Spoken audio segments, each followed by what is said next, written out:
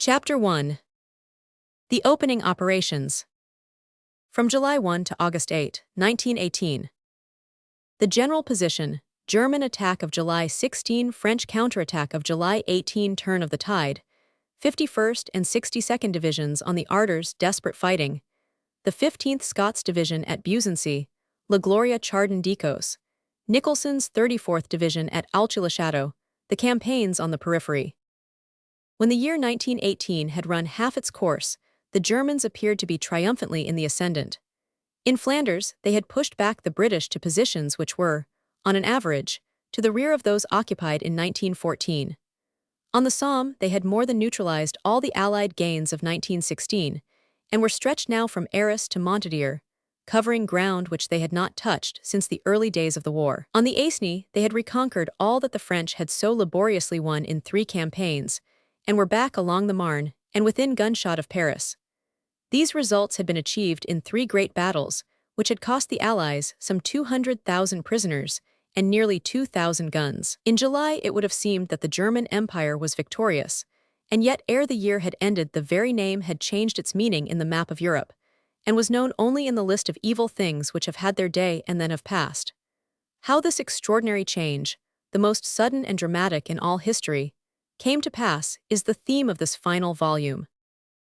There were certain factors which, even at the zenith of Germany's fortunes, may have prepared a cool-headed critic for a swing of the scales, though the wisest and best informed could not have conceived how violent the oscillation would be. In the first place, the ever-pressing stranglehold of the navy, combined with an indifferent harvest and the exhaustion of certain stocks within the empire, notably of copper, rubber, wool, and lubricants, produced great internal difficulties which grew worse with every month. Then again, German successes had been bought in reckless fashion at a very heavy price, and if they brought 1,000,000 men across from the Russian frontier, it is probable that they had squandered nearly as many in the 3 great battles. Finally, there was the all-important factor of the American reinforcements, which had been speeded up to meet the pressing emergency. By splendid international cooperation, the Americans put all their proverbial energy into marshalling and equipping the men, while Great Britain threw every available unit of her sea power, mercantile or naval, into the task of getting them across. The long-suffering people of this island gladly cut down their requirements in every possible direction so as to secure the tonnage for this marvelous transfer. At a steady rate of 250,000 every month, the Americans flowed into France, magnificent raw material, which was soon to show how quickly it could develop into the most highly finished article. This constant addition to the Allied forces, with the moral confidence which they brought with them, was the third contributory cause to the sudden change of fortune. It would be ungenerous, however, not to add that a fourth, without which all others might have been vain, lay in the commanding personality and extraordinary genius of the great Frenchman who now controlled the whole Allied battle front from the sea to the Alps, while 2 great civilians, Lloyd George and Clemenceau, rallied the home fronts of the 2 weary nations which had borne the brunt of the war. It will be remembered from the last volume that in the first half of 1918, the sun of victory had never once in Western Europe rested upon the standards of the Allies save in Italy, where the Austrians had been defeated upon the Piave. June 17 was in truth the turning point of the war, for from that date, everything went well with the forces of freedom. The change in the West came later, however, than in Italy, and on July 16, the Germans attempted a new advance upon the largest scale, which seemed to have some small success at first, though it was in truth the starting point of all their misfortunes. Their previous advances had brought them forward on the line from Montdidier to Reims, and now they enlarged their front by 25 miles on the eastern side of Reims, while their attack also covered about the same distance to the west of that city, making some progress in this latter sector, which led them down the valley of the Oise, towards Villers-Cotterêts, Compiègne, and finally Paris. The whole world held its breath in a hush of horror as it saw Foch's soldiers desperately struggling and yet losing mile after mile of the short stretch, which separated the Teutonic barbarians from the center of the world's civilization and culture. They had crossed the Marne that evening and had pushed the French and American line back for some miles, but the latter rallied and regained some of the ground. The most important point of the struggle, however, was to the east of Reims, where that splendid soldier, General Gouraud, a one-armed bearded veteran of Gallipoli, created a false front which the enemy captured, and then whilst they were still in disorder attacked them from the real front, pushing them back with great loss. This development on the east of the line fully compensated for the German advance on the west, which was brought to a final halt within 2 days. Foch had now bled the Germans until they had lost some of their power of resistance. The moment for his great counterattack was at hand, and the carefully husbanded reserves were ready for the crisis. Those reserves which it was his supreme merit to have hoarded up when the temptation to spend them was more than the firmest will could have been expected to resist. July 18. On July 18 the blow fell, and the Germans recoiled in a movement which was destined never to stop until they had crossed the Rhine. All important as the operations were, they are only indicated here, since this chronicle is necessarily confined to the British action, and no British troops were as yet engaged. Issuing under the cover of a storm from the great forest of Villers-Cotterets which had screened his preparations, the French marshal hurled his line of tanks upon the enemy, clearing a path for his infantry. At the same moment, the French-American line went forward over a front of 27 miles from the Oise to the Marne, striking the whole flank of the German advance. The attack extended from Vinger in the north to Château-Thierry. Everywhere the German flank fell back, their front had to withdraw across the Marne. Château-Thierry was reoccupied and 0 prisoners with 400 guns were left in the hands of the victors. Gradually, as the attack developed from day to day, a huge pocket was formed, bulging southwards from the Aisne, with its lower edge upon the Marne, the whole assuming much the shape which Spain does upon the map of Europe. This protrusion, instead of being a menacing point directed towards Paris, was now a much battered salient attacked simultaneously upon all sides, by Mangin in the west and by Gouraud in the south and east. Americans and French were on the Marne, French alone to the west of it, and British with French on the east of it. All were fighting with the cold fury of men who have reached a crisis where death is nothing and victory all. Nurses at the forward hospitals have testified how the French wounded were brought in mutilated and dying, but delirious with joy because they knew that the tide had turned. What matter anything else? What matter life or limb? The grey cloud was slowly drifting back whence it came. But it was very slow, for the German soldier had never fought better, nor had his leaders ever shown greater skill in drawing him out from danger, and yet selling every rearward position at the highest price of Allied blood. All 3 allies were tried to their utmost, for the enemy had not yet learned that he was fated to retreat. The British, who had their own great task already planned, were in weak force, though that force was of the highest quality, for 2 better divisions than Campbell's 51st Highlanders and Braithwaite's 62nd Yorkshiremen did not exist in the army.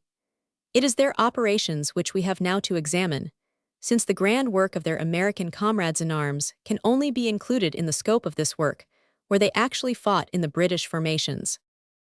22nd Corps on the Arders, July 2021. They occupied a point on the eastern face of the attack, nearly midway between the Marne and Reims, and it was their task to force their way up that valley of the Arders down which the remains of the British 9th Corps had retreated from the disaster of the Aisne, and across which the 19th Division had been drawn when it stopped the German advance near Bligny, as described in the last volume. Some memory of island valor should linger in that valley, for much good British blood has been shed there. The 2 divisions which were now hurried up to take their place in the French line formed the 22nd Corps under Sir John Godley, and were accompanied by some New Zealand and Australian cavalry. They relieved a mauled Italian corps, while they had Frenchmen on their left and Algerians on their right, so that it would be difficult to imagine a more cosmopolitan line of defense. The country in front was hilly and very difficult, and the line was bisected by the river Arders, the 62nd advancing on the right of the stream and the 51st on the left. It was a very desperate and difficult business, which lasted for 10 days, during which each division showed the most splendid courage and endurance, as can be proved by the fact that their united losses came to 8,000 men out of about 16,000 engaged, and that they met and defeated 4 German divisions, capturing 1,500 prisoners, 140 machine guns and cannon. The opening attack, during which the advancing lines passed through the ranks of the 2nd Italian Corps, was greatly stimulated by the news of the splendid Allied advance of the 2 previous days, July 18 and. The fighting of both divisions was made very difficult by the underwood, and the standing corn which lay before them, thickly sown with German machine guns. On July 20, the 2 4th York and Lancasters, on the extreme right of the British line, captured Doyle but were driven out again. At the same time, the 5th Yorkshire Light Infantry was held up and lost heavily in front of the chateau of Comitereuil. It was a long, difficult, and expensive day for the 187th Brigade, and its only remaining battalion, the 2 Yorkshire Light Infantry, lost heavily as well. The 185th Brigade on July 20 occupied the left of the divisional line, with the Highlanders on the other side of the Arders. Marfox and Coutron lay before them, but neither could be quite reached, though again and again the assailants were on the very edge of the villages. Once some of the men of the 2 Hampshires from the supporting brigade actually penetrated the village, but they were seen no more. The 2 West Ridings, south of the village, were also held up. Meanwhile, the 5th West Ridings attempted to work around Marfox from the north, through the wood of Petty Camp. All attempts to debouch from the wood were vain, however, and again the attack was brought to naught. Some ground had been gained during the day, but both main efforts had failed, and all 3 brigades of the 62nd Division had been badly mauled. With no British reserves behind, General Braithwaite must have been sorely exercised in his mind that night. On July 21, the attack eased down on the left, but on the right the 187th Brigade deployed and attacked the Booley Ridge. The 9th Durham Pioneers made a very fine advance, as did the 2 York and Lancasters, and some valuable ground was taken, but none of the villages. The attackers were encouraged, however, by learning from prisoners that the Germans had endured heavy losses and had been compelled to demand reinforcements. On July 22, the situation began to clear a little as Burnett's 106th Brigade, represented mainly by the 5th West Ridings, attacked the wood of Petty Camp, an ominous grove, already littered with British dead. So deliberate was their advance, in consequence of the difficult ground to be searched, that the barrage was at the rate of 100 yards in 10 minutes. The place was one long succession of gun posts, en echelon, which were so concealed that they had no field of fire, and were the more deadly on that account as they fired by sound out of the bushes, and could not possibly be seen until one walked up to them. None the less the Yorkshiremen, helped by a wing of the 5th Devons, fought their way through this dreadful wood, dropping small posts as they went. 200 prisoners and machine guns remained in their hands, with 700 yards of new ground. The German losses were heavy, but so were the British Captain Cockhill's company of the West Ridings emerging with 2 officers and 6 men able to report for duty. It was a fine operation, well conceived and well carried through. The Germans fought with great tenacity all day. On July 23, the southwestern corner of the Petty Camp Wood, which was still in German hands, was cleared by the 6th West Ridings. The main attack, however, on Marfox and Coutron was carried out by the Durhams and the New Zealand Cyclist Battalion with magnificent success. Marfox fell to the New Zealanders. The stormers broke through both villages and made their line 400 yards beyond. 2 French tanks did good service in this assault. 200 prisoners and 8 French 75s, taken previously by the Germans, were among the trophies of this fine advance. The 77th French Division had attacked upon the right with equal success. Up to this period, the Highlanders of the 51st Division had been striving hard on the southern side of the Arders, with a task which was not less difficult than that of their English comrades on the north. On July 20, they found the enemy opposite to them in great strength, as was shown by the fact that prisoners from 3 divisions, the 22nd Saxe-Meiningen, the 103rd Hessian, and the 123rd Saxon were taken that day. The great straggling wood of Courton, with a fringe of farms, mills, and other buildings, formed a strong advanced position. The 51st Division has gained so splendid a record in the war that advantage may be taken of this action to give in fuller detail its glorious units. The attack that morning was carried out by the 154th Brigade, consisting of the 4th Seaforths, 4th Gordons, Anth Argyll and Sutherlands, on the right flank. On the left was the 153rd Brigade, consisting of the 6th Anth Black Watch Anth Gordons. In reserve was the 152nd Brigade, 5th Anth Seaforths Anth Gordons, with the 8th Royal Scots as Pioneer Battalion. The attack was supported by French artillery and also by the guns of the 255th Anth Brigade's RFA. The advance was a most arduous one, especially after the first victorious rush when the troops found themselves involved in the thick brushwood, which prevented cooperation to such an extent that the 2 brigades were entirely separated, but each struggled on independently, small knots of determined men fighting their way forward as best they might. The progress was better upon the left than on the right, but the casualties were heavy, for the German machine guns had survived the barrage and were very deadly. Colonel Moore of the 4th Gordons led a company of his battalion against a German post, but was brought down by a bomb, and his men driven back. When the ground was recovered, the colonel had been carried off as a prisoner. The German infantry seemed to have taken hardly any part in the battle, which was fought between the splendid Scottish infantry on one side and the determined German machine gunners on the other. The Black Watch of the 153rd Brigade found an even blacker watch fighting on their flank, for the Senegalese infantry of the French 9th Division went forward with them and did good work during the whole arduous day. So sweeping was the machine gun fire that at many points it was found to be impossible even to creep forward through the 2-foot corn. By evening the attack had been definitely held, and the Highlanders were forced to be content with their initial gains, while the French on the left, who had been assaulting the hamlet of Paradis all day, were also stationary. At 6:30 a company of German infantry attacked the Argylls, but were driven back with heavy loss. So the long day ended, the troops being much exhausted.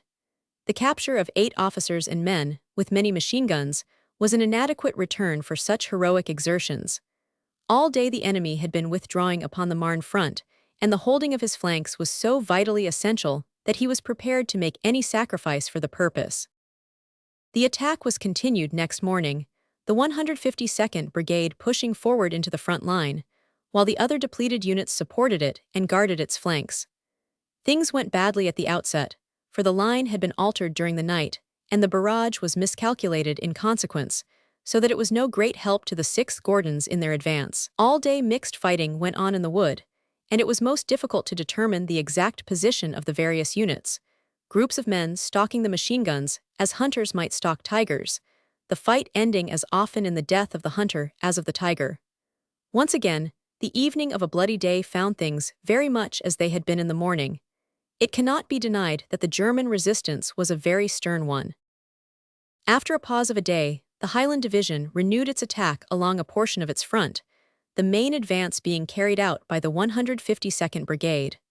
Once more the deadly woods were penetrated, and once more there was a limited advance and considerable losses. On this occasion the barrage was more useful, though some French batteries on the left fell short and caused heavy casualties to a company of the 6th Gordons in their point of assembly.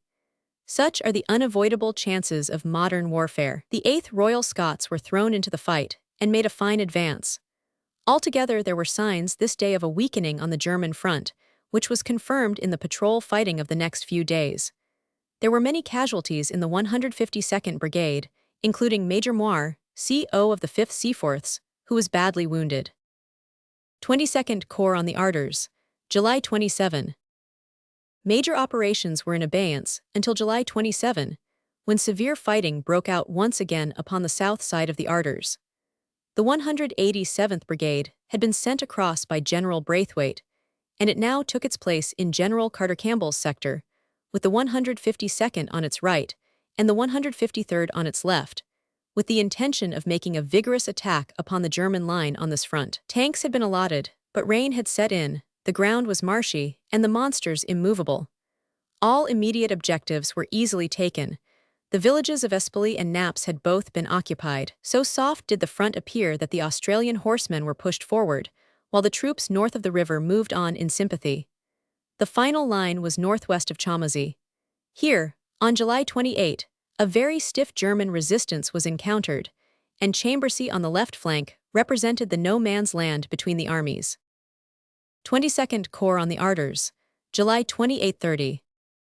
The Montagne de Bligny position, where the 19th Division had distinguished itself in June, now lay immediately ahead, and the 8th West Yorkshire's, Leeds Rifles, were ordered to attack it.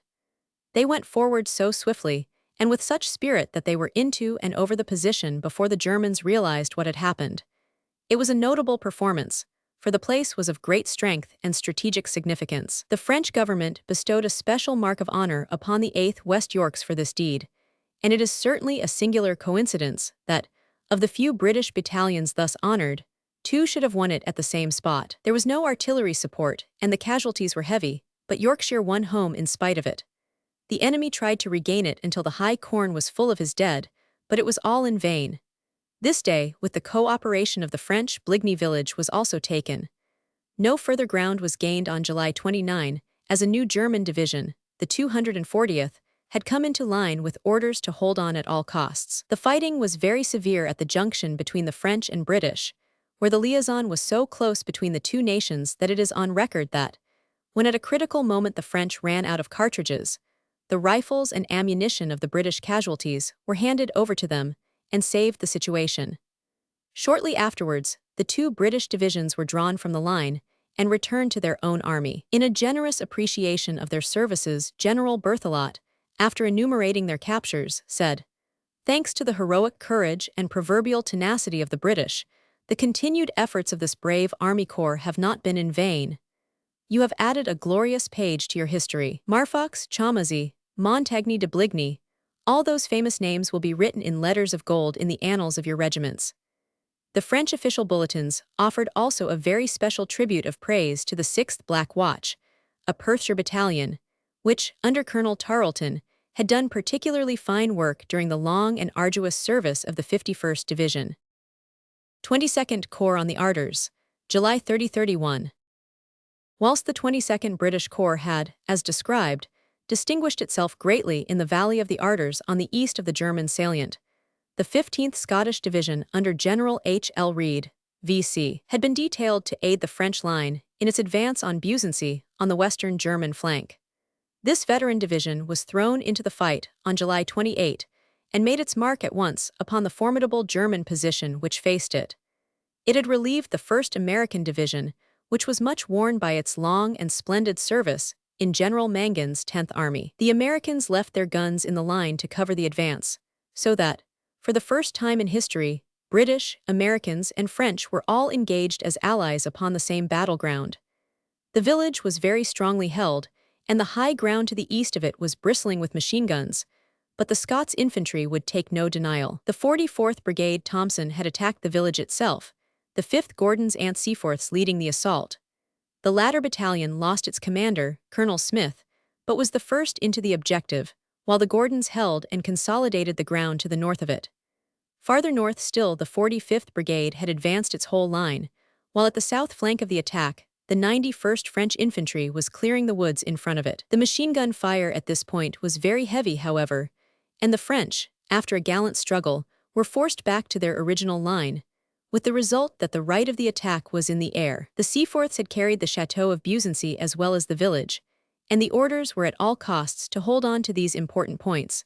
So part of the 4/5th Black Watch was pushed forward to strengthen the defenders, who were hard-pressed and heavily gassed.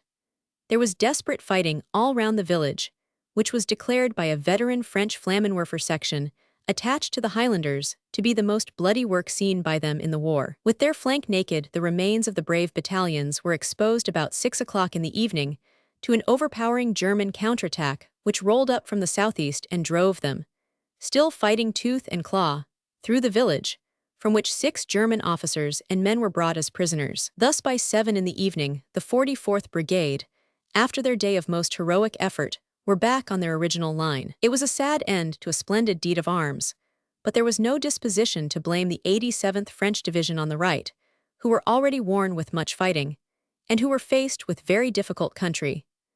Many of the Highlanders wept bitter tears of rage and mortification when they found that the deaths of so many of their comrades had not bought the village for which they gave their blood so willingly. 15th Division at Buzency, July 28–August 1.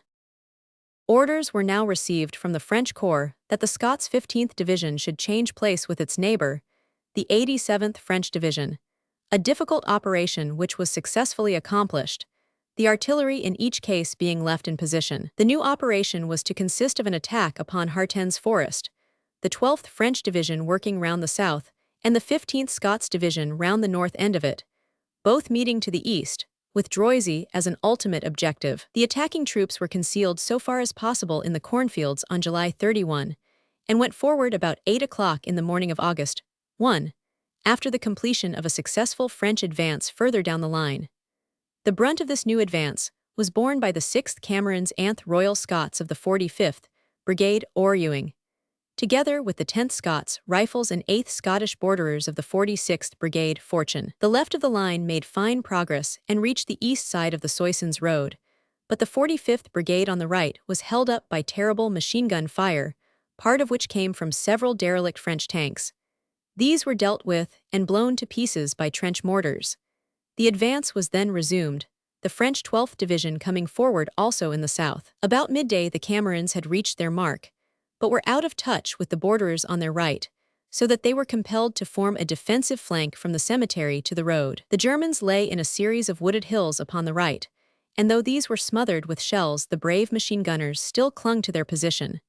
So heavy was their fire that the right flank could get no farther, and it was determined to hold on to the ground gained. During the night, the 44th Brigade, in spite of its heavy losses 3 days before, took the place of the 46th. 15th Division at Buzency, July 28, August 2. It was evident on the morning of August 2 that the stern combat of the previous day had not been without its effect. The enemy was retreating all along the line, and his positions were being rapidly evacuated.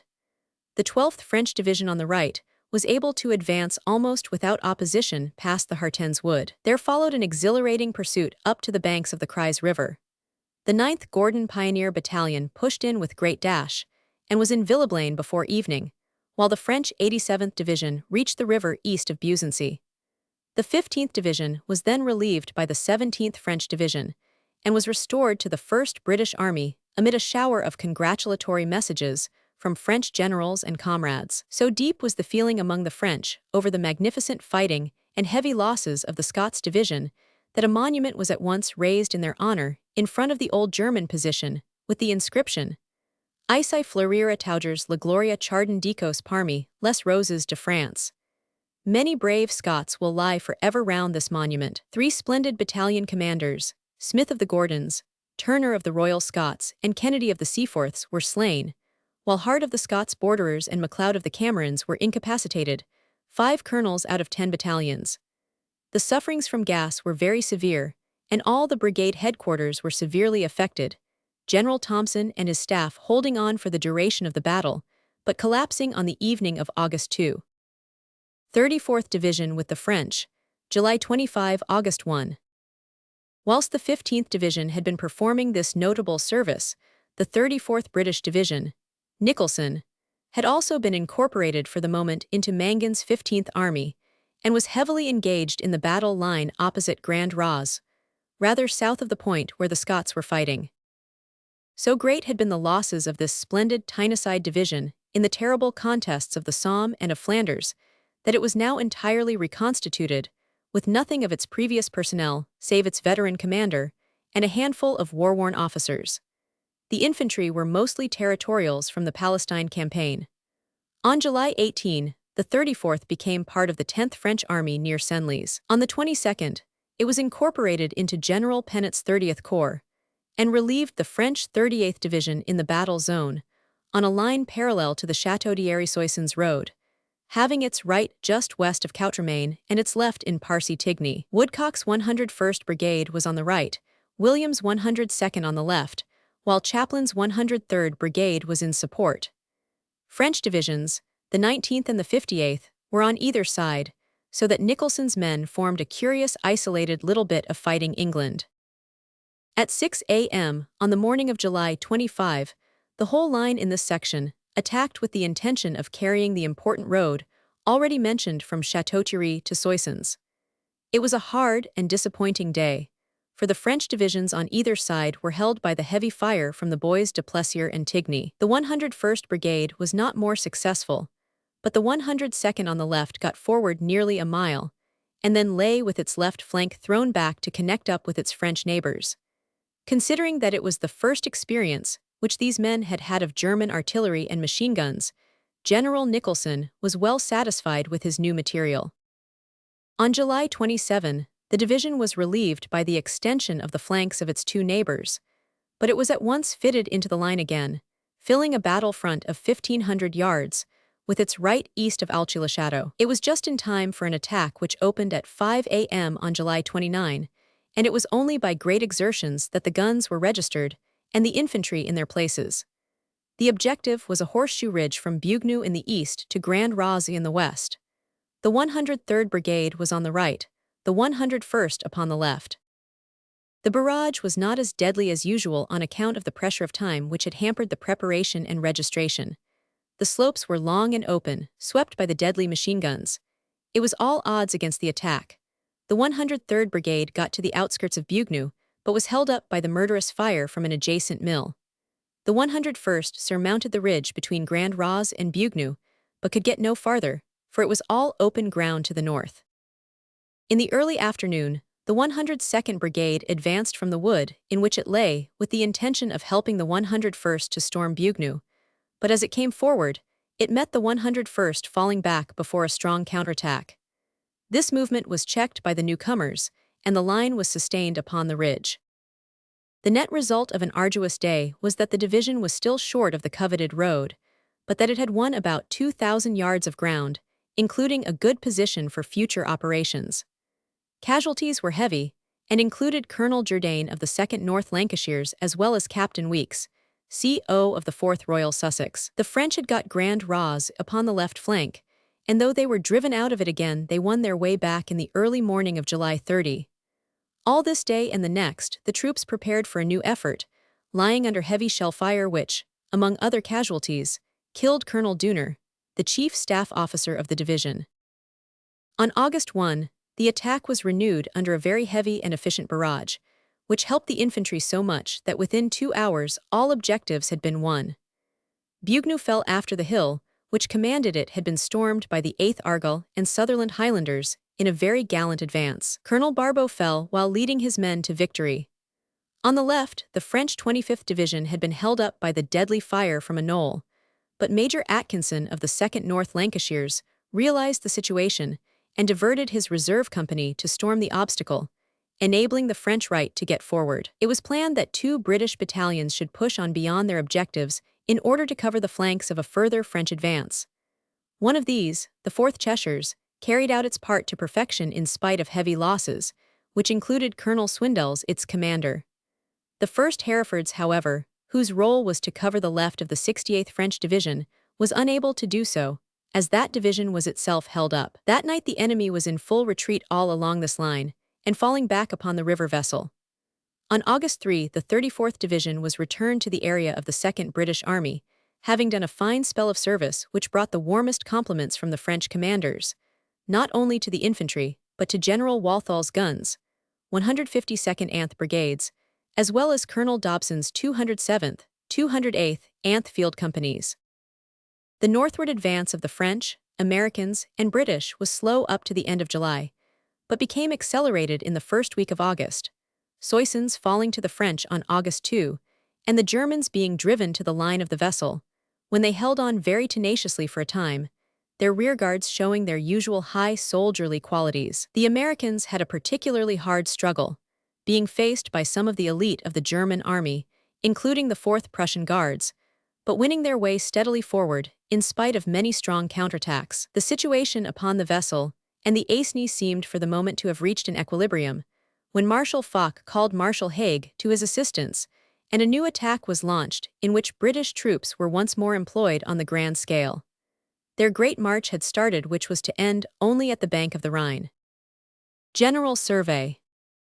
Before embarking upon this narrative, it would be well to prevent the necessity of interrupting it by casting a glance at those general events connected with the World War which occurred during this period, which reacted upon the Western Front. It has already been shortly stated that the Austrian army had been held in their attempt to cross the Piave in mid-June, and by the end of the month had been driven over the river by the Italians, aided by a strong British and French contingent. The final losses of the Austrians in this heavy defeat were not less than 20,000 prisoners with many guns. From this time until the final Austrian debacle, there was no severe fighting upon this front. In the Salonican campaign, the Greek army was becoming more and more a factor to be reckoned with, and the deposition of the treacherous Constantine, with the return to power of Venizelos, consolidated the position of the Allies. There was no decided movement, however, upon this front until later in the year. In Palestine and in Mesopotamia, the British forces were also quiescent, Allenby covering the northern approaches of Jerusalem and preparing for his last splendid and annihilating advance, while Marshall remained in a similar position to the north of Baghdad. A small and very spirited expedition sent out by the latter will no doubt have a history of its own, for it was adventurous to a degree which was almost quixotic, and yet justified itself by its results. This was the advance of a handful of men over 700 miles of desert, separating the Baghdad front from the Caspian. Arriving at the town of Baku, they kept the German Turks out of that town for 6 weeks at a time when oil supplies were a most pressing problem for them, and so influenced the course of the war.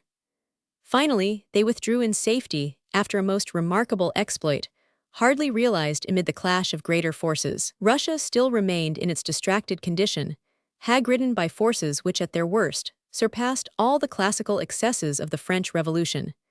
Regeneration began to appear out of chaos, however, though the end was still afar. Allied forces in Siberia and on the Murman coast formed nuclei upon which the supporters of civilization could rally. On the water, the atrocities of the German submarines and their sinking of hospital ships, accompanied in several cases by the drowning of the sick and wounded men, were the outstanding feature. In the main, therefore, it can be said that there was a hush upon the periphery, while in the center the Allies with concentrated energy hurled themselves upon their enemy with the fixed determination to have done with the thing forever, fighting without a break, until either they could fight no more or the German menace had passed from the world which it had overshadowed so long. Nowhere was there a thought of compromise. There could be no justice unless it were thorough justice. The criminal methods by which the war had been waged forbade every thought of an incomplete settlement. With stern and deliberate determination, the French and British turned to their task, strengthened by the knowledge that the vanguard of America was already in the field, weak as yet in numbers, but the head of that long column which extended across the Atlantic and was based upon the virile nation of 100 million souls beyond. Chapter 2. Attack of Rawlinson's Fourth Army. The Battle of Amiens, August 822. Great British victory, advance of the Canadians, of the Australians, of the Third Corps, hard struggle at Gallipoli, American assistance, continuance of the operations, great importance of the battle. August 8. In the tremendous and decisive operations, which we are now about to examine, it is very necessary to have some fixed scheme in the method of description, lest the reader be inextricably lost in the long line of advancing corps and armies. A chapter will be devoted, therefore, to the attack made by Rawlinson's Fourth Army, whilst it was operating alone from August 8 to August 22. At that date Byng's Third Army joined in the fray, and subsequently, on August 28, Horne's First Army came into action. For the present, however, we can devote ourselves wholeheartedly to the record of Rawlinson's army, all the rest being inactive.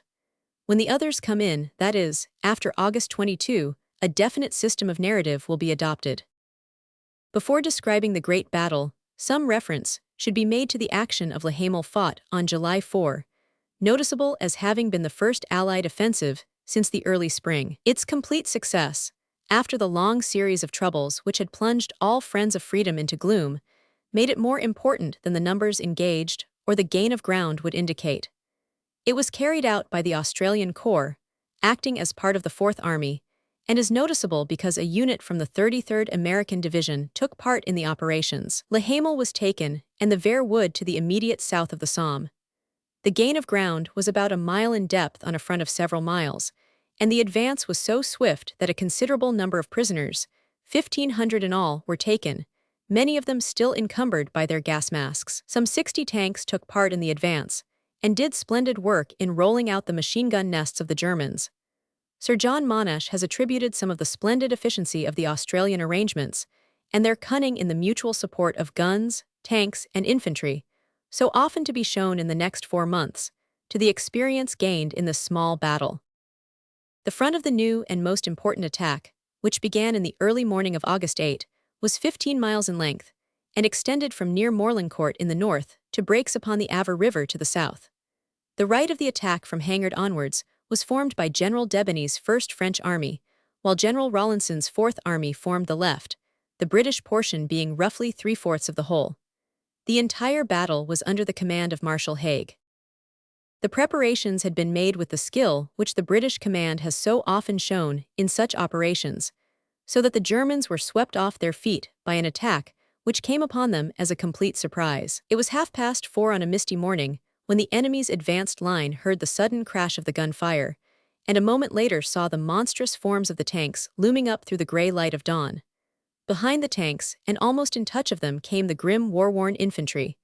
Everything went down before that united rush. The battle was won as soon as begun.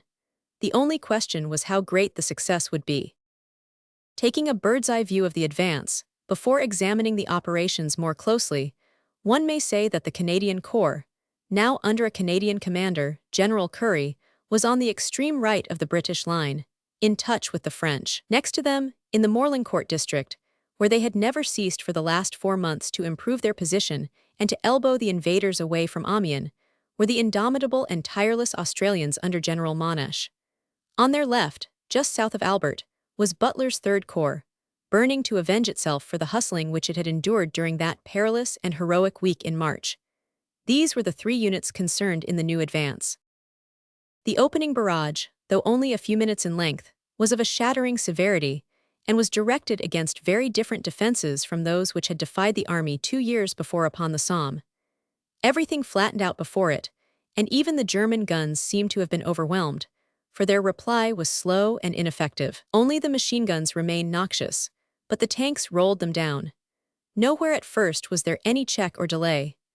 The French on the right of the line had done equally well, and by midday were storming forward upon the north bank of the Aver, their victory being the more difficult and honorable because the river prevented the use of tanks at the first attack.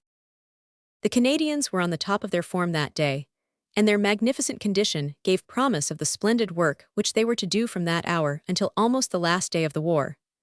They were probably the most powerful and efficient corps at that moment in the whole army, for they had lain in front of Lens with few losses, while nearly every other corps had been desperately engaged and sustained heavy casualties, hastily made good by recruits. They had also kept their brigades up to a 4-battalion standard, and their divisions had that advantage of permanence denied to all British corps. When to these favoring points are added the great hardihood and valor of the men, proved in so many battles, it is probable that in the whole world no finer body could on that day have been let loose behind a barrage. They were weary from long marches before the battle began, but none the less their great spirit rose, high above all physical weakness, as they pushed forward against the German line. They were faced at the outset by a problem which might well have taxed the brains of any staff and the valor of any soldiers. This was the crossing of the river Luce, which was covered upon the farther bank by several scattered woods, ideal haunts of machine guns.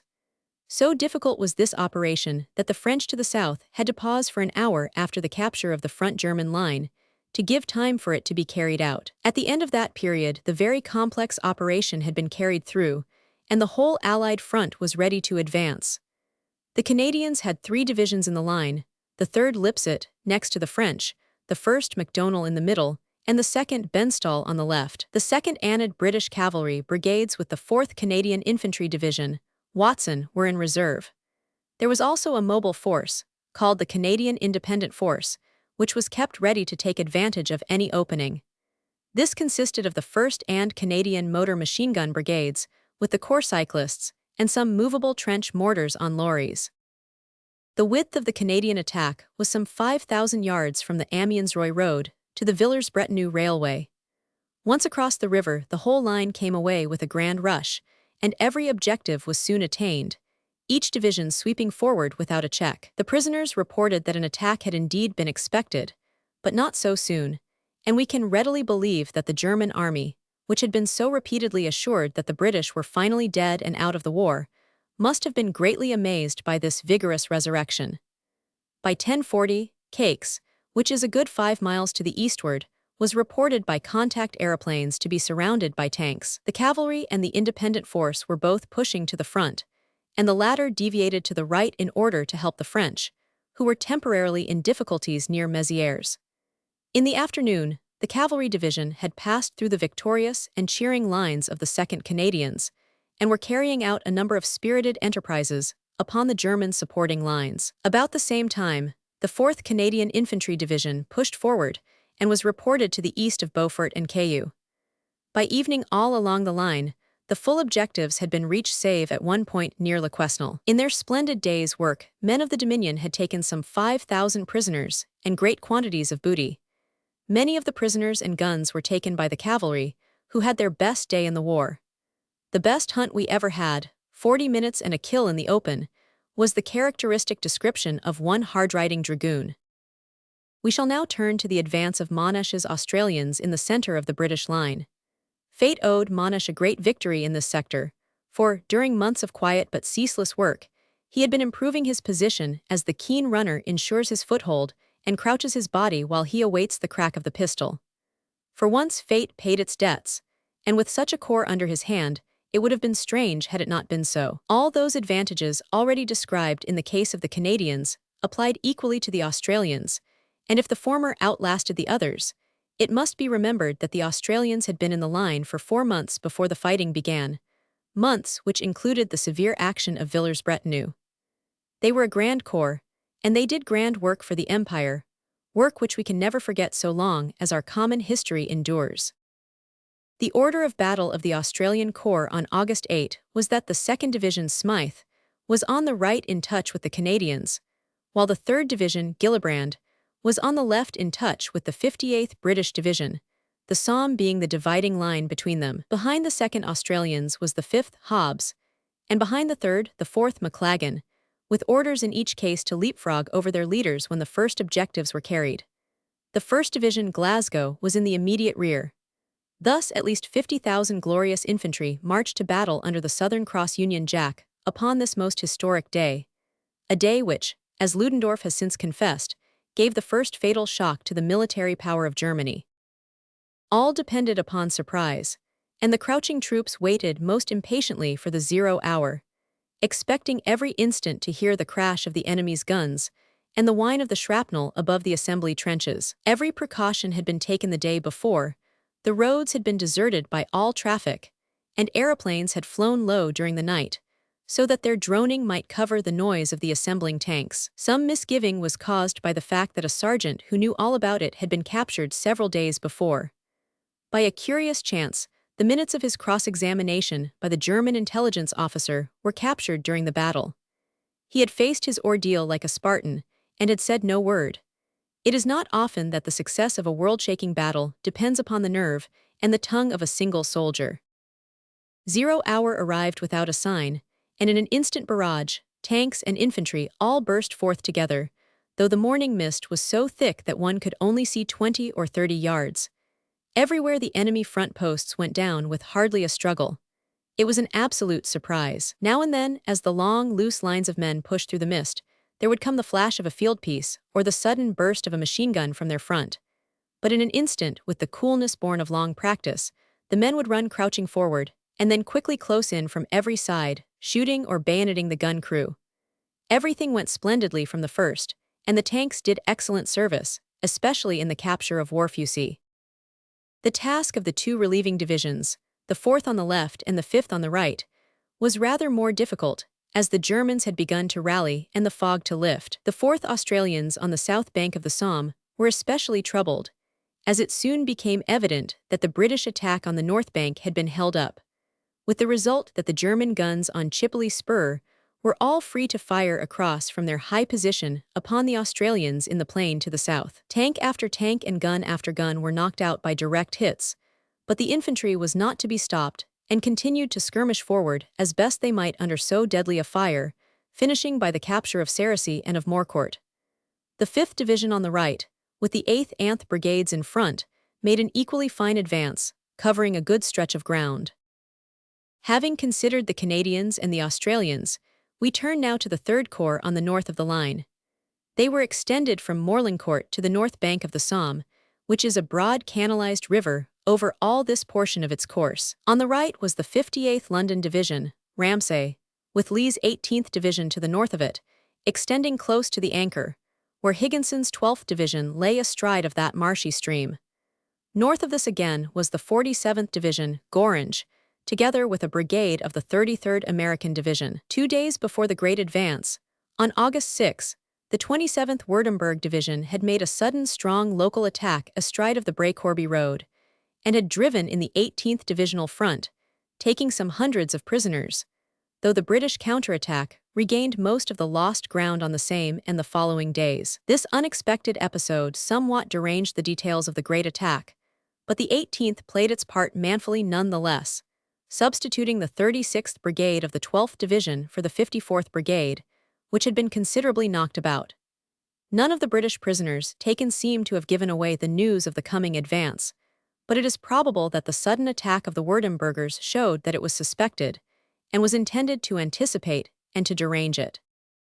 In the first phase of the attack, the little village of Sailly-Lorette on the north bank of the Somme was carried by assault by the 210th Londons. At the same moment, the 174th Brigade attacked Maillard Wood to the left of the village.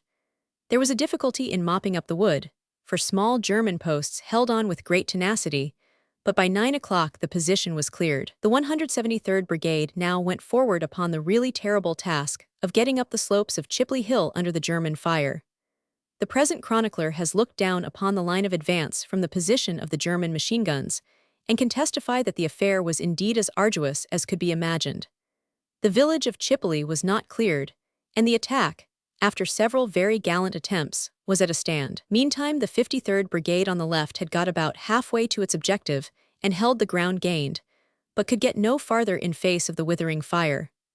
Farther north, however, the 12th Division, moving forward upon the northern slopes of the Anchor, had gained its full objectives, the idea being that a similar advance to the south would pinch out the village of Morlancourt. There was a time in the attack when it appeared as if the hold-up of the 18th Division would prevent Vincent's 35th Brigade, on the right of the 12th Division, from getting forward, but the situation was restored by a fine bit of work by the 1st Cambridgeshires, who, under Colonel Saint, renewed the attack in a most determined way and finally were left with only 200 men standing, but with 316 German prisoners as well as their objective. A wandering tank contributed greatly to this success. The partial nature of the local victory was due not only to the excellent German dispositions and resistance, but to some want of liaison between tanks and infantry, as well as to the total disability of the flying service to furnish any reports before 12 o'clock. This want was partly made good by the excellent scouting of the Northumberland Hussars. The remainder of the day was spent in clearing the ground gained and holding a series of counterattacks, one of which drove back an advanced line of the 53rd Brigade. Summing up, then, the result of the first day's fighting, it may be briefly said that 7 German divisions had been cut to pieces, that 10,000 prisoners and guns had been counted, and that an advance had been made which in the French sector reached Beaufort, and laid the British line well up to Caix, Framerville, and Chipley. To those who associated those village names with the dark days when the Fifth Army, exhausted and decimated, was compelled to retreat through them, it was indeed an added joy that they should be the milestones of victory. The whole penetration, though not more than 3 miles north of the Somme, was 7 or 8 miles at the deepest point, which is the greatest ever yet attained on the first day of any Allied attack. August 9. The battle was vigorously renewed on the morning of August 9, and once more the tide flowed eastwards, carrying the average depth of progress 2 or 3 miles farther. In the south, the French directed their general advance rather to the right and reached Arvillers as their final point. Their take of prisoners had amounted altogether to 4,000, and their depth of advance was over 8 miles. To their north, the Canadians had reached Rosiers, and the Australians Raincourt and Morcourt. To the north of the Somme, the Third Corps had been temporarily hung up by the very vigorous German resistance in a strong position between Chipley and Morlancourt. Before evening, General Rawlinson was able to report the capture of a total, for the 2 days, of 17,000 prisoners and guns. To take the events of this second day of battle in closer detail, the Canadians resumed their attack at 10 a.m. with the same order of divisions in the line, but with their 4th Division acting with the independent force upon the right, where in the early morning it captured Le Quesnel. There was heavy fighting all day along the Corps front, but the advance was pushed forward for another 2,500 yards. Many villages were contained in this area, the 3rd Canadians on the right getting Folies and Beauquer, the 2nd Canadians on the left Vrely, Rosiers, and Meharicourt, while the 1st Canadians in the center got Warvillers, Beaufort, and Rouvray. The Germans had rushed up their anti-tank guns, and the casualties were heavy that day, especially near Le Quesnel, where many tanks were destroyed by direct hits from concealed batteries. To make a complete and connected narrative of the doings upon this front, it may here be added that on August 10, the resistance thickened and the advance slowed. Le Quesnel was taken early by the 3rd Canadians, upon which the 32nd British Division passed through their ranks and carried the advance on to the outskirts of Parvillers and Damery. The 4th Canadian Division in turn had very stubborn fighting and considerable losses, but it ended the day in possession of Fauquescourt, Maucourt, Chilly, and Halleu. At night, great fires reddening the whole eastern sky gave promise of a further German retreat.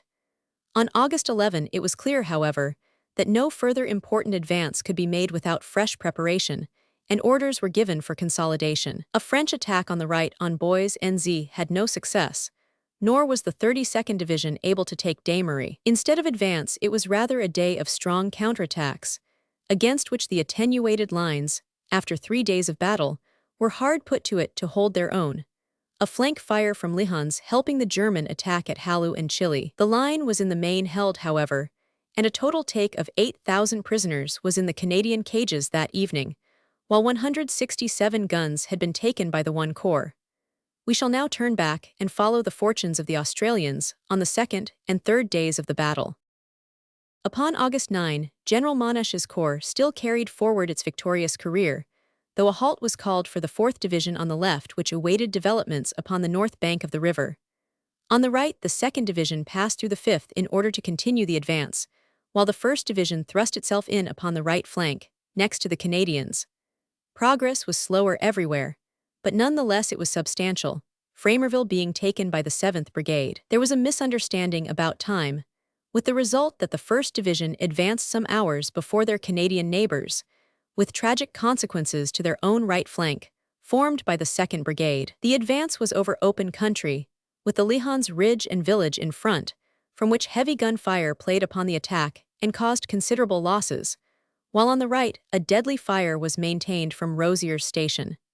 So heavy were the casualties in the 1st and 2nd Divisions that reinforcements had to be sent up when the advance was resumed. In the evening some relief was obtained, for the region of the old French trenches was reached, and the men were at last able to get some cover. Many of the Australians who fought through this long hot day had marched for 5 hours in order to reach the field of battle, so that it was a remarkable test of endurance.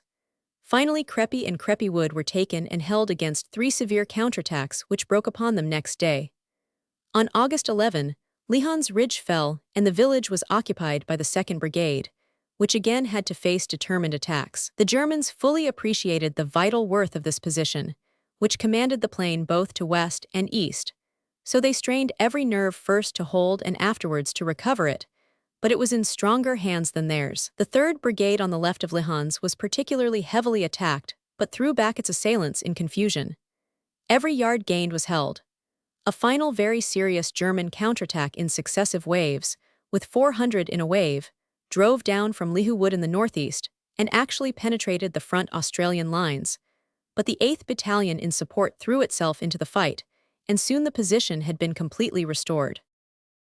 In the meantime, the 4th Australian Division had been released by the fact that the remains of the 58th Division and the 131st American Infantry Regiment had, as will be told, cleared the Chipley Ridge north of the river. Part of the 4th Australians had crossed the river, fraternizing greatly with the Americans, so that the officers on both sides had some trouble in sorting out their men, the more so as the comradeship had often taken the form of an exchange of hats and coats. On the night of August 10, the whole of the 4th Australians had crossed to the north bank of the Somme near Sailly-le-Sec, and their commander, General McLagan, had taken under him the Americans and also the 173rd Anth Brigades of the British 58th Division, much the worse for wear.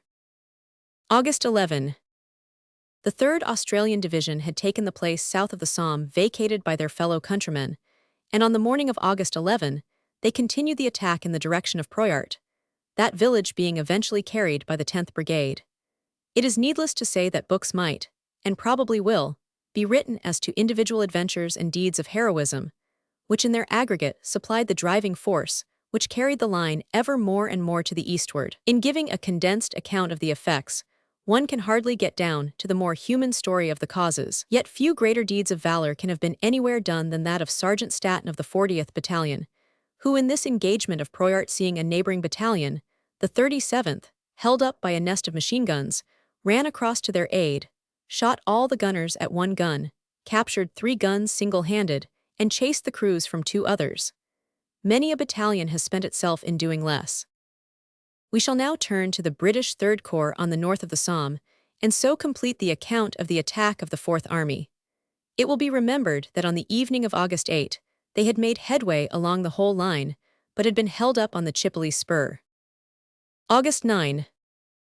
The attack upon Chipoli was renewed at 4:15 next afternoon, the delay being caused by the need of assembling the reserves, which consisted of the remainder of the 58th Division and of the 131st Regiment of the 33rd Division Bell of the United States Army. The assault was made by the 6th and 10th London Battalions, but they were opportunely and very efficiently aided by 2 companies of the Americans, who had lost their direction for the main attack planned to the north, but who seemed indifferent which fight they were in so long as they were fighting. There was a check at the outset, but the attack, while demonstrating from the west, really materialized from the north, and both village and ridge were captured with a number of prisoners.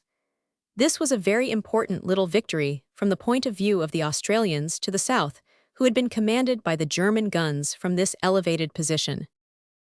The main attack was north of the Chipoli spur, and was planned to gain Cressair Wood and a line across from the Somme to the Anchor, corresponding with such an advance. The assault was made by 2 weak brigades of the 58th Londoners upon the right, the 131st American Regiment in the center, and the remains of the 58th upon the left. Farther north, the 12th Division, with the 37th Brigade in front, carried on the line. Both Londoners and Americans advanced with equal valor, and after a stiff fight the main portion of the objectives was won, though it took 3 hours of hard work to win them. Much credit was due to all, but most to the American infantry, who had their first experience of modern fighting and who were naturally embarrassed by the disappearance of 2 of their companies which had drifted into the Chipoli affair. For a time there was a gap between divisions, but before evening the 12th extended to the right and all was well. The correction was very necessary, for at 3 a.m. on August 10, a German counterattack broke without effect upon this very point of junction. The 12th Division had had a very good day on August 9, in Cledon-Weber's 37th Brigade especially distinguishing itself. The 6th Buffs Anth West Kents had heavy losses, but took 350 prisoners, 2 field guns, and a number of machine guns. 2 of these were taken single-handed by Sergeant Harris of the West Kents, who met his death in attacking a third. The Victoria Cross was his posthumous reward. August 10. On August 10, the Third Corps front was pushed forward in the morning by a system of infiltration, British and American patrols scouting and fighting through the eastern portion of Cressair Wood. Before evening, without any serious fighting, they reached the old French Amiens defense line, which was the original full objective upon this front. Having entirely accomplished his arduous task, General Butler, who had been handicapped by an illness which he disregarded while his work called for his presence, took a short spell of rest, his place being taken by General Godley. The 47th Division Gorange came across to the right wing, relieving the 18th Division, while shortly after the 33rd American Division, to the great regret of their British comrades, entrained for the south to join the main American army, but not before their 133rd Regiment, acting with the 13th Australian Brigade, had taken Ettingham Spur, to the north of the River Somme. The action now died down in this quarter.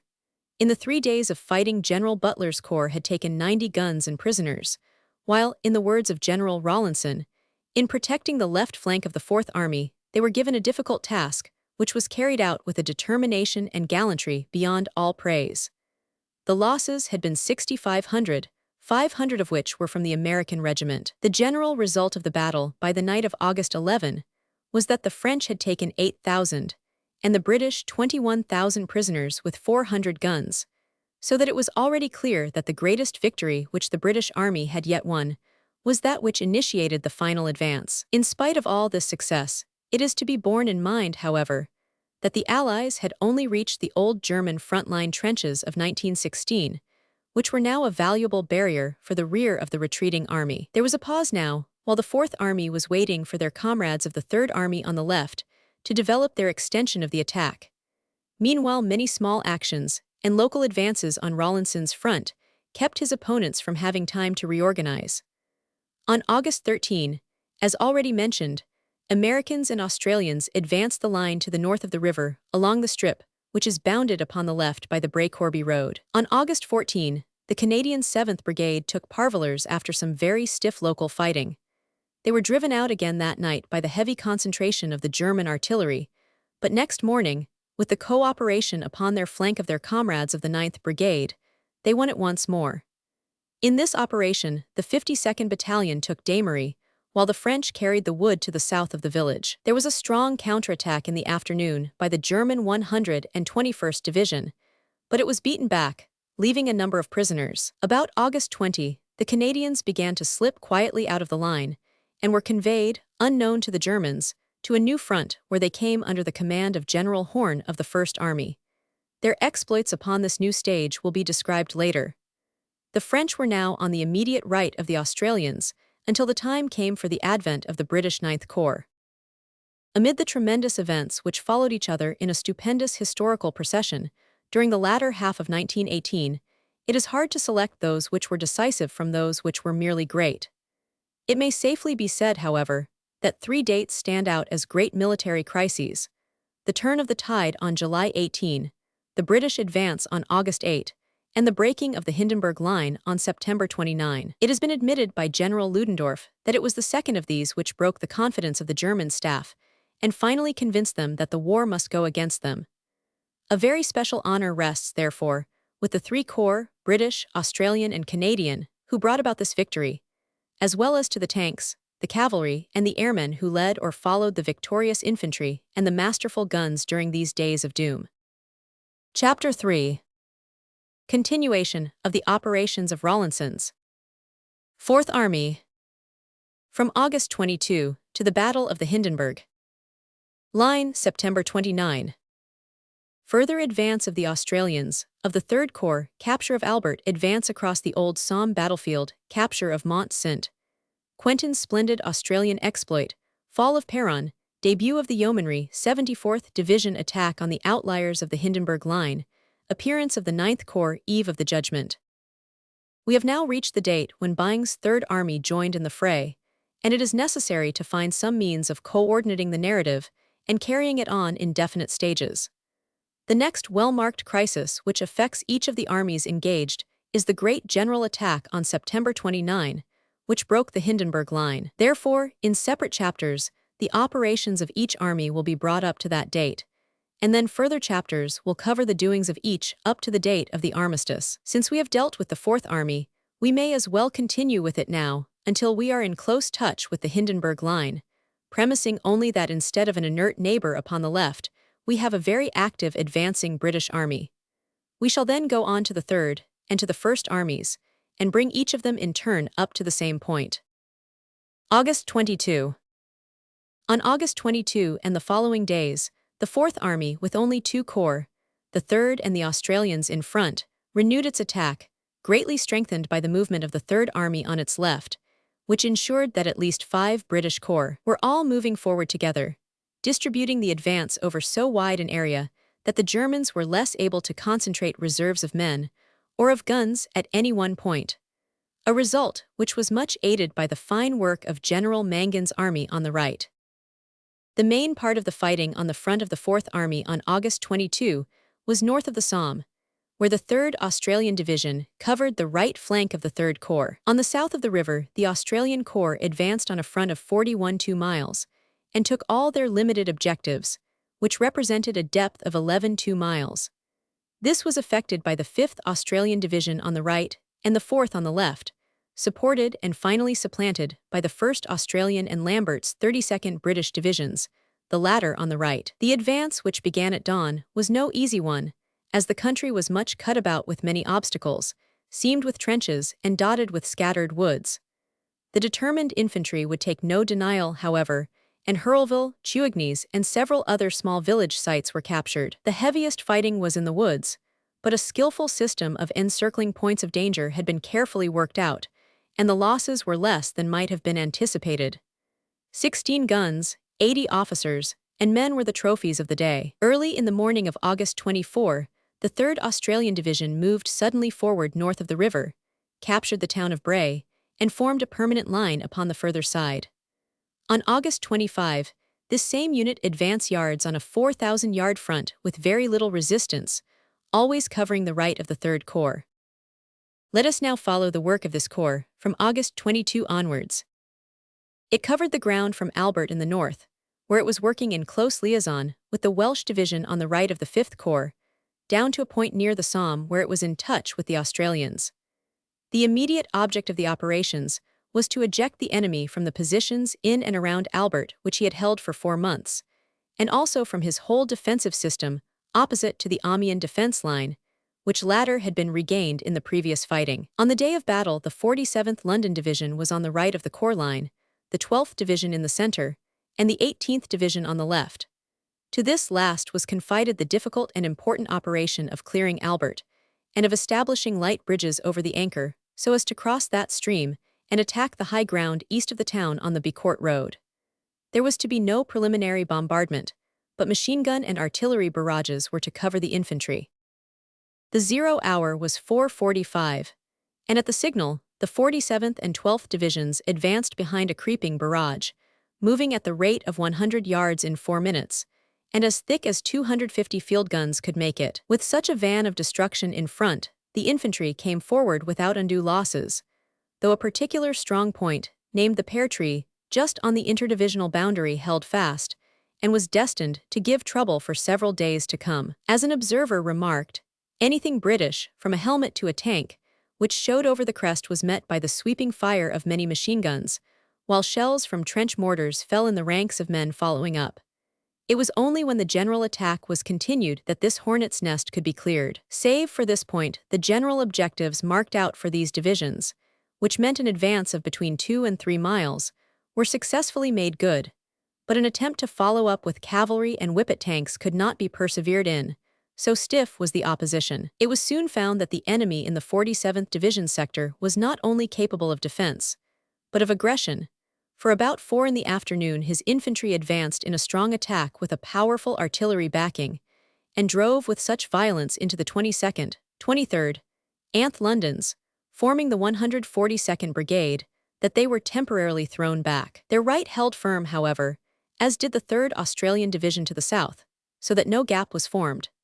Being reinforced by the 175th Brigade from the 58th Division in reserve, the Londoners soon reformed their ranks, greatly thinned both by their advance in the morning and by the German onslaught in the afternoon. The enemy's front was so menacing that the rest of the day and part of August 23 were spent in reorganization and consolidation. Meanwhile on the left, Lee's 18th Division, a famous all-English unit of the type which, however brilliant its comrades, has always formed the solid core of the magnificent tireless Imperial Army, was carrying out its difficult task at Albert.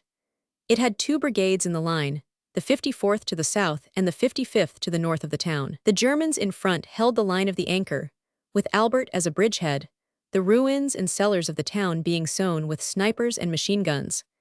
To clear the town, to occupy the high ground to the east, and by these operations to cover the flanks of 2 armies, was the function of this division, and also to secure crossings at Albert by which the Welsh on their left could get across. The stream in this part was 6 feet deep and wide, with swampy banks strongly held by the enemy. There were unguarded bits, however, and patrols got across on the 21st, which simplified the task, though it deranged at the last moment all the preparations for barrage. Part of the 6th Northamptons and the 11th Royal Fusiliers crossed early on the 22nd and formed up along the edge of the Albert Moult Road, while the rest of the 6th Northamptons fought hard for elbow room on the right flank, working in close liaison with the 36th Brigade on the left of the 12th Division who were attacking Moult.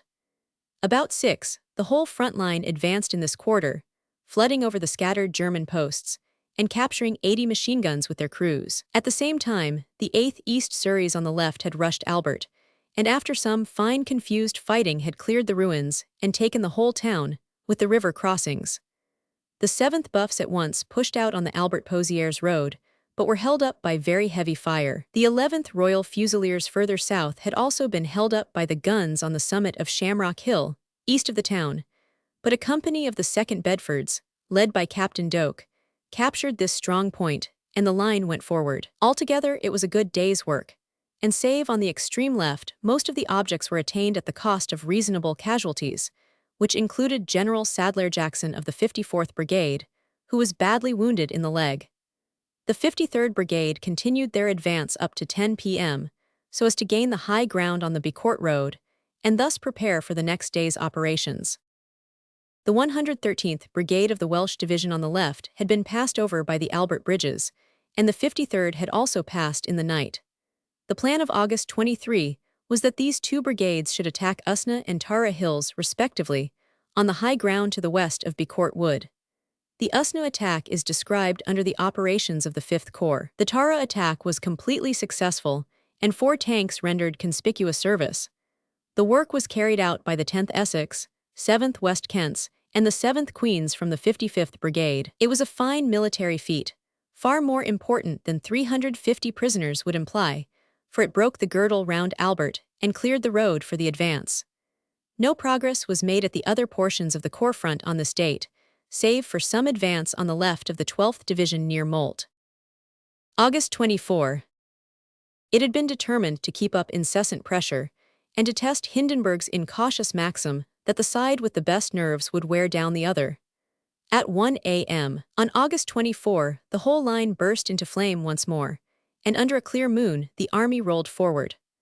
On the right, the 47th Division had ample revenge for its temporary check, as its 140th, together with the 175th Brigade of the 58th Division, Londoners all, swept across the debated land of the Happy Valley and secured it. The 18th Division also made good its objectives, the chief impediment being the historical mine craters of 1916 at La Baiselle. 250 prisoners were taken out of these by the 8th Royal Berks, a party of whom under Captain Nicholson, covered by Captain Sutherst's 53rd Trench Mortar Battery, cleared up this difficult point. In the morning, the 18th Division was well to the east of Becourt. The only check was in the center, where the general advance of the 12th Division was still held up by that pear-tree-strong point, which had already caused so much trouble. Before evening, however, it was clear that the enemy was effecting a general retreat, and the 37th Brigade was able to take possession of this very well-defended portion of the ridge. August 25. It was clear now that the German front was crumbling, and the whole British line was pushing ahead. The chief obstacle on the morning of August 25 came from an all-pervading mist. There was no check, however, anywhere in the advance up to 2 p.m., when the general line of the front was up to Mametz. The hardest fighting of the day was done at Billen Wood by the 173rd Brigade, all 3 battalions, the 2nd, 3rd, and 4th London, having real hard work, and standing to it like men. The place was strongly held with powerful artillery support, but it had been cleared before nightfall. By the same hour the 12th Division was east of Mametz, and the 8th East Surreys were on the far side of Mametz Wood. As these familiar places came once more into their possession, the troops felt that the tide had indeed turned. On August 26, the 18th Division had cleared the ruins of Montauban, and the 12th, Marne, while the 58th pushed on from Billen Wood and wound up within a few hundred yards of Maricourt. This village was passed the next day, and altogether, on August 27, and another 3 miles were added to the advance of the 12th and 58th Divisions, the progress never ceasing, but being continually accompanied by fighting and maintained always against severe artillery fire. The Germans had thrown in 3 fresh divisions upon this front, and the resistance was still very stiff. August 26-28. This was especially evident at Trans Wood, which was carried for the second time in this way by the 18th Division on August 27. This fine assault was made by the 8th Berks and West Kents, who carried it out with both flanks open to the enemy, since the Welsh had been held in front of Delville. So heavy were the losses that the Berkshires were in danger of not being strong enough to hold what they had gained, so the 10th Essex were pushed into the fight. At 8 a.m. on August 27, a German Guards battalion drove through Trans Wood and pushed out the British stormers, but they held on by their teeth to the eastern edge of Bernefoy Wood. Here General Barker of the 53rd Brigade reorganized his very weary ranks, which had been greatly mixed in the advance and retreat. Just as evening was falling, the remains of the gallant brigade darted forward once more and came to grips with the Francis Joseph Prussian Guards, who lay with many a machine gun among the brushwood. Led by Colonel Banks of the 8th Berkshires, the English infantry rushed into the wood and poured over the German position, taking 40 machine guns and completely overcoming the resistance. It was a fine exploit, and when the 53rd Brigade gave place to the 54th on the morning of August 28, they handed over to them the whole of this terrible grove, which has been so drenched by the bravest blood of 2 great nations. There was no further action in this quarter on August 28, But on the 29th, the 54th Brigade, now under Colonel Percival, was heavily engaged. Guillemot was passed, though no trace of this large village could be distinguished, and all day the 2nd Bedfords on the left and the 6th Northants on the right were working forward across the grim old battlefield. On August 28, the 12th Division took Hardecourt, and General Higginson, who may well have been disturbed by the constant flow of youngsters into his ranks to take the place of his disabled veterans, must have had his fears removed, and his heart gladdened by the splendid conduct that day of 250 men of the 9th Royal Fusiliers under Colonel Van Sumeren, none of whom had been in France more than 3 weeks. On August 30, a great center of German resistance was Pries Farm, which held up the 11th Royal Fusiliers, and also the 47th Division, which had taken the place of the 12th in the center of the corps.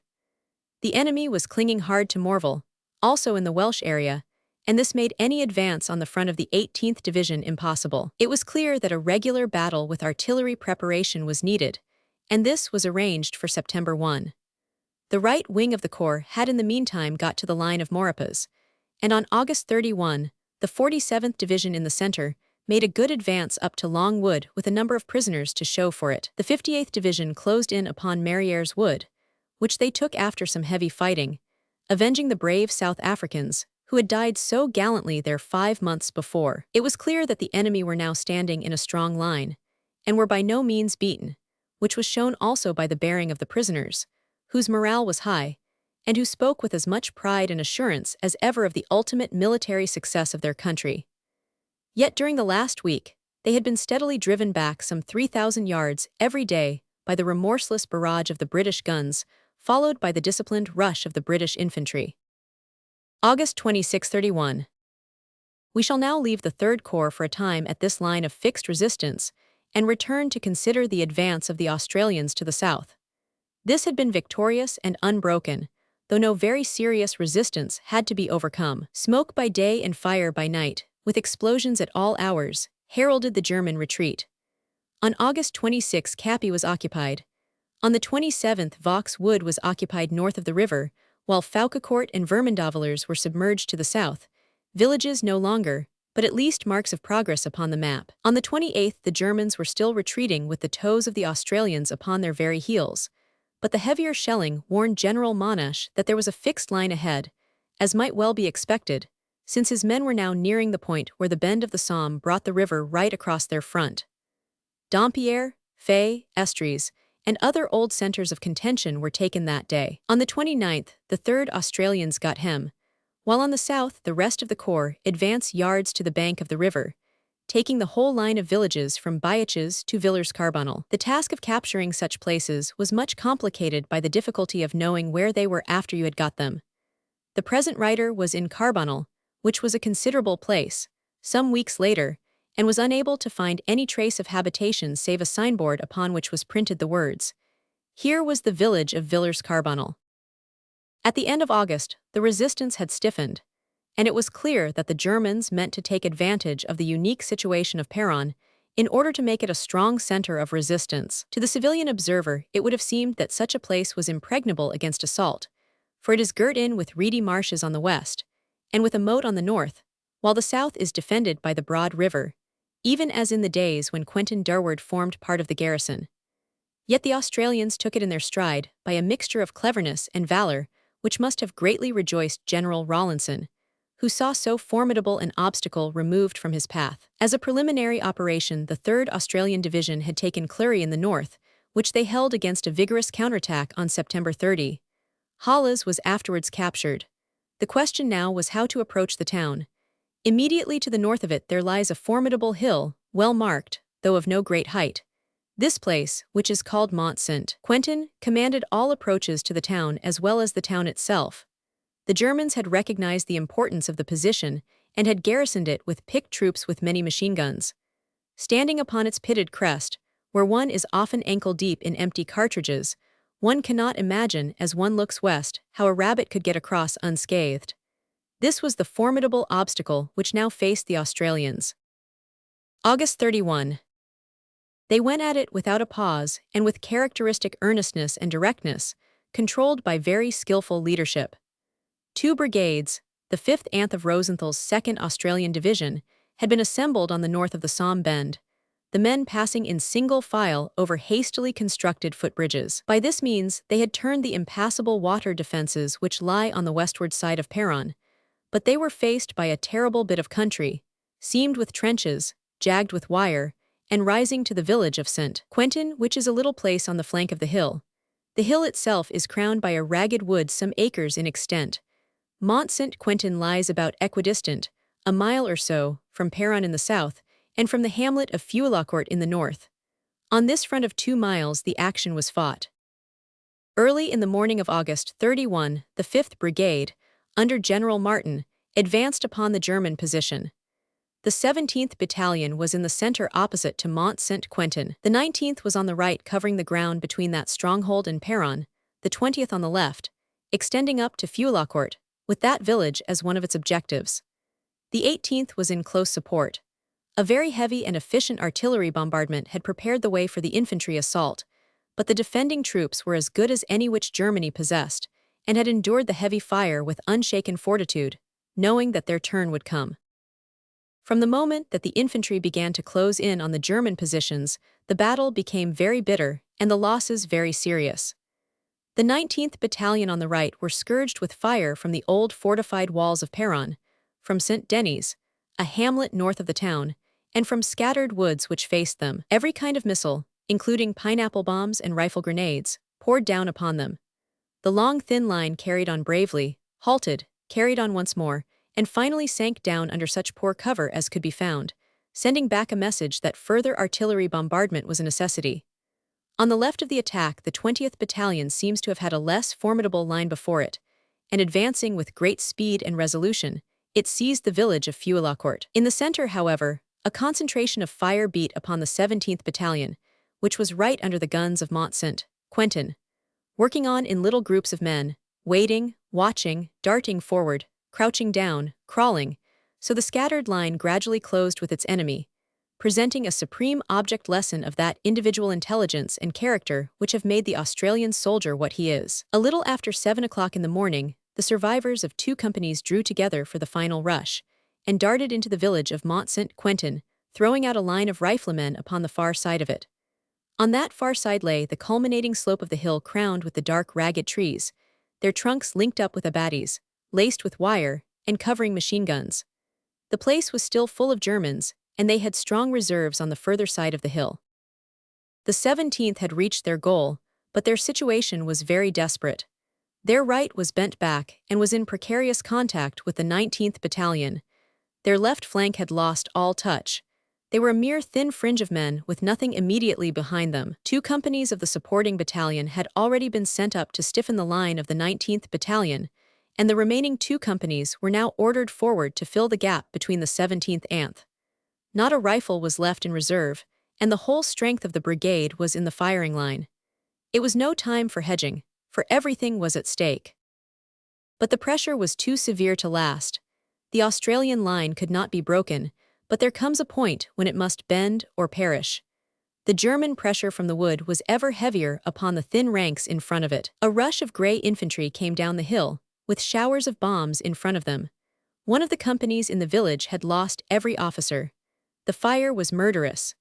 Guns firing over open sights had been brought up on the north of the village, and were sending their shells through the ruined houses. Slowly the Australians loosened their clutch upon their prize, and fell back to the west of the village, dropping down in the broken ground on the other side of the main Peronne road, and beating back 5 bombing attacks which had followed them up. Still the fire was murderous, and the pressure very heavy, so that once more, by 2s and 3s, the survivors fell back 250 yards west of the road, where again they lay down, counting their dwindling cartridges and dwelling upon their aim as the grey, crouching figures came stealthily forward. The attack was at an end. It had done splendidly, and it had failed. But the scattered survivors of the 5th Brigade still held on with grim tenacity, certain that their comrades behind would never let them down. September 1. All night there was spasmodic fighting, the Germans pushing their counterattack until the 2 lines were interlocked, and the leading groups of the 5th Brigade were entirely cut off.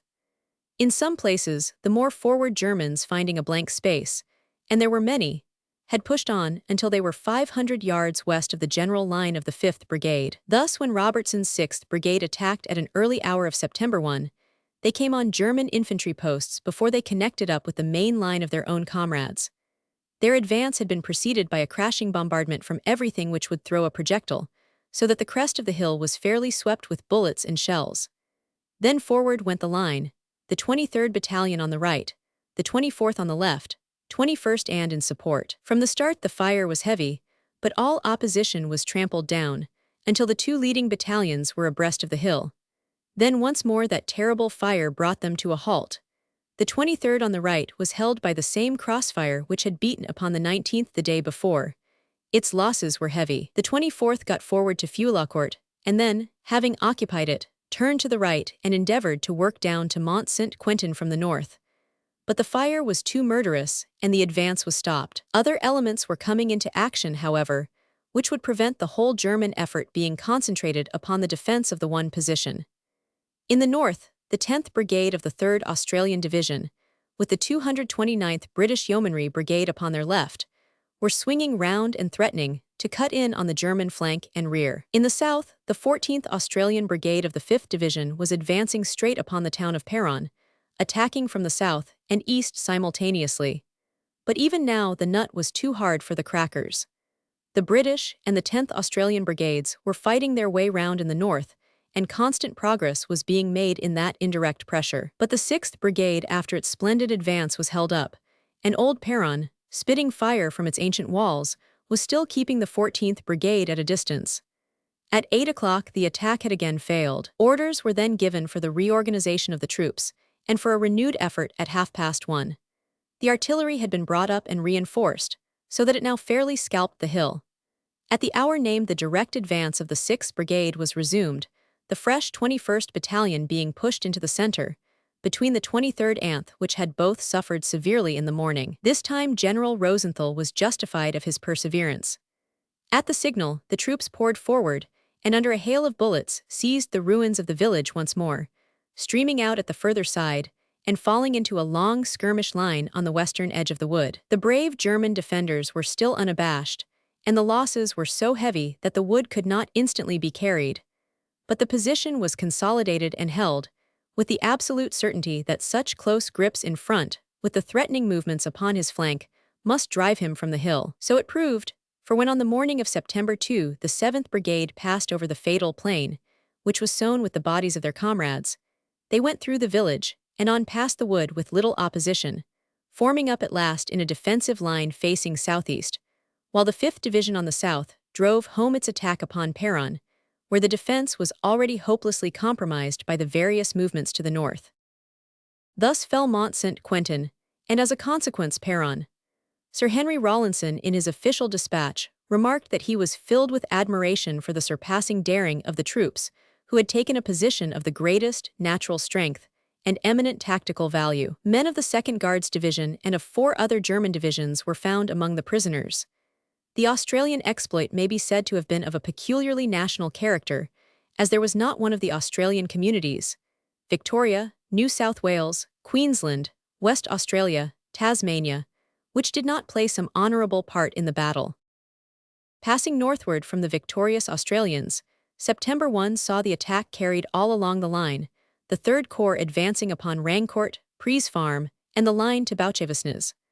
On the left the hard-worketh Anth Brigades did splendidly, especially the 8th East Surrey under Colonel Irwin. Surrey men and Germans lay thick round Pries Farm, but this key position remained in the hands of the English, after a very bitter struggle. The 7th Queens took Fregicourt, while the 7th West Kents helped the Welshmen at Sailly-Salisol. The trench mortar batteries, pushing right up regardless of all risk, and smothering the German strong points by their concentrated fire, did great work in these operations, especially the 142nd TM battery near Pries Farm. All these various advances were as remarkable for their tactical skill as for the valor shown by all ranks. The latter had been a constant asset, but the former grew with time. September 1, 2. Meanwhile the 47th and 58th Divisions had each done splendidly and secured their objectives, including Rancourt and Bouchevesnes.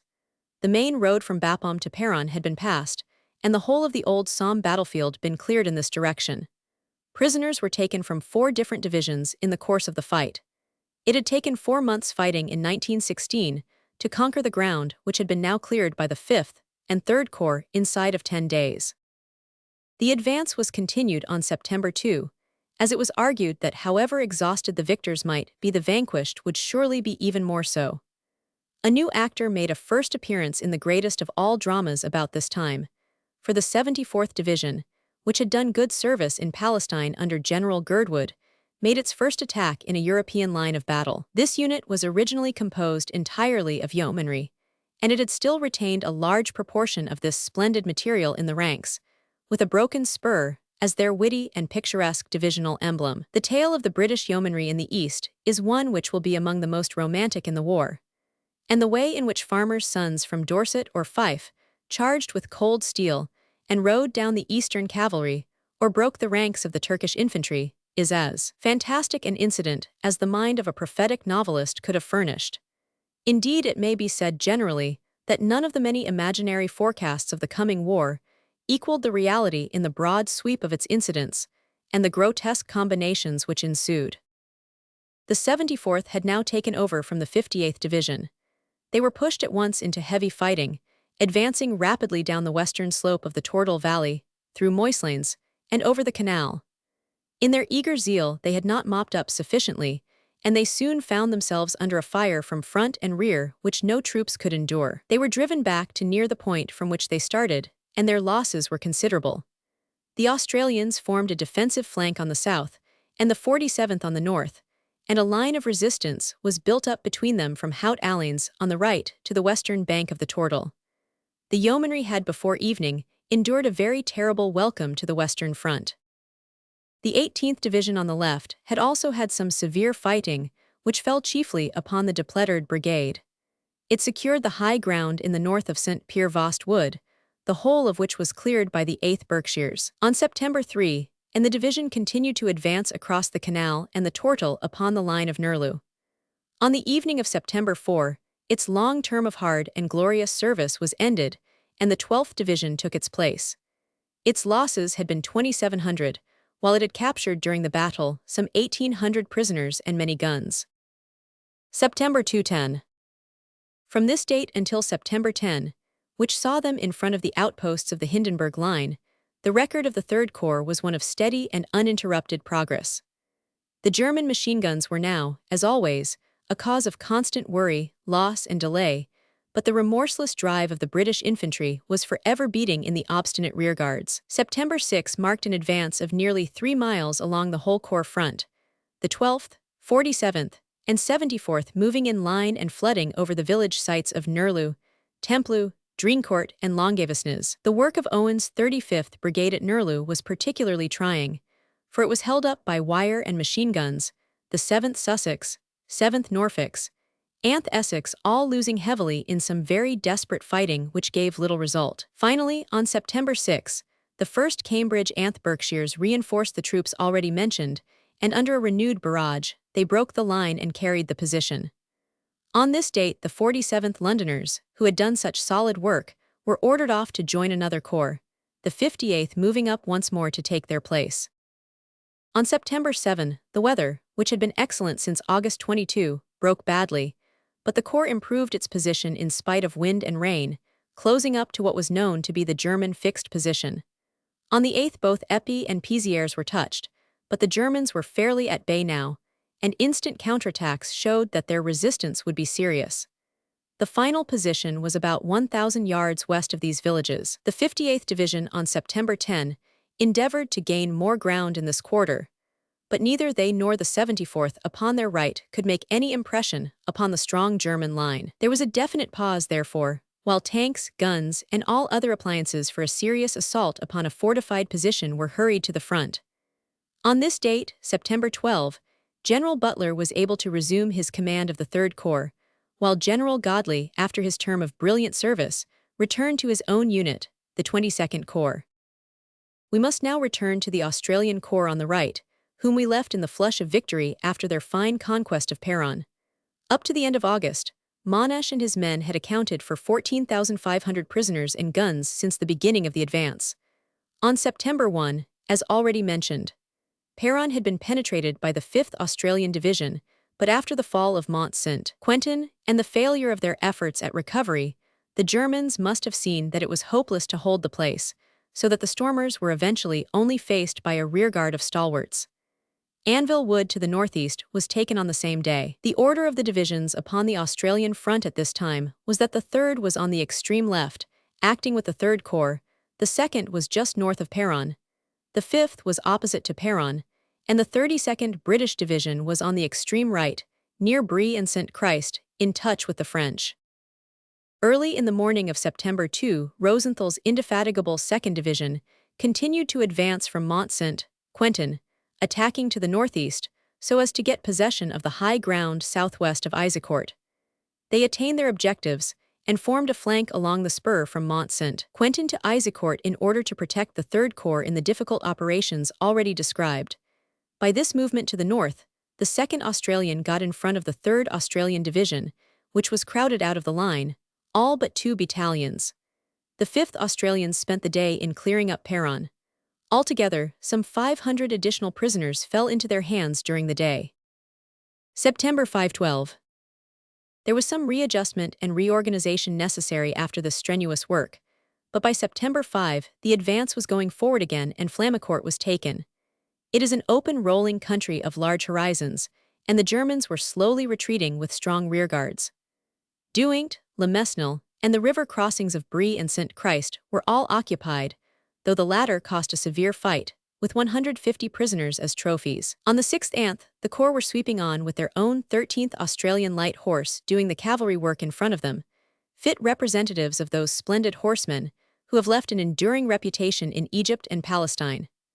Late in the afternoon of September 7, the Corps front crossed the railway between Vermand and Vendels, and began to approach the historic point, which had marked the British line before March 21. On September 10, Strickland's 1st British Division arrived in this area, and with the 32nd Division and some other units began to form the nucleus of another corps, the 9th, which should operate under General Braithwaite to the right of the Australians. On the 12th, the Australians took Giencourt, and were in touch with the outlying defences of the Great Hindenburg Line, which they at once proceeded to attack. On September 13, there was a sharp fight round Le Verger, and an advance all along the line in which the objectives were taken, and the tanks did some particularly fine work. Tanks and barrages that day combined to keep the Australian losses at a very low figure, and yet some 40 guns and prisoners had been taken before next morning. The 1st Australian Division on the left secured all the front defences which guarded the main Hindenburg position, while the 4th on the right worked its way well forward, though hardly level with its neighbours. The 9th Corps on the right had also come on, though it was also rather behind the Australians. The average advance of the latter amounted to 3 miles in depth on a 4-mile front. Nothing could be more in and out than the German fighting during all this stage of the war. Sometimes their conduct was heroic in the extreme, sometimes it was exceedingly cowardly and slack. The observer could not but recall the famous description which an American general of old gave of his militia when he said with native raciness that they either fought like the devil or ran like hell. The machine gunners were usually, however, in the former category, and they, with the heavy guns, represented the real resistance, while the infantry only needed to be reached, in some cases not even that, to throw up their hands and come over as joyful captives. There were already 2 Germans in British hands for every Briton in Germany, in spite of the heavy losses in March and April. September 18. Returning to the 3rd Corps, which we left in front of the Hindenburg system in the 2nd week of September in the Épée district. The obstacle in front of the British was very formidable, for it consisted of their own old trench lines of march, with the Hindenburg system behind them. They had now reached the former British reserve line, which had Reims, Lempereur, Épée, and Pézières as points d'appui. It was a front so strong that in March it is doubtful if the Germans could have carried it had the line not given way elsewhere. It was particularly necessary that the enemy should hold on to this stretch, because it covered the point where the Great Canal du Nord ran under a tunnel for 6 miles between Bellecourt and Vanduel, the only place where tanks could be used for an advance. The Germans had therefore massed strong forces here, including their famous Alpine Corps. The first task of the 3rd Corps was to get possession of the old British line in front of it, whence observation could be got of the Hindenburg position. This attack would form part of a general movement by the two southern corps of the Third Army, the three corps of the Fourth Army, and the northern portion of the First French Army. On that great day of battle, September 18, there was a universal advance along the line, which was carried out in the case of the Third Corps by the 74th Division, Girdwood, on the right, the 18th Lee right center, the 12th Higginson left center, and the 58th Division left. Many of the characteristics of old trench warfare had come back into the battle, which was no longer open fighting, but is to be conceived as an attack upon innumerable scattered trenches and posts very strongly held by the Germans, and their ultimate reduction by independent platoons and companies acting under their own regimental officers. The advance was at 5:20 in the morning, with a thick mist and driving rain to cover, and also to confuse the movement.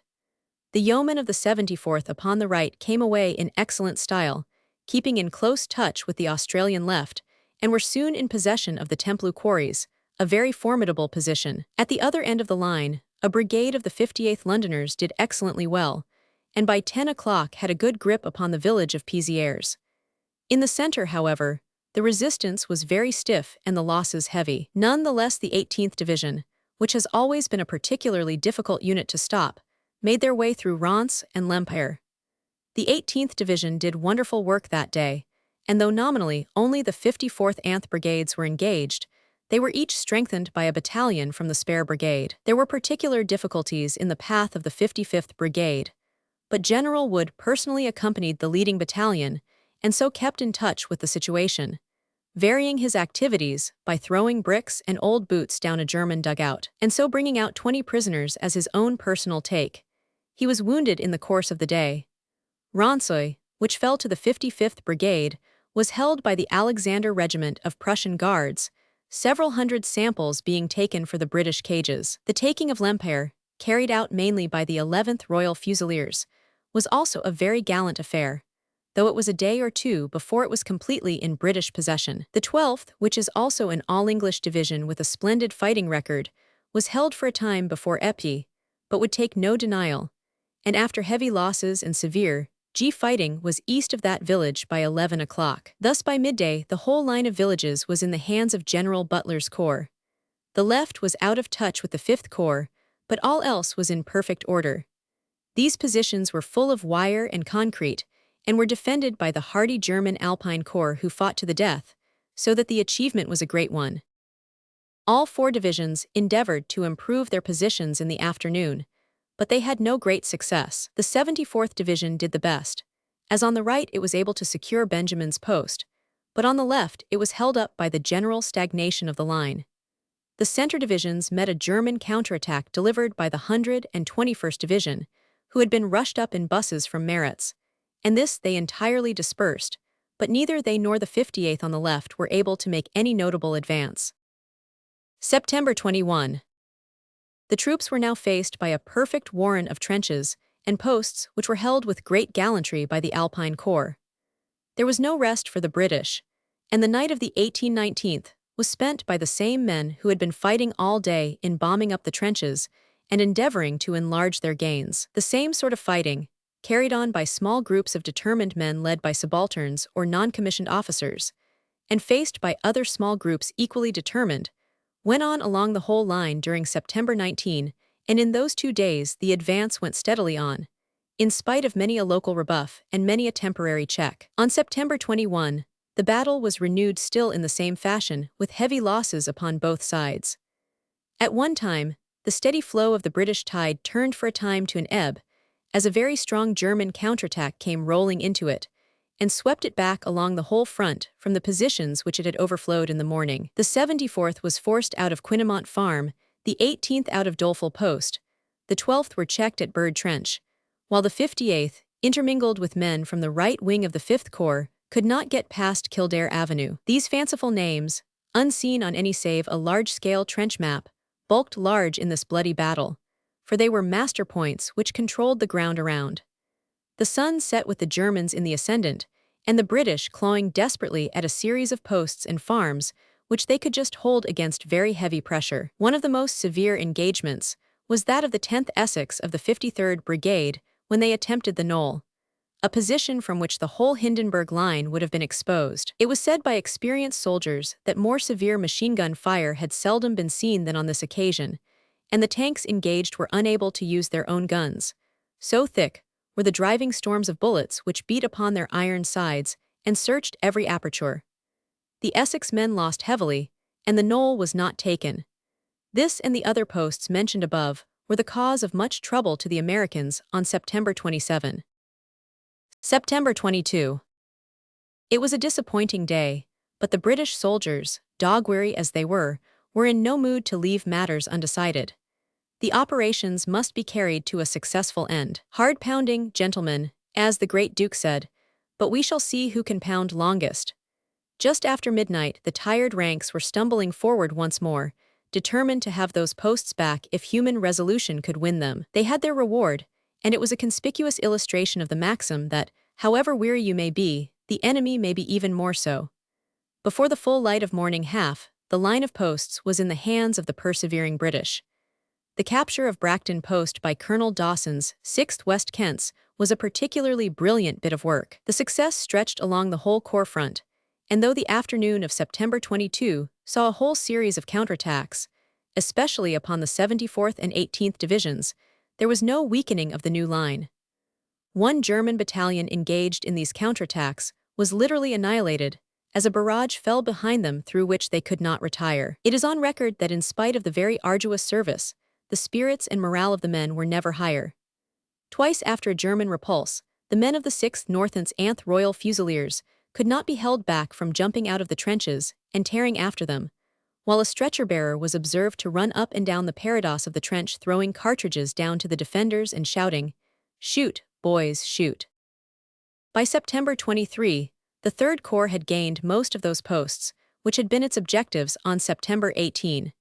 And if the battle took longer than had been anticipated, it was all the greater drain upon the worn resources of the Germans. They were still intent upon making machines do the work of men, and it was no unusual thing to take about as many machine guns as prisoners in some of their posts.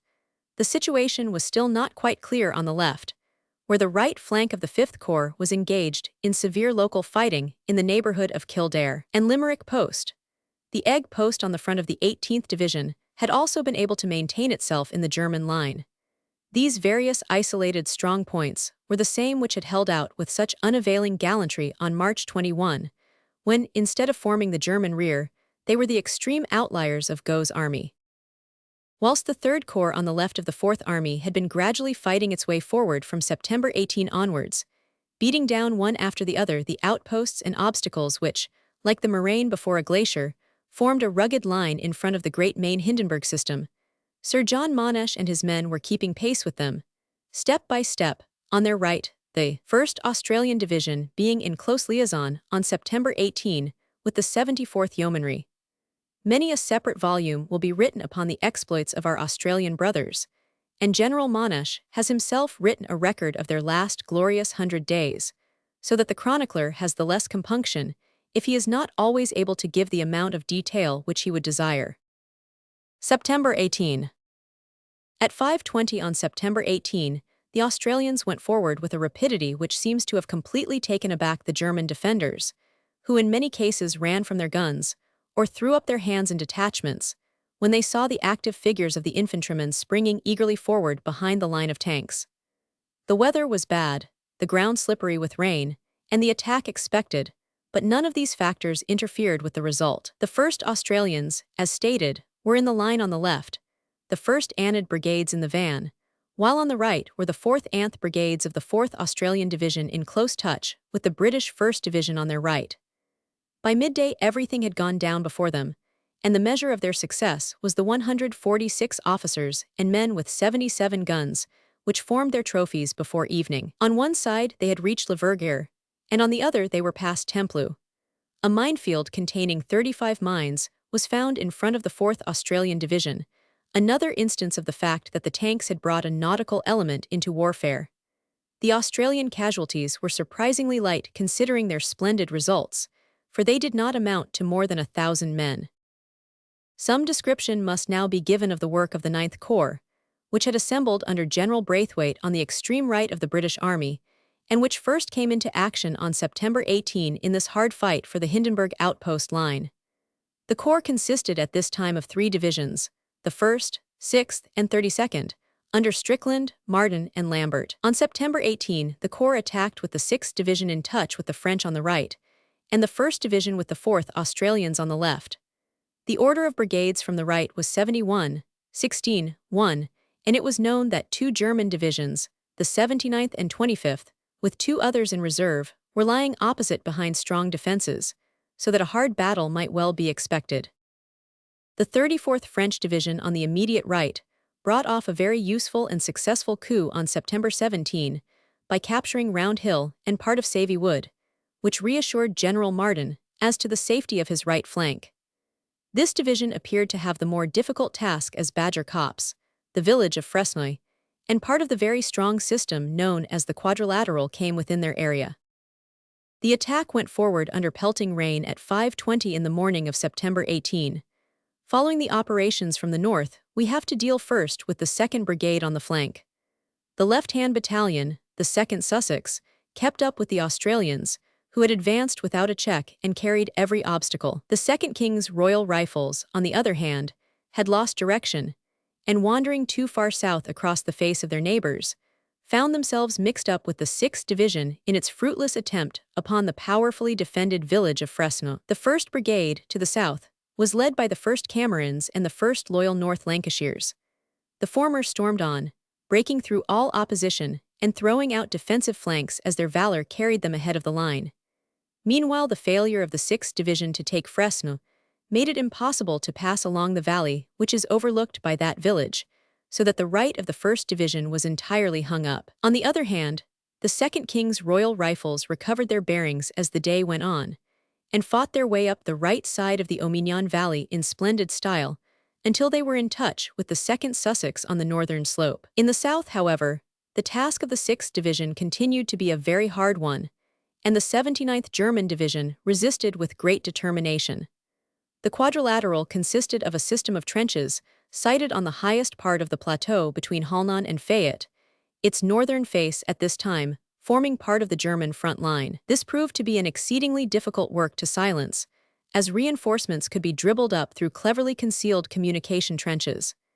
In spite of everything, however, the 71st Brigade and their French neighbors captured Halnon village and the western edge of the Quadrilateral by 8 a.m. The main body of the work was not yet taken, however, so the East Anglians of the 71st Brigade had to form a defensive line facing towards it and the village of Selency to meet any counterattack which might sweep up against the flank of the corps. The left of the line then got forward in safety, and the 2nd Brigade was able to report at noon that both they and the 4th Australians were on their extreme objective. Indeed, the latter, having completely crumpled up the 119th German Division, were now considerably ahead of the allotted line. Berthicourt had been captured by the 1st Division, but progress in the Fresnoy direction was still very slow. About 3:30 p.m. hostile counterattacks were launched south of Berthicourt and opposite Fresnoy. These were repulsed by steady rifle fire, but the general situation was still obscure. All the afternoon there was very heavy fighting on the front of the 6th Division, especially east of Halnon village and on the west side of the Quadrilateral. The French had been held up on the right, so matters remained until evening. It had been a day of hard work and varying success on this portion of the line, but the capture of 18 officers and men with 8 field guns showed that some advance had been made. It was short, however, of what had been hoped. September 19. The next morning saw the battle renewed. The neighborhood of Fresnoy and of the Quadrilateral was now more strongly held than ever, the Germans being encouraged, no doubt, by their successful defense of the day before. The fighting during this day was desultory, and no particular advance was made by either division. In the south, the French failed to capture Manchester Hill, which was an ugly menace to the right flank of the 9th Corps. The 46th Division Boyd had been added to the strength of the 9th Corps, and when this welcome addition had been put in upon the left wing, it enabled the others to contract their front and thicken their array. At 7 p.m. on September 22, the Germans attacked the 46th Division in its new position, just east of Berthicourt, but they were driven back after a slight initial success. There was a fresh attack on September 24 in which the 9th Corps cooperated with the 36th Corps on its right, in order to try and overcome the German strongholds on the right of their front, which were holding them off from the Hindenburg Line. The order of the British line was that the 6th Division was on the right, the 1st in the center, and the 46th on the left. September 24. Although this attack, which was launched at 5 a.m., was expected by the enemy, good progress was made along the whole front. The quadrilateral again proved, however, that it was a very formidable obstacle, and there was stout resistance from Pontrut village, just east of Berthacourt. The 6th Division had closed in on the quadrilateral from north, west, and south, and were at close grips with it at all three quarters.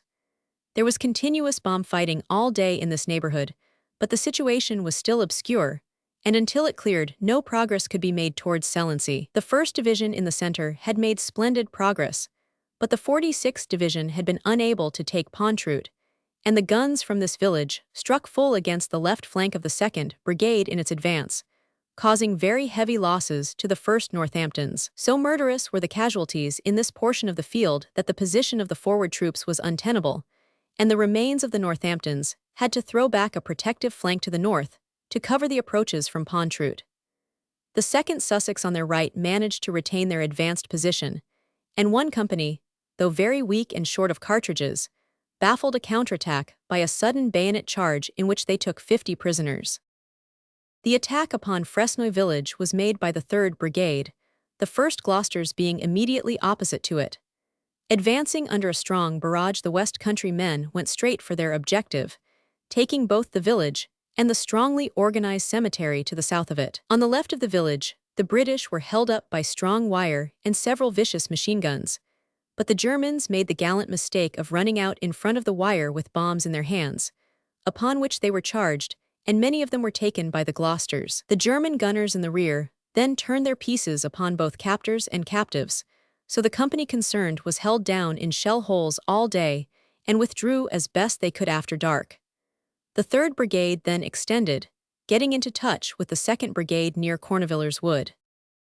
On the left of the 3rd Brigade, the strong position of Fresnoy Cemetery had been carried, and the tireless infantry swarmed on into Marinières Wood, which was full of lurking machine guns and needed careful handling.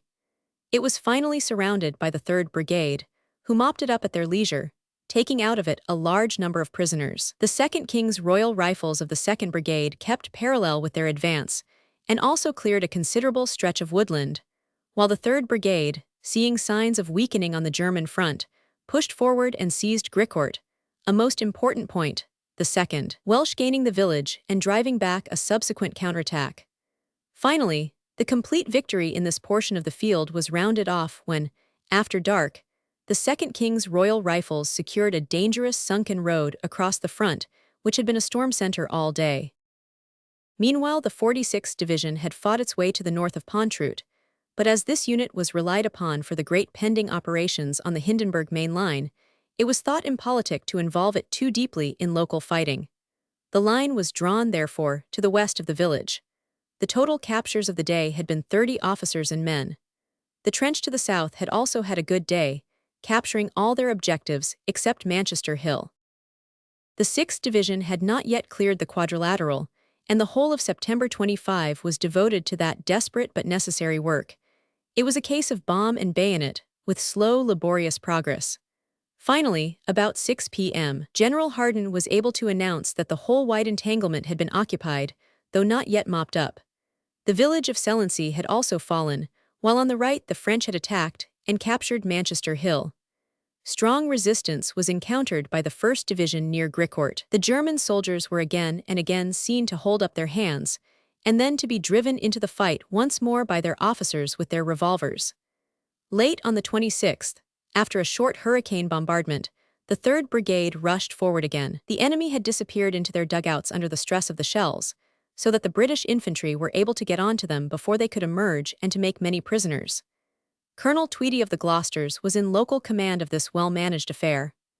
Altogether, it was a good day for the 1st Division, which had gained a line of positions, repelled heavy counters, and secure prisoners, 600 falling to the 3rd Brigade, who had done the heavy end of the work. All was now ready for the great move which should break the spine of the whole German resistance. There was still some preliminary struggling for positions of departure and final readjustments of the line, but they were all part of the great decisive operation of September 29 and may best be included in that account. The chronicler can never forget how, late upon the eve of the battle, he drove in a darkened motor along pitch-black roads across the rear of the army, and saw the whole eastern heaven flickering with war light as far as the eyes could see, as the aurora rises and falls in the northern sky. So terrific was the spectacle that the image of the Day of Judgment rose involuntarily to his mind. It was indeed the Day of Judgment for Germany, the day when all those boastful words and wicked thoughts and arrogant actions were to meet their fit reward, and the wrongdoers to be humbled in the dust. On that day Germany's last faint hope was shattered, and every day after was but a nearer approach to that pit which had been dug for her by her diplomatists, her journalists, her professors, her junkers, and all the vile, noisy crew who had brought this supreme cataclysm upon the world. The reader will note then that we leave the Fourth Army, consisting from the right of the Ninth Corps, the Australians, and the Third Corps, in front of the terrific barrier of the main Hindenburg Line. We shall now hark back and follow the advance of Byng's Third Army from its attack on August 21st until, 5 weeks later, it found itself in front of the same position, carrying on the line of its comrades in the south. Chapter 4. The Attack of Byng's Third Army. August 21, 1918 to September 29, 1918. Advance of Schuet's Fifth Corps. Great feat in crossing the Anker across the old battlefield. Final position of Fifth Corps opposite Hindenburg's main line. Advance of Halding's Sixth Corps. Severe fighting. Arrival of 52nd Division. Formation of Ferguson's 17th Corps. Recapture of Havrincourt. Advance of Harper's Fourth Corps. Great tenacity of the troops, the New Zealanders and the Jaeger. Final position before the decisive battle. August 21. On August 20, General Mangin had pushed forward the 10th French Army, which formed the left of his force, and attacked along a 16-mile front from the Oise to the Aisne, thus connecting up the original operations with those initiated by Marshal Haig. The movement was very successful, taking some 10,000 prisoners and gaining several miles of ground. We have now to turn to the left of Rawlinson's advance, and to consider the new movement which brought Byng's Third British Army into the fray. Upon the left of the Third Corps, which was, as already described, fighting its way along the north bank of the Somme, there lay the Fifth Corps Schuet. On its left was the Fourth Corps Harper, and north of that the Sixth Corps Halding. It was to these three units that the opening of the attack was entrusted. The frontage was about 10 miles, extending from Mayenville in the north to the Anker in the south, so that it just cleared the impossible country of the First Somme battlefield, which even now a spectator cannot survey without a feeling of wondering horror, so churned up is it from end to end by the constant thresh of shells, burst of mines, and the spadework of three great armies. The result of the first day's fighting was an advance of several miles along the whole front, with the capture of Beaucourt, Bucquoy, Mayenville, and other villages, the farthest advance coming close to the Arras-Albert Railway and to the village of Echayat-le-Grand. There had been some recent retirement of the German line at Serre, which gave the clue to the British commanders that a general retreat might take place on this particular portion of the front. It was very necessary, therefore, to strike at once, while there was certainly something solid to strike against, and all the more necessary if there was a chance of catching the enemy in the act of an uncompleted withdrawal. It was nearly 5 o'clock when the battle began, and it was the turn of the Germans to find how fog may disarrange the most elaborate preparations for defense.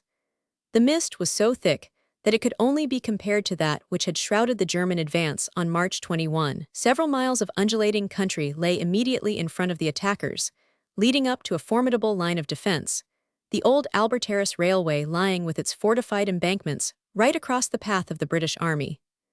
Bucquoy in the center of the line, with the Logest Wood to the east of it, and the muddy, sluggish Anker with its marshy banks on the extreme right, were notable features in the ground to be assaulted. The Fifth Corps, under General Schuet, followed the curve of the river Anker on a front of 9,000 yards. It was poorly provided with guns, as the corps to the left required a concentration of artillery, and it had no tanks since the marshy valley and sluggish stream lay before it. The 38th Welsh Division, Cubitt, lay on the right and Campbell's 21st on the left, each of them with 2 brigades in front and 1 in reserve. The 17th Division, Robertson, was in support. The problem in front of General Schutz's corps was a most difficult one. Before it lay this evil watercourse which had been flooded by the Germans and was 300 yards wide at one part. All bridges were gone, and the banks were low and boggy. The main stream was over 6 feet deep, and its channel could not be distinguished from the general flood.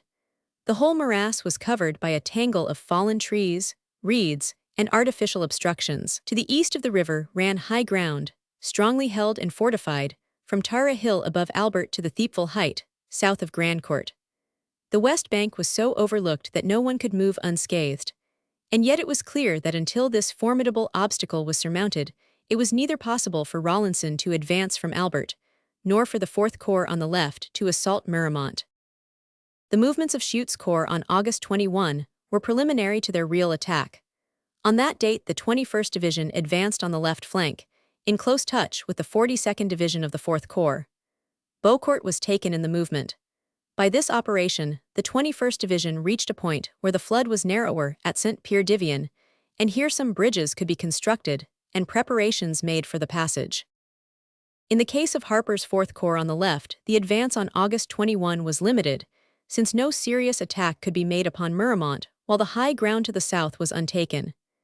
At this date, Harper's Corps consisted of 5 divisions: the 5th, 37th, 42nd, 63rd, and the New Zealanders. Of these, the 37th Division, Williams, was on the left, covering the flank of the 6th Corps, while the 42nd, Solly-Flood, was on the right.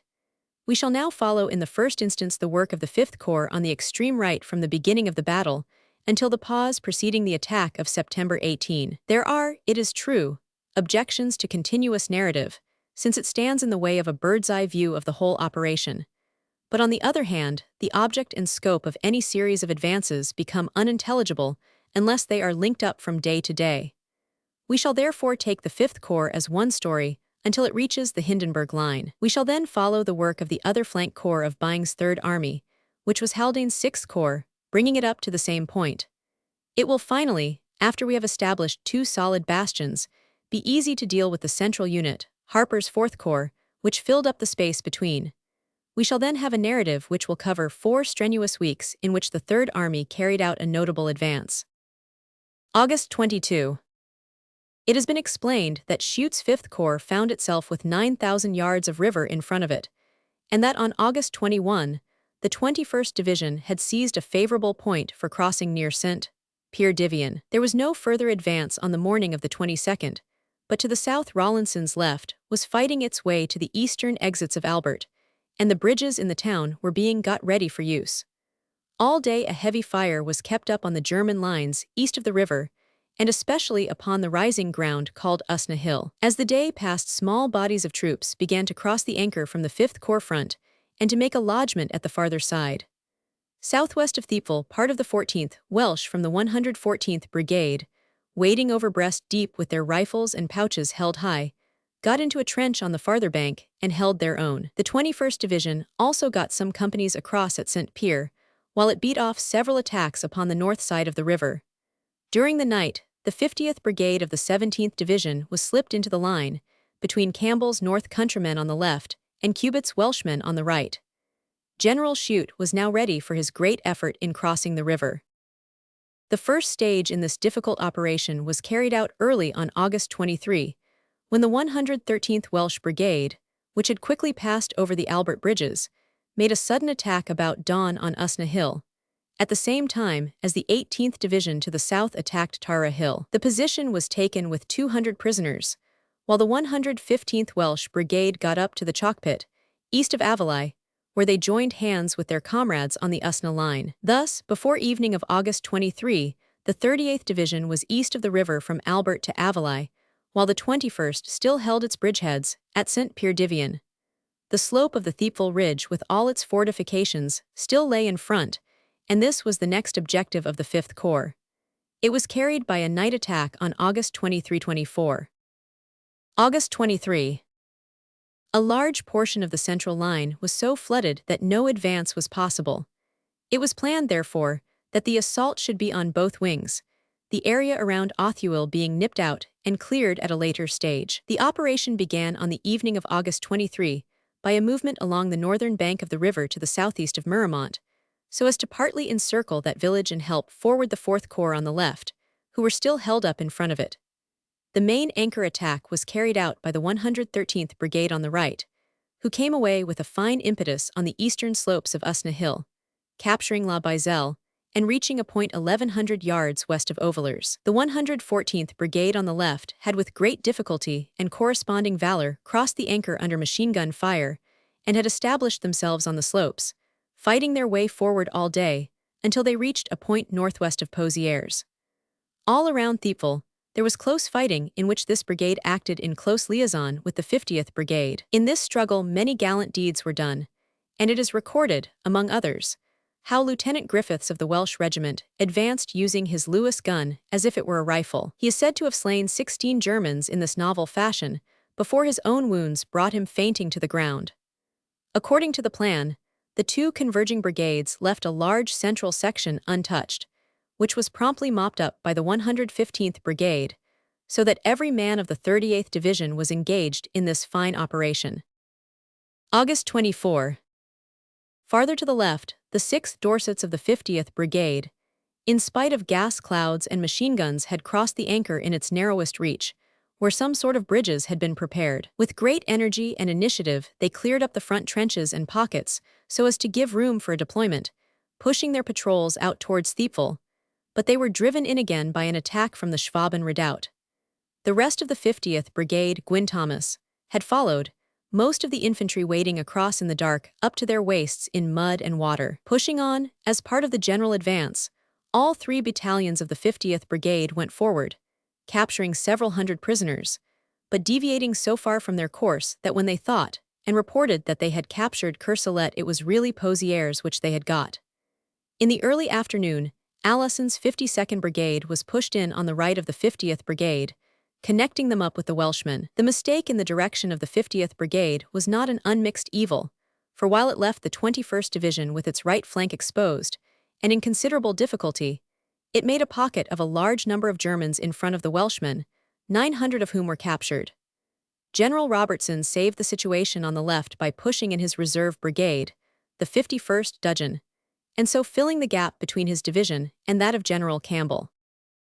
The latter division, especially the 64th Brigade, which had pushed on to Murremont the night before, had some desperate fighting.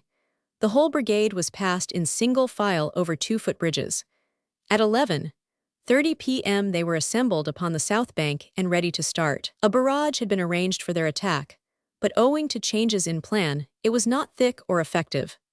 The advance was made by the 15th Durhams on the right, and the 9th Yorkshire Light Infantry on the left with the 1st East Yorks in support, the column being guided by means of compass bearing, and by the presence of the anchor on the left flank. This nocturnal march in the face of the enemy was a very remarkable and daring one, for the ground was pitted with craters, and there were 2 ravines with sheer sides at right angles to the advance.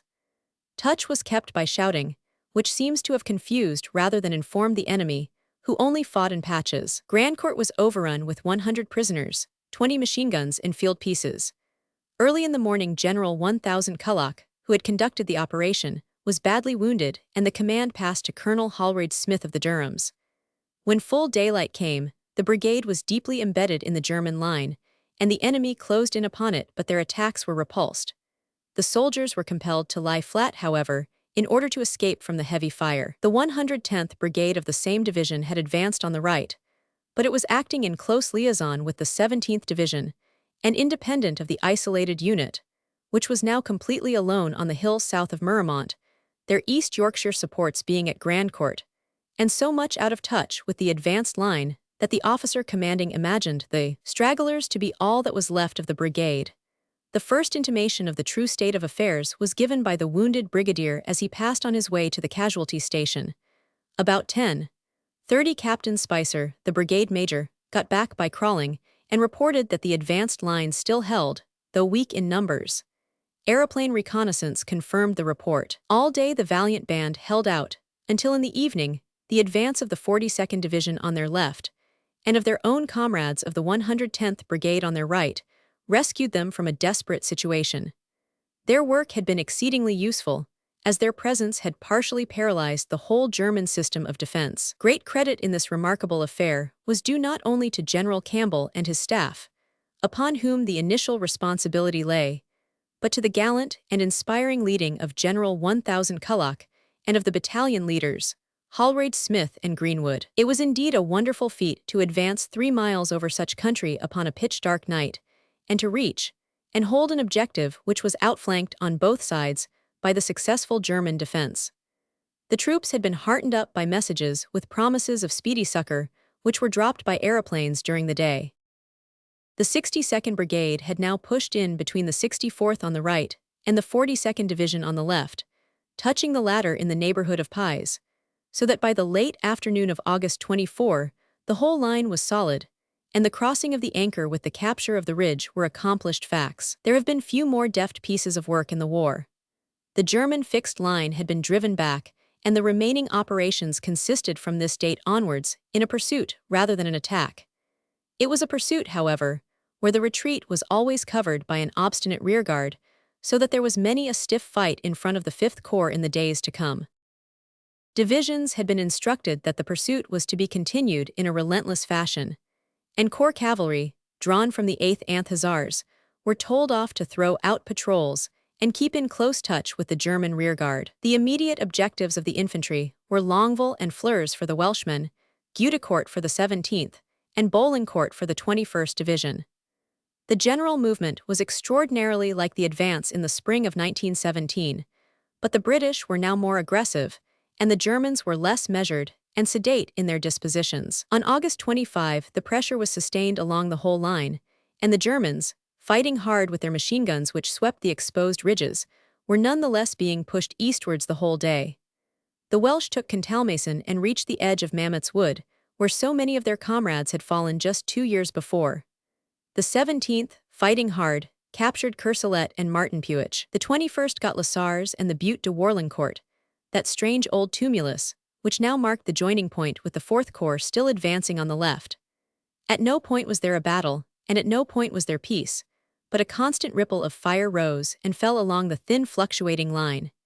It is noted in the diaries of some of the British generals as being the first day of purely open warfare in offensive fighting which their troops had ever experienced. August 26.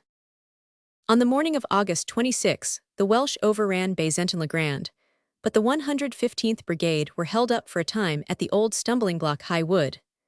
Later in the day it was taken, however, while the 113th Brigade got as far as the edge of Longueville, meeting a severe counterattack, which was rolled back in ruin by rifles and machine guns. The 17th Division gained some ground, but both brigades, the 51st and, were held up by a withering fire before reaching Flers. The 64th Brigade on their left met with equal opposition and could not get forward. Everywhere there were signs of a strong German rally for the evident purpose of covering the removal of their guns and stores. It was well maintained and well organized, so that the object was attained. It became clearer with every day that an artillery barrage was still a necessity for an infantry advance. August 27. On August 27, the advance was continued. Outside the 5th Corps boundaries, the 4th Corps on the left was encircling Bapaume and pushing advanced guards onto Maplecourt and Fremicourt, while Rawlinson's men on the right were facing Trons Wood and the Guillemont Ridge. In the early morning, with the moon shining brightly, the whole front of the 5th Corps was on fire once more and rolling eastwards. By 9 a.m., the 113th Brigade were through Longueville and in touch with the 4th Army near the sugar refinery. The 114th Brigade attempted to pass north of Delville Wood, but after some confused fighting were held on the line of the Flers-Longueville road. Flers, however, had been taken by the 50th Brigade, though the Germans made a strong fight of it and at one time reoccupied the village. Whatever the general morale of the enemy may have been, there was no immediate weakening in the actual fighting power of his line. The 21st Division made only a moderate advance, but they got ahead of their neighbors. The 6th Dragoon Guards, who were now furnishing the patrols, were withdrawn, as it was clear that the Germans meant to stand. August 28. On the morning of August 28, they were still in position, and the day was mainly devoted to reorganizing the infantry and bombarding the German lines, together with all the roads which lay eastwards. Early next morning the Welsh advanced once more, the 113th Brigade on one side of Delville Wood and the 114th on the other, with the result that this sinister graveyard was surrounded and the line carried definitely to the east of it. Morville still held out, but Lesboeuf's was overrun. There was weakening all along the German line, which meant no doubt that they had completed the withdrawal of their more essential impedimenta. Flers and Gueudecourt both fell to the 17th Division, almost without a battle. The 21st Division was also able to move forward with no great difficulty as far as Bolincourt and the line of the road from that village to Bapaume. This new line was held with great determination by the enemy, who were still, as must be admitted, masters of the situation to the extent that though forced to retire, they would still retire in their own fashion. The Welsh attacking Morville that night found the place was strongly held and no progress possible. August 30. August 30 was to show that the German rearguards were by no means demoralized and were not to be unduly hustled. It is impossible not to admire the constancy in adversity of Hans and Fritz and Mitchell, whatever one may think of the mentality of the Vons, who had placed them in this desperate position. Morville still held its own against the Welsh, and the 17th Division could not reach the clear line in front of them which is furnished by the Peronne-Bapaume road. Bolincourt was also retained by the enemy, as the patrols discovered to their cost. The line was still strong and menacing. There was inaction on August 31, which was spent in bombardment and preparation. September 1-13. At 2 a.m. on September 1, the 21st Division attacked Bolincourt and carried it with a rush, and a strong attempt to regain it after dawn cost the enemy heavy losses. During the morning, the Welshmen on the right flank attacked Morville and were at last successful in taking this strong position. There was very heavy fighting all day round Sailly-Salisal, where the 113th Anth Welsh Brigades made repeated efforts to envelop and capture the village. There were several checks, but the gallant Welshmen stuck to their task, and before evening the place had fallen and the general British line was well to the east of it. On the other hand, the 17th and 21st Divisions had a bad day in front of Le Transloy and the sugar factory, having nothing to show for considerable losses, the 9th West Ridings being especially hard hit.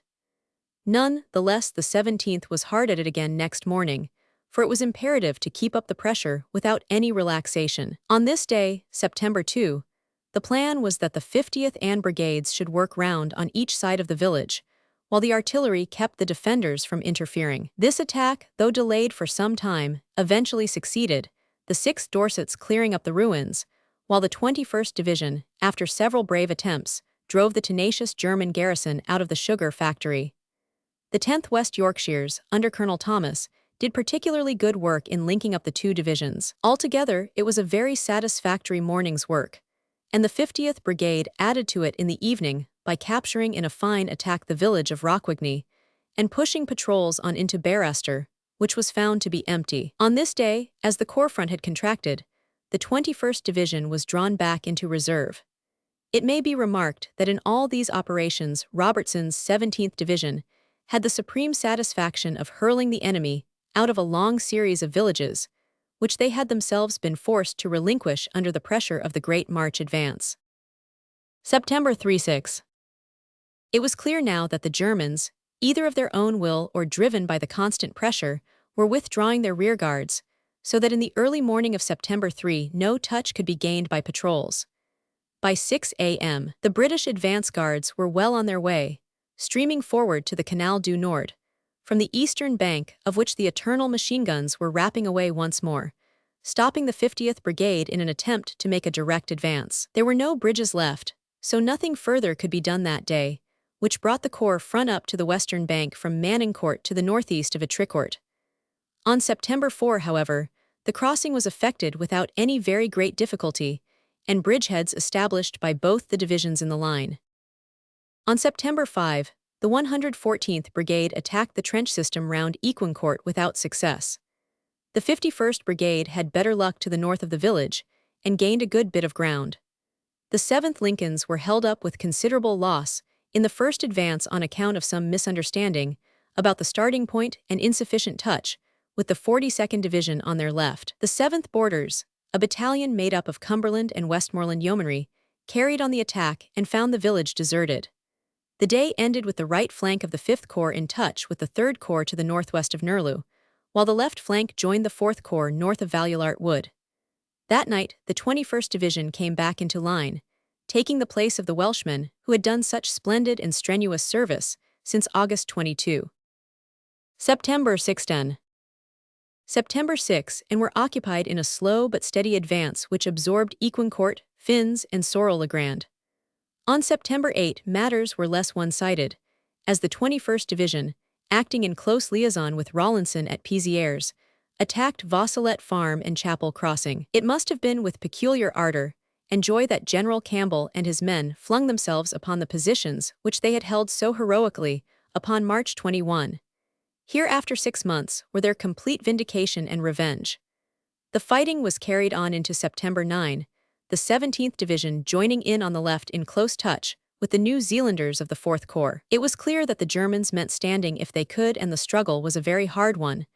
But before evening, much of the ground had reverted to the two divisions which were both, by a peculiar coincidence, more or less in their old positions. There were attack and counterattack, and a good price paid for all that was gained.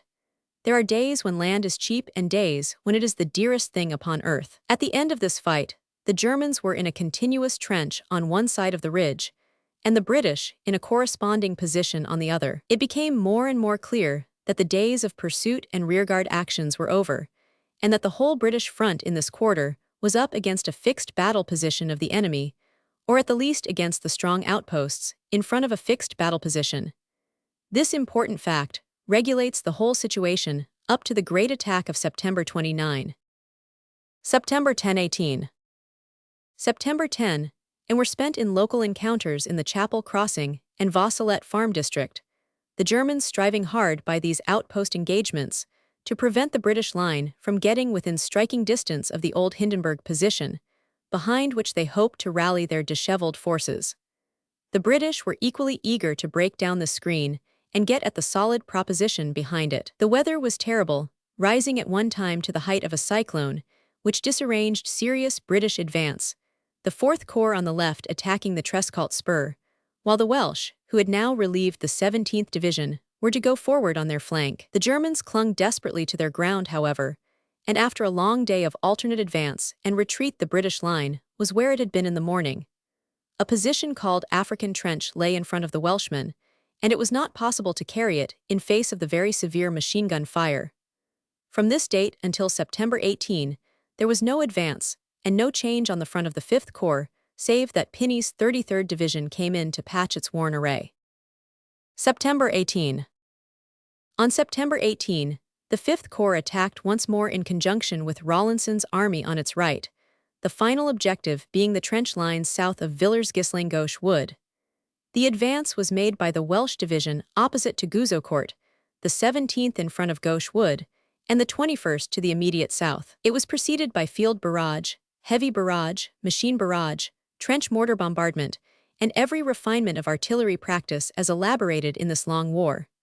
The results of a hard day's fighting were rather mixed.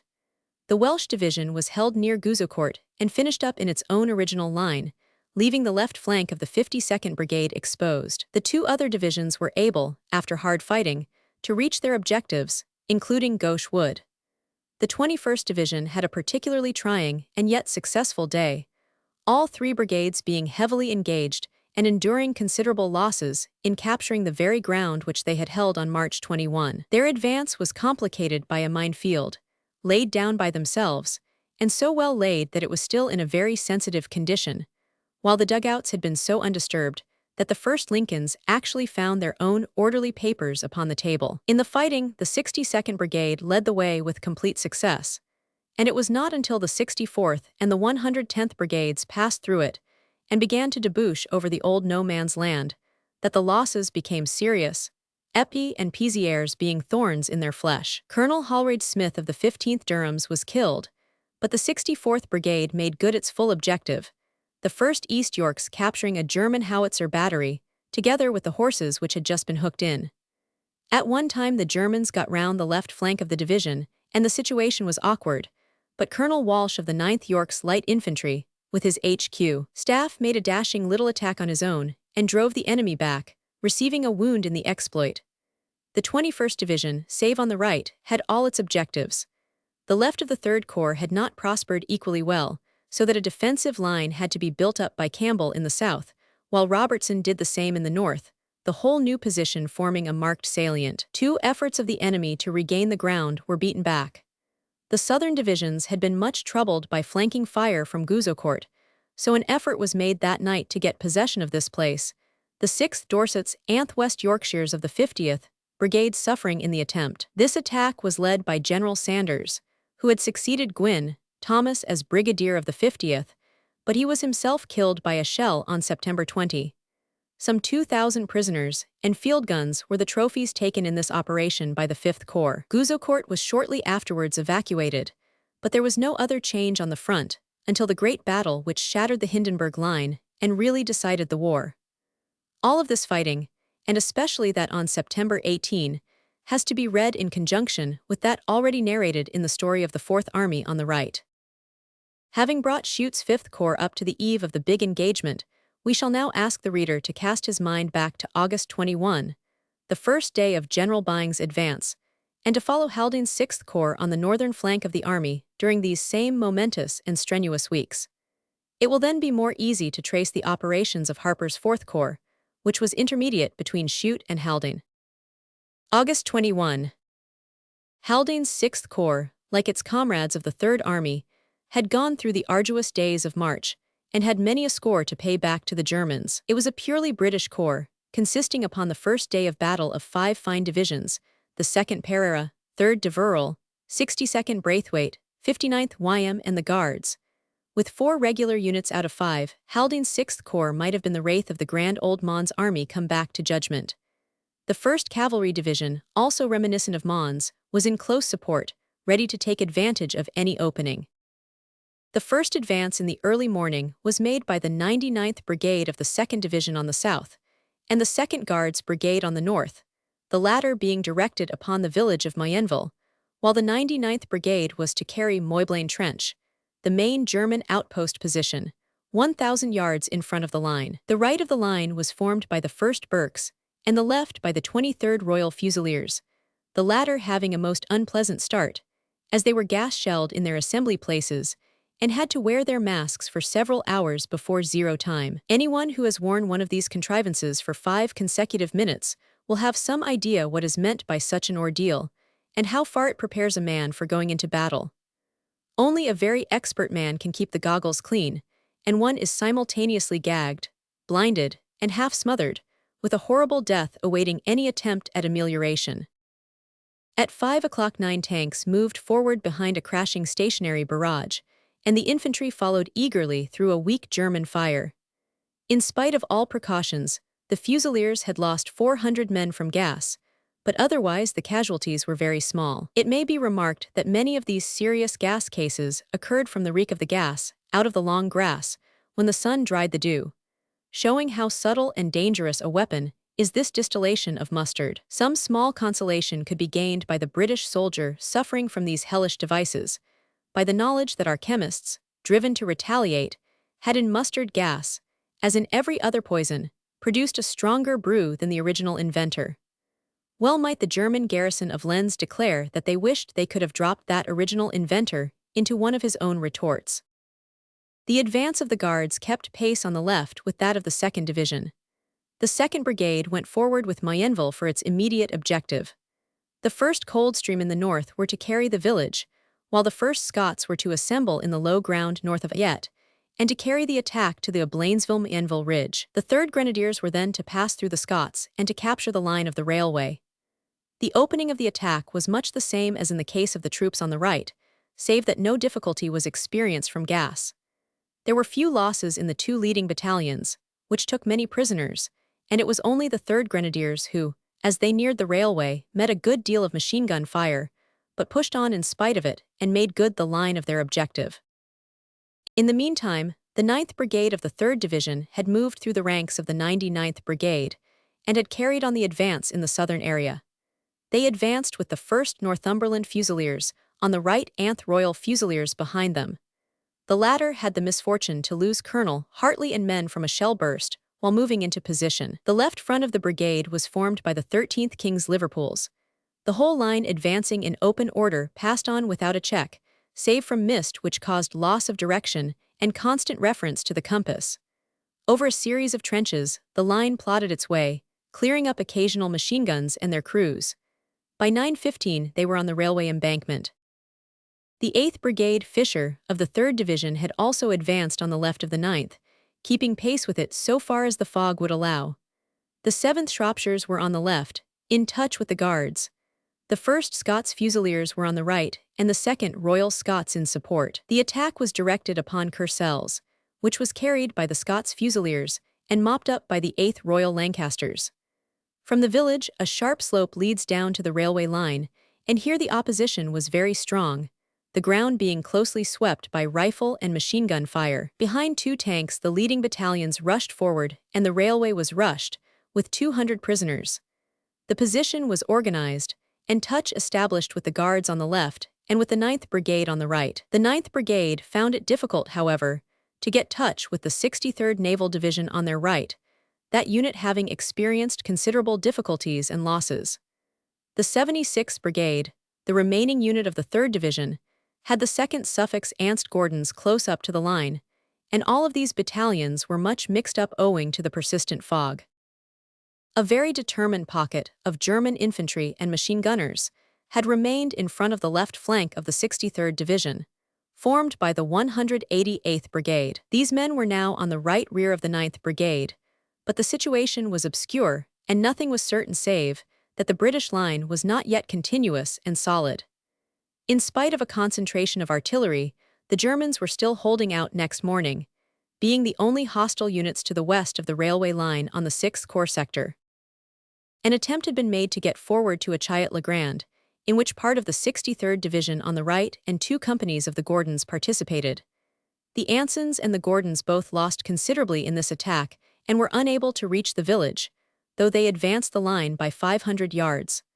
Lack of artillery support, while the enemy guns were numerous and active, was the cause of the check. The night of August 21 was quiet on most parts of this new front of the Third Army, but at early dawn, a counterattack developed before the 63rd Division and before the 8th Brigade. An SOS barrage was called for and promptly given in each case, which entirely extinguished the attack upon the 63rd. On the 8th Brigade front, some of the German infantry got as far forward as the railway line, but were quickly hurled back again by bombs and the bayonet. At 7:45 a.m., the enemy again made a rush and occupied one post of the railway, from which, as well as from the posts on the right of the 9th Brigade where the railway line was not yet in British hands, he enfiladed the front defences during the day, causing many casualties, until in the evening the post was retaken by the 1st Northumberland Fusiliers. Among the gas cases sent to the rear this day, though his injuries had been incurred during the assembly, was General Fisher of the 8th Brigade. August 22, 23. The Guards in the north had also encountered the attack of the early morning of August 22, which seems to have been general along the line, though at no part very vigorous. This particular section of it was delivered near Hamelingcourt by the 40th Saxon Division, who suffered terribly in the venture. The rest of the day was comparatively quiet and was spent in arranging the attack for the morrow. This attack was planned with the idea of outflanking the German position at Achyot-le-Grand, which had shown itself to be dangerously strong. It was determined to outflank it both upon the north and the south. With this intention, the 3rd Division was to capture Gommecourt during the night of August 22. Farther north, 2 fresh divisions, the famous 56th London Territorials and the 52nd from Palestine, were ordered to prolong the line of the Guards, all under General Haldane, and to capture Hamelingcourt, Boyelles, and Boiry-Becquerel, with as much more as they could get, on the early morning of August 23. On the front of the 4th Corps on the right, the advance was entrusted to the 37th Division and to the 42nd Division on the bank of the Anchor. The attack upon Gommecourt, which was to be the prelude of the day's work, since all advance to the south was impossible while that village was in German hands, was carried out by the Weltreith Brigade, the 8th Royal Lancasters and Suffolks in the front line, with the 1st Gordons in close support. Tanks were to lead the van, but they were unable to get across the railway embankment in time. The assault, which began at 4 in the morning, was preceded by a short crashing bombardment of heavy shells upon the doomed village. It had hardly ceased before the Suffolks and Lancasters were swarming down the street, and the place was secured with little loss. Whilst this brisk and successful affair was going on, the 13th King's Liverpools of the 9th Brigade on the right made an advance to keep the line level, taking some prisoners and 3 guns. This was the more important, as the weak point of the situation had always been to the south, and most of the damage sustained was by enfilade fire from this direction. The 8th Brigade, now under the command of Colonel Henderson, kept pace with the 76th Brigade in their advance, occupying the ground north of Gomeycourt. The 2nd Royal Scots and Shropshires were in the lead. There was very heavy fire and the losses were considerable, but the machine gun nests were rooted out with the bayonet, and the full objective was attained. Farther north, the attack was carried on by the 3rd Grenadier Guards and the 1st Scots. These were successful in taking the village of Hamlincourt and the trench system south of it, while keeping in touch with the 56th Division to the north of them. The 1st Coldstream was then pushed through and crossed the Erasbapom Road, gaining a position eventually from which they looked south upon Ervillers. Farther north still both the 56th and the 52nd Divisions had joined in the advance, moving forward to the line of the Great High Road, which runs from north to south. Bridges had been thrown over the Cojal River by the sappers of the 59th Division, who had held this front, the workers having to wear gas masks during their labors. To the 470th Field Company RE belongs the credit of this most difficult job, under the direction of Colonel Kausmaker. Over these bridges passed the 52nd Division, while south of them the attack was urged by the 168th Brigade of the 56th Division, with several villages for their objective. The 13th London Kensingtons were on the right, the 4th London in the centre, and the 14th London Scottish on the left. The advance went without a hitch, save that touch was lost with the guards on the right. This was regained again in the evening, however, when the brigade found itself to the north of Croissels and close to the old Hindenburg line. The 52nd Division had also reached the line where it runs across the Sensee Valley. The main advance in front of Haldane's corps had been entrusted to the 2nd Division, who advanced through the ranks of the 3rd Division after the capture of Gomeycourt. This advance was on a 3-brigade front. On the right was the 99th Brigade, in touch with the 63rd Brigade of the 37th Division to the south of them. This brigade was told off to keep the flank, but it captured prisoners in the process. On the left was the 6th Brigade, which had been ordered, with the help of 8 whippets, to attack Ervillers. In the center, the 5th Brigade with 10 whippets was to carry Behagnes and Sapignes. This considerable attack was timed for 11 o'clock. Gomeycourt having fallen, the 5th Brigade used it as a screen, passing round to the north of it, and then turning south to Behagnes. The 2nd Highland Light Infantry headed for that village, while the 24th Royal Fusiliers advanced to the storm of Sapignes. The 2nd Oxford and Bucks were in reserve.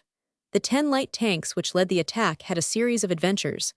3 were knocked out by a gun on the railway. The other 7, under heavy gunfire, swerved to the right, got out of the divisional area, and on the principle that any fight is better than no fight, joined with the 37th Division in their attack upon Achayat-le-Grand, where they did good service. In the meantime, the tankless 5th Brigade moved round Gomeycourt, coming under very heavy fire on their left flank. Colonel Brodie, a most gallant V.C. officer of the Highland Light Infantry, was killed, and Colonel Cross of the Oxfords wounded by this fire. The day was very hot, the men exhausted, and the losses severe. The new position was organized, therefore, and the advance suspended for the present. August 23. The 6th Brigade had advanced on the left of the 5th, heading for Ervillers, with the 1st King's Liverpools and the 2nd South Staffords in the lead. The front waves, assisted by light tanks, rapidly broke down all opposition, and Ervillers was taken about 2 p.m. All movement beyond the village was checked by very heavy fire from the high ground to the northeast, so that Morey Copse, the next objective, was found to be unattainable. The object of the British commanders was never to pay more for a position than it was worth, or buy a machine gun at the cost of half a battalion. On the other hand, papers captured during the day showed, beyond all doubt, that the object of the Germans was to make an orderly retreat as far as the Hindenburg line, so that it was clearly the game to hustle and bustle them without cessation. August 24. August the 24th was a heavy day in the 6th Corps, who were ordered to push on and gain ground to the utmost extent along the whole front. In order to strengthen the movement, the Canadian Corps had been very quietly and deftly removed from the right wing of Rawlinson's army and transferred to the left wing of Byng's army, in touch with the 52nd Division. It will be remembered that the 2nd Division, though they had taken Ervelers, had been pinned down there by German fire, while they had failed to take Behagnes or Sapignes. Both these movements were now resumed. In the night of August 23-24, the 1st King's Liverpools advanced from Ervelers upon Moree, but were held up by very heavy fire. The 3rd Guards Brigade on the north was advancing successfully upon St. Leger, and this had the effect of outflanking the Moree position on that side. St. Leger was taken by the 2nd Scots Guards and the 1st Welsh, who cleared it in the course of the afternoon.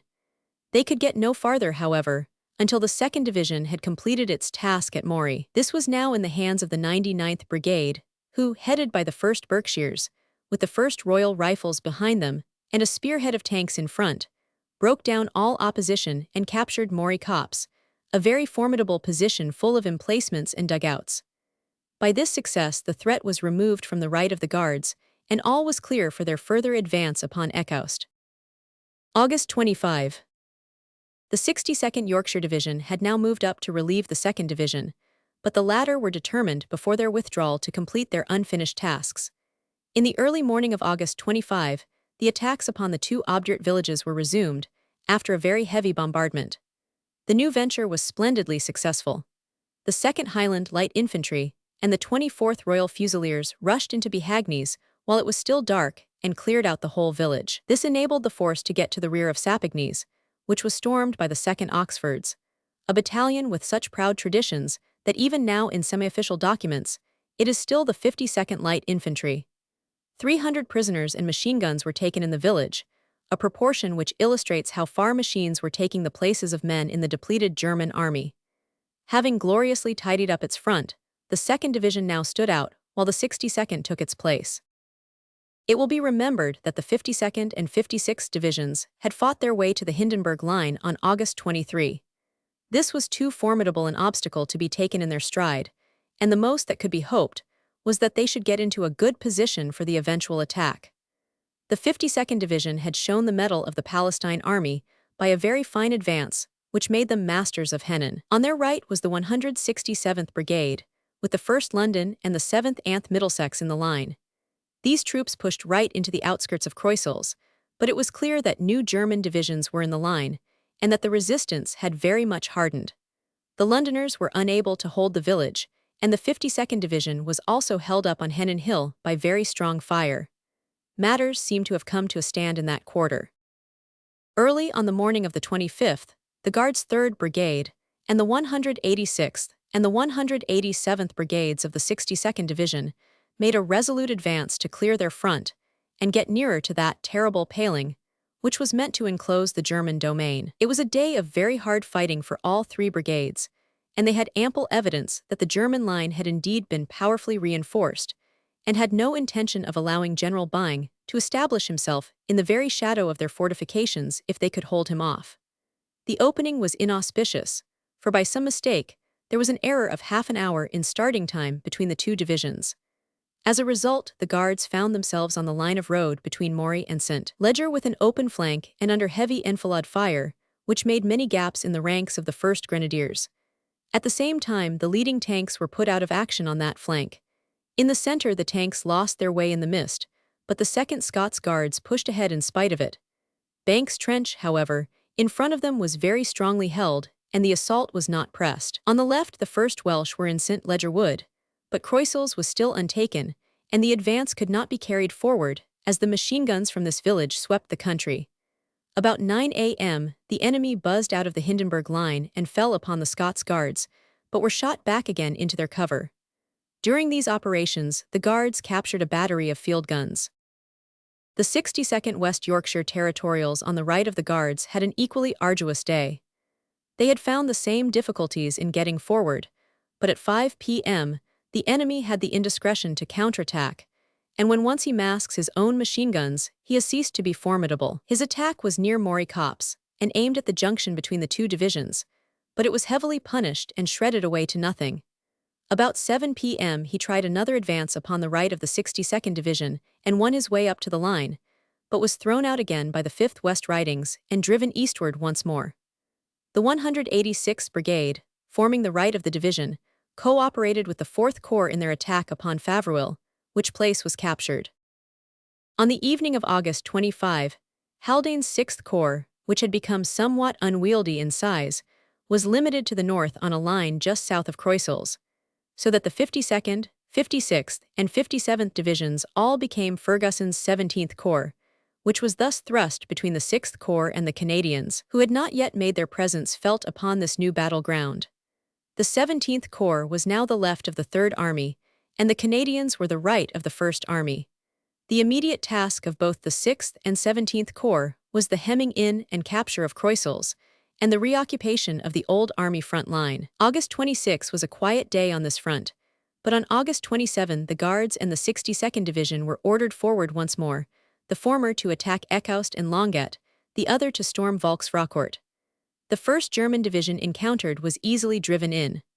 The 2nd, however, the 36th, was made in a sterner mold and was supported by a strong artillery, large and small. The 2nd Grenadiers and Coldstream in the front line of the Guards, 1st Brigade got forward for nearly a mile on each flank, but were held up by a withering fire in the center, so that the flanks had eventually to come back. The 56th Division of the 17th Corps had not yet captured Croisilles, from which a counterattack was made upon the left flank of the 2nd Coldstream, which was handsomely repulsed.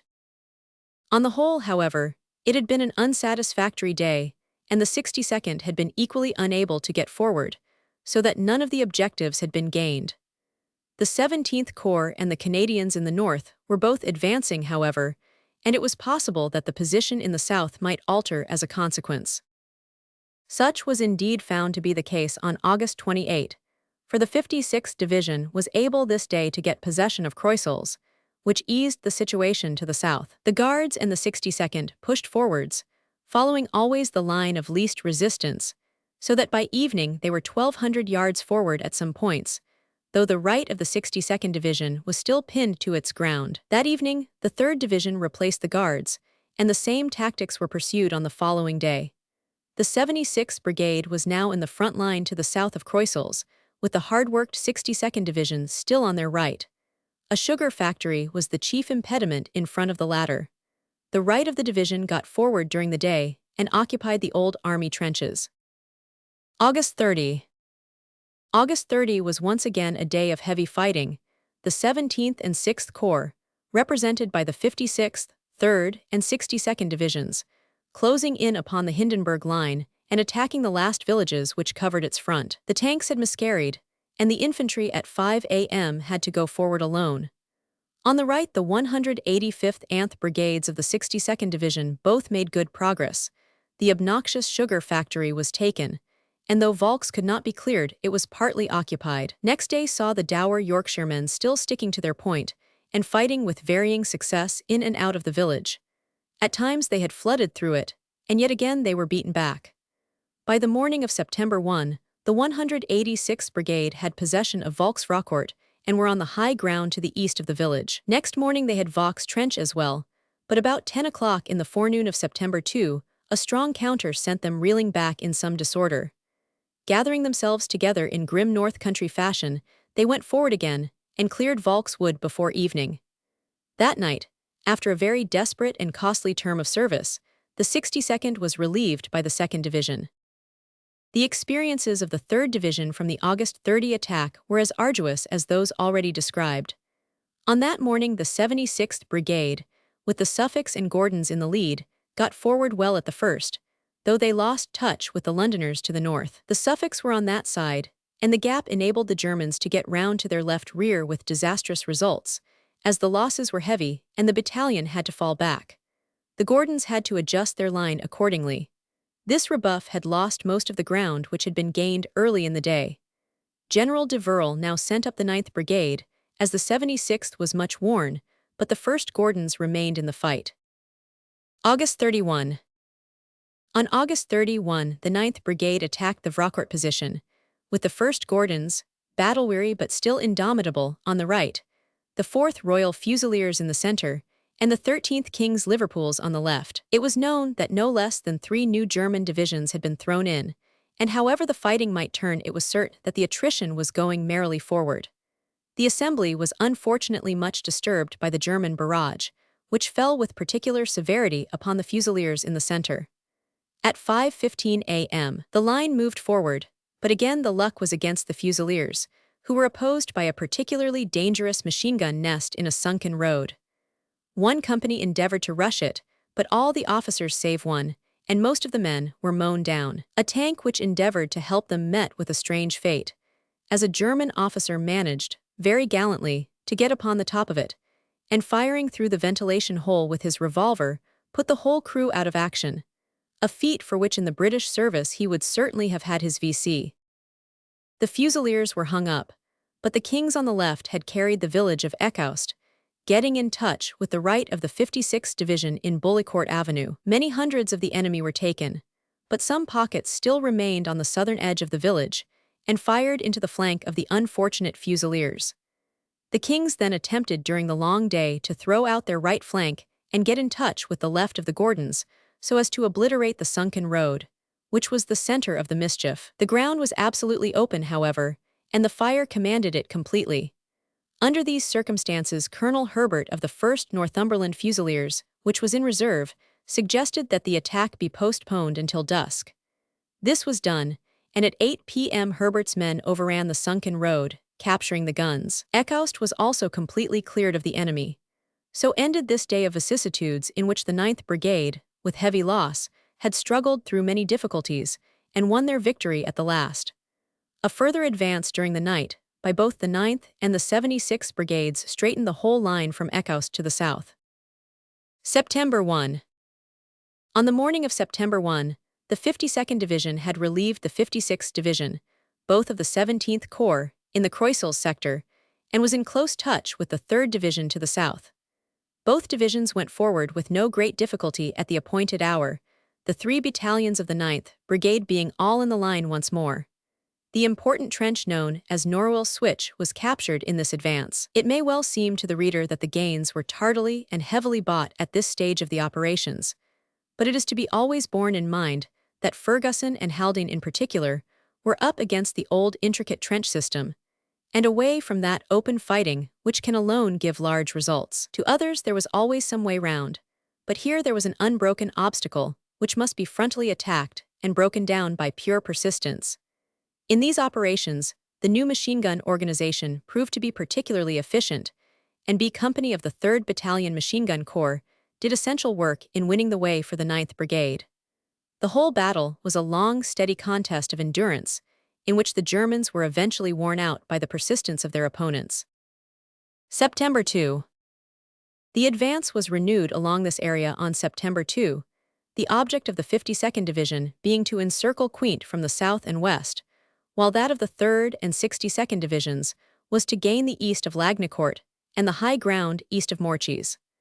The fortunes of the 62nd Division have already been briefly described. On the front of the 3rd Division, the 8th Brigade, strengthened by 1 battalion from each of the other brigades, took up the heavy task, the 7th Shropshires, 2nd Royal Scots, and Scots Fusiliers forming from right to left the actual line of battle. The last-named battalion, by a happy chance, joined up on the left with its own 5th Battalion in the 52nd Division.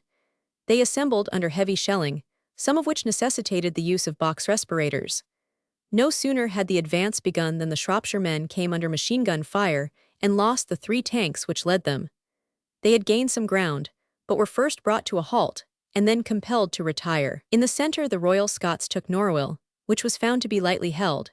In attempting to get on to the east of this village, they found the trenches strongly manned, and the fire, both of rifles and machine guns, so murderous that it was impossible to get forward.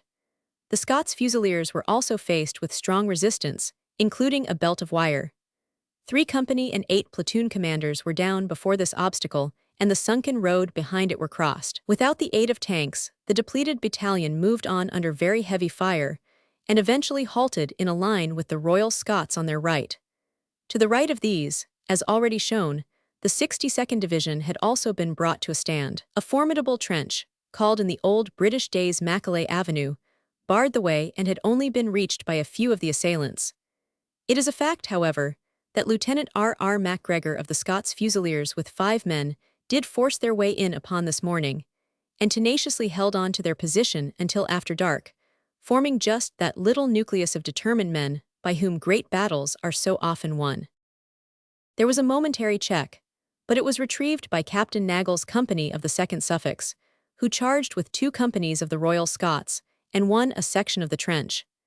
The utmost difficulty was experienced by the brigadier in keeping in touch with the action, as the ground was so exposed that nearly every runner sent back from the front line was killed or wounded. Colonel Henderson came forward, therefore, about 3 o'clock and reorganized his dispositions, with the result that before evening the line had been straightened and advanced, with the capture of many prisoners and machine guns. Meanwhile, Queant to the north had been captured by the 52nd Division, and the whole German system of defense was weakening and crumbling, the 17th Corps strongly cooperating with the Canadians upon their left. The enemy's purpose during all this very hard contest was to sacrifice his rearguards if necessary, in order to cover the retreat of his main body across the Canal du Nord. There were few more difficult problems in local fighting during the whole war than how to carry these successive positions, bravely held and bristling with machine guns. That it was finally done was a great achievement upon the part both of those who commanded and those who obeyed. Colonel Vickery's guns, covering the infantry, had much to do with the final success. How great that success was could only be judged upon the following morning, when the new divisions which had taken over the front, the Guards on the left and the 2nd on the right, found that all the kick had been taken out of the Germans, and that a substantial advance could be made with little loss. Neither the Guards nor the 3rd Division encountered serious opposition upon September 3, and a steady, if cautious, forward movement went on all day. The 17th Corps upon the left had turned south in order to clear Moevers and Tadpole Copse. By midday, the 2nd Division had cleared both Hermes and Demicourt. Before evening, the 2nd Guards Brigade was in the old British front line, which was held during the night. The Canal du Nord was just ahead, and it was realized that this would mark what the Germans intended to make their permanent line. It was all important to push the rearguard across it, and to get any bridges with their eastern exits, if it were in any way possible. September 4-12. The advance on September 4 was resumed in the face of some sporadic opposition, but by the evening of the 6th, the enemy was all across the canal, and the 6th Corps was awaiting developments elsewhere.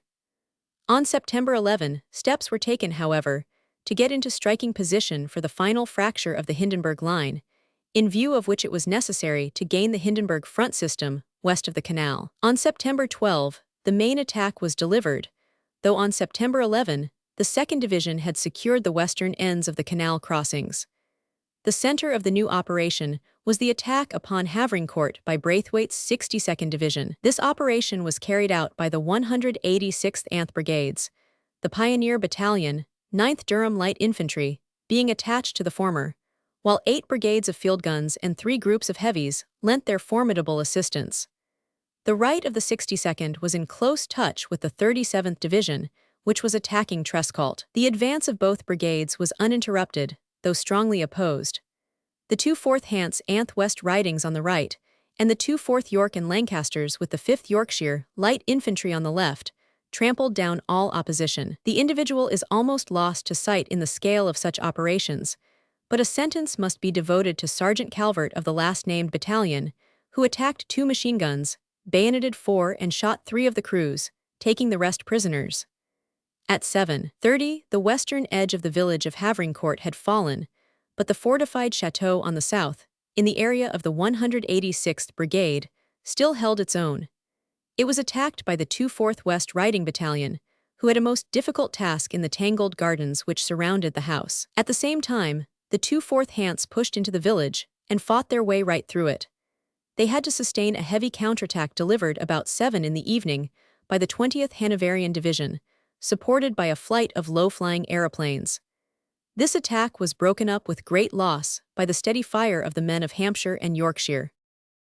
September 13-14.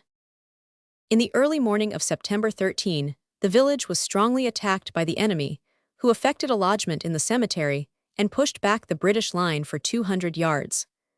A fine return was made by the 5th Devons of the 185th Brigade, who cleared the village once again. 2 of the divisional machine guns held out close to the posts occupied by the Germans, so close that the sergeant in charge shot the battalion leader of the enemy with his revolver. From this time, the 62nd were left in possession of Havrincourt, which they had thus won for the second time, since it was carried by them in the Cambrai Battle of November 20, 1917. General Braithwaite, who was the victor upon each occasion, remarked that if his men had to take it a third time they should, on the cup tie principle, be allowed to keep it forever. September 1427. Meanwhile, the 2nd Division on the left had made its way slowly, but without any serious check as far as London Trench, which brought them nearly level with the 62nd, while the 37th in the south had captured Trescault and were also well up to the Hindenburg Line. There was no further serious fighting for several days on this front, save that the 185th Brigade advanced its line to Triangle Wood on the morning of September 14. This attack was carried out by the 220th Londons and was completely successful, as was their subsequent defense against a brisk counterattack. On September 16, the 62nd Division was relieved by the 3rd, and the 2nd Division by the Guards. There was no further fighting until September 18, that general day of battle, when a very severe German attack was made about 6 o'clock in the evening, which covered the whole front of the 3rd Division and involved the left of the 37th Division in the area of the 4th Corps. After a heavy bombardment, there was a determined advance of infantry, having the recapture of Havrincourt for its objective. A number of low-flying aeroplanes helped the German infantry. The attack fell chiefly upon the 1st Scots Fusiliers and Royal Scots, and some gain was effected by a rush of bombers aided by flamethrowers, but they were finally held and eventually driven back, while 100 prisoners were retained. 100 Company of the Royal Scots particularly distinguished itself in this action, forming a solid nucleus of resistance round which the whole defense was organized. Nothing further of importance occurred until September 27, the day of the general advance, in this northern portion of the British line. August 21. In order to complete this account of the doings of Byng's Third Army from August 21 onwards, some account must now be given of what was originally the central unit, Harper's Fourth Corps, though its general progress has already been roughly defined by the detailed description of the two corps on its flanks. The first task set for this corps on August 21 was to capture the general line between Earls in the south and Bahucourt in the north, while the flank of this main attack was to be guarded by a subsidiary advance along the valley of the Anchor, and between Puisia and Muramont. The first objective of the main attack was Bucquoy, a Blainesville, and the important high ground to the immediate east of these villages. The advance commenced in a thick mist, and was undertaken in the case of the main attack by William's 37th English Division. It was completely successful, and aided by the fire of 6 heavy and 15 field brigades of artillery, it swept over its first objectives, the tanks helping materially to break down the opposition. The moral effect of a tank in a fog can be pictured by the least imaginative. 2 field guns and many lighter pieces were taken. The veteran 5th Division on the right and the 63rd Naval Division on the left then passed through the ranks of the 37th to enlarge the opening that they had made, carrying the advance on to the limit of the field artillery barrage, and halting at last just west of Achayat-le-Petit. The naval men met with a blaze of machine gun fire from the edge of Logest Wood, but they rooted out the nests and occupied the position, though the passage through the tangled brushwood and trees disorganized the units, and progress became slow. The railway line ran right across the front, and this, as usual, had become a formidable and continuous obstacle, which could not be turned. The reserve brigade of the 5th Division on the right carried Achayat-le-Petit, but could not get over the railway. The 63rd was also unable to reach the railway, and found a considerable concentration of Germans opposite to them in the brickworks and cemetery, west of Achayat-le-Grand. The tanks had wandered off in the mist, and for the moment the advance had reached its limit. Many of the tanks, as the mist lifted, were hit by the anti-tank guns of the enemy, though some most gallantly crossed the railway line and penetrated the German positions, doing such harm as they could, until they were eventually destroyed. Meanwhile, the subsidiary attack on the right flank had also been successful up to a point. The New Zealanders on the immediate south of the 5th Division had gone forward in their usual workmanlike fashion, and had taken Puisia. Upon their right, and next to the 5th Corps who were beginning their arduous crossing of the Anchor, was the 42nd Division, Solly Flood, an ex-Palestine unit of Lancashire Territorials which had won laurels in the March fighting. It had come away with a flying start, and had got as far as the important point named Beauregard Dovecote. There it remained until the early morning of August 22, when the enemy regained it by a spirited attack from a new division. The total effect of the day's work along the whole front of the 4th Corps had been the capture of 1,400 prisoners, of a number of guns, and of an extent of ground which was important, though less than had been hoped for. The main resistance had always been the railway, and the German guns behind it, so that to that extent his line was really inviolate. Indeed, from his point of view, the whole work of the Third Army on that date might be represented as an attack upon a false front, the real position remaining intact. August 22. The enemy was by no means abashed, and early in the morning of August 22, he showed that he did not propose to surrender the field until he had fought to regain it. At dawn, the 52nd German Division deployed through Marne and fell upon the left of the 5th Division in one direction, and the 42nd in the other. As already stated, they succeeded in driving back the latter, and Beauregard Dovecote remained as a prize of victory. Some 300 Germans pushed through between 3rd the 5th Division and the New Zealanders, but were at once attacked by a party of the 1st Devons, assisted by some of the New Zealanders. Corporal Onions of the Devons showed great initiative in this affair, which ended in the capture of the whole of the intruders. He received the V.C. for his gallantry. It was a day of reaction, for the 63rd Division in the north was strongly attacked, and was at one time pushed as far as Logest Wood. They rallied, however, and came back, but failed to regain the railway at Achayat-le-Grand. Early in the morning of August 23, the Beauregard Dovecote was finally captured by units of the 42nd and New Zealanders, the enemy falling back to Marne. About the same hour in the morning, the 6th Corps in the north had taken Gommecourt as already described, which strengthened the general position. August 23. Early on August 23, the 37th Division came up on the left and relieved the Naval Division.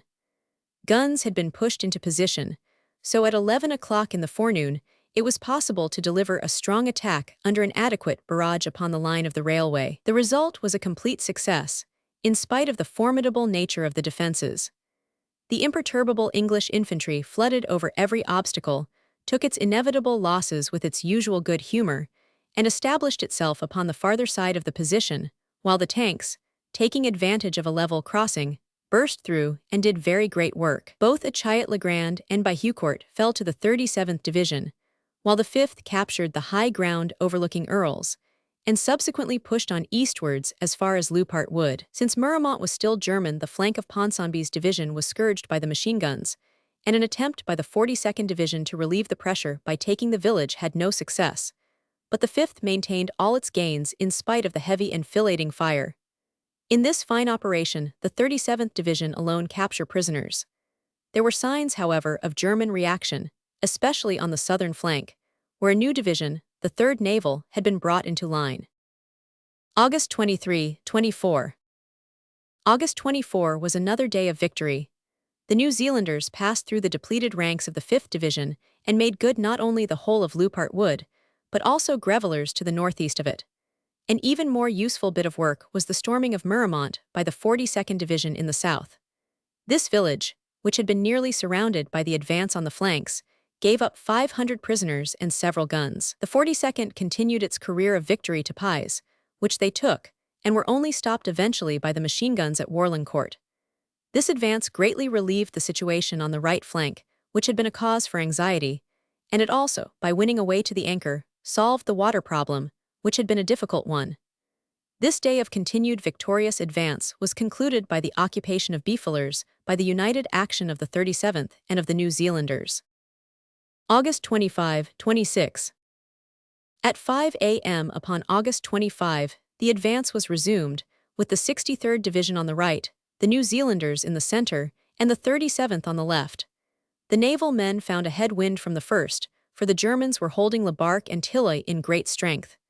No great progress could be made. On the left, the New Zealanders and the 37th both reached the very definite line of the Bapaume-Arras road, where they were held by very heavy fire from Bapaume on the right and Faverolles on the left. The splendid 37th, with some assistance from the New Zealanders on their south, rushed the wood and village of Faverolles and helped to beat off a German counterattack by the fresh 111th Division, which was so mauled by aircraft and artillery that it never looked like reaching its objective.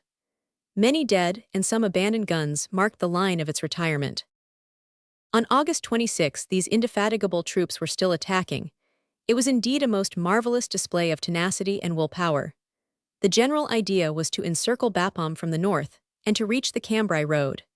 In this, the 5th Division and the New Zealanders were successful, the former reaching Bugnatter, while the latter got as far as the road, but sustained such losses from machine gun fire that they could not remain there. In the south, Tilly still barred the advance of the Naval Division, which was again repulsed on August 27 when they attacked after a heavy bombardment. There was a pause at this period as the troops were weary and the supplies had been outdistanced. On August 28, the 63rd left the 4th Corps, and the 42nd took over their line and repeated their experience, having a setback before Tilly. On August 29, there was a general withdrawal of the German rearguards, the whole opposition dissolved, Tilly fell to the 42nd Division, and the New Zealanders had the honor of capturing Bapaume. Up to this time, the advance of the 4th Corps had yielded guns and prisoners. August 28-31. On August 30, the whistles were sounding once more, and the whole British line was rolling eastwards. It will mark its broader front if we say that on this date, the 5th Corps on the right was in front of Bolincourt, while the 6th Corps on the left had taken Valks, Vraucourt. The 42nd Division on this day was unable to hold Reincourt, but the rest of the line got well forward, always fighting but always prevailing, until in the evening they were east of Bancourt and Fremicourt and close to Bugny. Always it was the same program: the exploring fire, the loose infantry advance, the rapping machine guns, the quick concentration and rush, occasionally the summoning of tanks or trench mortars when the strong point was obstinate. So the wave passed slowly but surely on. On August 31, the Germans, assisted by 3 tanks, made a strong attack upon the New Zealanders, and a small force pushed in between them and the 5th Division. They were surrounded, however. A German battalion commander was shot and some 60 of his men were taken. The whole line was restored. On this day, the Lancashire men on the right took Reincourt with some prisoners and a battery of guns. September 29. September 2 was a day of hard battle and of victory. The 3 Corps of General Byng's army, attempting to gain the general line, Barester-Hapling Court-le-Bouquier. The 42nd Division captured Villers-aux-Flots and advanced east of it, while the New Zealanders made good the ridge between there and Bugny. Some 600 prisoners were taken. There was some very fierce fighting round Bugny, in which the 5th Division lost 6 tanks and many men with no particular success. The place was afterwards abandoned. The British line was now drawing close to the Hindenburg position, and the 4th Corps, like all the others, was conscious of the increased effort which the Germans were making in order to prevent the attackers from gaining all the outlying posts, and being able to carry the main line before every preparation had been made for its defense. For several days there were wrestles for this position or that, which culminated on September 9 in a very sharp tussle between the New Zealanders and a German Jaeger division at African Trench on the ridge west of Gouzeaucourt. It was a very desperate fight, which some of the old New Zealanders declared to have been the most intense and close which they had experienced since they met the Turks at Gallipoli. A compliment to the Jaeger, but somewhat a reflection upon other units of the German army. In the end, the New Zealanders were unable to hold African Trench and had to be content with African support. The 5th Division shared in this fighting. This engagement was part of a local cooperation in an attack made by the 5th Corps in the south. September 12-18. On September 12, there was a combined attack, which has already been mentioned, by which the 4th and 6th Corps should capture Trescaut Spur and Havrincourt. It will be remembered that the latter was captured by the 62nd Yorkshire Division. The New Zealanders advanced upon the Spur, where they met with very vigorous opposition from their old enemies, the Jaeger, who fought with great tenacity. The 37th Division turned the Spur from the south, however, capturing both Trescaut and Bilhem. 2 guns and prisoners were captured. On September 18, the 5th Division together with the Welsh Division of the 5th Corps undertook a local operation against African Trench, but the indefatigable German Jaeger still remained masters of the situation. At 5:20 p.m. on that day, the initiative passed to the enemy, who broke suddenly into a very heavy bombardment, followed by a furious attack upon the left of the 37th Division. It made some progress at first, and the British losses were heavy, especially in the case of the 1st Hertz, a battalion which has many times shown great steadiness and gallantry. Lieutenant Young of this unit rallied his men and counterattacked at a critical moment, dying single-handed amid the German ranks but winning a posthumous VC. We have now brought the record of the 4th Corps level with that of the 5th to the south and of the 6th to the north. It is necessary to give some fuller account of the 17th Corps, which had been formed on the left of the 6th. This will complete the account of General Byng's operations with his Third Army from their inception on August 21 until the eve of the great general battle, which was to break out at the end of September. August 25. It has already been stated that on August 25, Sir Charles Ferguson's 17th Corps was formed on the left of General Byng's Third Army and became the northern unit in that force, having the 6th Corps on its right and the Canadian Corps on its left. It contained at first 3 divisions, the 52nd Hill, 56th Hull, and 57th Barnes. 2 of these had already been heavily engaged in the new advance before becoming part of the 17th Corps. Indeed, on the day preceding the entrance of the Corps into the line, the evening of August 24, the 56th Division had attacked the Hindenburg Line at Summit Trench and Hill Switch, near Croissels, without effect. They had now established themselves near their objective and were waiting orders to try again. The 52nd Division, one of the fine units which had been released from Palestine owing to the reinforcements of Indian troops in that country, had also tried for the Hindenburg Line and taken a bit of it upon August 24, but they had found it too hot to hold. They were now lying low on the western borders of Henin Hill, hoping to cooperate with the Canadians of the First Army on their left at some later date. A line of British divisions was now crouching in front of Hindenburg's bars, all ready for a spring. In the new attack, it was planned that the 56th Londoners should cooperate with the 6th Corps on their right and clear the village of Croissels by outflanking it, while the 52nd Division should work on the north of the Cogel stream in close touch with the big Canadian attack, advancing towards Fontaine-les-Croissels. The effect of these movements would be that the portion of the Hindenburg Line, which faced the 17th Corps, would be attacked from the rear instead of the front. August 26. On August 26 at 3 a.m. the Canadians went forward, as will be told under the head of their operations. The 52nd Division kept its place on their right flank, working up along the Cogel River and carrying all the objectives allotted to them. By 10:35 a.m., their task had been completed and they were still in close touch with the Canadians. In the afternoon, the 155th Brigade on the extreme left, consisting of Scottish Territorials, attacked Henin Hill from the northwest, capturing a succession of machine gun positions. The crews of these guns got, and indeed accepted, little quarter, fighting staunchly to the last. By 4 o'clock, the 52nd Division was well into the Hindenburg Line from the Cogel northwards, and by 5 o'clock, the 155th Brigade was across Henin Hill, moving southeast. The whole of this very important position was now in British possession, though there were pockets of the enemy scattered here and there who were holding out to the last. The 56th Division on the right was still in front of Croissels, sending out occasional patrols which reported that the village was still strongly held. Its orders were to maintain pressure, but not to advance until the development of the movement in the north should shake the enemy's resistance. August 27-28. On August 27, Croissels and the strong trenches around it were kept under bombardment.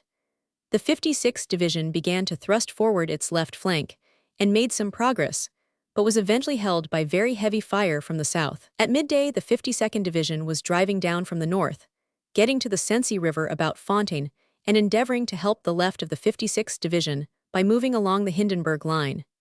This was partly accomplished, but it was impossible for the 56th to get ahead, as the troops on their right in the Ledger trenches had also been held up. That evening, the 52nd Division, after a fine term of service, was drawn out, and the 57th took its place. Early on August 28, it was evident that the scheme for pinching out Croissels had been successful. At 8 a.m., a contact aeroplane reported the village to be empty, and at 8:30 the London patrols were in the main street. There now lay Bullecourt in front of the 56th, and Hendecourt and Reincourt in front of the 57th Division. At 12:30 the attack was in full swing, lines of the gallant territorials of London and Lancashire streaming across the low dun-colored curves which are cut by the famous trenches. It was a long uphill fight, but by 4:30 in the afternoon, the 169th Brigade, containing the London Rifle Brigade, the 2nd Londons, and the Westminsters, had fought their way into Bullecourt. There they were held, however, for there were numerous pockets of Germans in their rear, and the machine guns pelted them from every side, while the village was far from clear. The 167th Brigade on the right had also been held up by machine guns, all 3 battalions, the 1st London and the 7th Anth Middlesex, having heavy losses and being forced back for a time. The 57th Division on the left of the line encountered the same desperate resistance, which could only have been overcome by troops who would take no denial.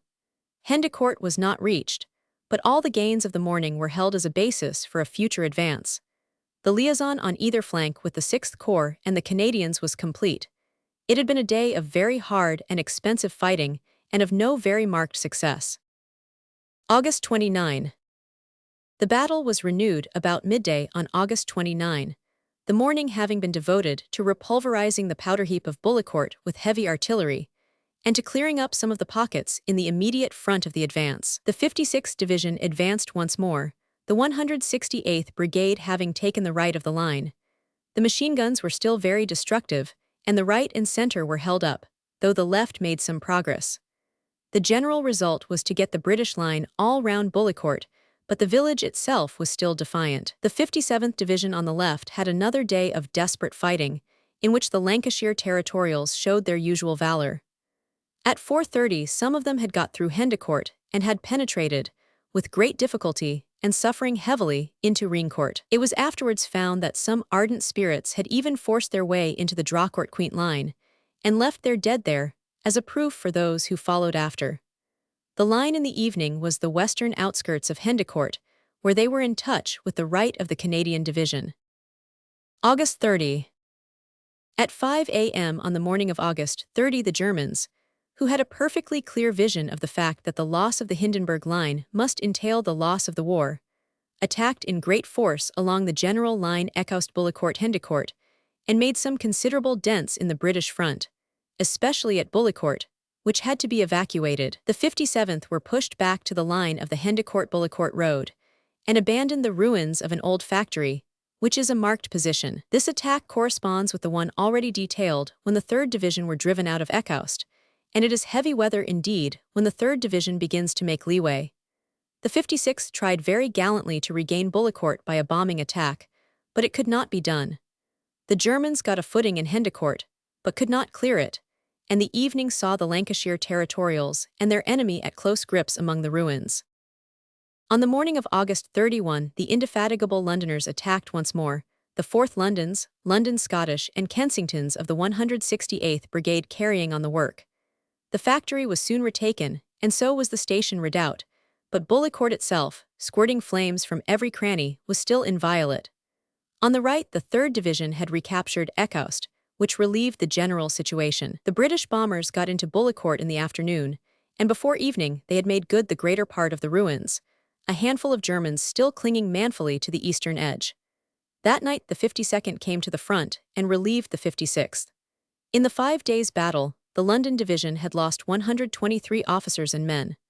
On the other hand, they had captured officers and over 1,000 men, while they had inflicted very heavy losses upon the enemy. September 1. September 1 saw this long-drawn battle still in full progress. There is nothing more amazing than the way in which the British divisions at this stage of the war, without reinforcements, carried on the fight from day to day, as though they were sustained by some prophetic vision of the imminent victory, which was so largely the result of their heroic efforts.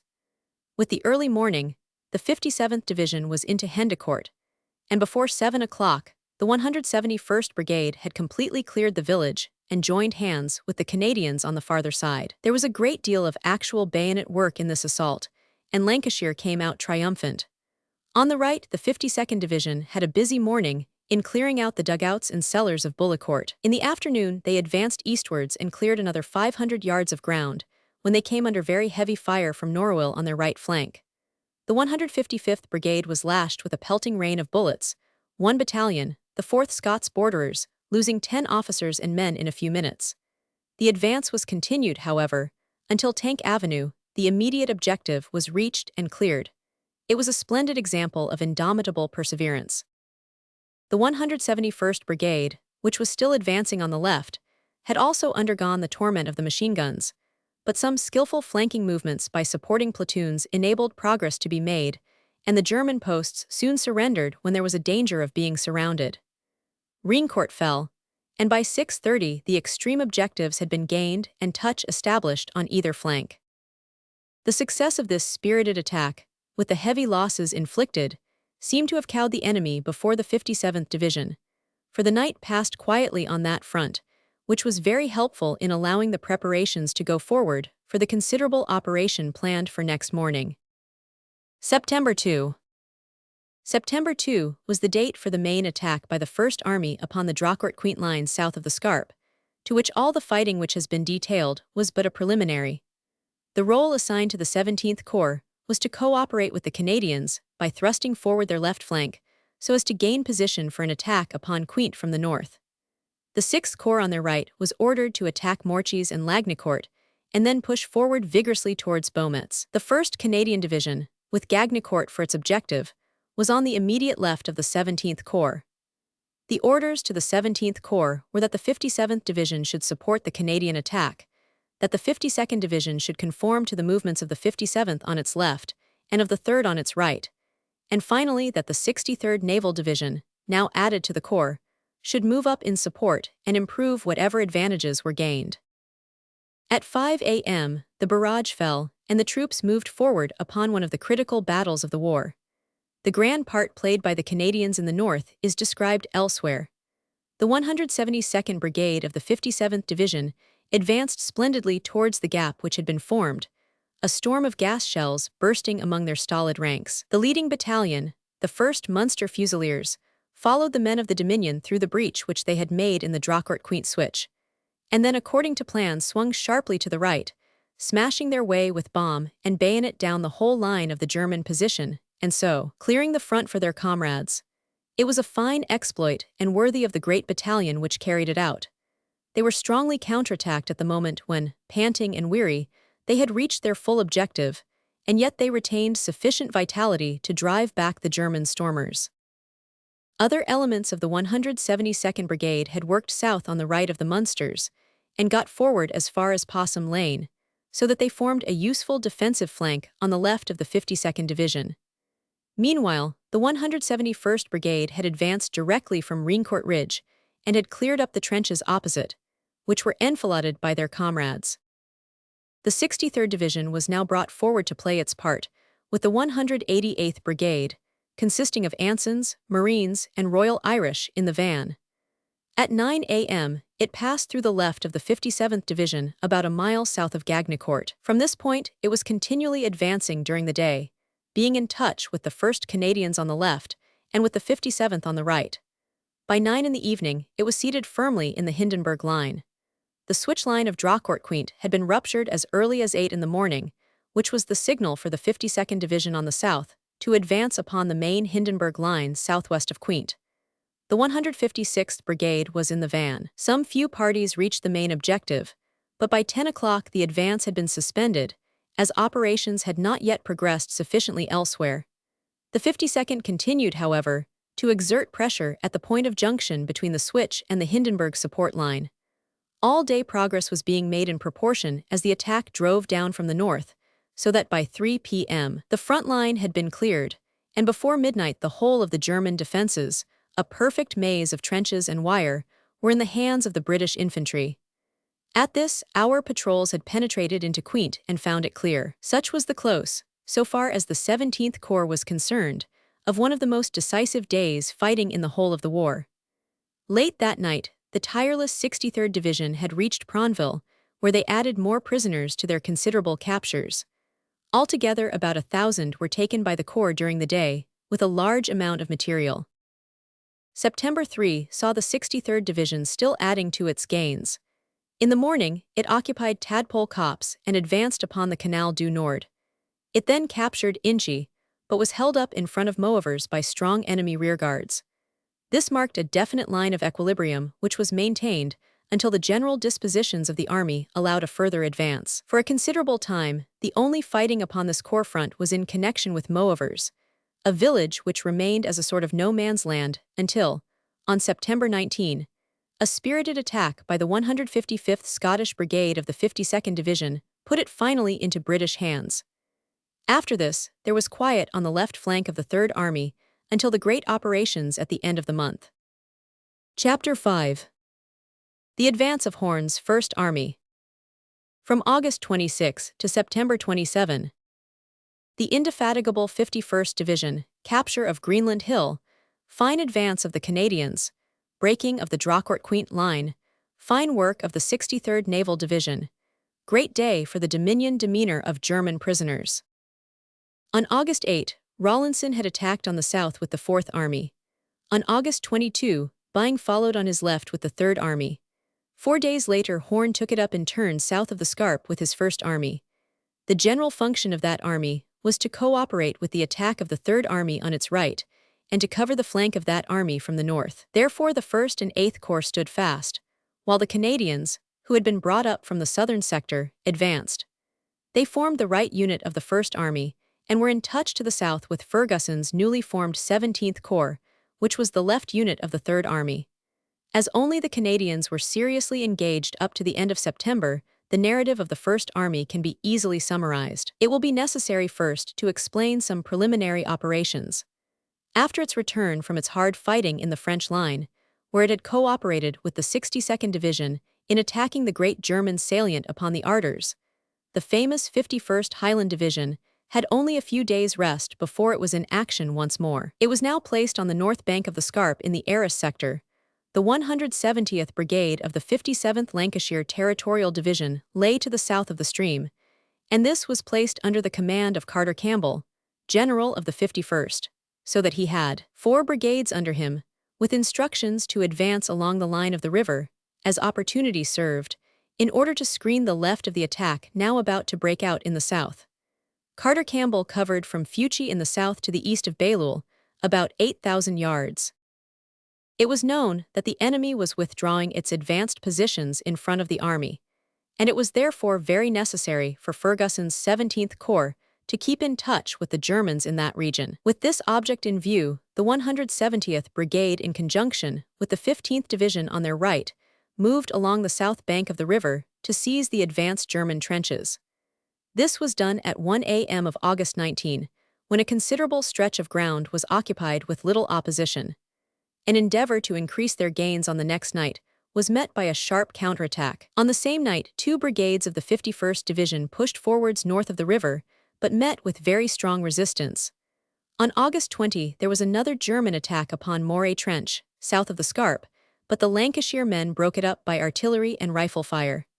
By 9 p.m., however, the 170th Brigade were ordered back from their advanced position, having been badly harried all day. On August 24 in the early morning, the 57th Division advanced with good results, the 153rd Brigade capturing Pippin Trench and other important points. The 152nd Brigade lay to the immediate west of Fampoux and did not move, but the advance was again carried on upon the left on August 25 with some gain of ground. August 26.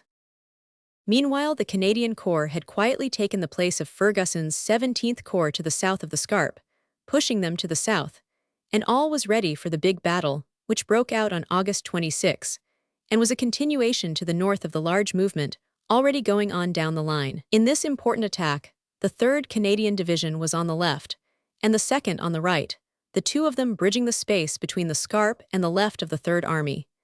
It was stated by prisoners that the attack had been foreseen, and that they had withdrawn 2,000 yards the day before. However that may be, everything went very well, and the men of the Dominion showed their usual determined valor. The 7th and 8th Canadian Brigades, just south of the river, swept along with hardly a check, save for a time when the 8th was held up behind Orange Hill. At 7:35, Monchy, important as a place of observation, was in British hands once more. At 10:45, the 4th Canadian Brigade had captured Gugemapemap, and in the afternoon, Wancourt Ridge had also fallen to the 2nd Canadian Division. Here, as elsewhere, a single day had given what weeks of effort had once failed to achieve. 2,000 prisoners were taken. On the north bank, the 51st Division, which was now part of the Canadian Corps, made a similar advance, both the 152nd Anid Brigades sweeping forward, and occupying Roa, Gavrelle, and the chemical works with little opposition. The 8th Division was to the north of the 51st, and it also pushed forward its line, its patrols occupying Oppie after dusk. The 8th Division, reconstituted under its veteran commander, General Hennecker, after its murderous and heroic experience upon the Aisne, was the right-hand unit of Hunter Weston's 8th Corps, which was the next unit of the 1st Army. The front of this corps was formed by the 20th Division in the north and the 8th in the south, and its role at this period was to stand fast. But by a succession of well-conducted enterprises, the 8th Division was continually encroaching upon the German lines. Presently, as will be seen, when the line was advanced on the south, the 8th Corps was unleashed and sprang forward in combination with the general advance on either flank. On its left, and following its general movements, was Holland's 1st Corps, which was allotted, after September 20, to the 5th Army, so that instead of being Horn's northern unit it became the Southern Corps of Birdwood. August 27, 28. On August 27 the Canadians went forward once more, the 9th Brigade on the left near the river, while the 4th Anth were on the right. Again there was a day of steady advance, which was rather a slow pursuit than a battle. In the evening the line ran east of Cherisy, but west of Pelves and Haucourt. In the north, the 51st Division attacked Greenland Hill, which was a most important piece of high ground. So important that it may be said to be the point on which the whole great advance to the Canal du Nord pivoted. The attack was delivered with great spirit by the 7th Gordon's Anth Black Watch of the 153rd Brigade, but they were unable to get the summit, while the 6th Seaforths to the south of them were also held up by machine gun fire. Some advance was made, however, by the 154th Brigade, which had now come in on the north of the line. That night, the 25th Brigade of the 8th Division took over this northern section. August 28 saw the Canadians still continuing their slow but inexorable advance. On that morning, their 7th Brigade took Pelves and Boiry. There were 2 strong counterattacks upon the 2nd Canadian Division in the evening near Artillery Hill, and for a time the front line was pushed back, but it soon recovered and held firm. There was quiet now on the Canadian front, but on August 29, the 154th Brigade of the Highland Division made a fresh attack upon Greenland Hill, which was captured by the 4th Gordon's Anth Argyll and Sutherland's with only slight losses. This important success caused the evacuation by the enemy of several positions commanded by the hill, especially Delbar Wood. This capture screened the left flank of the Canadians and drew from their general a generous message of thanks, in which he said that your division, after its continuous fighting for the last year, was able to take and keep the strong position of Greenland Hill, testifies to the fact that the fighting qualities of the 51st are second to none in the Allied armies. August 30. There were some changes of troops at this date in preparation for the big attack upon the Hindenburg switch line which was impending. The 22nd Corps, Godley now formed on the left of the Canadians, took over the 51st Division, and also occupied the south bank of the Scarpe with the 11th Division. It retained the 49th Division, Cameron, in reserve. On the other hand, the 4th British Division was attached to the Canadians and came into their centre at Ramai and Haucourt. At dawn on August 30, the Canadian 1st Division attacked Upton Wood and the trenches near, with the object of straightening the line and maintaining close touch with the 17th Corps on the right. This movement was splendidly successful, and prisoners were taken. The 4th British Division advanced at the same time, and their line in the evening was just east of Etterpigny. Next day they were held up once at St. Servan Farm, but took it at the second attempt. Meanwhile, the 11th Division was moving steadily forward on the south bank of the river. It was relieved on October 1 by the 56th London Division, acting under the 22nd Corps. On September 1, the Canadian Corps was outside the Arras-Cambrai Road, with the 4th British Division forming its left flank, the 4th Canadian its centre, and the 1st Canadian on the right. It was a day of local attacks and bickerings, but great preparations were on foot for the morrow. The first light of dawn had hardly begun to glimmer in front of the eager lines of infantry before the signal was given for the advance upon the Drocourt-Queant line. This line is not the main Hindenburg line, but it is a northern extension of the Hindenburg system, and it may be said to cover the towns of Douai and Cambrai.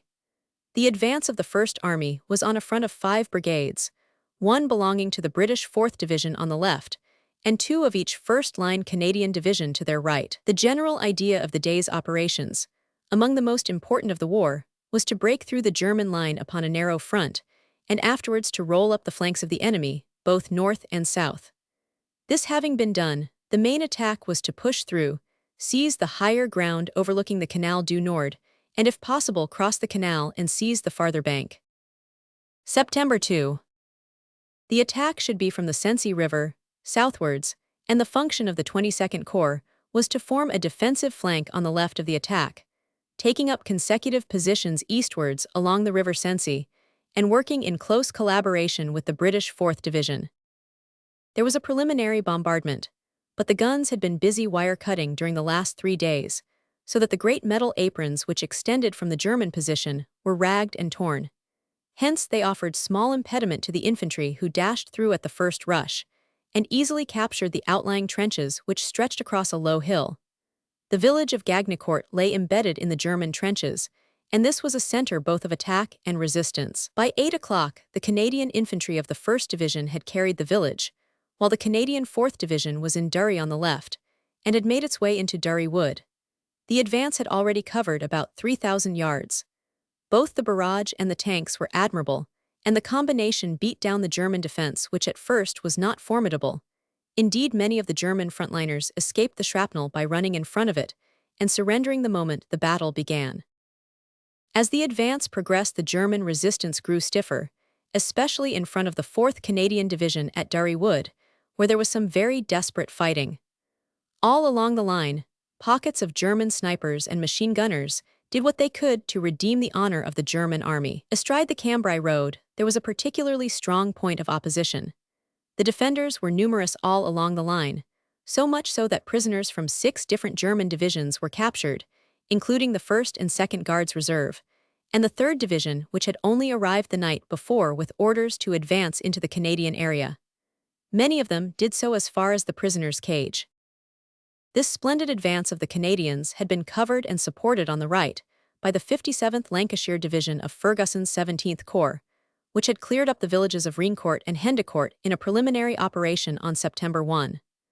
The Lancashire men made good the Canadian flank, and then the 63rd Naval Division of the same corps skirted the southern edge of Gagnicourt, passing the Canadian troops, and pushed on to Buissy, nearly 2 miles further east. This advance was on a front of a mile, and brought the victors into contact with 6 other German divisions, each of which provided samples for the cages. Not content with this fine performance, the Naval Division, who were now ahead of their guns and without tanks, pushed on again in the evening, and inclining to the south they captured the village of Pronville, thus getting to the east of Quinte, which was still held by the Germans. The Drake, Anson, Hood, and Hawk battalions, together with the Royal Marine units, were all heavily engaged during this long day of fighting. Meanwhile, the Canadians had carried on along the original line of advance, the 1st Canadian Division clearing the woods of Loyson and Bouch. On the extreme left, the 4th British Division added to its great fighting record another strenuous day of battle. It had in front of it a very strong position, Prospect Farm, which offered a desperate resistance, but was eventually taken. It was afternoon, however, before the place fell, which prevented the attainment of the full objectives of the day. They were still advancing in the morning of September 3, and before noon they had taken all their original objectives, including Aiding and Lecluse, while on the same morning the 4th Canadians got as far forward as Rumencourt. It was a fine victory, which will make September 2, 1918, memorable to Canadians. Great work was done by the British divisions on either side of them, but the stress of the attack and the consequent credit lay with our comrades from across the Atlantic. More than 10,000 prisoners were taken during the day. Their demeanor, as described by Mr. Perry Robinson, the well-known correspondent of the Times, is of interest as reflecting the softening and disintegrating influences in the German army. As the newcomers arrived, they were greeted with shouts of laughter and welcome by their comrades already behind the wires, and greetings and badinage and names were called back and forth. Those inside were mostly eating, and held up bully beef tins and biscuits for the new arrivals to see, and the latter cheered responsively. Many were very tired, but the whole scene suggested a new trainload of revelers at some annual bean feast being welcomed by fellow holiday-makers. September 3. The Germans had dammed the river which flows down the Trinquis Valley in front of the 22nd Corps, and this had now formed a considerable lake, which hampered operations to the north. The Fresnes-Rouvray line, when tested by patrols, seemed to be still strongly held. It soon became evident, however, that on the south the Germans had withdrawn behind the Canal du Nord. The Canadians on September 3 closed up to the western bank, occupying with little resistance Ricourt and Barrel. During the day, the 1st British Division relieved the 4th British Division, while the 2nd and 3rd Canadians relieved respectively the 1st and 4th Canadians. The canal was found to be full, and all the bridges down, so that progress was for the time suspended, and a period of inaction followed, which was accompanied by a bad spell of boisterous weather, lasting for more than a week. During this time, the 1st British Division was sent south to form part of the 9th Corps on the extreme south of the line next to the French. The 56th London Division took its place on the right of the 22nd Corps, and on September 19, it extended so as to take over the ground held by the 3rd Canadians, thus contracting the Canadians' front on that flank, while it was extended to the south, where it took over from the 52nd Division on the left of the 17th Corps. The Cambrai Road became the dividing line between the British and the Canadians. To preserve Horne's uniformity of treatment, we shall now return to Rawlinson's 4th Army in the south, and we shall carry each successive army forward from the end of September to the date of the German surrender. Chapter 6. The operations of Rawlinson's 4th Army. From the Battle of the Hindenburg Line, September 29, to the Battle of the Selle, October 17. The first American operations, the rupture of the Hindenburg Line, predicament of 27th American Division, their gallant resistance, great Australian attack, remarkable feat by the 46th North Midland Territorial Division, exeunt the 3rd Corps and the Australians, entrance of the 13th Corps, rupture of the Beaurevoir Line, advance to the Selle River. Turning to Rawlinson's 4th Army, which were last seen in contact with the old Hindenburg Line along its formidable front from Vantuel on the left to Gricourt on the right, it will be remembered that it consisted of Butler's 3rd Corps on the left, the Australian Corps in the center, and Braithwaite's 9th Corps on the right in contact with the French. The time had now come for an attack on the largest scale in order to endeavor to carry this Chinese wall of Germany by storm. The part assigned to the 3rd Corps in this important operation was not a large one, and their front was now contracted to 2,000 yards, while two of their divisions, the 58th Londoners and the 74th Yeomanry, were transferred to another area. There remained only the 12th and 18th Divisions in line, which had to cover the left flank of the main attack, which was to be made by the Australian and 2nd American Corps, and by Braithwaite's 9th Corps to the south of them. September 27. At this point, the Great Canal de l'Escaut passes under a tunnel which is nearly 6 miles in length. Thus it is the only place in the whole line where tanks could be used to advantage. The general plan was that this section of the line should be carried by the 2nd American Corps as far north as the northern entrance of the tunnel. This done, they would extend their gains to the left in a northeasterly direction beyond Vantuel, so as to open up a way for the 5th Corps. After the line had been taken, Australian divisions were to move forward through the Americans and push the advantage to the east. The role of the 3rd Corps was to cover the left of the Americans, and then, when the latter had moved northwards, to mop up Vantuel, establish bridgeheads east of that point, and bridge the canal for the 38th Welsh Division on the right of the 5th Corps to get across. Before the general attack which took place on that Die Serie, September 29, the Americans had a brisk fight of their own, which deserves some special mention, as it was the first large operation of an American force acting as part of a British army. The 2nd American Army Corps, General Reed, had been specially selected to lead the attack on September 29, and as a preparation for this great effort, they were ordered to make some advance along their whole front in order to gain an advantageous point from which to start. They lay roughly along the front of the Hindenburg outpost line, but they needed to draw up closer to the main line before the day of battle. On the night of September 24, General Orion's 27th American Division from New York on the left relieved the 18th and 74th British Divisions, taking over a front of 4,500 yards opposite to Gowie. The defenses immediately before them were particularly strong, including the notorious danger points, the Knoll, Quinnamont Farm, and Guillemont Farm. The 53rd American Brigade, Pierce, took over the line, with the 106th Infantry Regiment in front and the 105th in support. The entire American front was from near Vantuel in the north to Bellecourt in the south. The tunnel, which formed a special feature in the next great battle, deserves some description, as it was a remarkable feature dating back to the First Empire, and still bearing upon its arches the laconic N of the Great Corsican. It is 6,000 yards long and averages 50 feet below the surface, with a breadth of about 70 feet. The Germans had converted it into an extraordinary military work, for it was stuffed with barges in which a whole division could take absolute refuge from the heaviest barrage ever launched. There were all sorts of bolt holes in every direction for getting in or out, and there were powerful machine gun emplacements along the top. Altogether, it was as awkward a nut to crack as any military engineer could conceive. The main Hindenburg line lay a couple of 100 yards west of the tunnel, a heavily wired system of trenches. About a mile farther east was a strong support line joining the villages of Norre and Le Catelet, while 2 or 3 miles farther on was yet another strong position, known as the Beaurevoir line. The way in which Americans, Australians, and British combined with equal valor to hunt the Germans out of this terrific series of positions is a story which will go down in the common traditions of the English-speaking race. At 5:30 a.m. on September 27, there was the preliminary operation, already mentioned, which should gain the ground necessary for the jumping-off place. This was done by General Lewis' 30th American Division on the right with little difficulty. It was different with the 27th on the left. On this flank, a depth of about 1,100 yards had to be gained, coinciding roughly with the rearmost trenches of the Hindenburg outpost line.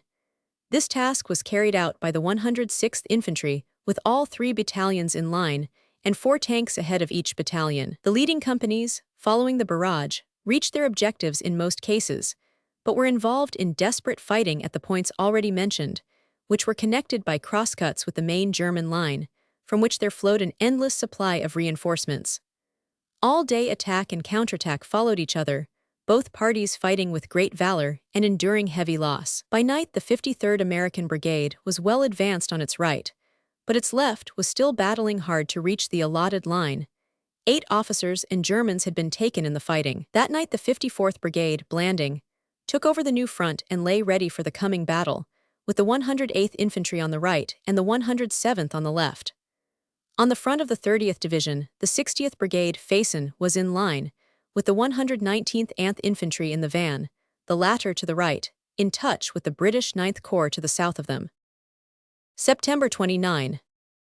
The task which lay before the New Yorkers of the 27th American Division was particularly difficult, because the men were so scattered over 1,100 yards of depth that the barrage had to be thrown forward to cover that area of ground. Thus, the main body of the stormers had to cross that space before getting the full protection of the artillery. There were no American guns in action, but the British artillery was as splendidly efficient as ever, crashing down at 5:30 a.m. upon the starting line, where it lingered for 4 minutes, and then advanced at the rate of 100 yards in every 4 minutes. The German barrage came down instantly in reply, and though it was not very heavy, it inflicted considerable damage upon the supporting troops. What with fog and smoke, it was difficult to see more than a few feet in any direction, and this was a great advantage to the stormers, the more so to troops who are so individual as the Americans. The 30th Division on the right, a unit raised in the Carolinas and Tennessee, dashed through the main Hindenburg line in the most gallant fashion, capturing Bellecourt on the way, while the veteran Australian 5th Division passed through their cheering ranks after they had reached their allotted limit. The 117th American Regiment on the right was in close touch to the south with the 46th British Division, whose fine advance is chronicled elsewhere, so that the British, American, and Australian dead lay along the same battle line. The 120th American Regiment on the left had taken and held Norre, but had been forced to bend its line back at the north end as far as the tunnel, on account of the fire which beat upon them on that flank. The 27th Division had met with grave difficulties from the start, for the tanks encountered mines and traps, while the infantry, as already explained, had practically no barrage, and found a strongly posted enemy in front of them. The men behaved with the utmost gallantry and the officers led them with great devotion, but no troops in the world could have carried the defenses under such circumstances. For 1,000 yards north of the interdivisional boundary, near the village of Boney, they got into the main line, and from point to point all along the front bold, parties pushed forward as far as Gowie and Le Catelet, many of whom never got back. The more successful were ruined by their own success, for as the mist rose it was found that in their swift advance they had left many pockets and strong points behind them, which fired into their backs when they rose to advance. The 3rd Australians, following up the attack, could do little to make matters better, for all this part of the field of battle was such a complete mix-up, and the two armies were so dovetailed into each other that it was impossible to use artillery, and yet the situation was such that without artillery it was quixotic madness for the infantry to advance. The reinforcing Australians were held up on the line between the Knoll and Guillemont Farm. Groups of brave men gathered together from time to time and stormed up to Guillemont and Quinemont farms, which were among the most deadly of the German strongholds. A British divisional general assured the present chronicler immediately after the action that he had never seen the dead lie so thick at any spot during the war as the Americans lay round Guillemont Farm. Neither the blue-clad infantry of Grant nor the grey Confederates of Lee showed a higher spirit than the khaki-clad lads who fought alongside the British that day. The best that could be done, however, was to hold such ground as had been gained, and to wait until the advance of the 5th Australians from the south and of the 18th British Division from the north should make all their section of line untenable for the Germans. The 27th Americans and 3rd Australians had in the meantime held on to every inch of ground they had gained, and also to every prisoner whom they had taken. On the night of September 30, the Americans, shattered in numbers, but with unabated spirit, were withdrawn from the line. Altogether 40 officers and men had been taken from the enemy. It is necessary now to state the difficult and confused events of September 29 from the point of view of the 5th Australian Division, who had almost as severe a day as their compatriots on the left. General Hobbs' division went forward with the 8th Brigade on the right, which was in constant touch with the British troops. On the left was the 15th Brigade, which eventually found its northern flank in the air on account of the holdup in that quarter. At 9:40 the line of the 8th Brigade passed Bellecourt, which the Americans had cleared.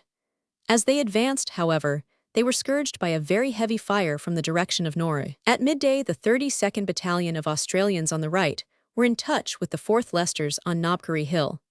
As the brigade advanced they came upon concrete pillboxes of the familiar type behind Norre, which caused heavy losses. Joncourt on the right was taken by the 32nd Battalion, and at 8 in the evening the general line of Norle-Catalet had been reached. The 15th Brigade on the left had the harder task. The fog and the rapidity of the American advance had combined to leave a number of machine guns still active, and there was constant opposition. Touch was maintained with the 44th Battalion of the 3rd Australian Division on the left. A great many scattered groups of Americans were reached, most of whom came on with the Australians. The brigade had been well provided with tanks, but in the space of 15 minutes all the heavies and most of the whippets had been knocked out. So mixed were the conditions, and so thick the clouds over the battlefield, that for a time the 59th Australian Battalion on the left was altogether lost. But the 57th ANTH fought on together, and with their American friends reached the Lacatalet line, a bunch of Germans remaining in the trench between the two battalions. The 59th was afterwards found to have trended northwards and to be in close liaison with the right of the 3rd Australian Division.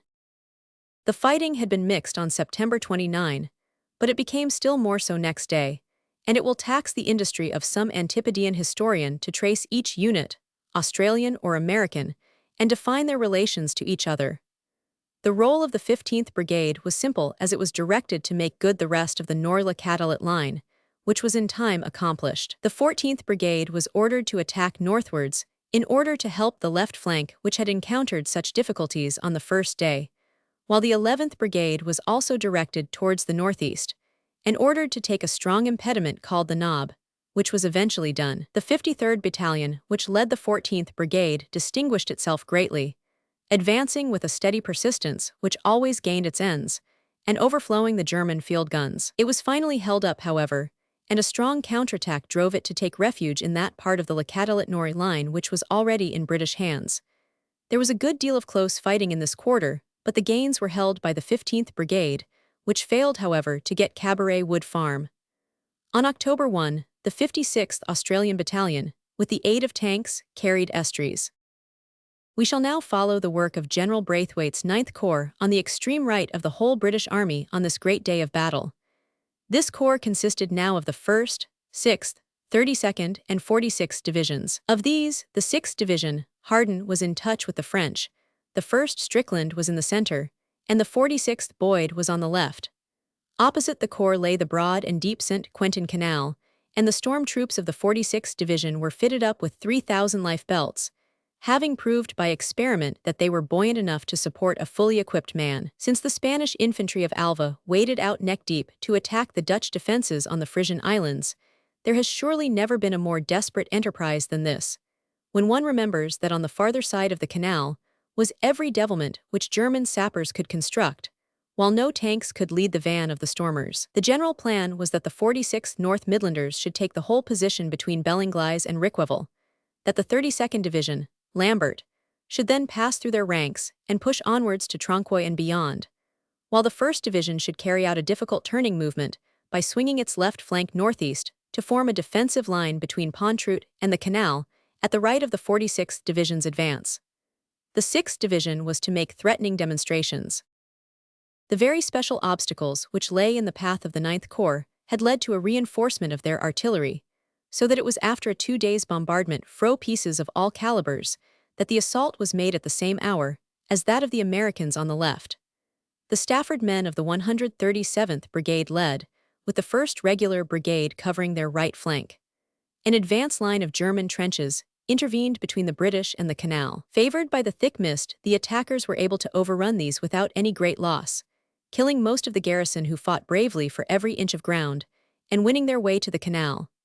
In the meantime, the 1st North Lancashires cleared the trenches on their right, while farther south, the 1st Black Watch pushed forward from Pontroot, cleared the trenches northeast of that place, and finally, squeezing out the North Lancashires, fought their way down to the right flank of the Stafford stormers. The 3rd Infantry Brigade had also become strongly engaged on the right of the 1st Division. The 1st Gloucesters were pushed along the high ground a mile southeast of Pontroot. Here they were held up for the time, but the 1st South Wales Borderers came in on their left and connected up with the Black Watch. All day the 3rd Brigade threw back a long flank north of Gricourt to the 6th Division, which was ordered to hold its ground. The 137th Brigade, having fought its way to the banks of the St. Quentin Canal, proceeded now to force the passage. The 6th South Staffords on the right found the water low and there was little swimming to be done, but the 5th South Staffords in the center and the 6th North Staffords on the left were hard put to it to get across. The men dashed backwards and forwards on the bank, like hounds that are balked, looking for the most hopeful spot, and then springing into the water, sink or swim, with their gallant officers trailing ropes behind them as they got across. In a few minutes the whole smooth surface of the canal for a mile or more was dotted with the heads of the English infantry, while cables, broken bridges, extempore rafts, and leaking boats were all pressed into the service. Within a few minutes, the dripping ranks were into the trenches on the eastern bank, where the moral effect of their dashing achievement took all the iron out of the defenders. At Rickweville the bridge was intact, and the enemy pioneers in the act of blowing it up, when the British sappers and infantry swarmed in upon them and bayoneted them with the lanthorns in their hands. This bridge and a second pontoon bridge made later by the engineers and pioneers of the 46th and 32nd Divisions were invaluable as a means of communication. The trenches and the tunnel entrance at Bellenglise were soon occupied, and the perilous passage had been safely made. The advance then continued, the teams of 4 guns being shot down as they tried to get away. The 138th Lincolns and Leicesters, with the 139th Sherwood Forester Brigade, had relieved the Stafford battalions, which dropped back after having performed one of the most notable feats of the war. These 2 brigades began to go forward preceded by 12 tanks, which had made their way round over the solid ground on the Australian front. The advance was much impeded, however, by some German guns on the west side of the canal, to the south of the point where it had been crossed. These guns, firing into the back of the 139th Brigade on the right, knocked out by direct fire every one of the 6 tanks allotted to it. A party of the Foresters then recrossed the canal, shot or bayoneted these gunners, and extinguished the opposition in the rear. The 138th Brigade on the left advanced well, and by 12:30 was near Magny and La Haucourt, but it was necessary to call a halt, as the failure to hold Norrie upon the left had exposed the north flank of the division, while the south flank had always been somewhat in the air. During the delay the barrage got ahead, but the infantry soon overtook it once more, racing eagerly for the protection of that slowly moving cyclone. By 3 p.m. all objectives allotted to the 46th Division had been taken, and by 4 p.m. the 32nd Division had passed through their ranks, a glorious military picture on a day of victory, with the Auth Brigade in the van. The leading lines of the infantry were now well up with the German guns, and it is on record that the German gunners fought with the greatest valor and continued to fire their guns at point-blank range up to the last. Many great deeds were done as small bodies of infantry closed in on these guns, often dashing through their own pelting barrage in their determination that the enemy should not have time to limber up and get away. Norrie had now fallen save only the north end, which was still a scourge to the left flank of Braithwaite's corps. Late in the afternoon, the 97th Brigade captured the southern half of Joncourt, and before night, Le Tronquoy had fallen also. From there, the final line ran west of Le Vergis, and then back to Etricourt, where it was in touch with the 30th American Division. Late at night, the 6th Division on the extreme right, which had endured heavy fighting all along its front during the day, was relieved by the extension northwards of the 15th French Corps. The 6th Division went into reserve. All night there was a bickering of machine guns and rifle fire along the front, and before morning, the 14th Brigade had completed the mopping up of the villages which it had captured. It was a most glorious day's work, which reflects great credit upon General Braithwaite and his men, who were allotted a task which it seemed presumptuous to demand, and yet carried it out to the last inch. The stormers captured guns and prisoners during the day, the vast majority of which, 70 guns and prisoners, fell to the Midland Territorials. It was fitting that in so intimate a struggle as that between Great Britain and Germany, it was men from the very inner heart of England who at the critical moment struck the most deadly blow. September 30 Oct. 1. On September 30, there was a continued forward movement on the front of the 9th Corps. The 1st Division took Thorigny, and the 32nd Division took Le Vergis during the day, with some 700 prisoners. The general movement of troops was from the south, the French taking ground to the left in order to release the British for that northeastern movement, which promised the more decisive results. On the morning of October 1, the 32nd Division, in close liaison with the Australians, completed the capture of Joncourt and made progress towards Séquihart. During the afternoon, the glad news arrived that the French were progressing splendidly in the south and that their pioneers were in Saint-Quentin. All day the 32nd Division was flowing slowly onwards, taking Séquihart and establishing its van in the Fonsomme line, which extends from that village to Beaurevoir.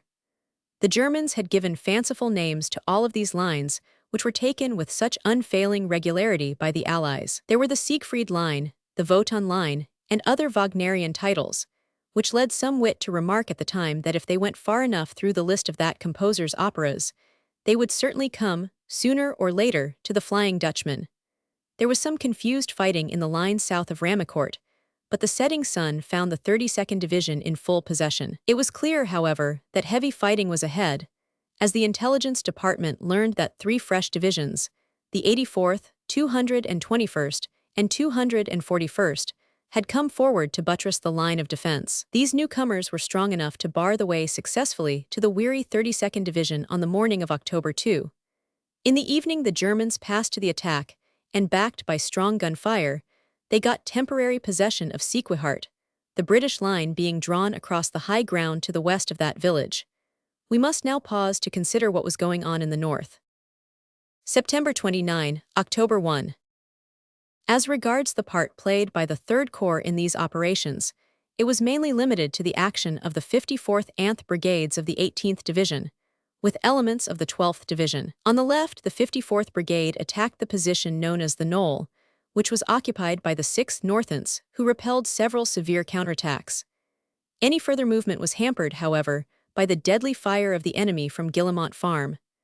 The 55th Brigade was unable, as planned, to get down the Macquincourt Valley, as the Hindenburg Line, which commanded it, was still intact. Next morning, however, September 30, it was found possible to get forward as far as Guillemont Farm and Vanduel Village, which were occupied with little loss, but the enemy was still in force in the Hindenburg Line behind it, and attempts to cross the canal were checked by the German machine guns. The 37th Brigade of the 12th Division held the front line to the northwest of Vanduel, with outposts along the canal, which they also were unable to cross. On October 1, it was realized that the Australians working north had got in contact with the remains of the 27th American Division, and also with the 55th Brigade in the Macquincourt Valley. On the left, the 5th Corps had also reached the canal. At noon on October 1, the long term of service of the 3rd Corps was at an end, and their section was taken over by Morland's 13th Corps.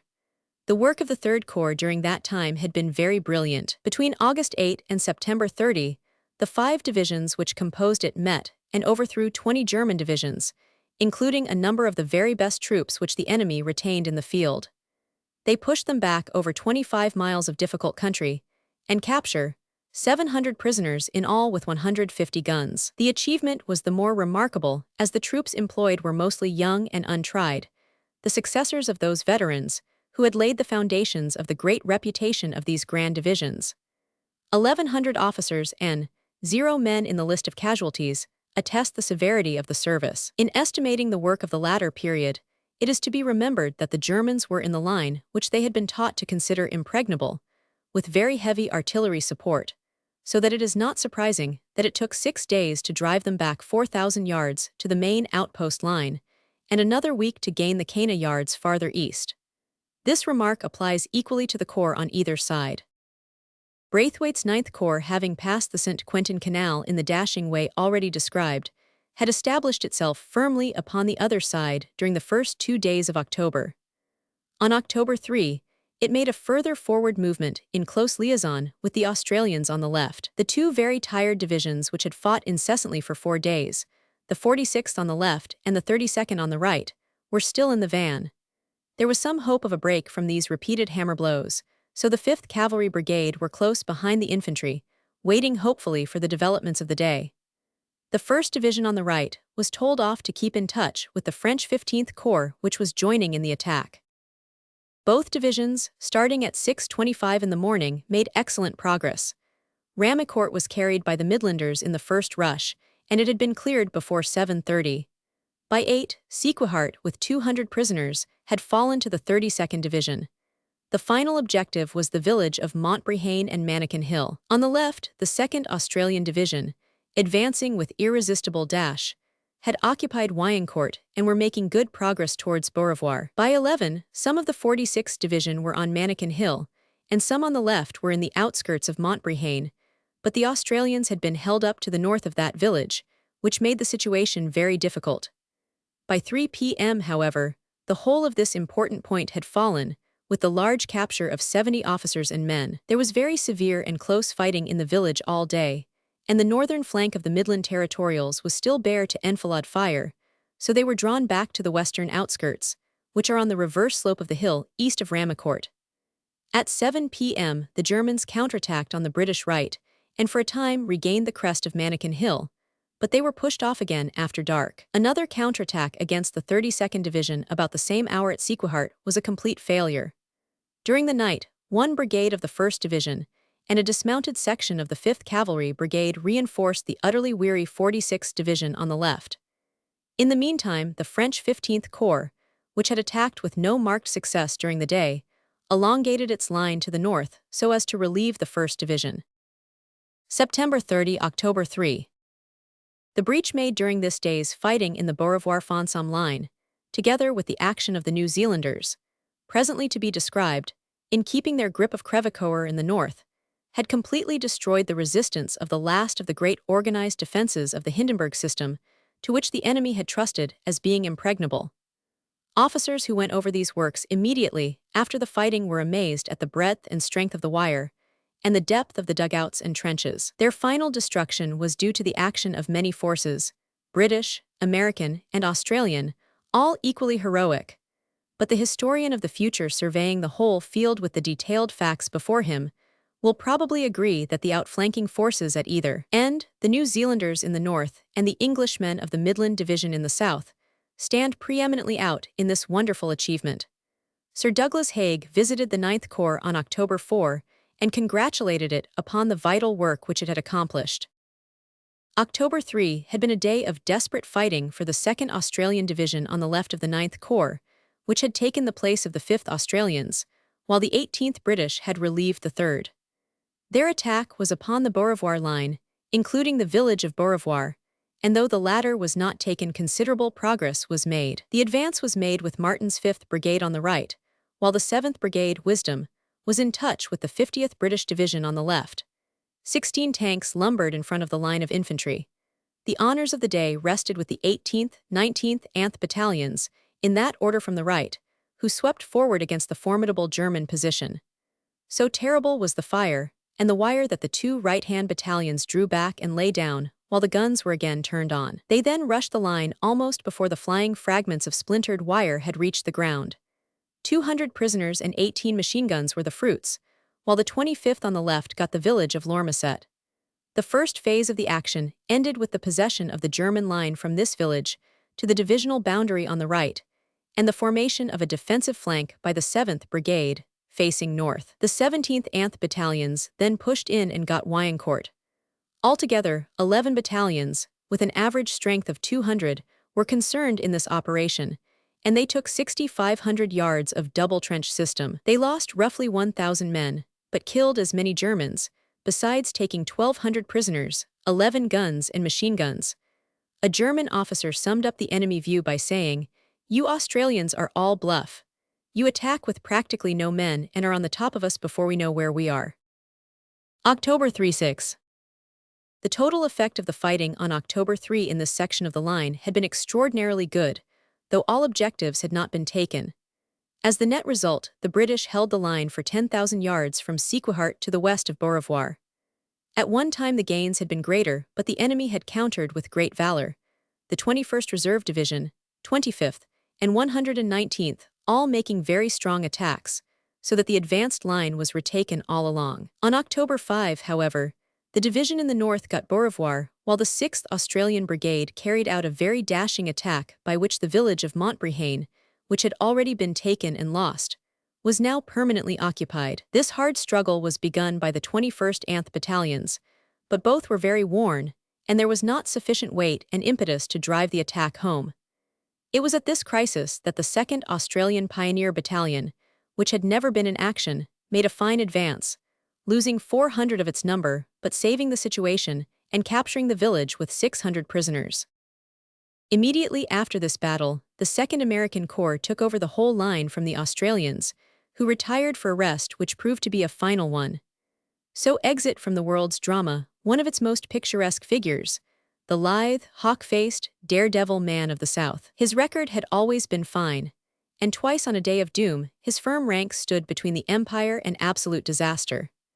The end of March on the Somme, and the middle of April in Flanders, are two crises in which every man who speaks the English tongue the whole world over owes a deep debt of gratitude to the men who stemmed the rush of German barbarism, which might have submerged the world. But their supreme effort lay in those last 100 days, when, starting from the Abwood, west of Villers-Bretonneux and close to Amiens, they carried their line forward in an almost constant succession of battles, until they were through the last barrier of the desperate and redoubtable enemy. The men were great, the officers, chosen only by merit, were also great, but greatest of all, perhaps, was their commander, Sir John Monash, a rare and compelling personality, whose dark, flashing eyes and swarthy face might have seemed more in keeping with some Asiatic conqueror than with the prosaic associations of a British army.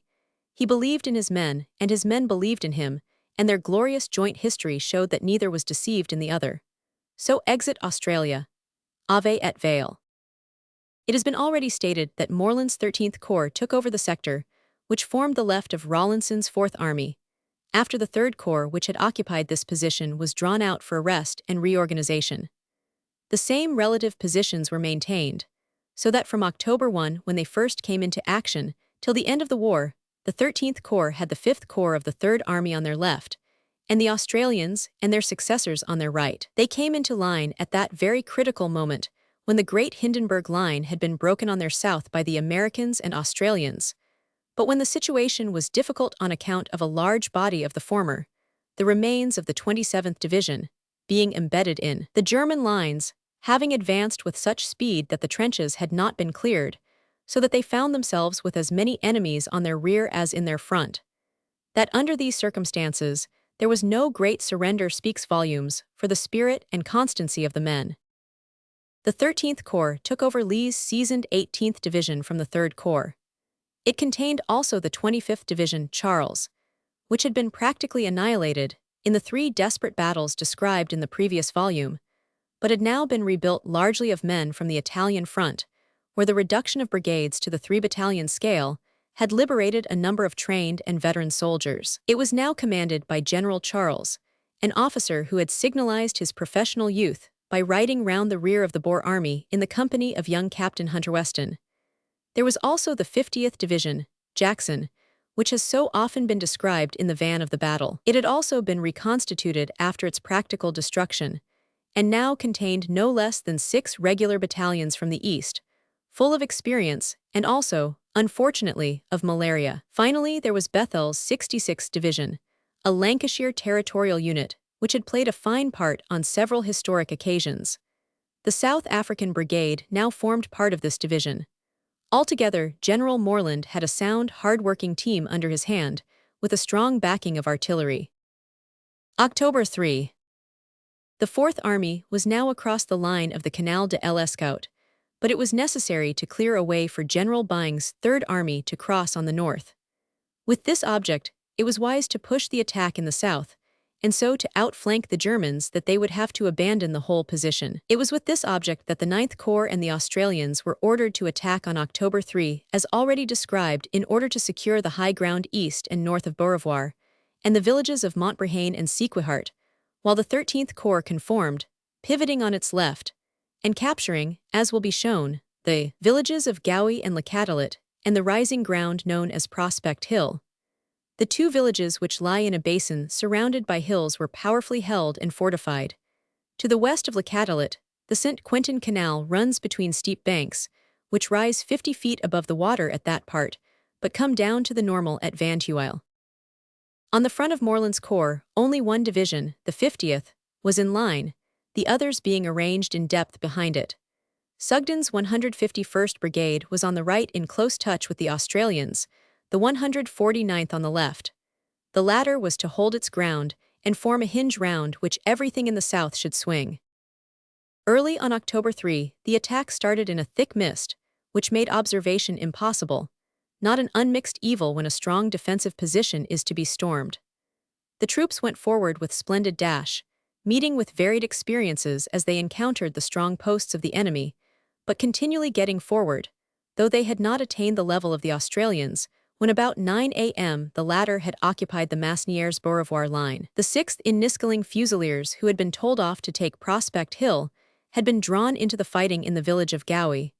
But the 1st Yorkshire Light Infantry pushed in on their right and, sweeping past the village, caught up the barrage and captured the hill, which it at once consolidated. By 10 o'clock the whole of the original objective, including both villages, had been occupied, while the Australians were in estuaries to the south. The rest of the day was spent, however, in holding the new line against very vigorous counterattacks which drove down from the northeast and pushed the 4th King's Royal Rifles of the 150th Brigade Rollo, who had already lost heavily, out of Gowie.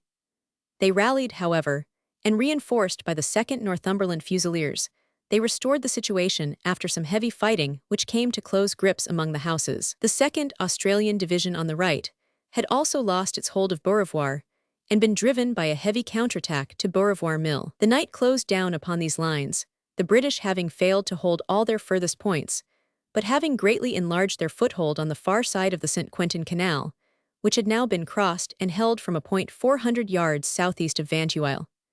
The 50th Division had used 7 battalions and incurred heavy losses, but it had won Gowie, Le Catelet, and Prospect Hill, with some 300 prisoners. The tactical success was complete, but the strategic aim was not yet attained, as the Germans still held the canal in front of the Third Army to the left.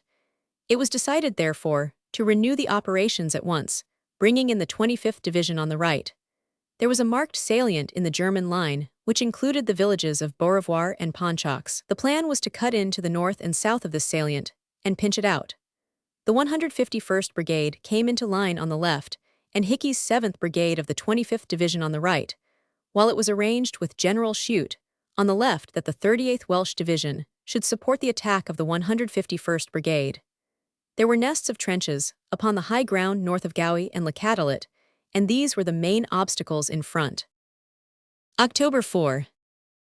At 6 o'clock on October 4, the attack went forward in thick fog, so thick that it was not that the position of the divisions could be defined. At that hour, it was learned that the right of the 7th Brigade was in the high ground west of Ponchaux and in touch with the Australians on the Torrens Canal. They were also holding the line of railway near the cemetery, but were under very heavy fire from the villages which raked their position. Neither of the villages had fallen, so that the attack on the left seemed to have miscarried. The reports from the 50th Division were that some progress had been made towards La Pannerie, but that the left was held up by heavy fire. At 1 o'clock La Pannerie was reported as taken, but the situation was still unsatisfactory, and the troops were under the guns of the Germans to the north, especially from Hargeville Farm, which, however, was taken in the late afternoon. About 6 o'clock, the glad news came in from General Jackson that the enemy appeared to be weakening, and he suggested a farther advance. This was held over until the Welsh division should be available, while all preparations were made for a fresh attack upon the salient and the villages next morning. Oct. 5.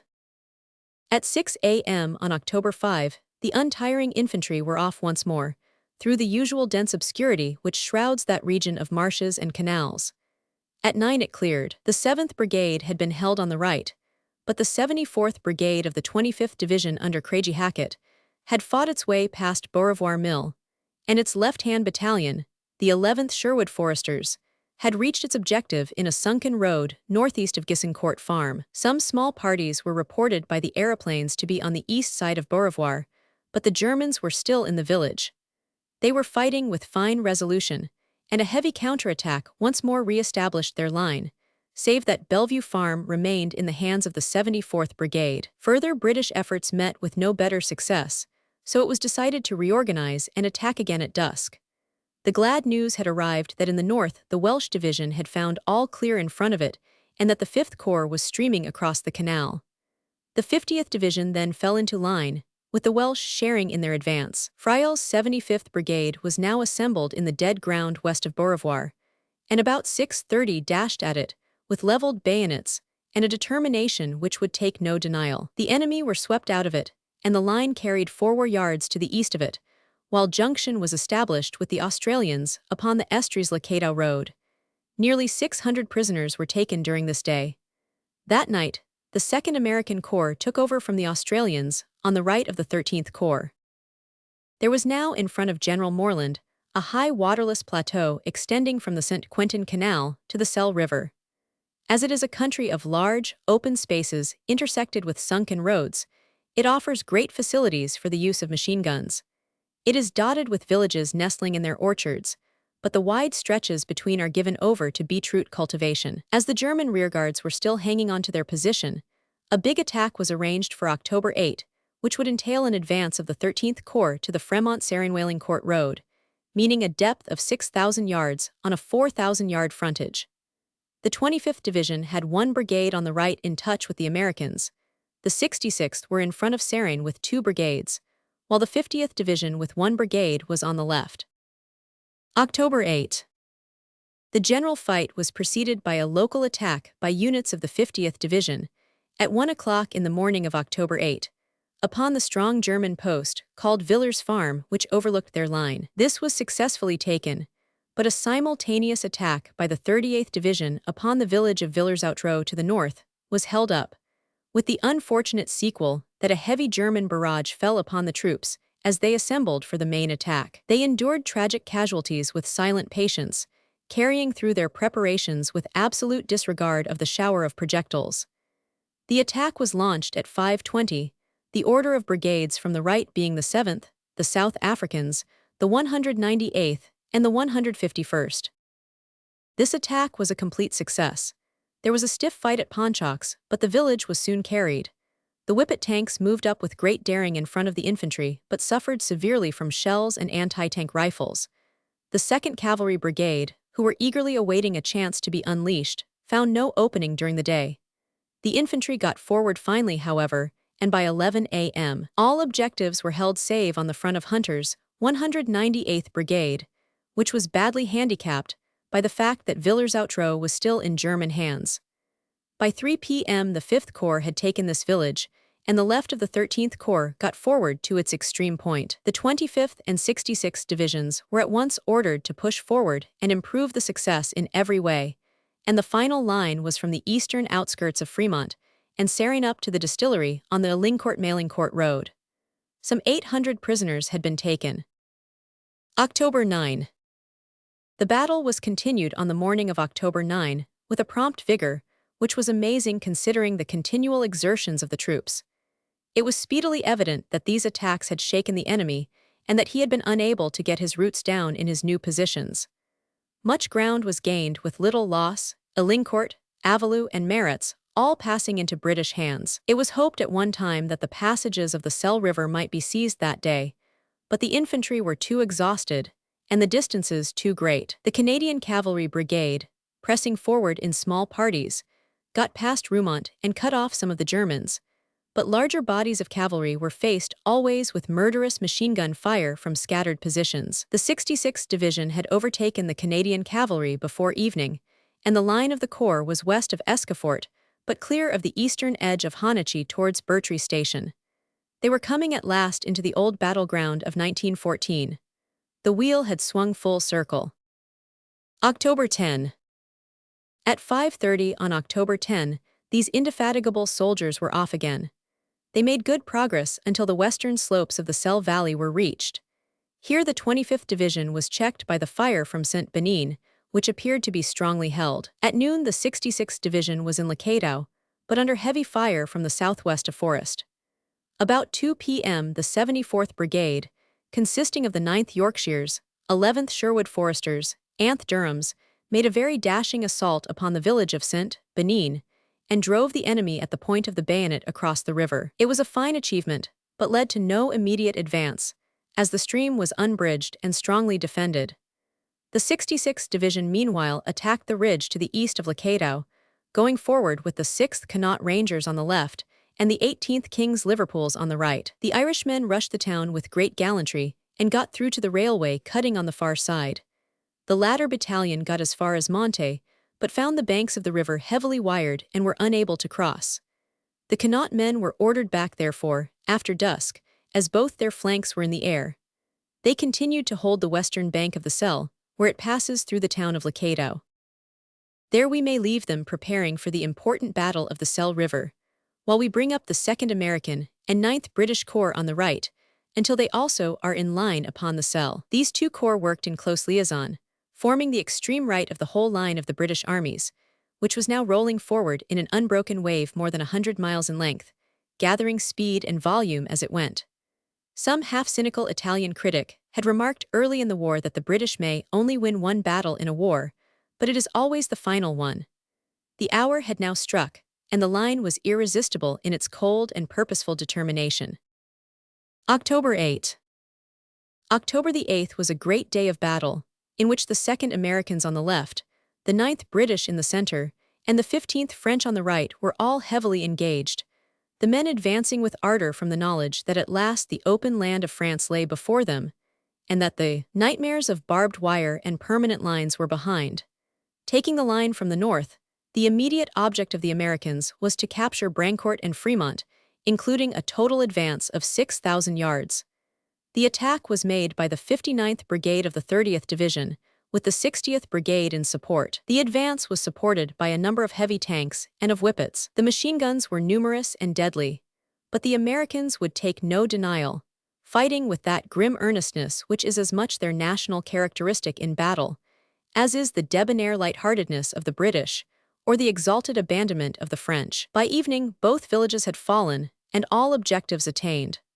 Early next morning, the 59th American Brigade advanced once more, maintaining the fight until the early afternoon, when the 60th American Brigade passed through their thin ranks, taking the towns of Busigny and Béquigny. To carry on a connected narrative of the American Corps, it may be added that they were still attacking on October 10, endeavoring to secure the command of the Selle River and the high ground beyond. The 119th American Regiment in the north captured Escafort and Saint-Suplet, and in collaboration with Morland's Corps, got possession of Saint-Benin in face of a very hot fire. Finally, the 119th Regiment forced its way to the western bank of the Selle. The 120th American Regiment on the right had been checked by enfilade fire near Vaux-Andigny, and had to throw out a defensive line to the south, being for the moment ahead of the general line. This regiment had suffered very heavily in its fine advance, and it was relieved on the early morning of October 11 by the 118th Regiment, who found their comrades so stretched out that they were covering a front of 5,000 yards. The left American sector then remained stationary, but the 118th Regiment swept forward and took at the point of the bayonet the villages of Vaux-Andigny and La Haye-Manares, making an advance of 1,000 yards. That night, the 27th Division came forward and relieved the 30th. We shall now return and follow the movements of the 9th Corps on the right during these 5 days of battle. This corps had joined vigorously in the attack on October 8, advancing with the 71st Brigade of the 6th Division on the left, the 16th Brigade in the center, and the 139th Sherwood Foresters Brigade on the right, the function of the latter being to keep in touch with the French. The line sped forward without a check for 2,000 yards, a squadron of whippets leading them gallantly on. The 16th Brigade had the hardest task, but they forced their way eastwards, and by midday Mannequin and Doon Hills with Beauregard Farm were all within the British lines. The cavalry tried to get through, but the machine guns were still their masters, and it could only have been done at the cost of unjustifiable losses. Cerise Wood was a serious obstacle, but the resistance there suddenly collapsed before the stern insistence of the 16th Brigade, and prisoners gave themselves up. Maricourt also was taken. Out of Mannequin more Germans were extracted. Altogether, it was a very successful day, as 4 guns, 35 machine guns, and prisoners remained with the victors. The corps line on the left was well forward on its objectives, though on the right the advance had not been as far as was expected. October 8-9. In order to strengthen the right, the 46th Division was put in between the 6th Division on the left and the French. With this greater weight of attack, things went very much better on October 9. The newcomers captured Fresnes-le-Grand, while the 6th Division took Jonicourt Farm, which had been a lion in the path upon the previous day. A railway lay across the front, and the Germans tried to build up a fresh line upon it, but in the afternoon they had lost their grip. The usual organized retreat of the Germans showed signs now of hurry and demoralization. Late in the evening, the 6th Division occupied Beauhain, which was found to contain several thousands of civilians, many of whom had not touched food for 3 days, but who forgot their hunger in the joys of liberty. October 10. The next day, October 10, the whole corps front was moving forward, but resistance thickened as it advanced, and finally in the evening they appeared to be once more faced by an organized line of battle. The 6th Division was now in touch with the 30th Americans at Vaux-Andigny. On October 11, a fresh German division, the 5th Reserve, had come into line, and it was very difficult to get forward in face of their fire. The casualties were low, however, and indeed it may be remarked that the greater tactical skill acquired by years of practice showed itself now, not merely by the defeat of the enemy, but also by the cheapness of the cost. The iron front of the tank took many a bullet which in earlier days would have found the breast of the stormer, for brain work in England had come to the aid of valor in France. Up to now, in all these momentous operations from the 18th of September, the total casualties of the 9th Corps had only been 6,000, less than those of many a futile trench attack in the early years. On the other hand, their prisoners were 12,000, a most remarkable record. Chapter 7. The operations of Rawlinson's Fourth Army. From the Battle of the Selle, October 17, to the end. Attack upon the line of the Selle River, stubborn work by the 2nd American Corps, success of the 9th Corps, hard fighting at Le Cateau, great feat of the South Africans, continued advance, delay action mines, capture of Landrecies, dramatic exit of the German machine gunner, splendid work of the 1st Division. There was a pause now on the front of the Fourth Army, and a period for preparation and reorganization, which was badly needed after the rapid and unremitting advance. The Selle River in front of the American section of the line had been carefully reconnoitered, and was found to be fordable except for occasional deep holes. The position opposite to this corps was very difficult, the enemy holding the east bank strongly, with outposts near Saint-Suplet in the north and Malines in the south. Across the stream and parallel with it was the railway, which had an embankment rising in places as high as 30 feet. Behind the railway was rising ground. The Americans attacked with both their divisions in the line, the 30th being on the right. The 301st American Tank Battalion led them on. The attack was on a 3-brigade front, the 27th Division having both its units in the fighting line. It should be explained that an American division has only 2 brigades as against the 3 in the British system, but that each brigade is very much stronger, consisting nominally of 6,000 bayonets. These particular brigades, however, were already very worn, and a great strain was thrown upon them by the failure of the reinforcing organization, which, for some reason, had been unable to make good the very serious casualties already incurred. October 17. The battle began at 5:20 in the morning of October 17. The left of the American line had its jumping-off place in the partially destroyed village of St. Suplet, and it was no easy matter to get forward from the beginning. Nonetheless, the whole line fought its way across the stream and up to the high railway embankment beyond. This, as in the area of the 13th Corps, proved to be a very formidable obstacle, the more so as the fog made cohesion of attack and accurate observation equally impossible. Bandeville Farm on the left of the line poured out a destructive volume of machine gun fire, but it was eventually rushed by the American infantry. The right of the 27th Division got the village of Arbor-Gurnon. The difficulties of this unit were greatly increased by the fact that their tanks could not ford the stream, and though it had been arranged that they should join them from the south, where there was a crossing, only 2 did eventually arrive, both of which were destroyed by shell fire. In spite of everything, however, the 27th Division fought their way forward to the Lakato-Arbor-Gurnon road, where they finally halted as both of their flanks were, for the moment, in the air. The 30th American Division had encountered a fierce resistance from the start at the villages of Marne and St. Martin, so that they were held up in crossing the river.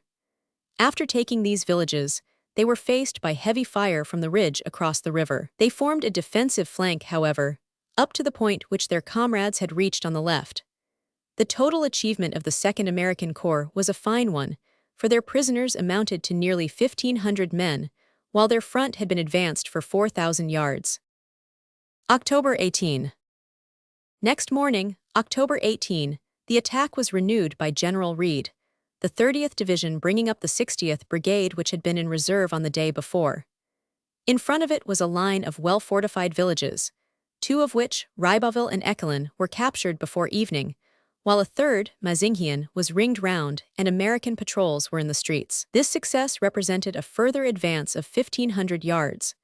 The last-named village was completely cleared by the bayonet on the morning of October 19, and the advance was carried on for a further distance of 3,000 yards. The objective of this day's attack was the high ground overlooking the canal, and by night, the west slope of this ridge had been reached all along the divisional front. The 27th Division had advanced on the left and had taken Jonquière Farm, pushing its patrols across the St. Maurice River and up to the ridge beyond, behind which lay Le Catalan. A pause was now ordered while fresh dispositions were made all along the British front, and during this pause the 2 American divisions, which had fought a succession of severe actions ever since September 27, were drawn out. Their losses had been very heavy, and as already stated, no replacements had been received. In their term of service, the 2nd American Corps had taken 81 German guns, 6,000 prisoners, and a large amount of material, while their own casualties amounted to the very honorable total of 364 officers and 826 men. They left the line with the deep respect and affection of their British comrades, who well appreciated the difficulties which newcomers, however brave, must meet with in work which calls for so terrible an apprenticeship. October 17. We will now return to the operations of the 9th Corps, on the right flank of the Americans, from October 17 onwards. The action was started with the 46th Division on the right and the 6th on the left, while the 1st Division was in close support, ready to come through when needed. A great forest lay on their front, and the general idea was that the 9th Corps should encircle this from the north and join beyond the wood with the 15th French Corps.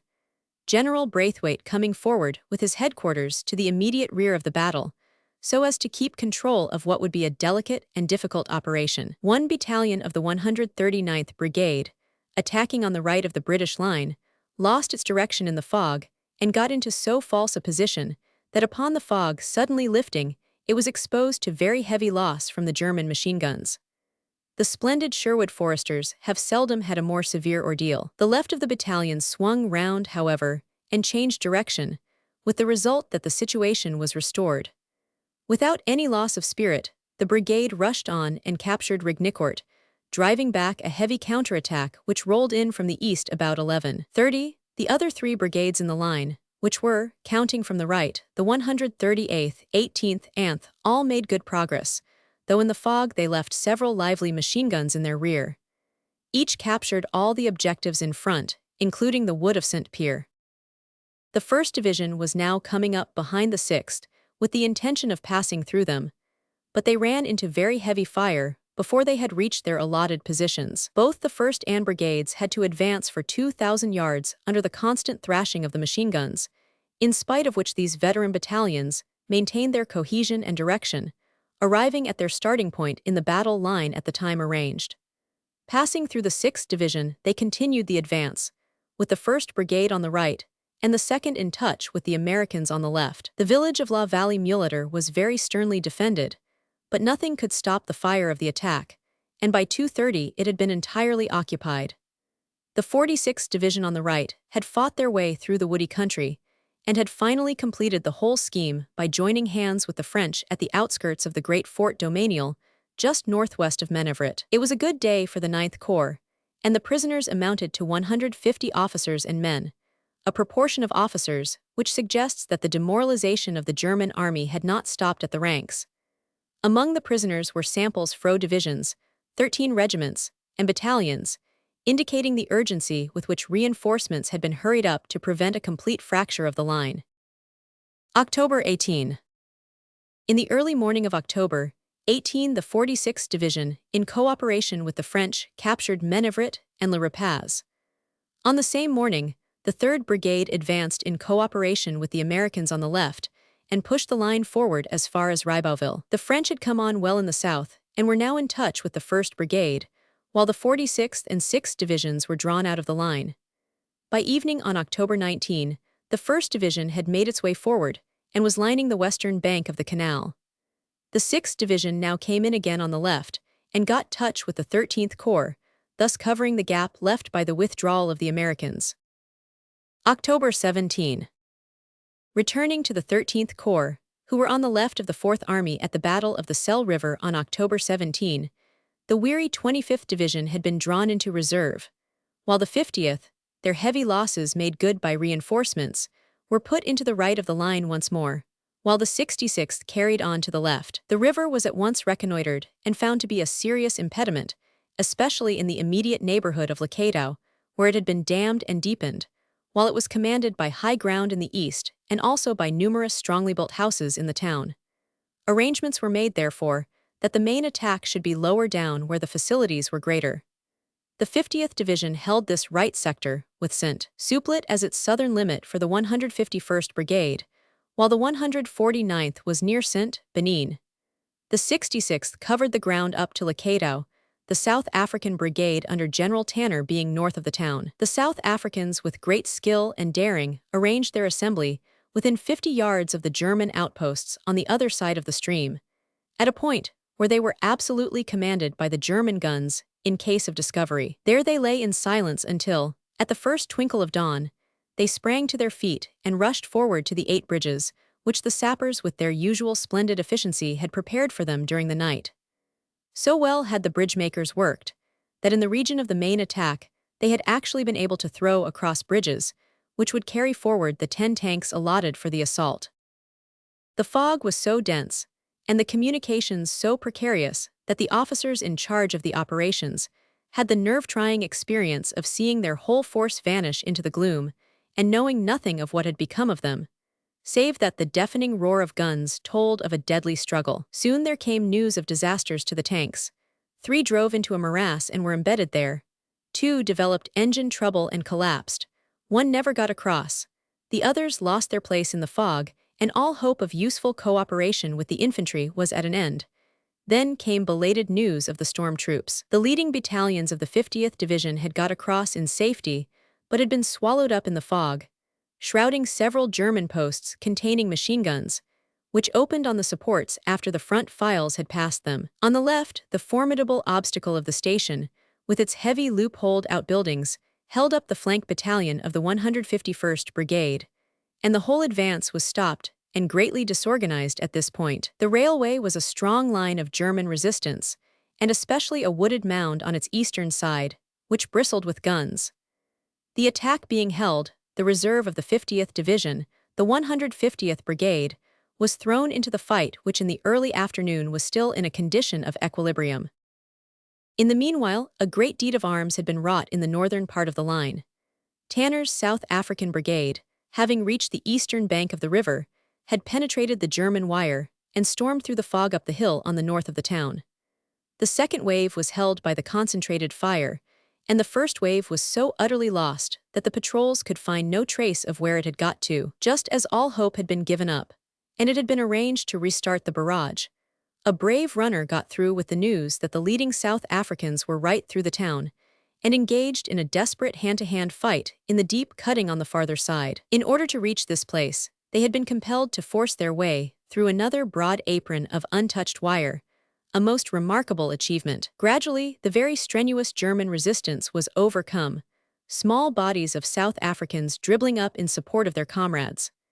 By noon, this part of the German line had fallen, with a corresponding weakening along the rest of their front, for the bravest man is less brave when he begins to think that the day is already lost, and that his self-sacrifice is manifestly vain.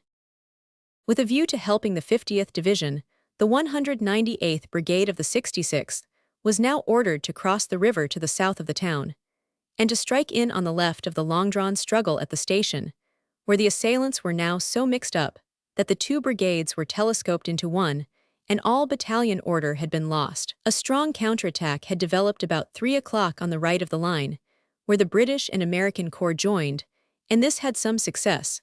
Though the 4th King's Royal Rifles held on desperately to their ground, it was necessary to send in the 150th Brigade to steady the line. The 7th Wiltshires and the Munster Fusiliers were the reinforcing battalions, and by their aid the position was once more restored. It was a dangerous crisis, for with the river in the rear, any sort of retreat would have been disastrous. There was now a concentrated bombardment of the obdurate station, and this seems to have broken down finally the spirit of the brave defenders. Shortly after dusk, patrols forced their way into the buildings, and by 8 p.m., the whole place was in British hands, and Logistical, save for the extreme eastern outskirt, was cleared of the enemy.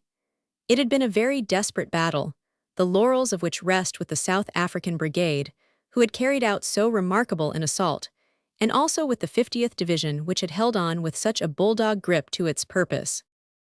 Oct. 18. The day's work had not been quite completed, as the neighboring village of Baswale had not been captured, and this was undertaken on October 18 by the 50th Division, strengthened by the inclusion of the 75th Brigade. This operation was carried out with perfect success. There was considerable opposition from scattered machine gun posts, but before noon Baswale and the whole ridge to the east of Logistical had been secured, while the 66th Division had cleared up the suburbs of the town. Thus the whole capture and command of the Selle River had been triumphantly accomplished.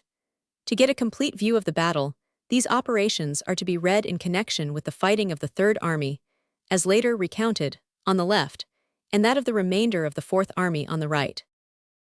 After a pause of a few days for reorganization and readjustment, the active operations of the 13th Corps were resumed in the country between the Selle and Mormel Forest, a district which was less open than the plains to the west, but presented special difficulties of its own, for it was well wooded, and was also cut up into numerous small compounds with thick hedges, which presented serious obstacles to any advance. However, the obstacle had never yet been found in France or Belgium, which would stop a British army, so the troops moved forward with a high heart to this new attack. The 9th British Corps had taken the place of the Americans on the right, and was to advance to the line of the Sambre and Oise Canal, while the 13th, in conjunction with the 5th Corps of the Third Army on the left, was to reach the main Le Quesne, Landersies Road, near the western edge of Mormel Forest.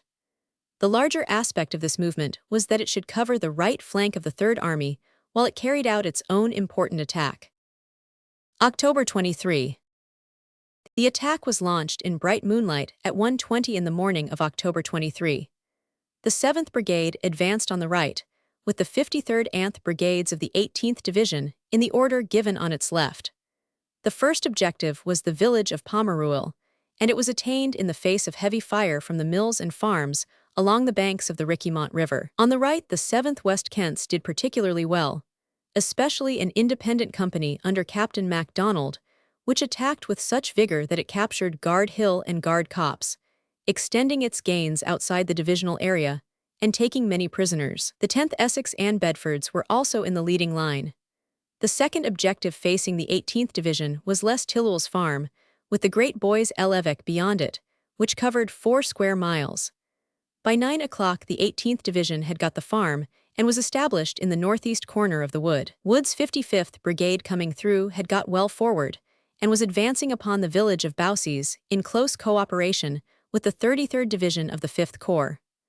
By 11:30 the 25th Division was also in Bois l'Evêque, and the British infantry was crashing through the brushwood, which makes up the greater part of the plantation. All these various points were made good, but it was found that beyond them the enemy had a fixed line of defense with wire and every other defensive arrangement.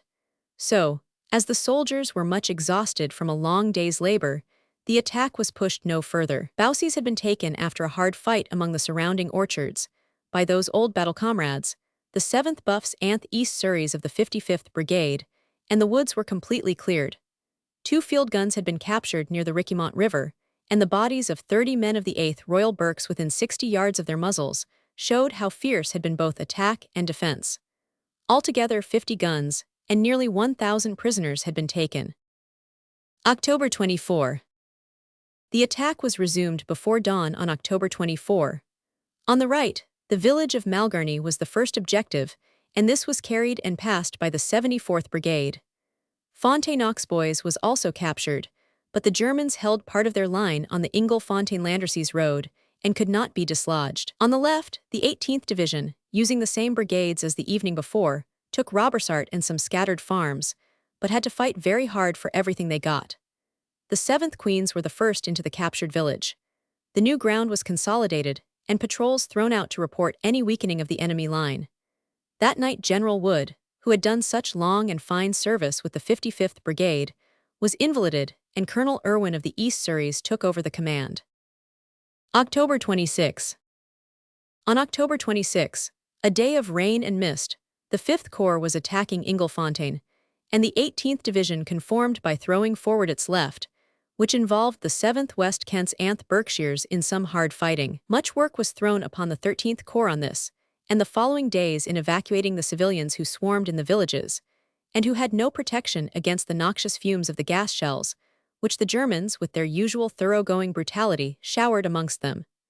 If in the peace terms the Germans found that the hearts of the Allies were hard, and their thoughts stern, they have only to read the details of their own military history in order to understand the reasons. No. A very large attack had now been planned in which the 1st French Army, the 4th, 3rd, and a portion of the 1st British armies should all participate. The Germans were known to be tottering, and one more good blow might bring them down. It was necessary to act at once, for the German delay-action mines, which were usually in the shape of one shell set to explode among a dump of shells by the road or railway, were making the communications almost impossible. Fortunately, the ingenuity of the British sappers discovered the private mark, a small star upon the cap of the fuse, by which the danger shell could be distinguished among its neighbors, and so many a disaster was averted. It should be mentioned that on October 32 gallant senior officers of the gunners, Colonels Thorpe and Berniet, were both killed by the same shell. The general line of advance of the 4th Army, which had been northeast, was now changed to east. The orders given to the 13th Corps were to advance in that direction, astride of the Sambre and Oise Canal, to the line of the Cardigny-Dampierre-Bavay road. The 9th Corps was to cross the canal simultaneously on the right of the 13th at Catalan and Ors, advancing on the same objective. The general proposition before the 13th Corps was a total advance of about 10 miles, part of it through the south end of Mormel Forest, with the forcing of the canal crossings thrown in. The frontage of the corps attack was 7,500 yards, narrowing down as it advanced, so 3 divisions were put into the line. On the right was the 25th Division, with the task of forcing the passage of the canal opposite Landrecies, of capturing that town, and of clearing the country up to Merles. The 66th Division was then to carry on the advance to the ultimate objective. The 50th Division was in the center, and was to fight a way through Mormel Forest, while the 18th Division on the left was to storm the village of Sassagnes. The desperate determination of the army may be gauged from the fact that a large number of lifebelts were served out to the leading brigade in case it should be necessary to swim the canal for want of bridges. The attack, the last great concerted movement of the war, was launched at 6:15 in the morning of November 4, a day of thick, all-pervading mist. The order of brigades from right to left in the initial advance was 75, 149, 150, 54, and good progress was made from the beginning all along the line, and the news from the 9th Corps was uplifting. They were across south of Catalan and Ors, but the 32nd Division, on the immediate right of the 25th Division, had been held up, so that they were ordered to move south and pass by the crossings already established. The 25th and 50th Divisions both got well away, the former at 9 a.m. being within 300 yards of Landrecies, while the latter was well up to the old bugbear, the Inglefontaine-Landrecies Road, though Robinson's 149th Brigade, and especially the 13th Black Watch, had lost heavily. The 18th Division had also attained its first objectives and drove off a half-hearted counterattack. The 7th West Kents had a desperate house-to-house fight in the village of Heck, which remained in their hands, while the 2nd Bedfords had a similar hard victory in Prea, where they were much helped by the 10th Essex. The 75th Brigade had forced its way down to the canal bank. The 5th Gloucesters had the good fortune to discover 2 German footbridges and poured across. It was indeed a proof of German deterioration that such an oversight should have occurred, for it is in attention to detail that the merit of German soldiering lies. The 8th Worcesters followed their comrades, and these 2 battalions began to encircle the town from the south. There was no bridge higher up the canal, but a fine feat of arms was performed by a small party of the 122nd Tunneling Company, who dashed forward, seized the lock gates, and cut the wires which were meant to blow them up. On the extreme left, some of the 1/8 Warwicks discovered another forgotten bridge and pushed across to the north of the town, which was now practically surrounded, so that the garrison was soon taken or killed. The official report remarks, "The capture of Landrecies was an operation which might well have absorbed the energies of a whole division. Success was accomplished with a single brigade, and was due to the spirited leading of the officers, the bravery of the troops, and that element of good fortune which any well-planned and boldly executed enterprise deserves." The 18th and 50th Divisions had pushed on through the forest with hardly a check, and surrounded a considerable number of Germans, who for the most part put up a very resolute resistance. About 2 o'clock there were signs, however, that the whole line was shaking, but it was impossible to advance farther until the 9th Corps was in line. The final position on this most successful day was east of Landrecies, through Le Perceau, along the west bank of the Sambre to Hachette, and on to Locquignol. No. It was guessed that the enemy was in a bad way, but on this evening it was confirmed by the capture of a cavalry orderly bearing a message ordering the troops to withdraw to the Sambre during the night, and to continue the retirement upon Maubeuge. Their skeleton rearguards still hung on, however, and put up a spirited resistance. Next morning, November 5, the Corps advanced once more, the 74th Brigade taking La Rosière, while Merles fell before noon to the same division. The 18th Division had pushed ahead and occupied Sassagnes, while the 5th Corps were in Berlaymont on their left and were crossing the Sambre. The 50th Division had more difficulty, as the ground was very waterlogged and the resistance considerable. The day's advance finished by the 74th Brigade, still in the van, capturing Basse-Niel, while at dusk the 149th Brigade got across the Grand Help, a stream behind which the Germans were expected to build up a new line. A steady advance was maintained next morning, November 6, though the constant tapping of machine guns in front told of the German sporadic resistance. That night, the line of the 13th Corps was east of Marbach and Dampierre. It was found that the small enclosed fields were very helpful in dealing with German machine guns, as a concealed flank attack could always be carried out. Armored cars on the roads were also found to be of great help to the infantry. On November 8 there was a sharp fight on the line of the Avesnes-Maubeuge road. After the road was won, there was a very spirited counterattack, the German machine gunners coming forward with great heart, though the infantry would not face the fire. The 6th Inniskilling Fusiliers, Anst Yorkshire Light Infantry, bore the brunt of this engagement, which lasted several hours. No. The state of supplies made it impossible for the Corps to advance farther, but the 12th Lancers went on as cavalry, supported by small mobile columns. A line was reached which ran north and south through Hestrad, and this proved to be the farthest east of the 13th Corps, as it was gathering itself there for an attack when the final white flag was hoisted. Up to the last moment there was local skirmishing and even a small German attack, which was driven back and added a few more to the monstrous death roll of the war. The whole British Army has an admiration for the German machine gunner, and one closing incident of the war may be recorded. At 2 minutes from the moment of the armistice, a machine gun opened up about 200 yards from the British line and fired a whole belt without a pause.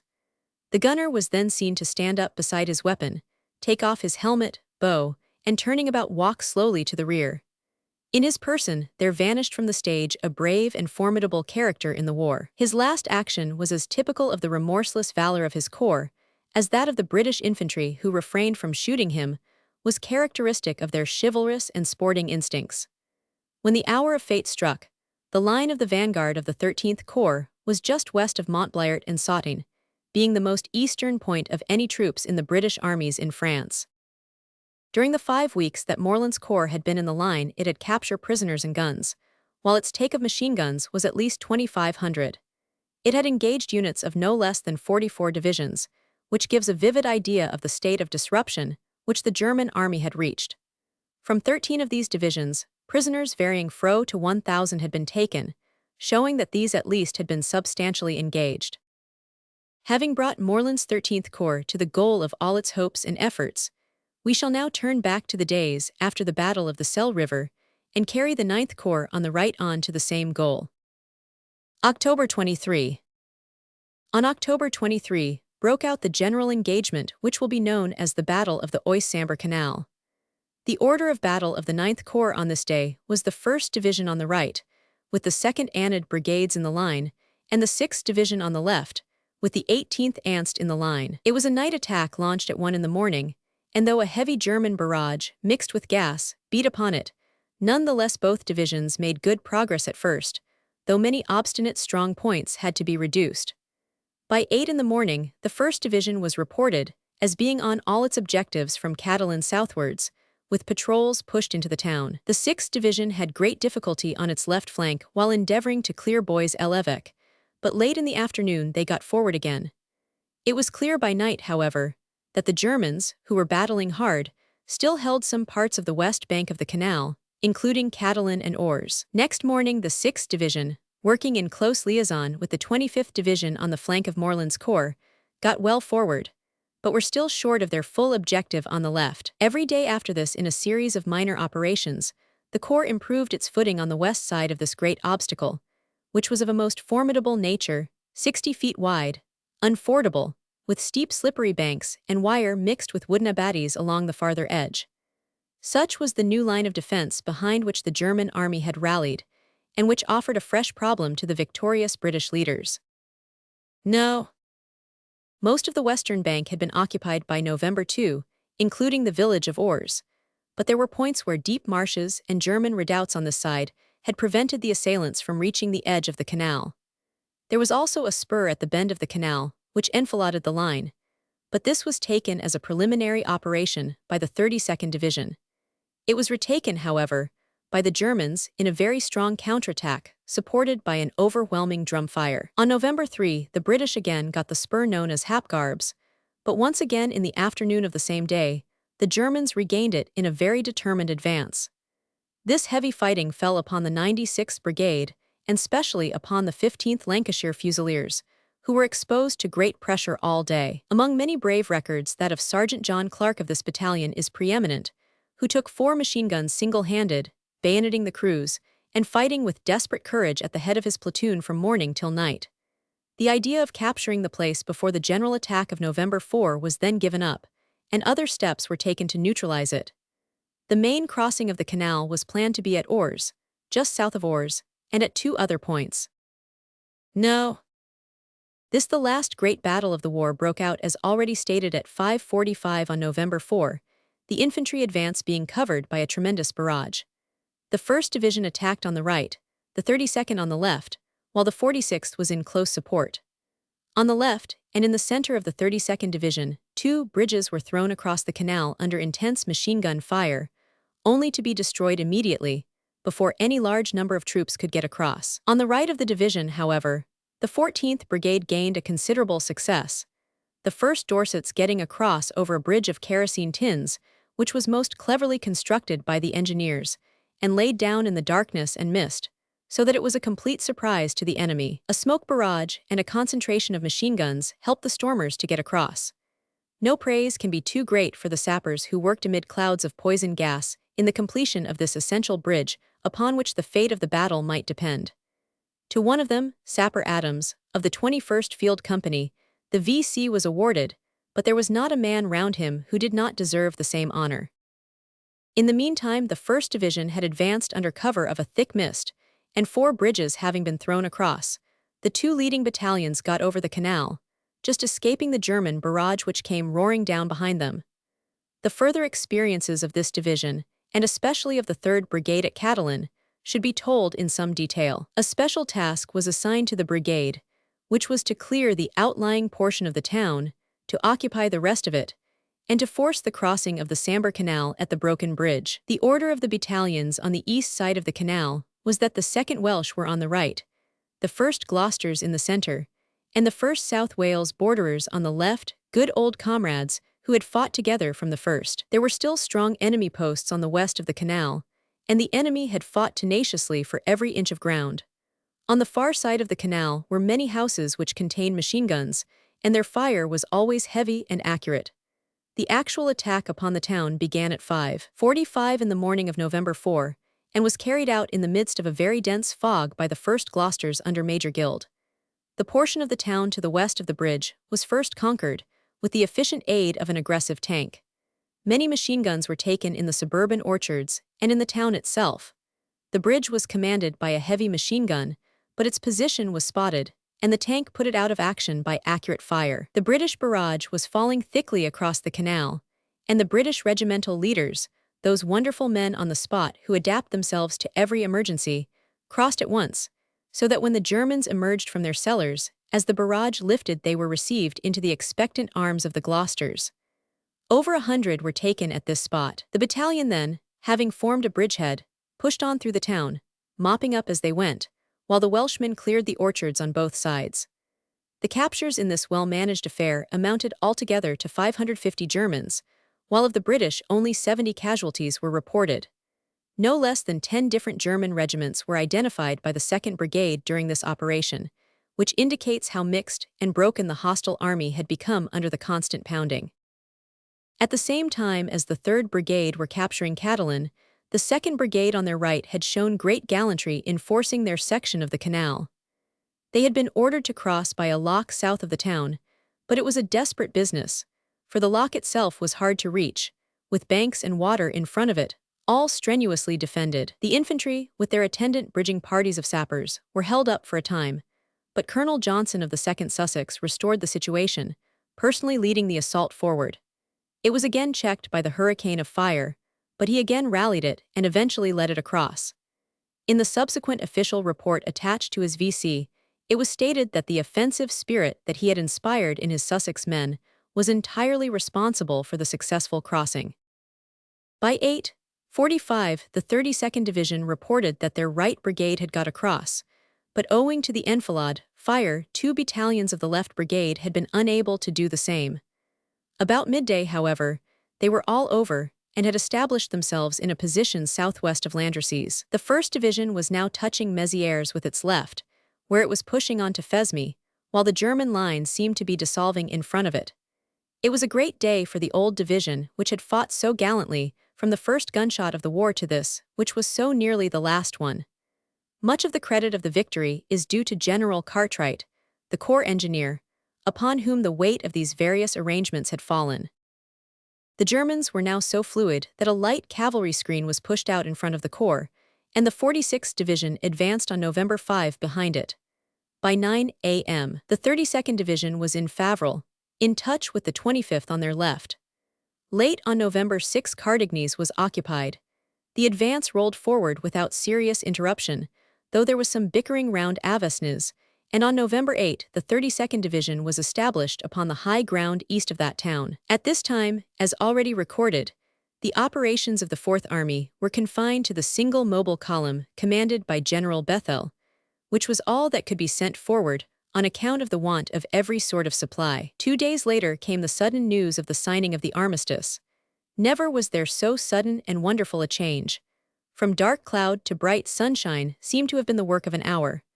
The long hurricane had blown out at last, and left only the wheels across the country which marked its passage. British officers have recorded how they sped eastwards in motor cars, and noted as far as the eye could range the white flags of joy and enfranchisement flying from the farmhouses and the village spires.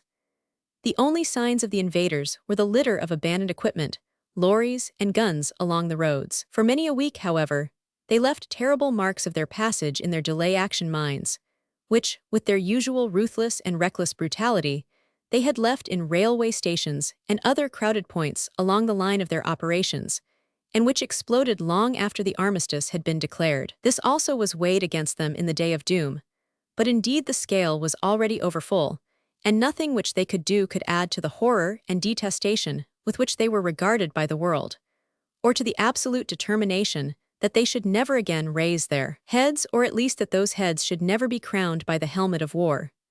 Such was the ultimate result of the doctrine of the Superman, of might is right, and of the whole material philosophy which had emanated from Frederick, miscalled the Great, and poisoned all Central Europe. So ended the splendid work of Braithwaite's Ninth Corps. Its total advance since September 18 had been 50 miles, during which time it had captured nearly 17,000 prisoners and guns. The attack on the cell. The attack on the cell. Chapter 8. Operations of Byng's Third Army. From the Battle of the Hindenburg Line, September 29, to the Battle of the Cell, October 17. Fighting at 50 Escaut Canal, dash of the New Zealanders, the Guards in a hot corner, crossing of the canal, back on the old ground, great work by all 4 corps of the Third Army. Having for the sake of continuous narrative carried the Fourth Army to the end of its labors, we shall now return to the Third Army, which we last saw on September 18 and following days, when it made good its way through the outposts of the enemy and closed with the Hindenburg Line. We shall begin with the 5th Corps on the right of the line, which was acting in close liaison with the 3rd Corps on the left of the Fourth Army. September 27-30. On September 27, there was no particular action on the front of the 5th Corps, save that the 21st Division, that hard-bitten old scrapper, had a prolonged fight in front of African Trench, which it alternately took and lost, until on September 28 it got its iron claws fairly fastened in it. On this day it also pushed patrols to the east of Gouzeaucourt. On September 29, the day of general battle along the line, the 33rd Division Pinney and the 21st Campbell attacked at 3:30 in the morning, advancing upon the Hindenburg Line on the front Honicourt-Bentuzel, while the Welsh Division operated to the north of that point. There was some progress at first, and Villers-Gislane was occupied, but the enemy was strong and aggressive, so that the advance was first held and then forced back to its starting point. It was not a successful day, and there seemed no choice but to settle down and subject these powerful lines to a renewed bombardment. On the morning of September 30, it was found, however, that the enemy had withdrawn his immediate front on account of the success in the south, and the Corps was able to push forward to the western bank of the Canal de l'Escaut. The Germans were still standing on guard on the eastern side. All bridges were destroyed, and for 3 days General Schute prepared for the difficult task of forcing this broad waterway, a formidable obstacle, it is true, but not one which was likely to stop the men who had carried the line of the anchor. We shall now pass to the 4th Corps on the left and bring them to the same point. On September 27, Harper's 4th Corps had been given the task to capture Beauchamp Ridge and Highland Ridge, and clear the front system of the Hindenburg Line as far as the Couillet Valley. The assault was launched at 5:20 in the morning. The 5th Division on the right was from the outset sadly hampered by the fire from African Trench, which struck upon its flank and inflicted heavy losses.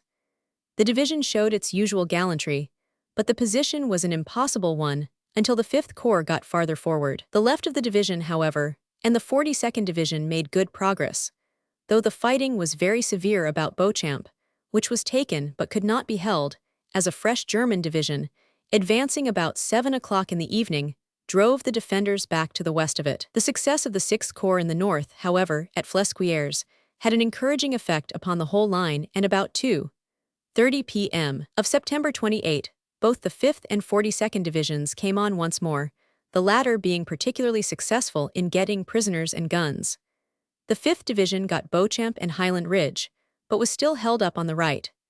By evening, the line was well forward on the western slopes of Welsh Ridge, and some 1,700 prisoners had come in. It was clear that the German line was sagging.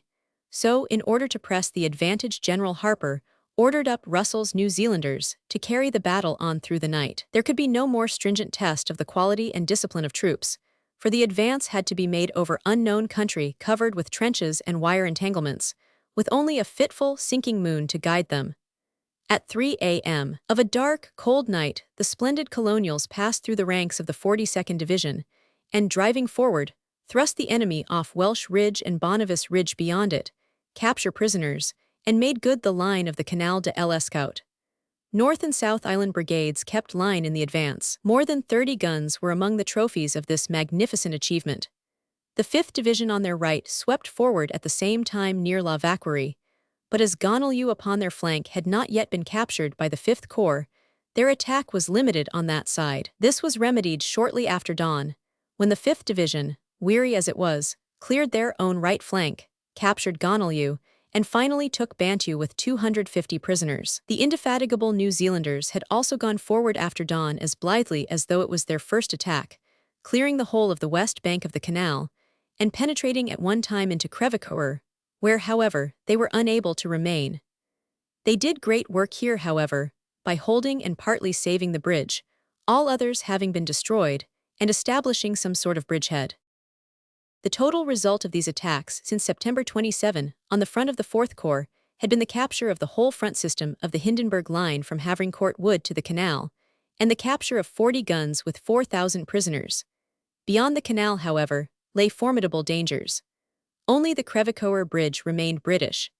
Beyond was a strongly wired line of trenches known as the Beaurevoir-Masnieres Line, which ran roughly southwards from Crèvecoeur. On October 1, the New Zealanders had got a footing, however, in Crèvecoeur, and had begun to push troops over the bridge, but it was desperate work, and the attacking brigades suffered heavy losses.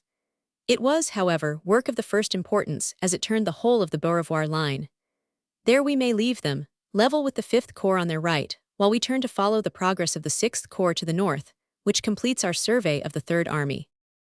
The old 3rd Division, the Iron Division, as its admirers had begun to call it, attacked on the right, and the Guards on the left.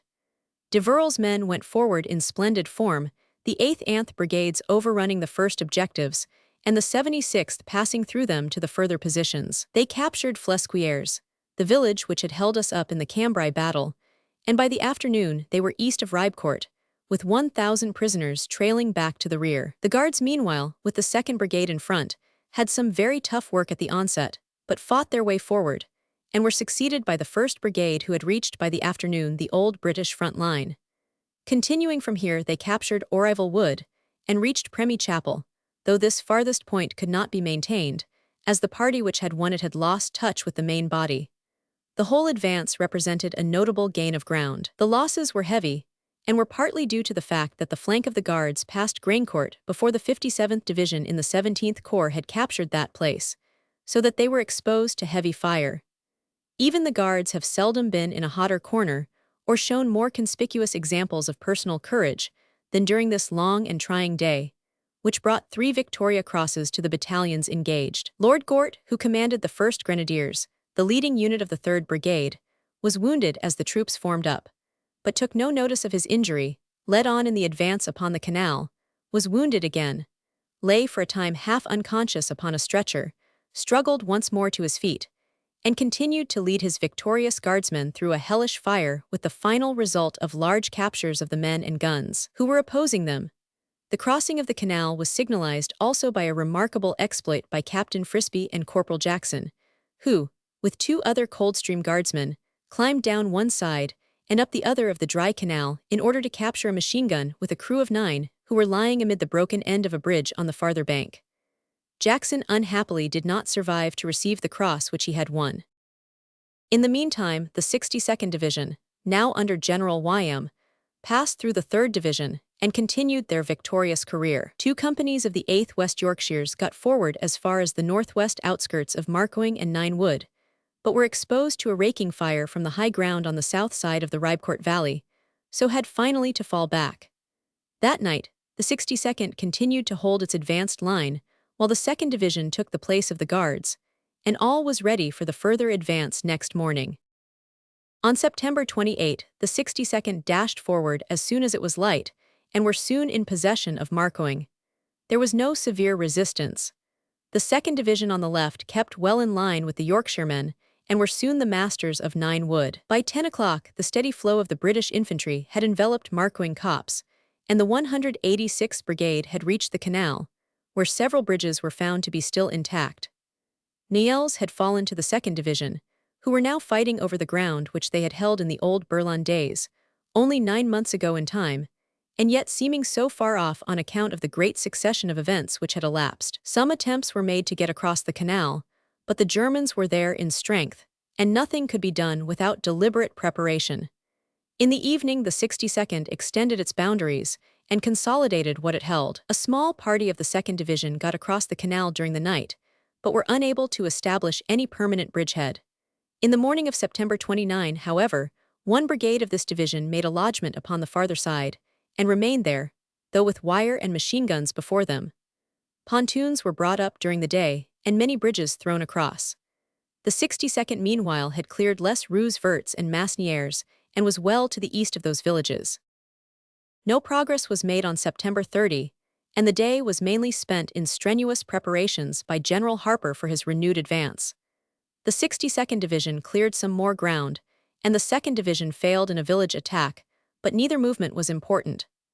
During the evening, the 3rd Division was brought forward on the right and took the place of the 62nd, so that they might advance next morning in conjunction with the New Zealanders on their right. This was duly carried out, the 5th Brigade leading on the left and the 76th on the right. It was a day of heavy fighting and of stout resistance. The immediate object was the capture of Rumilly, which was entered, but could not be entirely cleared by the 76th Brigade.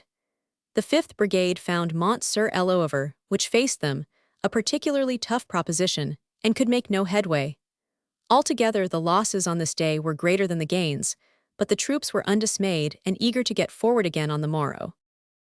In the morning of October 1, they came back to their work, the 5th Brigade still carrying on, while the 8th Brigade took the place of the 76th. By 10 o'clock, Rumilly had fallen, which gave the British a most important point as regards the passages over the river and canal. It took a great deal of clearing, for it was honeycombed with cellars and dugouts, and there were continual outflames of unexpected fire. Before evening, it was solidly British. No action of importance took place during the next few days, and the 4th of October found the 6th Corps in the same position as the rest of Byng's army, solidly established upon the western bank of the Escaut Canal and river, and with some bridgeheads on the farther side. On September 27, Ferguson's 17th Corps, which had done such splendid work in breaking a section of the main Hindenburg line on September 2, was called into vigorous action once more. Its role was to advance in the general attack, which was made on that date by the 1st and 3rd Armies, in order to drive the enemy over the Canal de l'Escaut. The 52nd Lowland Scottish Territorial Division was on the right of the 17th Corps, and the 63rd Naval Division on the left, while the 57th Lancashire Territorials had been assigned the duty of following up the initial advance and passing through the 63rd Division to reach the final objective. On the immediate right of the Corps were the Guards Division of the 6th Corps, while on the left were the 4th Canadians. The first line of objectives was the Hindenburg support line, the second included the villages of Annou and Graincourt, while the third, if it could indeed be attained, would include Fontaine, Canting, and the west edge of La Folie Wood. A very desperate day of fighting lay ahead of the 17th Corps before this ambitious program could be carried through, and yet the fire and ardor of the troops carried them eventually to the farthest limit. The 156th Brigade crossed the Canal du Nord on the right of the 63rd Division, in spite of clouds of gas and very heavy shelling upon their places of assembly. The 4th Royal Scots led the advance, and were soon in the first objective. Here they were heavily attacked, however, and there was no further forward movement until the 7th Scottish Rifles came up to thicken the line. Meanwhile, the 157th Brigade was dealing with that portion of the Hindenburg Line, which was west of the canal, their operations being on the extreme right flank of the corps in close liaison with the Guards. This heavy work fell upon the 6th Highland Light Infantry, aided by 3 tanks, and they got well forward. But the 7th Highland Light Infantry on their left were badly held up by thick wire and impossible conditions. The 7th Scottish Rifles in the north had more success, however, and they now worked south, which gave invaluable help to their comrades in that quarter. Before midday, all the ground east of the canal, attacked by the 156th Brigade, between the Moevers Graincourt Road and the Bapaume-Cambrai Road, was in the possession of the Scottish infantry. On the left of the 52nd Division, the 63rd had got off in excellent style, with the 190th Brigade leading, and the 188th immediately behind it. They were encouraged by constant good news from the north, where the 4th Canadians were in Bourlon Wood. In front of the 63rd Division lay an important point called the Factory, an old bone of contention in the days of the Cambrai Battle of 1917. This point was reached by the Anson Battalion, but they were driven out of it again, and the Germans put in a heavy garrison. It was then methodically bombarded, and shortly after 4 o'clock, it was again attacked by the 188th Brigade with complete success, 11 guns and many prisoners being taken. Shortly afterwards, both Graincourt and Anu were overrun by the advancing waves of the 63rd Division. About 5 o'clock, the 57th Division was ordered up to take the place of the 63rd, moving round their north flank with the intention of attacking Cantaing. The German resistance had very much stiffened, however, and there was a menace of counterattack, so that this final movement did not fully develop. The night fell with the 171st and Brigades in the advanced line, which represented the farthest east of the 63rd Division. 1,000 prisoners were taken during the day. Of the 11 tanks employed, no less than 9 were knocked out by the German fire, a proportion which shows how great the risks are which are taken by the brave men who form the crews. Each had done splendid work before it met its fate, and more the infantry learned, when at the last extremity before impassable wire and death-dealing trenches, to look behind them in the hope of catching sight of one of these lumbering ironclad monsters who had so often been their salvation. On the morning of September 28, the 2 brigades of the 57th Division were ordered to continue their advance and to force the passage of the Canal de l'Escaut, while the 63rd were to follow up and exploit any success which was gained. The immediate task of the 171st Brigade was to clear the ground between Anu and Fontaine, and to establish touch with the Canadians on their left. This they had done while the day was still young. From about midday, however, the attack slowed up in this section of the line. The Marcoing position was very strong, and it held the 171st Brigade.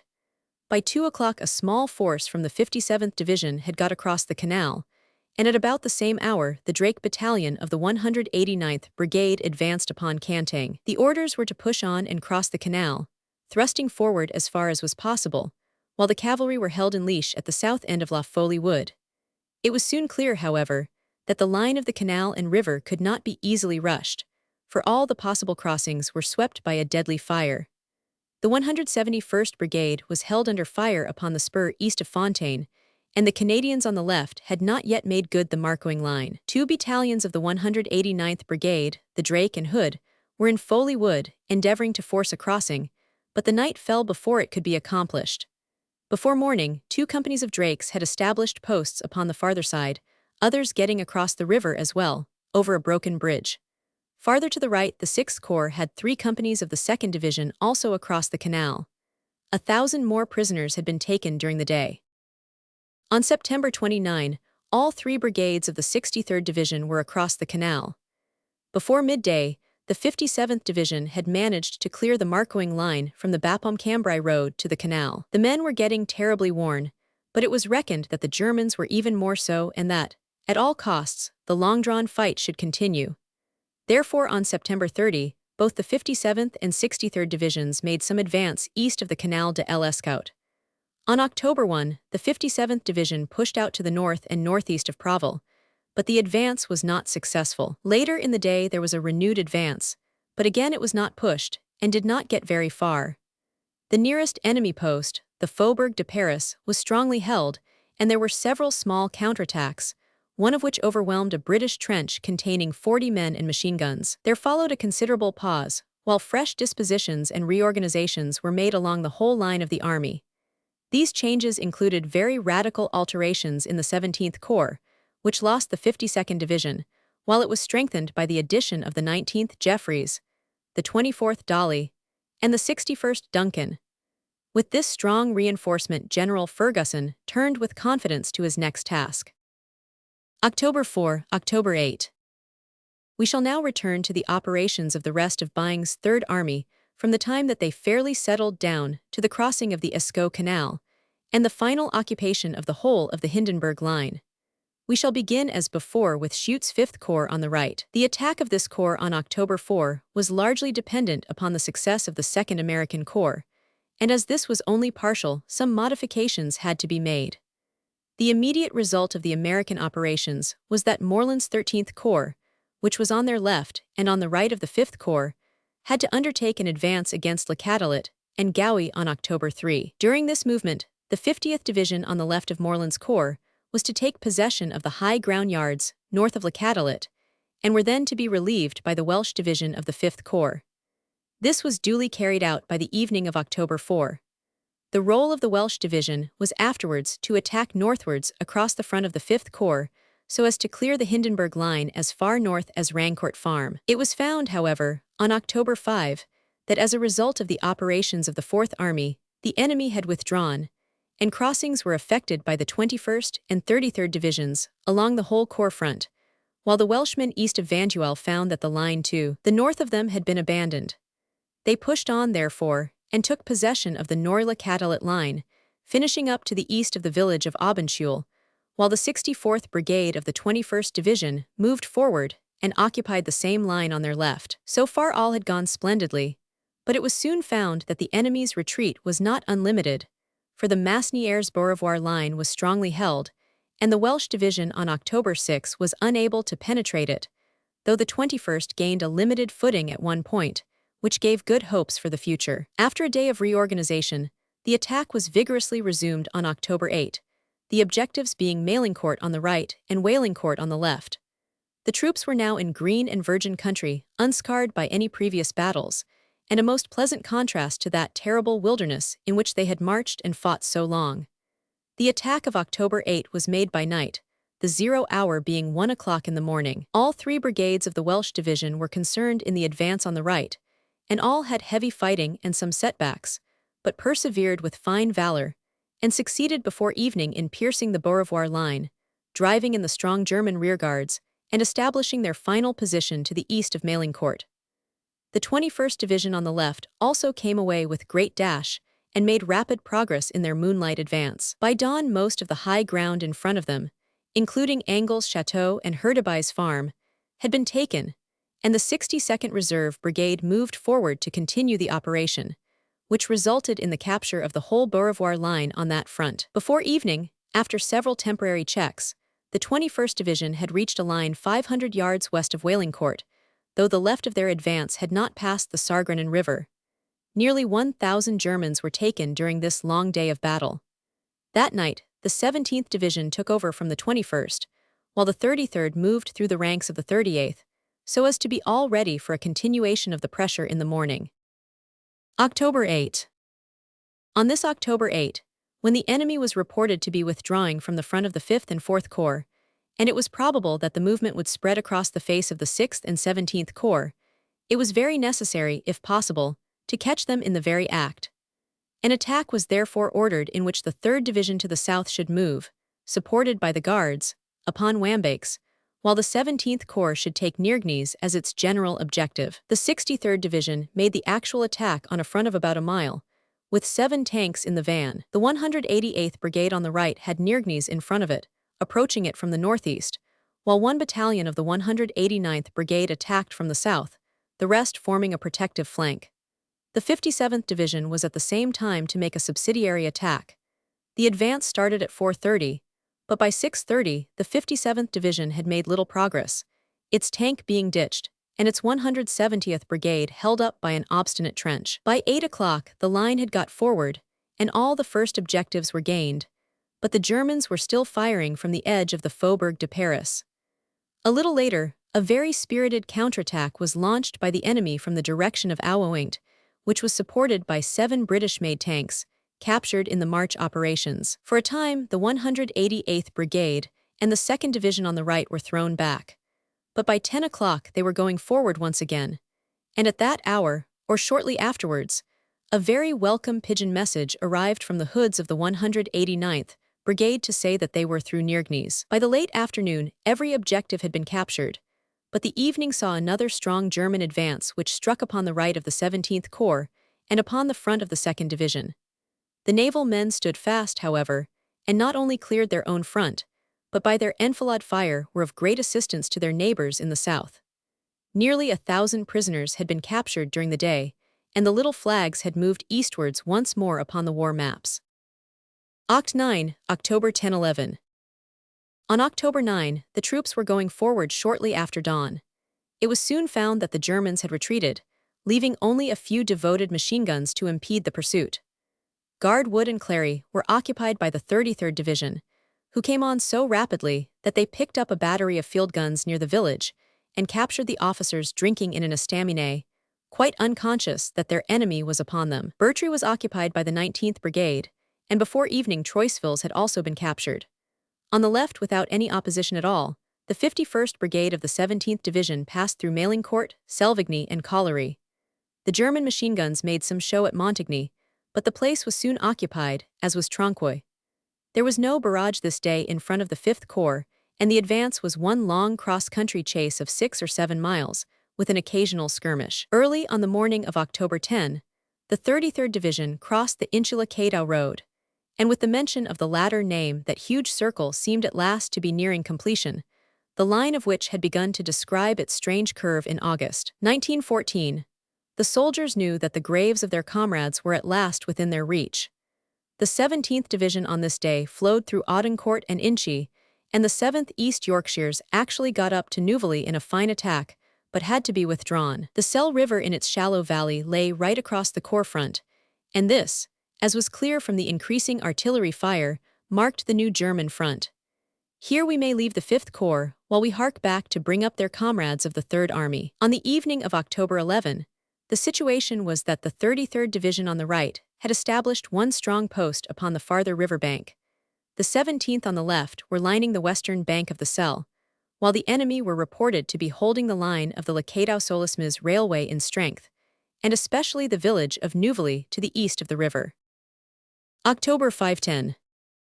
Turning now to Harper's 4th Corps on the left, and harking back to October 5, it became evident on that morning that the enemy was withdrawing from that point, as a result of the success of Rawlinson's army to the south, and even more so to the possession of Crevecoeur by Russell's New Zealanders. The retreat was closely followed by the 37th and the New Zealand divisions, and Vaucelles, with a portion of the Masnieres line south of Crevecoeur, was occupied without resistance. The Masnieres line was still strongly held, though the glow of great fires in the east at night seemed to proclaim a coming retreat. October 6 and were spent in preparing for a great attack upon the 8th, in which it was hoped that the Masnieres line would be forced. This assault made by the 37th and New Zealanders was completely successful, in spite of belts of wire which were often 30 yards wide and had to be crossed in the dim light of dawn. There was hard fighting round Brysox Wood, but everywhere the attack prevailed and the Germans were beaten out of their positions. Lesdon fell to the New Zealanders and Rifle Brigade. Once the enemy tanks advanced, and there was a short check, but the forward movement was soon resumed. Over 2,100 prisoners were taken in this successful day.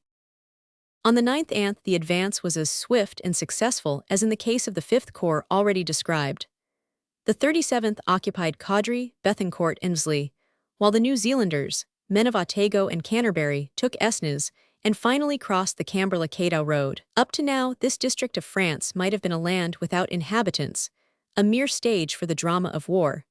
But now considerable numbers of the French civilians were liberated, no less than 2,500 at Caudry, all with the same tales of German bullying and violence. In the early morning, the 37th and their comrades of New Zealand were opposite the Selle River and had passed some elements across on each side of Biester. We may leave them here on the eve of the Battle of the Selle River and extend our view so as to take in the work of the 6th Corps to the north of them. In the case of Halding's 6th Corps, there was a general German withdrawal on October 5, which did not prevent a very firm front being shown upon the general line, which was held on October 8. The attack upon that day was made by the 9th Brigade of the 3rd Division on the right, and by the 99th Brigade of the 2nd Division on the left. The village of Sarenvillers was the immediate objective of the 9th Brigade, which was strengthened by the 2nd Suffolk Battalion. Both the 9th and 9th Brigades got well forward at the start, but had very hard fighting, and at one time were driven back by a German counterattack supported by tanks. The village had been taken, but the cellars were still full of Germans. La Targette, the other village on the front, repulsed 2 attacks and was vigorously defended, the 2nd Suffolk having heavy losses in front of it.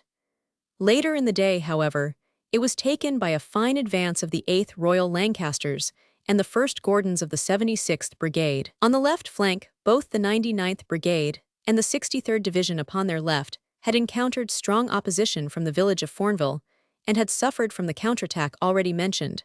But 3 of the German tanks were destroyed, and the advance was resumed with the result that before evening Fornville had been taken and the whole line of the original objective secured. It was only attained, however, after a day of very desperate battle and heavy losses. During the evening the Guards came up, with their 1st and brigades in the line, and early in the morning, supported by the fire of 9 brigades of field artillery, they reached the line of railway along the whole corps front and took the village of Wambakes. News from the north now showed that the enemy was retreating upon a broad front and in no half-hearted manner. Patrols of the 17th Corps were reported to have passed through Cambrai, while north of that the troops of the 1st Army had crossed the canal at Ramillies with little opposition. Previous experience had shown that such a retreat would certainly be conducted in an orderly fashion and would be covered by rearguards composed mainly of machine gun units. The main thing, however, was to sustain the pressure and keep as close to the retiring masses as possible. Led by that veteran body, the Oxfordshire Hussars, acting as advance scouts, the infantry of the 6th Corps hurried forward in pursuit with much the same general experience as the 2 corps on their right. Estermel, Igneel, and Boistrancourt marked the main line of the advance, and were occupied by the Guards, who were in touch with the New Zealanders of the 4th Corps on their right, and with the 24th Division of the 17th Corps on their left. On October 10, the Guards were through St. Hilaire and up to St. Vaast, which latter village was cleared after a stiff local skirmish on October 11. The Germans still seemed inclined to fight in this quarter to the west of the Selle River, especially at St. Aubert and Solismes. They were brushed aside, however, and on October 13, the Guards gained that portion of St. Python which is west of the Selle, a stream about 30 feet across and of some depth.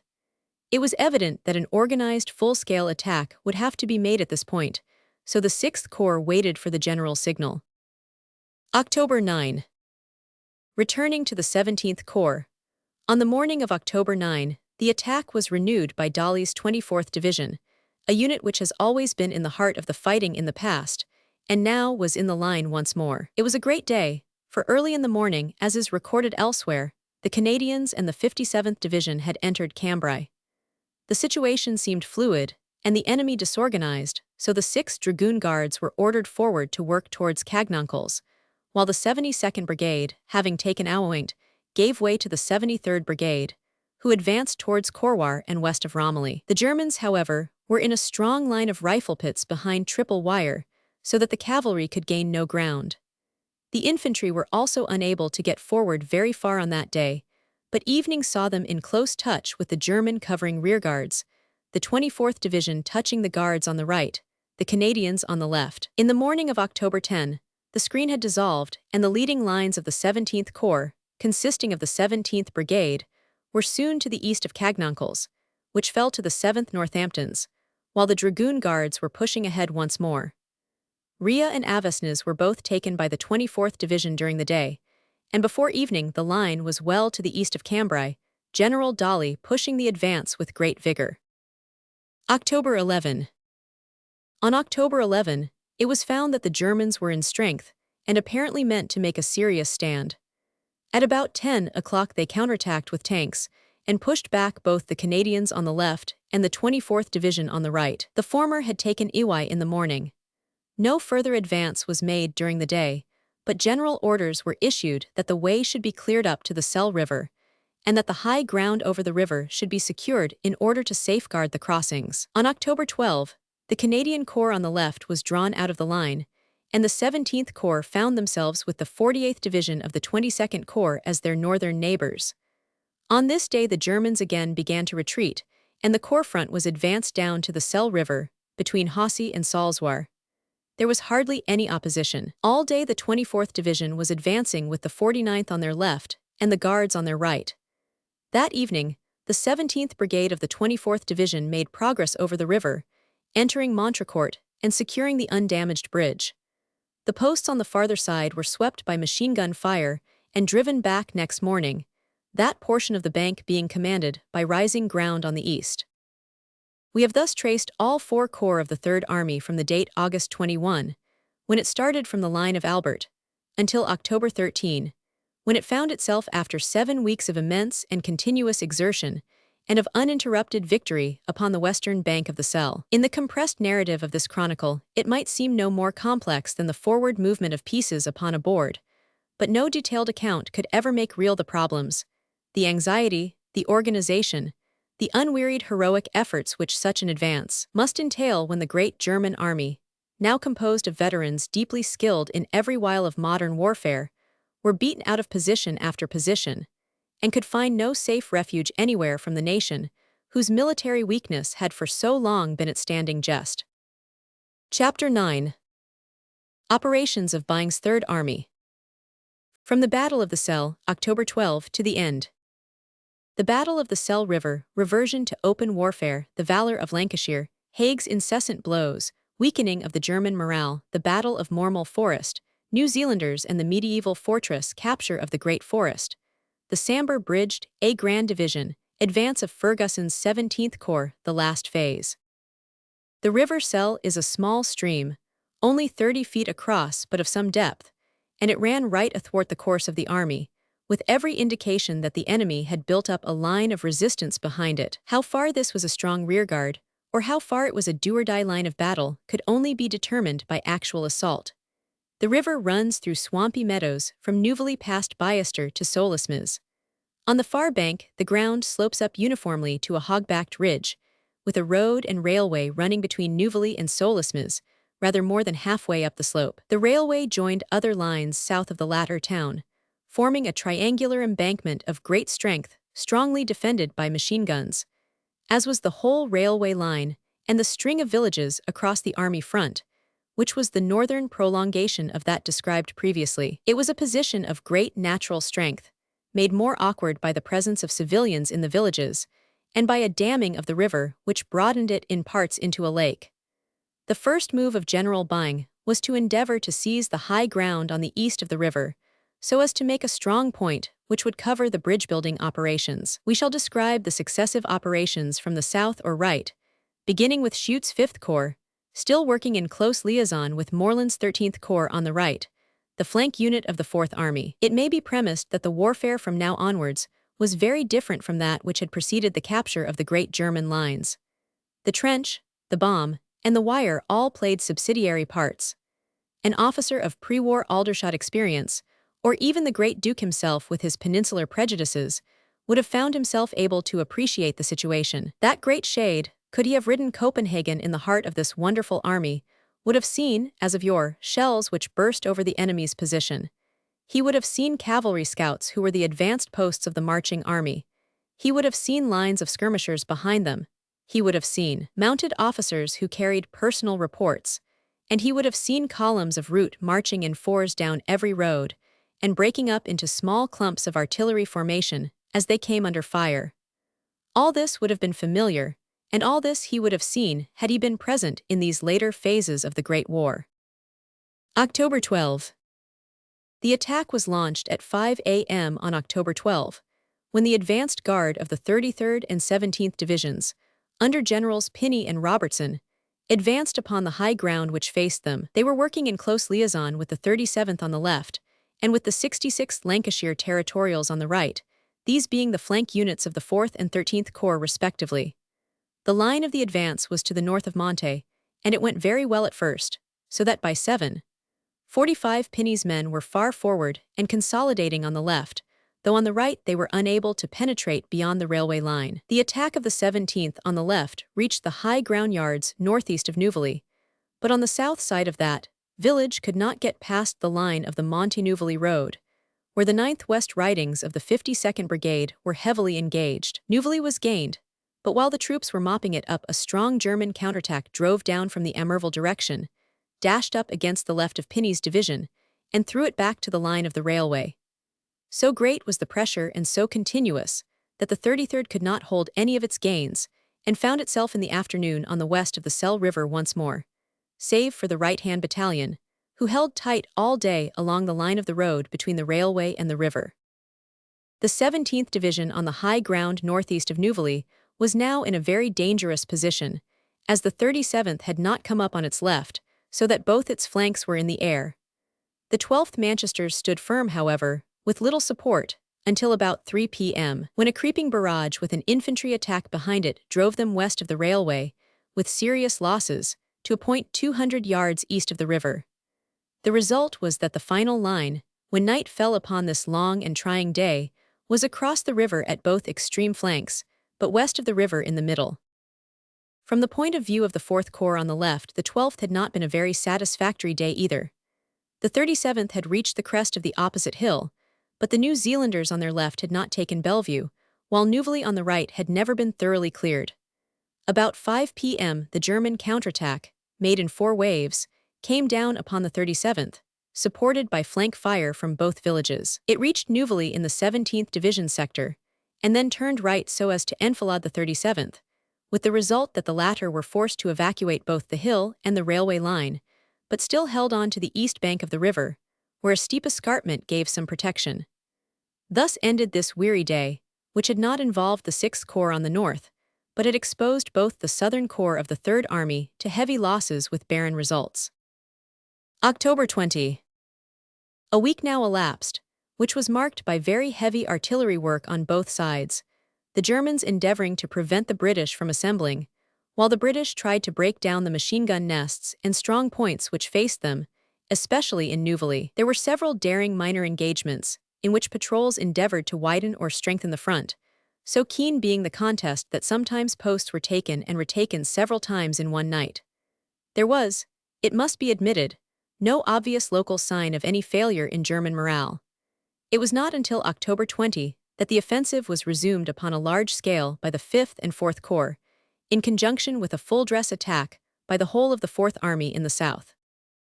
The 5th Corps advanced with Cubitt's 38th Welsh on the right and the 17th Division on the left. Neither line had far to go before clashing with the enemy, for the outposts were almost touching each other. The attack began in the dark at 2 in the morning, the British having indulged in previous heavy shoots at night, in the hope, which was justified by the result, that the real barrage would be taken as being of a similar temporary nature. The Welshmen had a desperate experience at first, a quarry, a farm, and the old railway embankment all forming difficult obstacles. In the case of the quarry, every man of the original storming party became a casualty, but it was taken by their successors. The rain was heavy, the slopes slippery, the mud deep, and the whole of the conditions about as bad as they could be, which was the more serious as the tanks were put out of action thereby. The 50th Brigade of the 17th Division, with the 7th East York's Anth Dorsets in the lead, had been launched upon Neuville with instructions to avoid a frontal attack, but to endeavor to get round to north and south so as to pinch it out, while the guns bombarded it and kept the machine gunners in their lairs. South of the village, the attack advanced rapidly through the murk of a most inclement night. The first lines of machine guns were overrun and destroyed. The wave of men then fought their way through some wire and got as far as the embankment, which was thickly garnished with light artillery. Before dawn, the 10th West Yorkshires closed in upon Neuville, and in spite of several obstinate machine guns, cleared the place and took the survivors prisoners, most of them being dragged out of cellars. Pushing on, the 17th Division after several vicissitudes captured the village of Emerville, but were pushed out of it again by a counterattack, finally regaining it after dark. The 7th Borders took this village, but lost both their commander and their adjutant in doing so.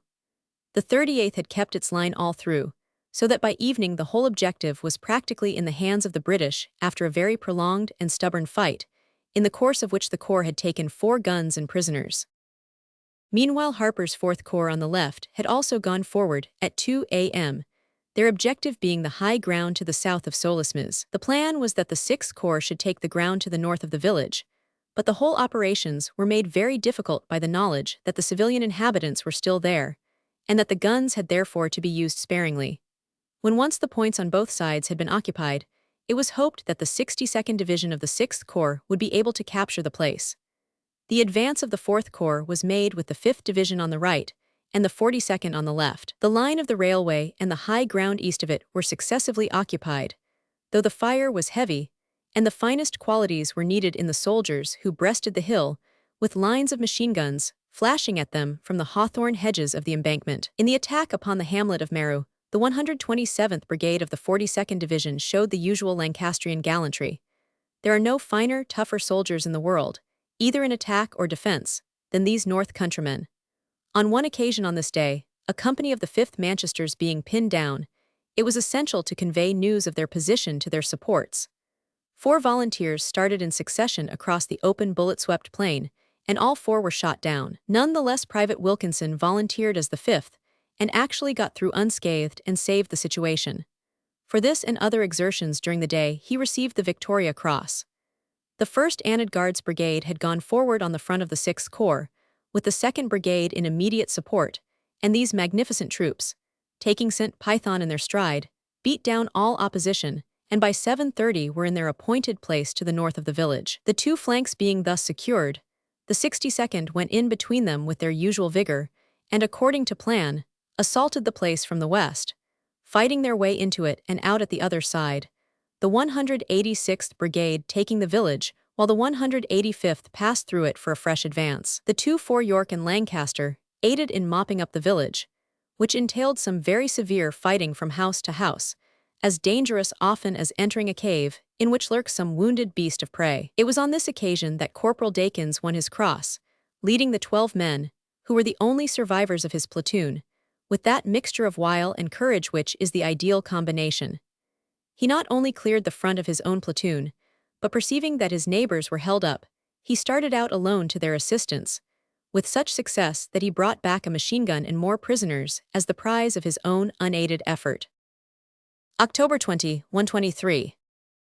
The 3rd Guards Brigade on the extreme left, attempting to make good the Solismes-Valenciennes road, were checked for a time by very heavy fire, but overcame the difficulty, and soon the Guards had their full objective, and were in touch with the 19th Division on the flank of the 17th Corps on their left at Maison Blanche. The 42nd Division on the right had got well forward, but was checked at last on the line of the Bert Brook, which caused the 62nd on their left to throw out a defensive flank and put limits to their advance. The 5th Division on the extreme right had also been held, and were finally driven off the high ground south of Meru by a sharp counterstroke of the enemy. By evening, the 5th and 42nd had secured almost their full objectives, the Manchester battalions having borne the brunt of the fighting. The 4th Corps had taken over 1,000 prisoners. The 6th Corps had also gone to its full limit, the Guards and 62nd having cleared everything in front of them and sent back 700 prisoners. It had been a most successful day, but the hardest work had fallen upon the 4th Corps, both divisions having been badly knocked about. It was determined to spend a day therefore in consolidating the gains and to continue the advance on October 23. October 23. On that date, the 5th Corps on the right went forward once again, with the 33rd Division on the right and the 21st on the left. If we attempt to describe the action from the broad point of view of the whole Corps front, the order of battle from the right was the 33rd, 21st, 5th, 42nd, 3rd, and 2nd. On the front of the 6th Corps, there was a sudden outburst of artillery fire during the assembly of the troops, which unhappily caught the 3rd Division and caused many casualties. It is a hard test even for the most veteran troops to be under a hurricane of shells in the dark and cold of an autumn night, but the men of the Iron Division came into the battle as blithely as ever. The Harpies River, and a whole screen of villages and of woods, with the great forest of Mormal at their back, were the immediate obstacles which confronted the army. On the right, the village of Forest was soon secured, though an obstinate pocket held out for some time to the northeast of it. The enemy in this quarter could be seen retiring in small parties towards Vendages and the wood near that village. The 33rd Division on the flank had a greater volume of fire to contend with and was rather slower than the 21st, which never halted until it was close to Vendages, reaching it at 10 a.m. The defense was thickening, however, and both divisions had very heavy going in the afternoon, though the 19th Brigade of the 33rd Division fought its way along the north of Vendages Wood and reached its allotted line, while the 98th Brigade was held up by the fire from Baucis. As the farther line was reached, the two reserve brigades of each division, the 62nd and the 100th Brigades, were pushed up to take the burden from those who were wearied out by the long and strenuous day. Nearly 800 prisoners had fallen to the 5th Corps.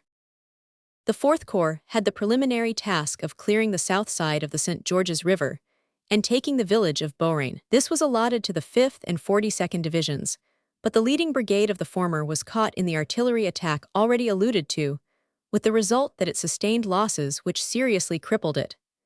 Nonetheless, the attack started up to time and was successfully carried out, save that Beaurain could not be cleared, a fact which necessitated a change in barrage, no easy matter after a great action is launched. The 125th Lancashire Fusilier Brigade of the 42nd Division did particularly fine work. The 37th Division and the New Zealanders, Canterbury and Otago in the van, had now passed through the ranks of their comrades, and as there were signs of German disorganization, the pressure was strenuously maintained.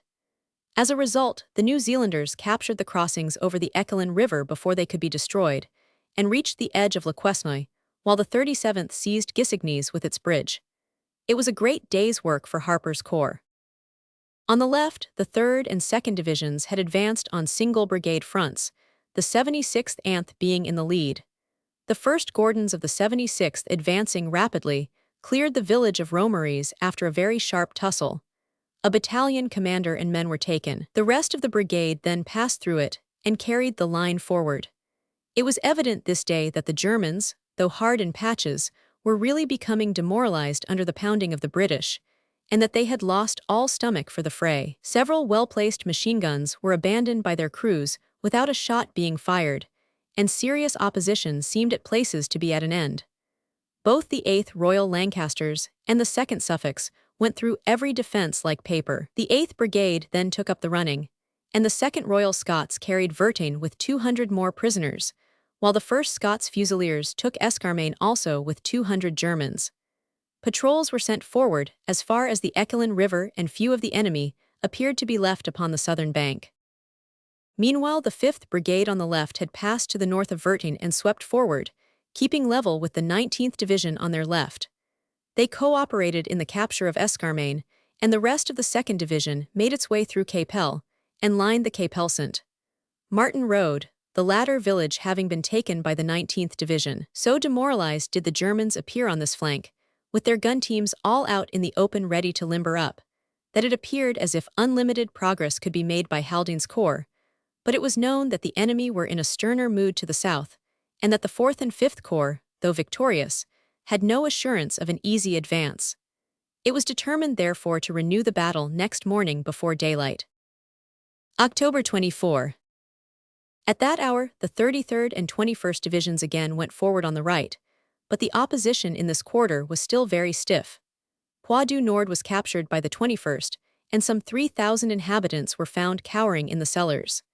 Inglefontaine was at the same time attacked by the 100th Brigade of the 33rd Division, but the machine guns were busy, and it was some time before they could get a lodgment. The 21st was at the same time held up on the road north of the village. About 4 p.m., the line moved forward again behind a fresh barrage, that refreshing shower which revives the exhausted infantry. The men of the 100th Brigade got halfway through Inglefontaine and remained there at close grips with their tenacious adversaries, while the 21st fought their way forward to the southeast of Gisignes, where they were again pulled up. The resistance on this southern section of the corps front was certainly very different from that experienced by Haldane's corps in the left flank. Meanwhile, the 4th and 6th Corps were waiting for the 4th Army and the 5th Corps to swing into line, but they made a short forward movement on October 24, the 3rd Division passing through Roosnes, while the New Zealanders on their right kept pace with them. Both the 5th Corps on the right and the 17th Corps on the left were for the time rather behind the general line, so that a long defensive flank had to be formed by each of the corps between them. The 61st Division had come in on the right of the 17th Corps, but it had at once run into a sharp attack, which drove it for the time out of Vendiges-sur-Requelin. During this day, some attempt was made by the 6th Corps to push cavalry through, but every horse of 2 strong patrols of Oxfordshire hussars was shot, so that it was impossible to persevere.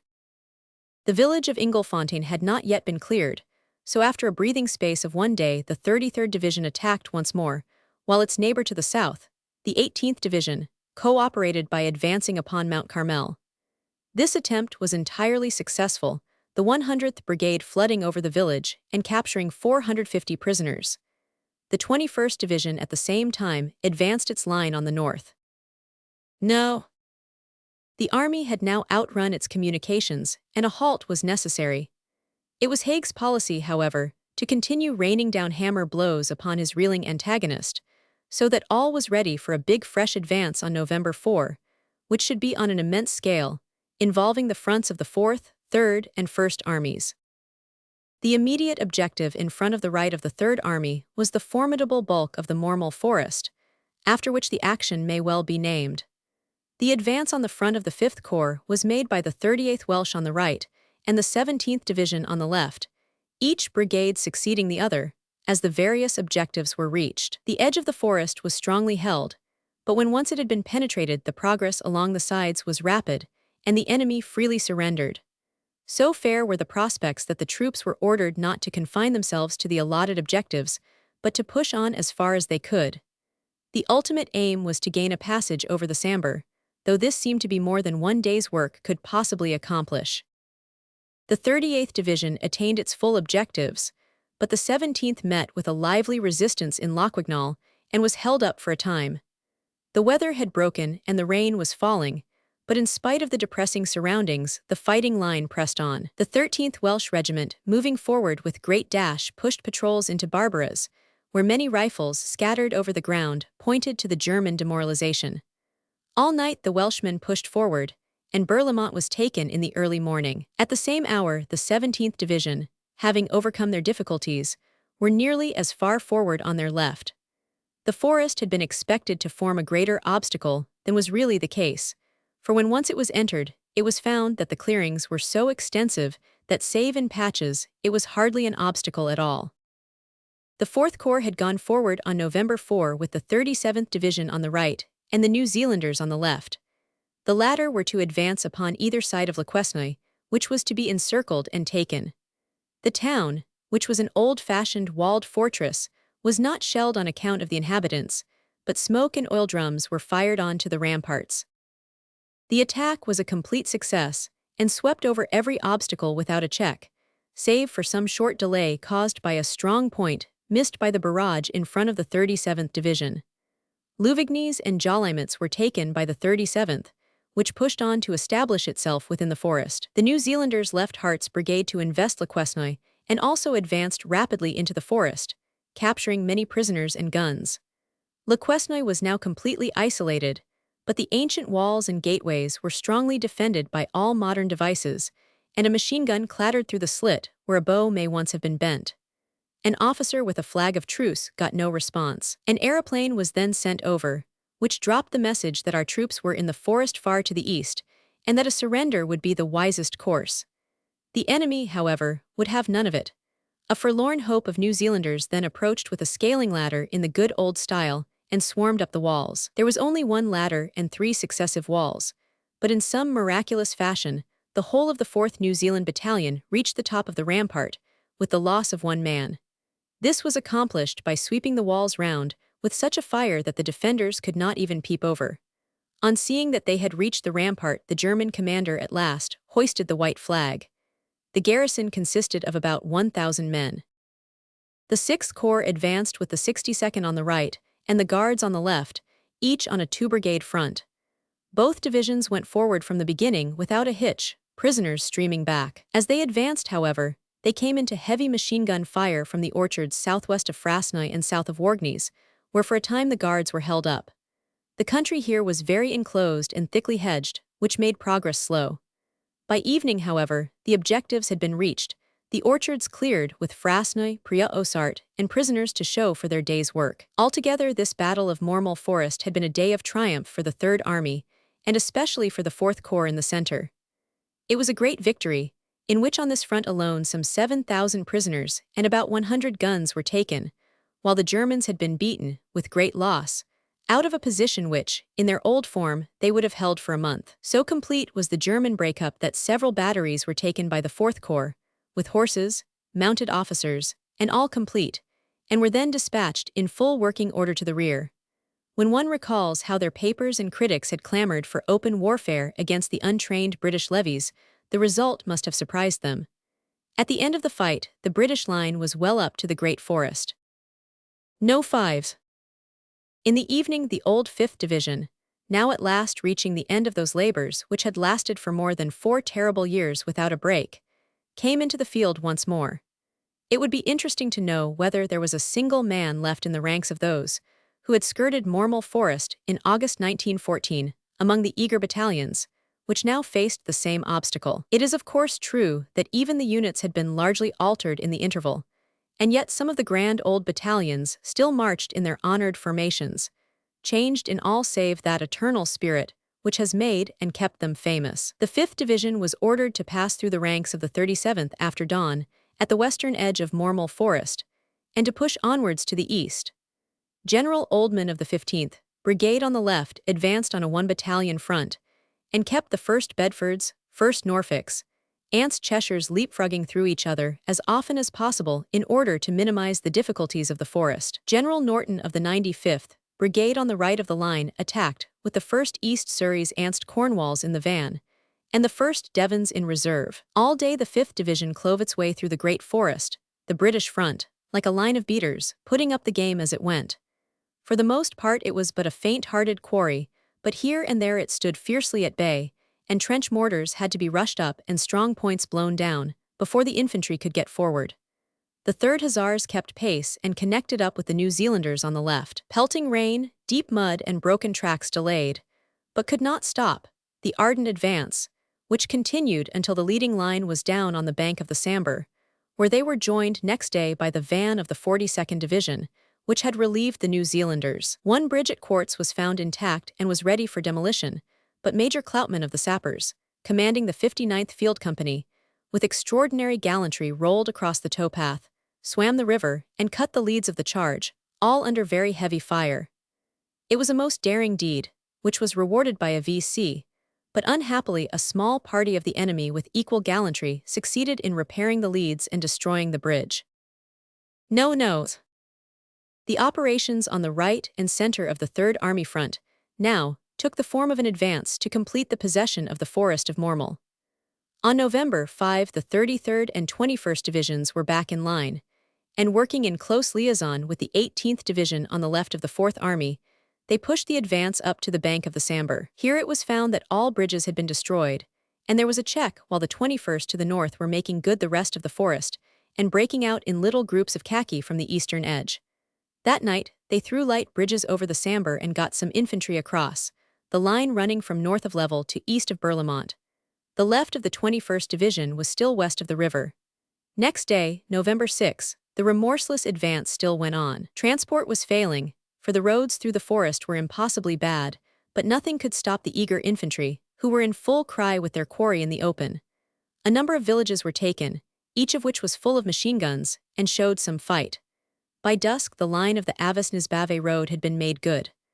On November 7, the German retreat still continued, but the British had still to fight their way, and their progress was far from being a walking tour. Both the 33rd and 21st had a sharp fight before they could dislodge the rearguards from the Bois du Temple, Éculin, and Le Montfontaine.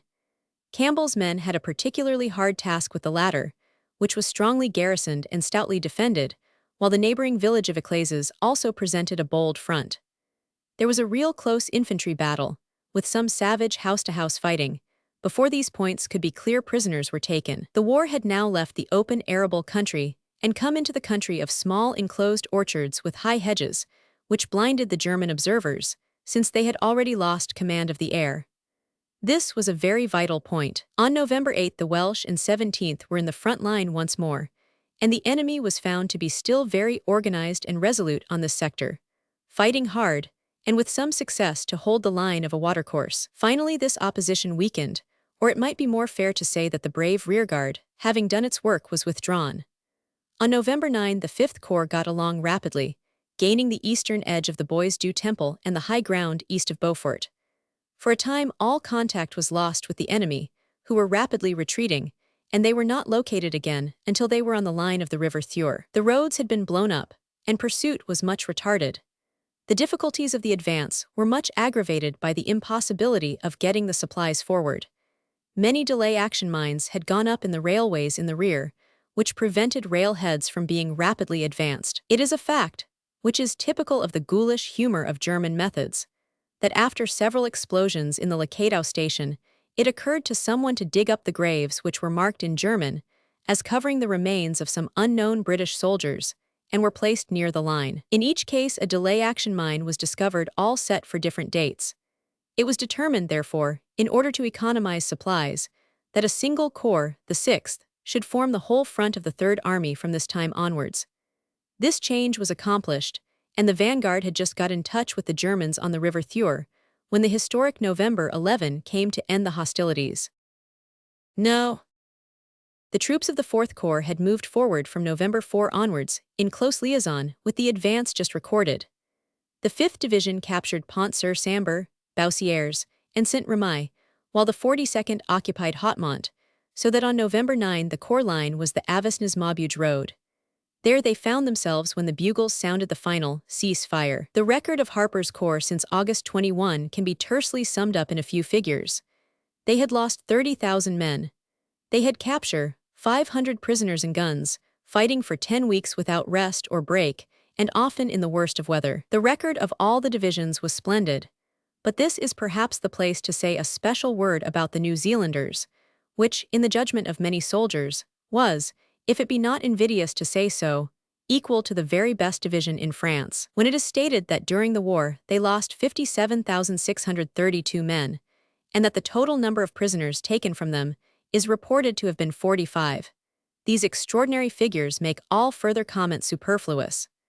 But what was particularly remarkable was their appreciation of a military situation, which more than once altered the whole strategic situation. Thus, it was their discovery that the Crèvecoeur bridge was intact, and their rapidity in seizing it and tenacity in holding it and the village, which threatened the whole Beaurevoir line, and helped to reduce to nullity one of the greatest defenses ever created by German engineers. These men returned to their island homes bearing with them the deep admiration of their comrades and the gratitude of the Empire. They joined discipline in peace to valor in war, and England was the poorer when the last red hat band was seen in the streets of her cities. No. 9. The 6th Corps, after the Battle of Mormel Forest, pushed on to the east, and was rather impeded by the waterlogged country than by the German resistance. On November 6 there was a counterattack upon the 62nd Division, which made no headway and had heavy losses. Bavassac, Aubis, and many other villages were taken, the church in the latter place containing 30 machine guns. The guards on the left took Bouvignies, while the 24th Division upon their north held the line of the Hongnau River. On November 7, the resistance was still negligible, but the continuous rain and the wooded nature of the country made rapid progress almost impossible. That evening, General Haldane received the surprising news that it was probable that the enemy would send emissaries through the Allied lines with a view to negotiating an armistice, his instructions being that if they approached his front, they should be detained pending instructions from higher authority. In the evening, it was learned that they had actually reached the French lines. The fighting still continued, however, and on November 9 the 62nd Division had reached the Sambre. The guards on the same day pushed forward rapidly and entered the citadel of Maubeuge in the afternoon. It was difficult to get touch with the enemy, who were reported to be standing at Bousois. At this period, as already told, the 6th Corps took over the whole army front and was advancing upon the Maubeuge-Charleroi front when the fateful hour struck. The record of the 6th Corps during their 10 final weeks of work had been a magnificent one, and was strangely parallel to that of the 4th Corps on their right. Their losses had been almost identical, about 30,000 men. Their prisoners came to over 20,000, and their captured guns were 350. The 5th Corps, on the other hand, had endured more than its neighbors, having lost no less than 34,000 men.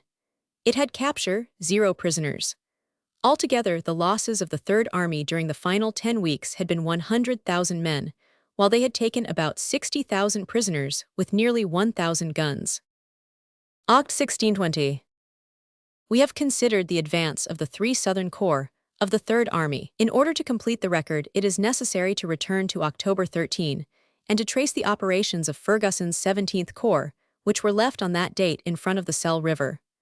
On October 14, the 72nd Brigade of the 24th Division, which was in the van, gained a footing at the edge of Hossey Village, which straddles the river. On October 16, this same brigade took the whole village on either bank. The left of the line was held up, however, by a particularly heavy gas screen. Later in the day, the Germans were into Hossey once more, but again were pushed out from the western section of it, on which they gas-shelled it, to the destruction of a number of unfortunate civilians who had been unable to get away. 400 prisoners were taken during the day. October 17 saw the British line where it had been on the 15th, as the gas clouds hanging low over the river valley made the position down there untenable. On October 20, a rainy and tempestuous day, the general advance of the whole Third Army was resumed.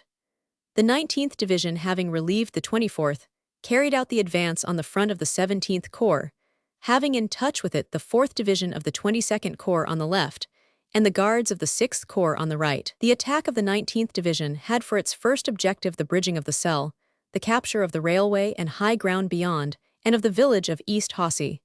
The second stage should be the ridge to the east. Two brigades advanced, the 57th on the left and the 58th on the right, behind a fine barrage from 11 brigades of artillery. Oct. 2025.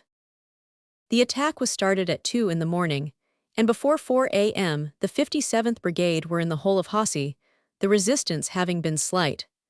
At 6 o'clock the 8th Gloucesters, on the extreme right, had reached their final objective, where they were endeavoring to get touch with the Guards in the neighborhood of Maison Blanche. The 10th Warwicks were held up on the left, but soon cleared out the obnoxious pocket. By 9 o'clock the 58th Brigade was also on its extreme limit, and an obstinate strong point was surrounded and destroyed. In this brigade, the 2nd Wiltshires had the worst ordeal, but they won through at last. Patrols on the right had reached the banks of the Harpies. The blow had, as must be admitted, been delivered in the air, but the river line had been won, and that was the essential. On October 23, the part played by the 17th Corps was subsidiary to that of the Corps to the north and to the south.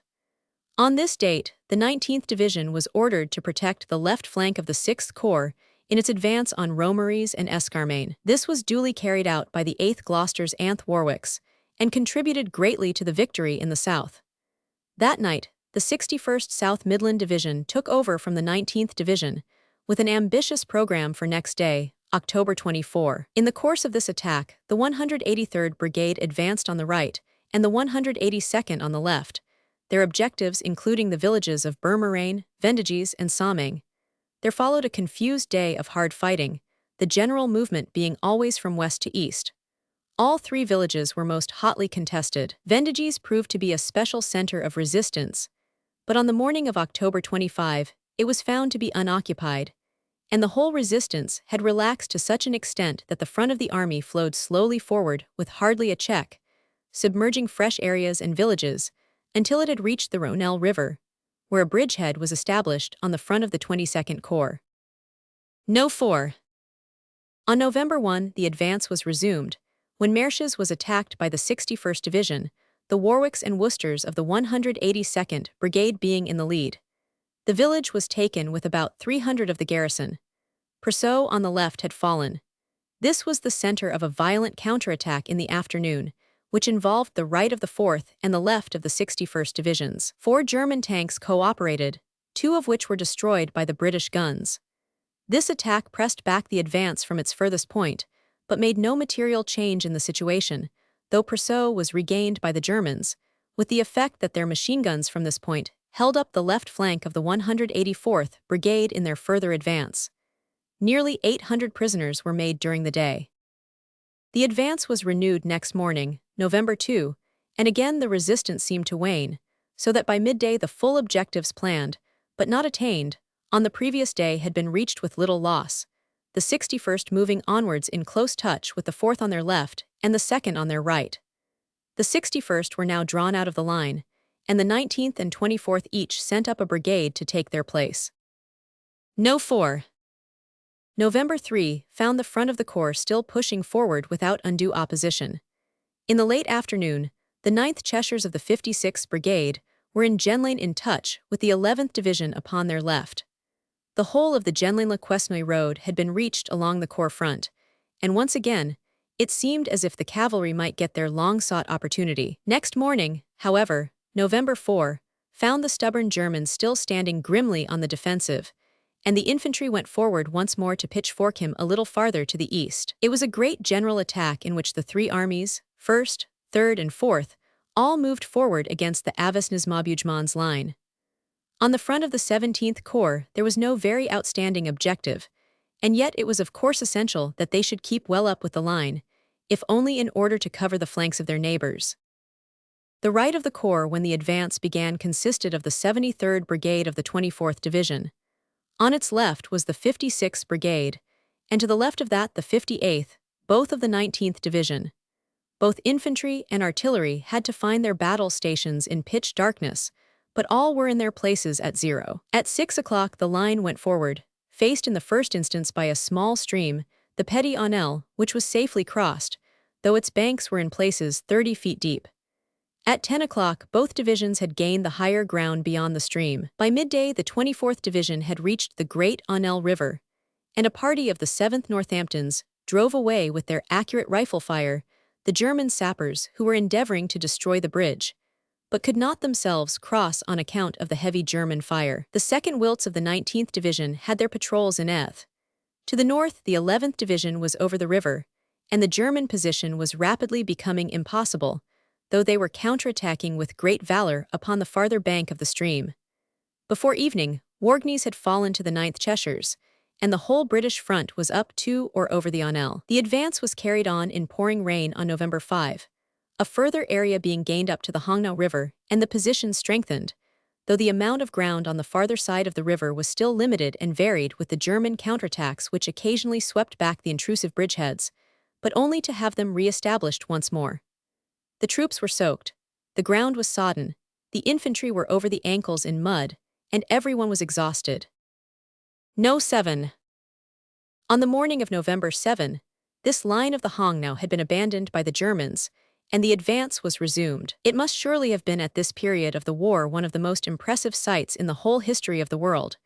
Could one with a single sweeping glance have seen that gigantic line from the left wing of the Belgians on the Dutch frontier to the right wing of the French within view of the Swiss, moving forward every day, millions of men advancing together, with the flash of their bayonets before them and the red glare of their shells in front of them, while along that whole front of 400 miles the grey cloud, like some visible thing of evil, rolled slowly back in front, leaving bare the ground which it had blighted and poisoned.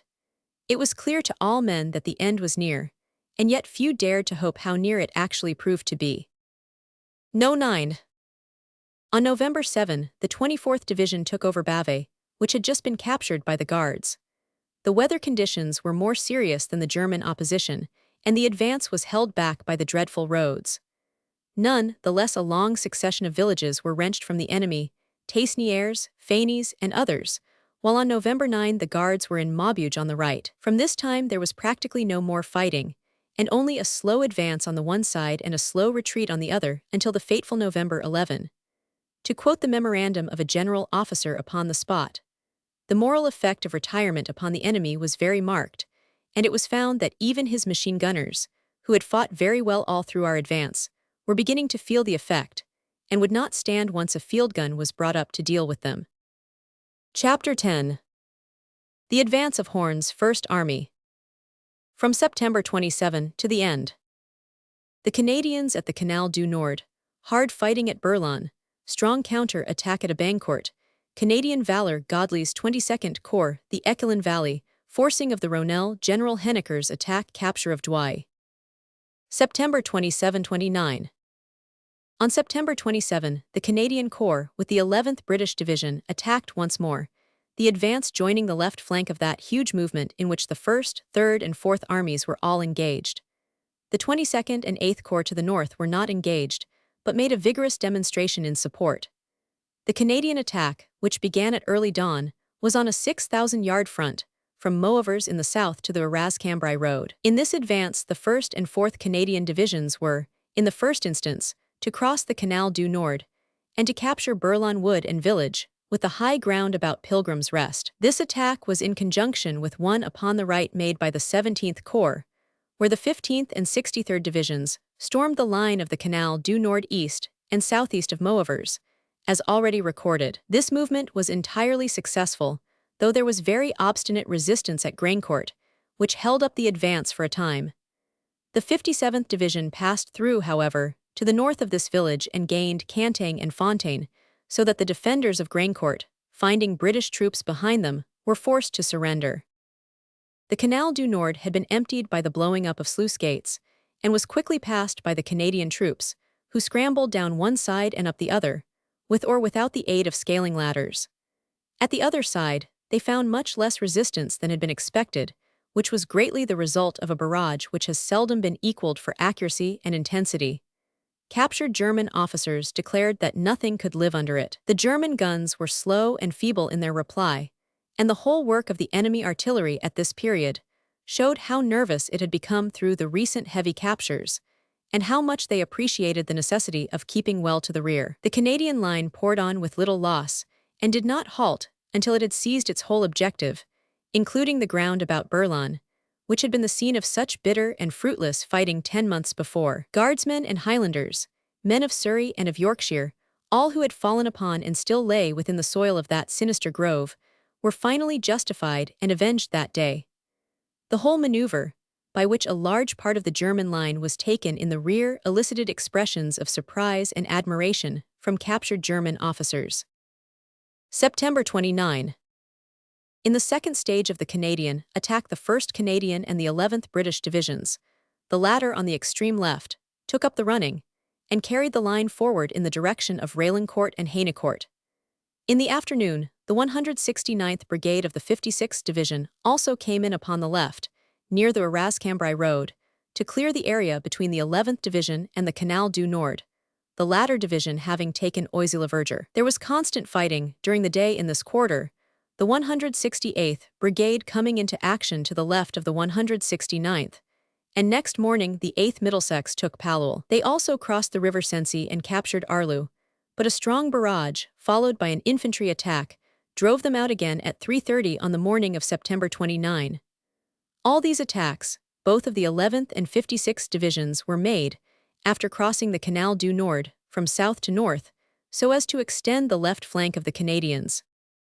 One of the predominating factors in these operations was the great flood caused by the blocking of the Trinquis and Sensee rivers by the Germans, which created wide lakes shown upon no map, across the front of the 22nd Corps. As a matter of fact, this development was regarded with some complacency by General Godley, for there had always been a chance that the Germans, by driving a really strong counterattack along the line of the Scarpe, might checkmate the whole British advance to the south.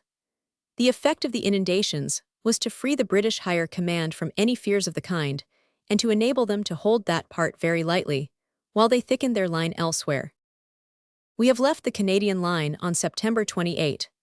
On this date, the 3rd Canadian Division, which had relieved part of the 4th British on the right of the Corps front, attacked with the 7th Anth Brigades in the van. On its left was the 10th Canadian Brigade, which in turn had the 2nd Canadian Brigade to the north of it. The 3rd Canadian Division made good progress and pushed through as far as Raillencourt, but the 1st Canadian Division remained motionless, as it was already rather in front of the general line. The 11th British Division was doing continuous good work in the north, but on the morning of September 29, its 32nd Brigade was held up by a strong field of wire, and the advance was checked in that quarter, but later in the day the whole line pushed on once more, the order of brigades from the north being 32 British, 2, 12, 7, 9, all 4 Canadian. A mist covered the front, and from the heart of this impenetrable cloud came the constant rattle of the German fire, while their bullets swept every avenue of approach. The progress was irregular, but by 9:45 in the morning the 12th Canadian Brigade had taken Sancourt and had entered Blecourt, where some fierce bludgeon work was going on. At 10 a.m. the 2nd Brigade had reached a Bancourt station, but the 11th Division were again held up in the north, which exposed the left flank of the Canadians. South of the Bapaume Road, the 9th Brigade was making steady progress, while the 7th had reached Neuville-Saint-Remy. For a moment, the 12th Canadian Brigade was staggered by a heavy counter which broke upon it, but the ranks soon rallied, and the ground was regained. It was desperately hard fighting, however, and it was to continue day after day, until all the northern grit of General Currie's corps was needed to sustain it. Early in the morning of September 30 they were at it again, the immediate objects of the operations being the capture of the bridgeheads on the Canal de l'Escaut by the 3rd and 4th Canadian Divisions, and secondly, that the high ground over the River Sensee should be secured by the 1st Canadians and 11th British. September 30. The attack began well, as the 3rd Canadian Division got Tilley and the 4th got Blecourt. There was some progress also along the Cambrai Road, when the 3rd Canadians got Petit-Fontaine. It was do or die with the Germans, however, who were keenly alive to the fact that at all costs they must hold the bridgeheads of the canal. They had put out a great effort, and had brought up 3 new fighting divisions, making 7 in all between Cambrai and the Sensee River. Counterattacks rolled one after the other from the east, but the Canadians showed themselves as stiff in defense as they were ardent in attack. They might well be in high heart, for since September 27, 200 guns and prisoners were visible signs of their victory. October 1. On October 1, the 56th Division relieved the 11th, and both reverted to the 22nd Corps. At 5 a.m. on that date, the Canadian attack was renewed, synchronizing with that of the 17th Corps in the south and the 22nd in the north. The order of brigades on the Canadian front was, from the north, 1, 3, 11, and the advance was made under a heavy barrage, but it met with a most desperate resistance. In this and the following day, the Canadians experienced as heavy fighting as any in their great record. By 8 o'clock, the general line had got as far as Canal Bankmornchy's Wood Cuvillers Bantigny Bancourt. Shortly afterwards, a very heavy German attack struck the whole corps front, rolling chiefly up the Bantigny Valley, the hostile infantry emerging from Palincourt, and thence pouring forward with great determination in several lines.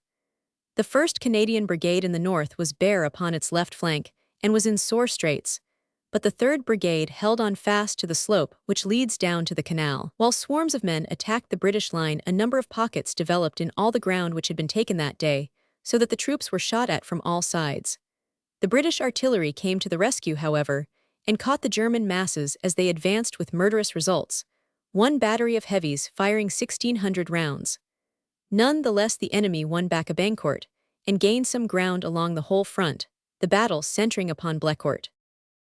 That night the British line, which was already much weakened by prolonged fighting, and which was clearly opposed by superior forces, halted for a time for reorganization and reinforcement. It has since been proved that no fewer than 13 German divisions were thrown in upon this section of the line. October 2.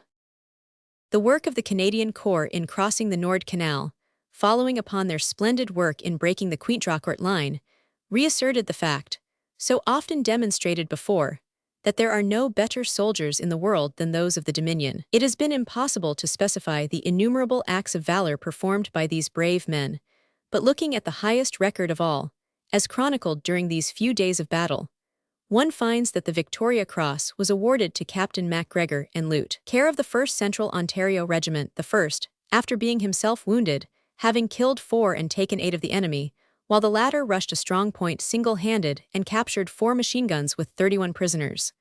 Lute, Gregg of the Nova Scotians, killed or wounded 11 of the enemy and took 25 prisoners on September 28. Lute, Honey of the 78th Manitobas, captured a whole nest of guns single-handed, with 10 prisoners, dying of wounds on the last day of the attack, while Sergeant Marisfield of the 4th Central Ontarios cleared out 2 posts by his own initiative, and fought after being wounded until a second wound left him senseless upon the ground. Such were the iron men who have made the name of Canada great in the battlefields of Europe. October 7. For the sake of connected narrative, we may carry on the story of the Canadians from October 2, when their weakened ranks, after their great and continuous exertions, were held by the strong German array in front of a Bancourt. For the next few days, while gathering for a fresh spring, the Canadians saw heavy palls of smoke over Cambrai, while at night the dull red glow from great fires hinted at an approaching retreat. During the week which followed, the 17th Corps was, as has been told in their own chronicle, making splendid progress to the south. On October 7, the 2nd and 3rd Canadian Divisions, rested and strengthened, renewed their advance. On that date they advanced with the old design of securing the bridgeheads over the canal, Pont d'Air, and Ramillies being their objectives, the latter a name of good omen for any British operation. Rapid progress was made, and it was soon evident that, be the machine guns ever so numerous and spiteful, it was still only a rear screen which faced the attack. The light of day had hardly come before the 5th Brigade, after a short, sharp tussle, had possession of Pont d'Air, while the 6th Brigade got Ramillies. The 8th Brigade, to its own amazement, crossed the canal without opposition and pushed its patrols into Cambrai. It seems that at the moment of the attack the Germans were caught in the confusion of their changes. On October 8, Cambrai was cleared, huge fires were extinguished, and wires, by which the destruction of the town might be completed, were traced and cut. An air reconnaissance at dawn on October 9 showed that the enemy had cleared away from the whole area between the Sency Canal and the Canal de l'Escaut, having destroyed all the Sency bridges. The 17th Corps sent the 24th Division into Cambrai to take it over, while there was an immediate pursuit of the retreating enemy, in which General Currie pushed forward a mobile column, called Brutinel's Brigade, which contained light guns and the Canadian light horse. Villages fell rapidly all along the line both to the Canadians and to the British 11th Division on their left.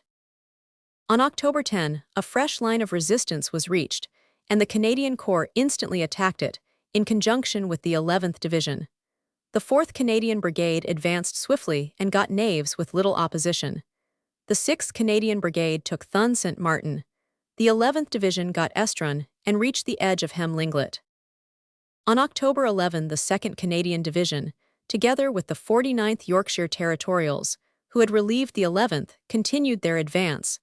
The Canadians met with heavy opposition from Ely, and in the forenoon there came a heavy counterattack, led by 7 tanks, 6 of which paid the penalty. On October 12, the 1st Canadian Division in the north found that their front was apparently clear, so they swiftly advanced and took Arleux and Estrees, while the 22nd Corps attacked on their right and reached Hordain. On this day was the fine attack, recorded elsewhere, of the 56th British Division, which got across the canal at Aubigny. On October 17, the whole line of the canal was clear, and the 1st Canadian Division advanced towards Douai, which was occupied by the 8th British Division from the north. October 12. No further important services were exacted from the Canadian Corps, which had done its share, and more than its share, of the work, so that it retired from the line with the warm admiration and respect of every British soldier who had had experience of it. From its first dreadful baptism of fire, when it faced without masks the unknown horrors of the poison gas, down to the campaign in which it broke the Great Queint Switch line and forced the Canal du Nord, there was never one single occasion upon which the Canadians did not rise to the highest point of military virtue in actual battle. Their record will be fully set out in many a book which will deal fully and in detail with their great deeds. Such a chronicle as this can only hope to help the reader to fit that fuller and more worthy record into the general plan. We shall now follow the work of Godley's 22nd Corps from the time that its right flank crossed the Canal du Nord in the Marquion sector, taking its operations consecutively and linking them up with the Canadians on the south, who were now, as already recorded, advancing upon Cambrai, bursting through every obstacle as they went. Early in October, Hunter Weston's 8th Corps extended down to the Scarpe. There was great preparation for the future, but no actual fighting, save for some outpost bickerings between the 12th Brigade of the 4th Division and the Germans on the north of the Trinquis Brook, in the course of which the British posts were attacked, one of them as many as 8 times, but remained untaken. On October 7, the guns of the 22nd Corps cooperated in the attack made on that day by the 8th Corps in the north, which captured Bailly-Saint-Vaast and a portion of the Fresnes-Rouvray line. On October 9, there was a reconnaissance of the northern part of the Drocourt-Queint line by strong patrols, but it was found that it was still strongly held. It was at this period that the Canadian Corps was brought across to the left of the 22nd Corps, while the latter moved south, so that it now lay between the Cambrai-Salzoir Road and the Canal de l'Escaut. Whilst this considerable movement was in progress, on October 11, the 8th Corps on the north captured the portion of the Drocourt line which was opposite to it. The 56th Division and 1st Canadians, who were on the immediate south, took some part in the fray, the Londoners capturing Fresnes and the Canadians the high ground which faced them. After the change was carried out, the front east of Cambrai was held by the 49th Yorkshire Division on the right and by the 51st Highlanders on the left. October 11. Immediately before these fresh dispositions were carried out in the south, there was a sharp action in this sector, in which, under the direction of General Currie, the 2nd Canadians and the 49th British attacked Ely and the ground southwest of it. This was on October 11. The attack gained ground and some hundreds of prisoners, but the losses were in excess of the gains, especially in the case of the Yorkshire Territorials, who suffered considerably in a counterattack which was urged with the help of tanks. On the morning of October 12, the 51st Highlanders had taken over from the Canadians and carried on the operation.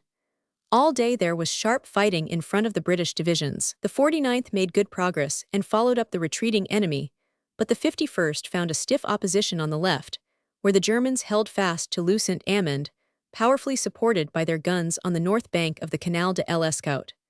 The right of the Highland Division captured Avesnes-le-Sec, and so came level with the left of the 49th.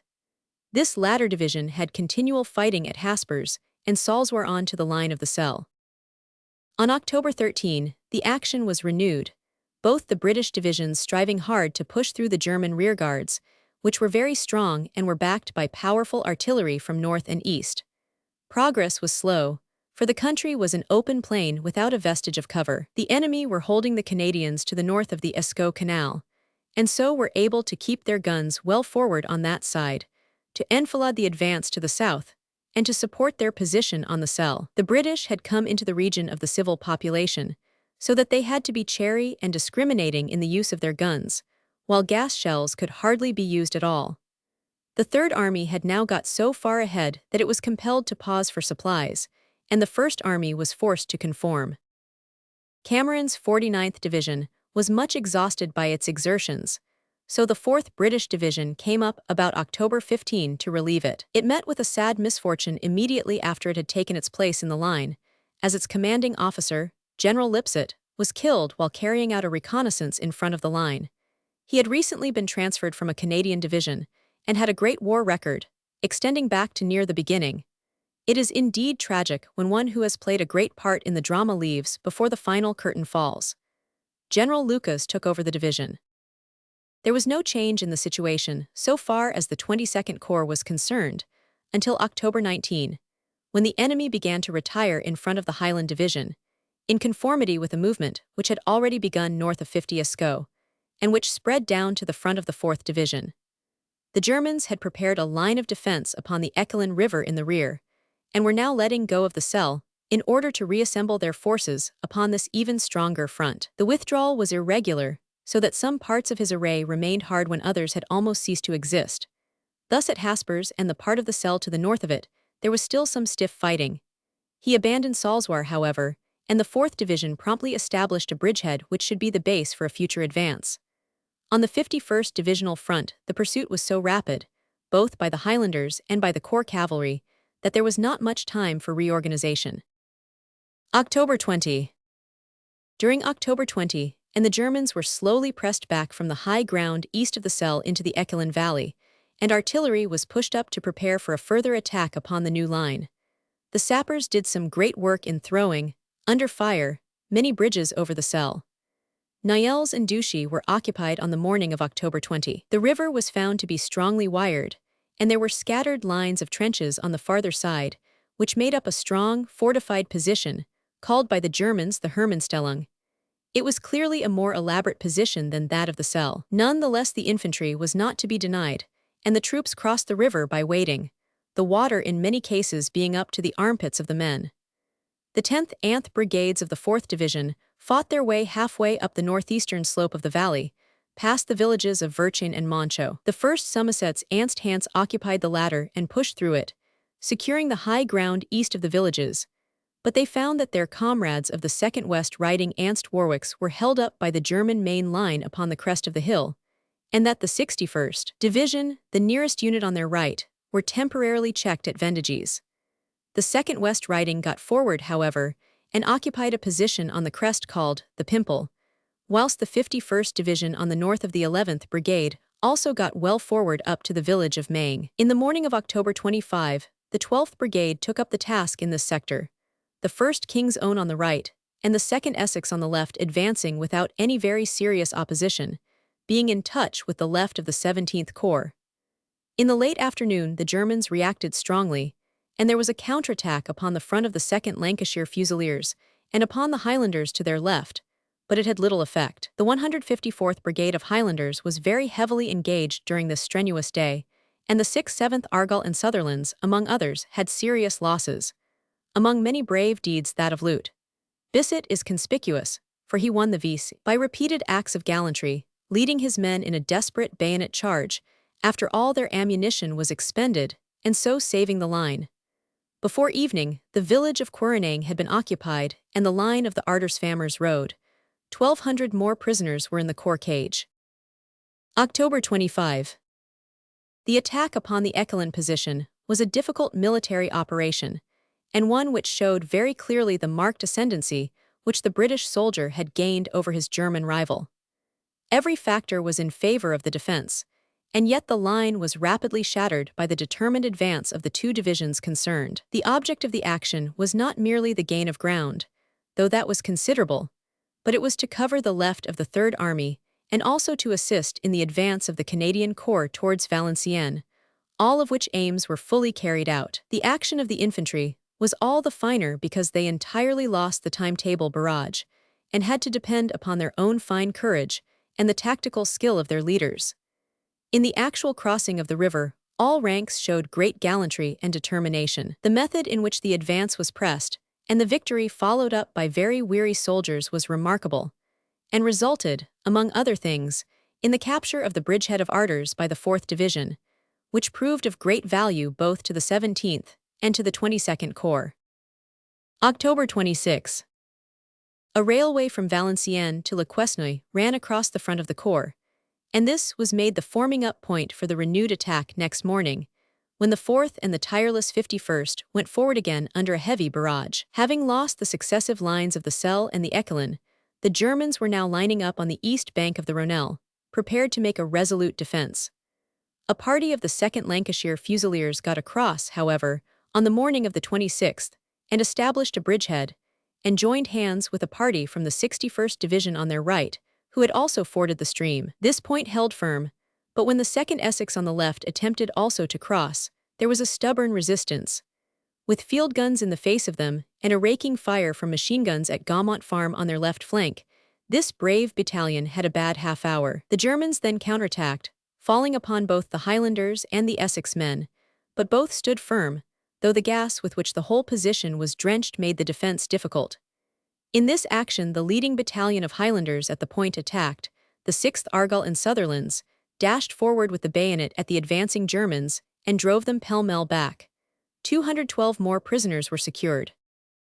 The situation on October 26 was that the Corps front was well up to the River Rhonelle, that the 4th Division had taken Arders and established a post across the river, and that the 51st had got as far as Famers, which it had occupied. Attempts of the 4th Division to enlarge their holding on the east of the stream had no good result, but the bridgehead was still held against all attacks. On the 27th the Germans attacked the Highlanders and forced their way into Famers, but were again met with the cold steel, this time by the 4th Gordons, and thrown out of the village. Next morning, October 28, the 51st advanced its line, making a lodgment upon Monthowie on its left flank, and capturing Poirier Station. Here they were stopped by a strong German attack. It must be admitted that, considering the incessant retreats and the heavy punishments which they had received, the German troops showed a fine constancy in these numerous but useless efforts to throw back the advance. On October 30, the 51st Division was drawn into reserve, and the 49th took their place in the line. Although there had been no eastward movement during the last few days, the Highlanders had spent them in an incessant pressure to the northeast, to aid the advance upon Valenciennes. By this means, a good jumping-off place was secured, from which a Canadian brigade was to attack Valenciennes from the south, in conjunction with the main attack upon the Rhonelle line. The Highlanders withdrew from the line in great heart, but very exhausted by a long spell of ceaseless work. No. On November 1, under a tremendous artillery barrage, the 22nd Corps advanced to the forcing of the Rhonelle, the Third River Front within a fortnight. If the operation were successful, it would be decisive of the fate of Valenciennes. The men were very weary, and their ranks had been thinned by the influenza microbe as much as by bullets, but they were cheered by victory and the visible signs of progress in the virgin country all around them. The 4th Division were still on the right, and the 49th Yorkshire Territorials on the left. The 11th Brigade held the all-important bridgehead, and across it went the 1st Rifle Brigade, while the 1st Hants forded the river on their left. The crossing was accomplished with no great difficulty, and once across the advance was rapidly pushed. Perceaux village was the first objective on this wing of the attack. The resistance was unequal and was soon disposed of, and the village was taken, together with the line of the Perceaux-Marly road. About 10 o'clock, there came a strong German counterattack, which got round both flanks of the Rifle Brigade and practically surrounded them, so that the leading companies were hard put to it to fight their way back into the village and out to the west of it. The machine gun fire was very severe. This attack was purely local and did not affect the Hampshires or the 49th Division. Low-flying aeroplanes aided the German infantry, but were more alarming than dangerous. Eventually, the Rifle Brigade dug in about 400 yards west of the village. 1,700 prisoners were taken during the day. No. Following the policy of giving the Germans no rest, both divisions attacked again next morning. The 2nd Seaforths of the 10th Brigade were on the right, and the 1st King's Own of the 12th Brigade on the left of the 4th Division's front. The German resistance, which was expected to be strong after the counterattacks of the day before, suddenly collapsed, and Perceaux was taken once more. So was the dangerous high ground yards to the east, which was bristling with machine guns. The Yorkshiremen on the left had advanced with equal bravery and had taken the steelworks south of Marly. Altogether, about 1,000 more prisoners were taken. That night, the 11th Division relieved the 4th, while the 56th took the place of the 49th. The latter division was very weak in numbers, so Blacklock's 63rd Naval Division was transferred to the 22nd Corps in order to help cover the widening front.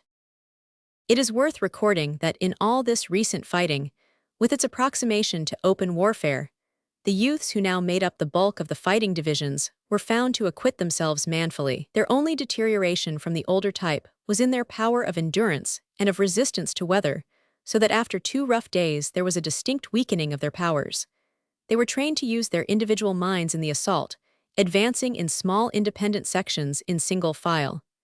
In open country, the employment of waves in the attack is criminal. Such was one of the last military notes of the war. No. Early on the morning of November 3, the enemy showed clear signs of having had enough, and was withdrawing along the whole front, closely pursued by mounted troops and by infantry. Courges and Salting were taken, and the line rapidly extended. On November 4, the pace accelerated, and the crossings of the river Aunelle were forced, the 11th Division having a sharp fight at Seberg. On November 5, the Belgian frontier was crossed, and the villages of Messerain, Boyson, and Anger were occupied. There was some fighting on this day, the 168th Brigade having a sharp skirmish at Anger. 3 tanks of British pattern were captured during the day. On November 6, the Grand Aunelle River had to be crossed, and the Germans made a resistance which at one time was both strenuous and successful. There was a great deal of gas, and all troops had to wear their masks. The 11th Division was unable to reach the river on account of the long open slope down which any advance must be made. The 56th Division got across south of Anger, and reached the high ground to the east, the 2nd London and London Rifle Brigade in the lead. The former battalion was heavily counterattacked in the Bois de Beaufort and was driven back to the river, while the London Rifle Brigade also suffered heavy casualties from machine gun fire from Anger. 40 men of the 2nd Londons were entirely cut off, but held on in a deep ditch in the wood, and were surrounded by the enemy. None the less they managed to cut their way out and rejoin their battalion. On the left of the attack, the Kensingtons and London Scottish crossed the river and got possession of Anger.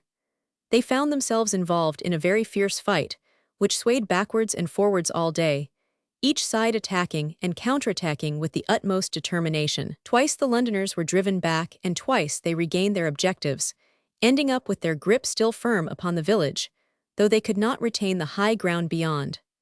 Late at night, however, the 168th Brigade established itself almost without opposition upon the ridge. No. On November 7, the opposition had wilted away, and the 22nd Corps advanced with elements of 3 divisions in front, for the naval men were now in line on the left, on the starboard bow of the 2nd Canadians. To quote their own words, "The river was crossed on the whole front, and a string of villages were occupied on this and the following days. The rain was pouring down, all bridges had been destroyed, the roads had been blown up, and everything was against rapidity of movement. None the less the front flowed ever forward, though the food problem had become so difficult that advanced troops were supplied by aeroplane. The 16th Lancers had joined the Australian Light Horse, and the cavalry patrols pushed far ahead. Bavay was taken on November 10, and the Corps front had reached 1 mile east of Villers-Saint-Ghislain when, on November 11, the ceasefire was sounded and the white flag appeared. The general experience of the 22nd Corps during these last weeks of the war was that the German rearguards consisted mainly of machine guns, some of which were fought as bravely as ever. The infantry, on the other hand, were of low morale and much disorganized. Need for mounted troops who could swiftly brush aside a thin line and expose a bluff was much felt. The roads were too muddy and broken for the cyclists, and there was no main road parallel with the advance. Owing to his machine guns and artillery, the enemy was able always to withdraw at his own time. 3,200 prisoners had been taken by the 22nd Corps in the final 10 days. September 21. In dealing with the advance of Horne's First Army, we have examined the splendid work of the Canadian Corps and of the 22nd Corps. We must now turn to the operations of Hunter Weston's 8th Corps on the extreme north of this army, linking up on the left with the right of Birdwood's 5th Army in the neighborhood of Lens. Up to the end of September, save for local enterprises, neither the 8th Division on the right nor the 20th on the left had made any serious movement. The time was not yet ripe. At the close of September, however, when the line was all aflame both to the south and in Flanders, it was clear that the movement of the British armies must be a general one. At that date, the 8th Division extended its flank down to the Scarpe, where it was in touch with the 49th Division, forming the left of Godley's 22nd Corps. Before effecting this change, Henniker, on September 21, carried out a spirited local attack with his own division, by which he gained important ground in the Oppy and Gavrelle sectors. It was a hard fight, in which the 2nd Berks had specially severe losses, but a considerable area of important ground was permanently gained. October 7. Early in October, General Henniker proceeded to carry out an ambitious scheme which he had meditated for some time, and which had now received the approbation of his corps commander. This was an attack by his own division upon the strong Fresnes-Rouvray line, to the northeast of Arras. His plan was to make a sudden concentrated assault upon the south end of this formidable deeply wired line, and then to work upwards to the north, avoiding the perils and losses of a frontal advance. This enterprise was begun at 5 a.m. on October 7, and was carried through with that mixture of dash and skill which marks the ideal operation. The 23rd Anth Brigades supplied the storm troops, who were drawn from the 2nd Middlesex, 2nd West Yorks, and Devons, and attacked on a front of 3,500 yards. The gain of ground was nearly 2 miles, the line was broken and Bayeach was taken. On the next day, October 8, the northward turning movement was carried through, the 1st Worcesters, 1st Sherwood Foresters, and Berkshires pushing into the front line, the work being mainly carried out by bombing. Altogether 37 machine guns and prisoners were taken, together with the villages of Fresnes and Nouveruel, so that the divisional front was now brought opposite the Drocourt-Queant line. October 7. This strong triple system of the Hindenburg type was attacked in the early morning of October 11 in this sector by Grogan's 23rd Brigade, and by 7 a.m. both the 2nd Middlesex and Devons were through it, holding the whole front before them, with the exception of the town of Vitry on the Scarpe. The 12th Division had taken the place of the 20th on the left of the 8th, and it had also fought its way forward, but it was still short of striking distance, and could not take part in the attack. The chief danger was from the south, as the floods in the Trinquis River were holding up the 1st Canadian Division in that quarter, so that the German guns could all swing their muzzles to the north. This was obviated by a free use of smoke and gas, so that the British infantry were shrouded on their right flank. The barrage, by a very ingenious device, was not put down in such a fashion as to pin the Germans to their positions and make it more dangerous to fly than to stand. But it was poured upon one spot, and then moved slowly up the line at the rate of 100 yards in 8 minutes, giving the garrison plenty of time to see and to avoid it by a timely flight, which most of them preferred to do. When the new position, which soon included Vitry, had been occupied, some of the 2nd Middlesex scrambled across the Scarpe by a broken bridge and took Montmedier, the strong point on the left front of the Canadians, in the rear, so as to help their future advance. The total gain was not less than an average of 3 miles, with Cuinchy in the center as the most advanced point.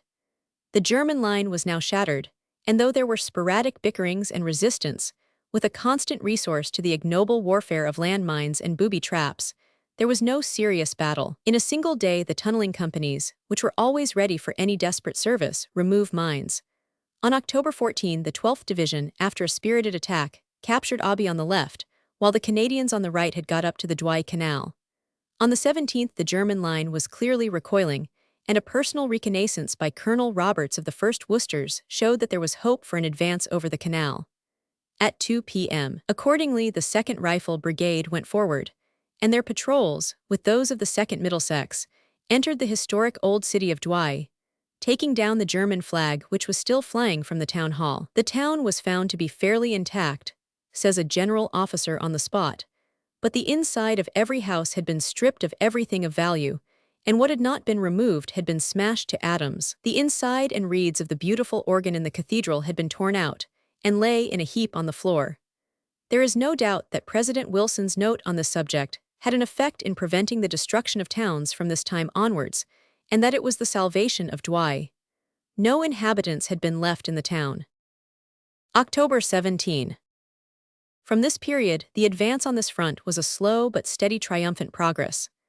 By the end of October, the 8th Division had gone forward more than 30 miles since it started, and had captured 35 towns and villages, including Douai, Marchiennes, and Saint-Amand. Beyond being greatly plagued by murderous explosive traps, 1,400 of which were discovered, and being much incommoded by the destruction of roads and bridges, and by the constant canals across its path, there was no very serious resistance.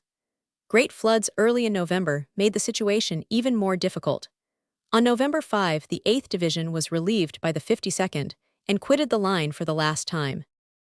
This splendid division has had some injustice done to it, since it was the one regular division in France in 1914, which was somewhat invidiously excluded from the very special and deserved honors which were showered upon the first 7 divisions. But even in 1914 it had done splendid work, and as to its performance in the following years, and especially in 1918, when it was annihilated twice over, it will live forever, not only in the records of the British Army, but in that of the French, by whose side it fought in the direst crisis and darkest moment of the whole campaign. There were no further movements of importance on the front of the 8th Corps, and the completion of their history covers the whole operation of Horne's First Army in this final phase of the war.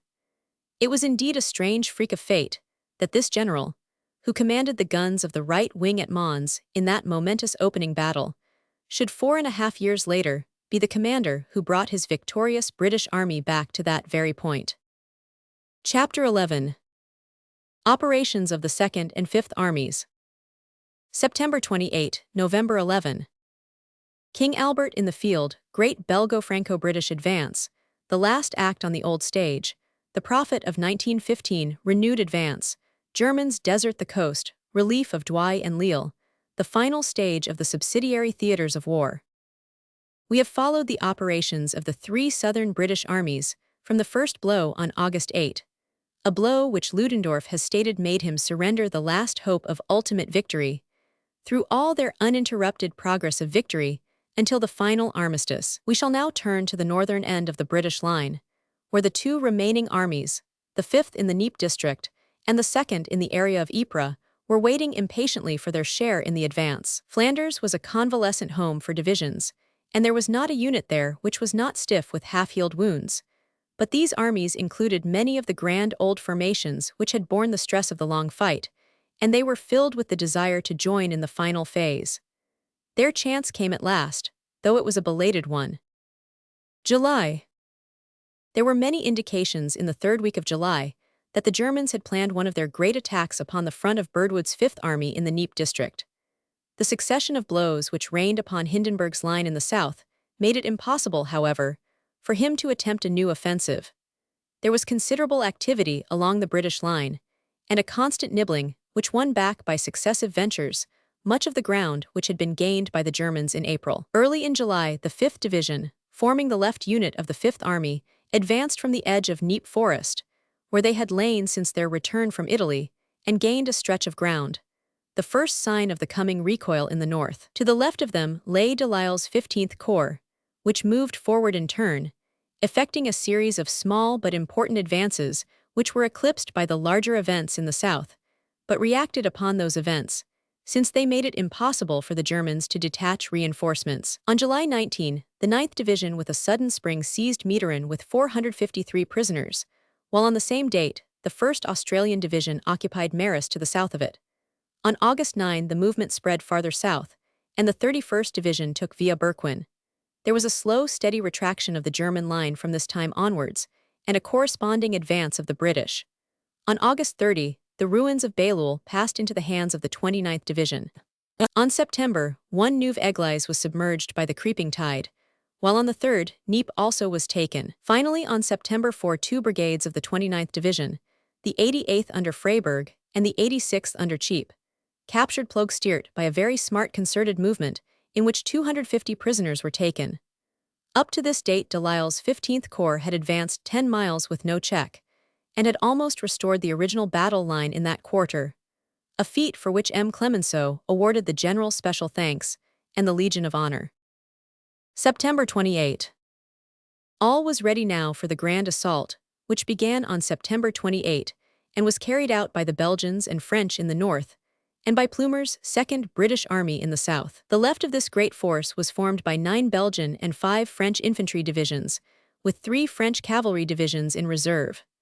The British Army consisted of 4 corps: Jacob's 2nd Corps covering Ypres, Watt's 19th Corps opposite Hollebeck, Stevens' 10th Corps facing Messines, and Doyle's 15th Corps to the south of it. The divisions which made up each of these corps will be enumerated as they come into action. To complete the array of the British forces, it should be said that Birdwood's 5th Army, which linked up the 1st Army in the south and the 2nd in the north, consisted at that date of Haking's 11th and Holland's 1st Corps covering the Armentières-Lens front and not yet joining in the operations.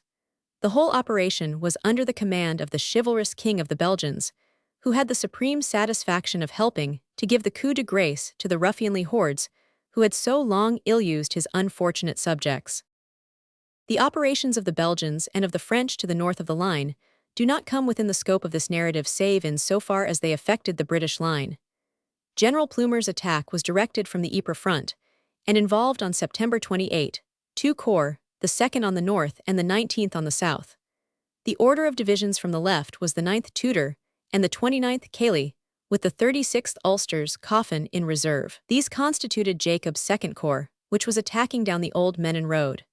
South of this point came the 35th Merindon and the 14th Division Skinner, with Lawford's 41st Division in support. These units made up Watt's 19th Corps. On the left of Jacobs was the Belgian 6th Division, and on the right of Watt's the British 10th Corps, which was ordered to undertake a subsidiary operation which will presently be described. We shall now follow the main advance. This was made without any bombardment at 5 in the morning of September 28, behind a heavy barrage which swept eastwards at the rate of 100 yards every 3 minutes. The Germans had clearly sent away reinforcements to the south, and were weak in numbers as well as in spirit. The result was a very complete victory all along the line, and before evening Plumer's men had passed over all the ground which had been previously contested. For the last time, the roar of battle went down the Old Menin Road and rose from historic Geluvelt. The 9th and 29th Divisions swept everything before them, and before evening, it was not only Geluvelt but Zandvoort, Kruisbeek and Basselaar which had passed into their possession. The Belgians on the left had cleared the whole of Houthulst Forest, that lowering menace which had hung so long before their line. Zonnebeek and Polkapelle had also passed into the hands of the Allies.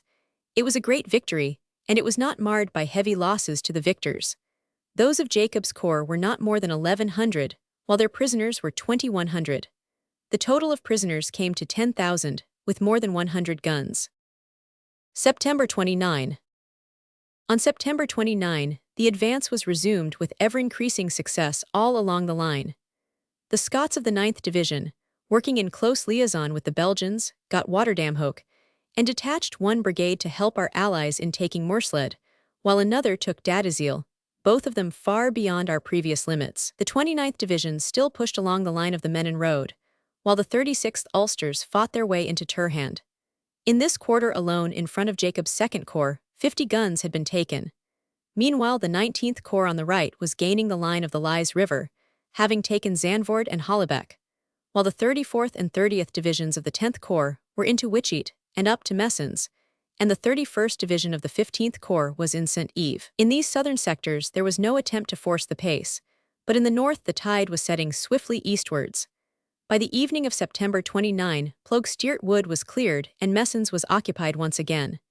The rain had started, as is usual with Flemish offensives, and the roads were almost impossible.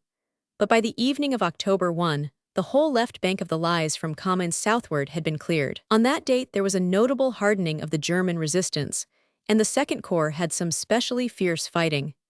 The Ulsters found a tough nut to crack in H, which they gained twice and lost twice before it was finally their own. The 9th Division captured Ledicum, but was pushed to the west of it again by a strong counterattack.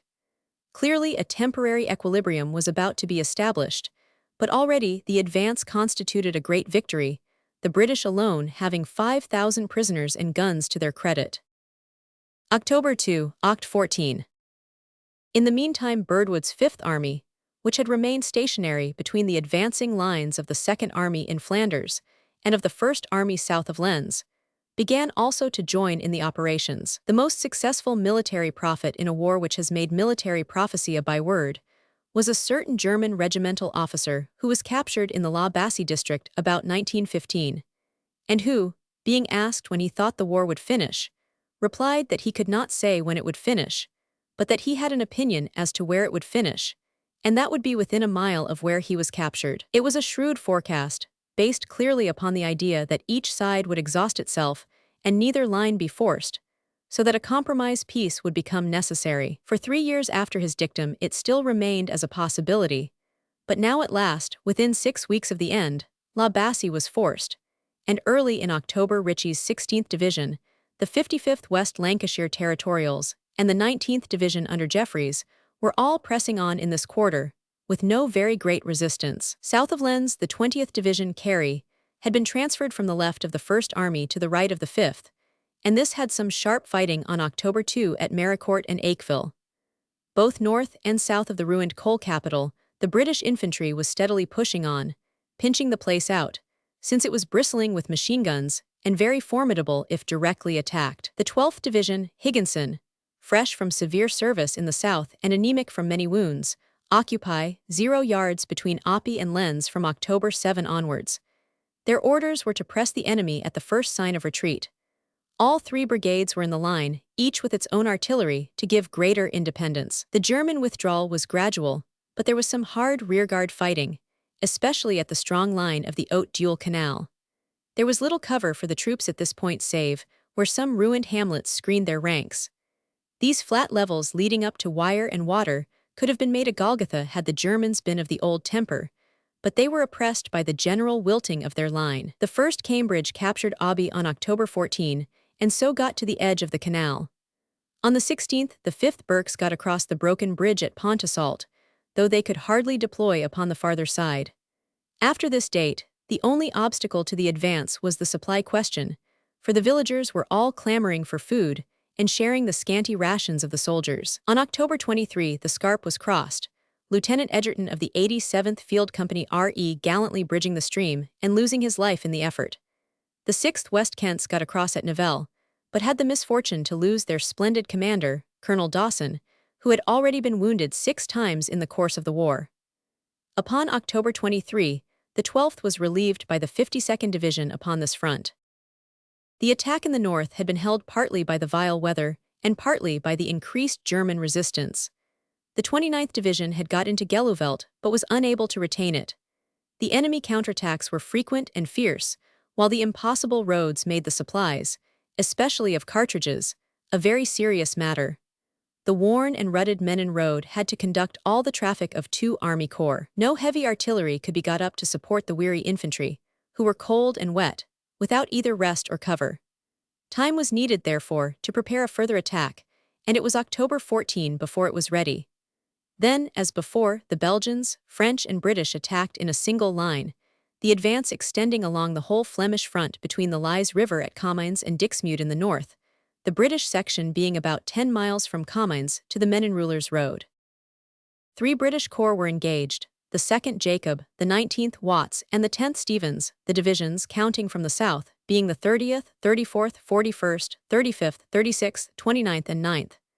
The 3 latter divisions, forming the front of Jacob's corps, came away with a splendid rush in spite of the heavy mud, and soon attained their immediate objectives. Gulligham, in front of the Ulsters, was defended by 3 belts of wire, garnished thickly with machine guns, but it was taken nonetheless, though it was not completely occupied until next day. Salines had fallen to the 29th Division, and by the early afternoon of October 15, both divisions were to the east of Huel. Meanwhile, Kewen and Hulst had been cleared by the 9th Division, the 1st Yorkshire Cyclists playing a gallant part in the former operation. The net result was that in this part of the line, all the troops had reached the Lys either on the evening of September 15 or on the morning of September 16. The advance in the south had been equally successful, though there were patches where the resistance was very stiff. The 103rd Brigade on the left of the 34th Division enveloped and captured Gelou, and were afterwards held up by field guns firing over open sights, until they were taken by a rapid advance of the 5th Scottish Borderers and the 8th Scottish Rifles. The 102nd Brigade made a lodgment in the western outskirts of Menin, which was fully occupied on the next day, patrols being at once pushed across the Lys. These were hard put to it to hold on until they were relieved later in the day by the 30th Division. Wevelgem was cleared on the 15th, and on the 16th, both the 9th and 36th Divisions established bridgeheads across the river, but in both cases were forced to withdraw them. In the north, the Belgians had reached Ijschem and Kortemark, while the French were round Rulers. By the night of October 15, Thouaraut was surrounded, and the Germans on the coast, seeing the imminent menace to their communications, began to blow up their guns and stores preparatory to their retreat. On October 17, the left of the Allied line was in Ostend, and on the 20th it had extended to the Dutch border. Thus, after 4 years of occupation, the Germans said farewell forever to those salt waters of the West, which they had fondly imagined to be their permanent advanced post against Great Britain.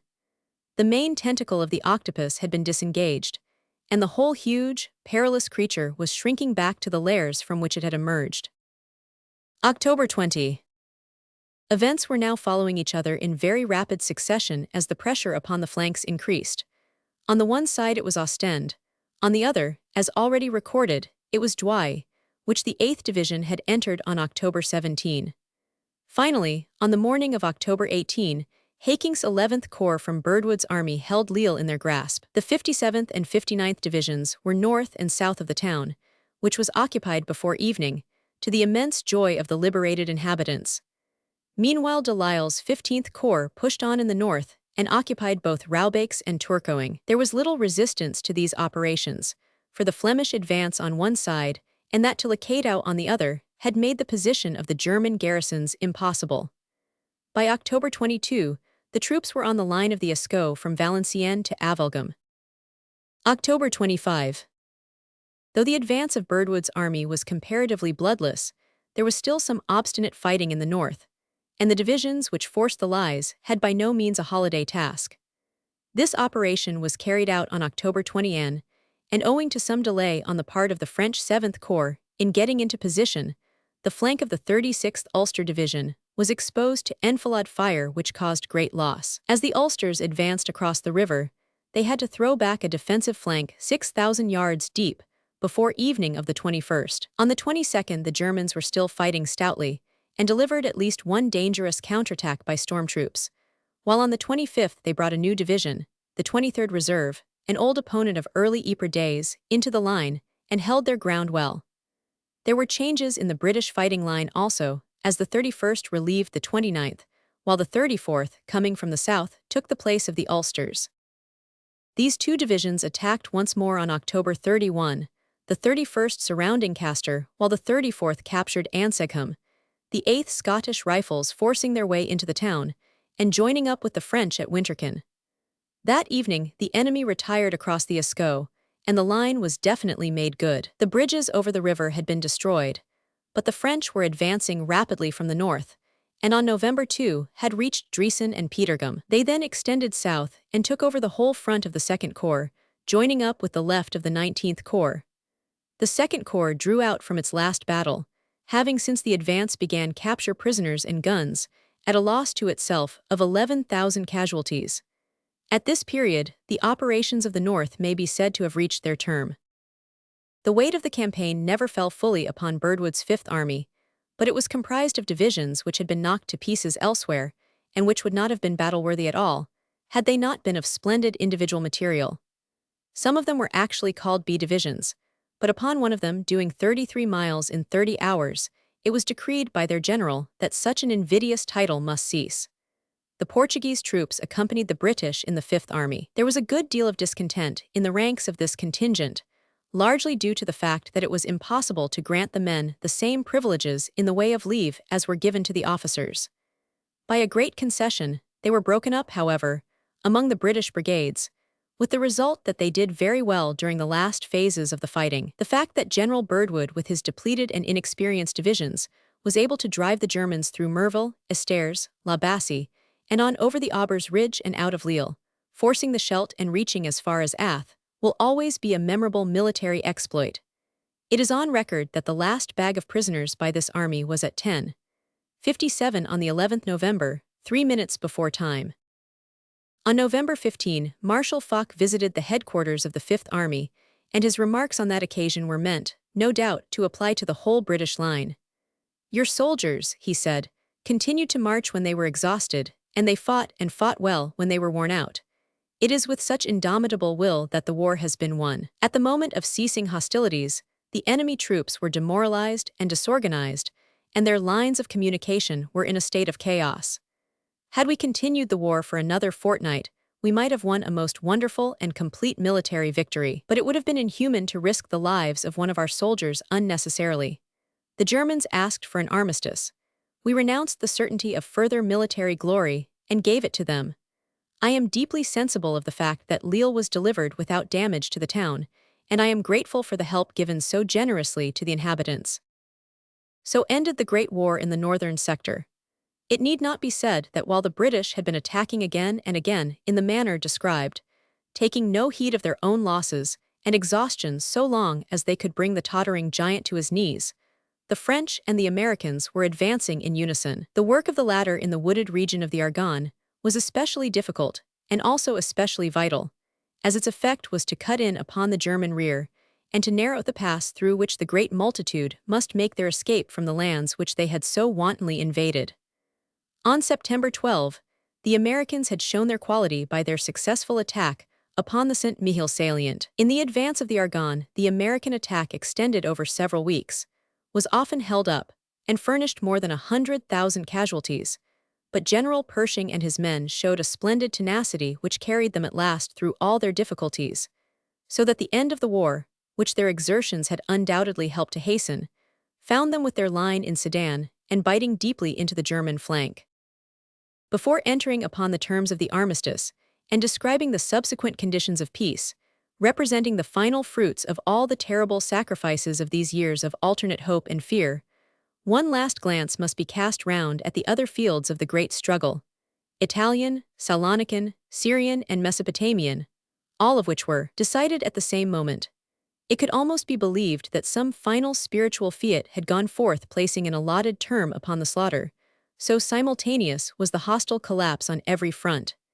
In Italy, General Diaz, who had succeeded General Cadorna after the disaster of Caporetto, made a grand and victorious attack on October 25. It was a great military achievement, and justified those who had always upheld the fine quality of the Italian army. The Austrian forces were superior in number, being roughly 1,000,000 against 900,000, but they were inferior in gun power. Diaz cleverly concentrated his forces so as to have a local superiority in the central sector, but his difficulties were still very great, since a stream a mile broad lay before him, shallow in parts but deepening to 5 feet even at the best fords. A long island, the Grave di Papadopoli, lay near the hostile shore, and this was seized on the night of the 24th October by the 1st Welsh Fusiliers and the 2/LSD Honourable Artillery Company, who held on in spite of a severe shelling, and so established an advanced base for the army. Early on October 25, crossings were made at all points, and though the bridges were frequently shot away by the Austrian guns, and one corps was unable to get a single man across, nonetheless those who had reached the other side, including Babington's 14th Corps, which had the 7th and 23rd British divisions in the line, with the 37th Italian Division, made excellent headway. By the evening of October 29, this 14th Corps, which had been held up by having its left flank exposed through the failure of the 8th Corps to cross the river, found a brave comrade in the Italian 18th Corps, which lined up with it, and crashed its way right through the Kaiserstellung position forming the battle zone of the Austrian line. It was a very complete victory, and broadened to such an extent during the next few days that by November 2, the whole Austrian army had ceased to exist. 0 men with 7,000 guns were in the hands of the victors. Not only had they regained by arms all the ground they had lost a year before, but Trieste surrendered on November 3 and was occupied from the sea. Trento had also been taken in the north, so that the two goals of Italian ambition had both been reached. Every part of the Italian line had been equally victorious from the Alps to the sea, and great valor was shown by every formation, as well as by the French and British contingents. The British 48th Division was engaged in the northern sector, far from its comrades, and carried through its complete objective in a manner worthy of so veteran a unit, which had learned its soldiering in the hard school of the Somme and of Flanders. On November 3, the final armistice was signed by the Austrians, by which they withdrew into their own country and waited there for the final terms of the victors. On September 12, began the great Franco-Serbian advance on the Salonican front, a front which had been greatly strengthened by the accession of the Greek forces. Under General Franchet Despuri and Marshal Misic, there was an advance on a front of 16 miles, penetrating occasionally to a depth of 4 miles. By September 17, this had extended to a depth of 12 miles, and it was clear that a decisive movement was on foot. On September 18, the British and Greek troops joined in on the Lake Dwarin sector, and the Bulgarians were retreating along their whole front of 100 miles. General Milne's troops were the first to cross the Bulgarian border, after a very severe action in which some units sustained heavy losses. All the Allied nations were advancing swiftly, and it was clear that the end was near. On September 30, the Bulgarian nation, misled by its own unscrupulous ambitions and by its unsavory king, sent in its surrender, retired from the conflict, and waited to hear what the final punishment of its misdeeds might be. Thus fell the first of the 4 pillars of the Central Alliance. The fate of Turkey was not long delayed. On September 19, General Allenby, who had halted long upon the line of Jerusalem while he gathered his forces for a supreme and final effort, gave the word for a fresh advance.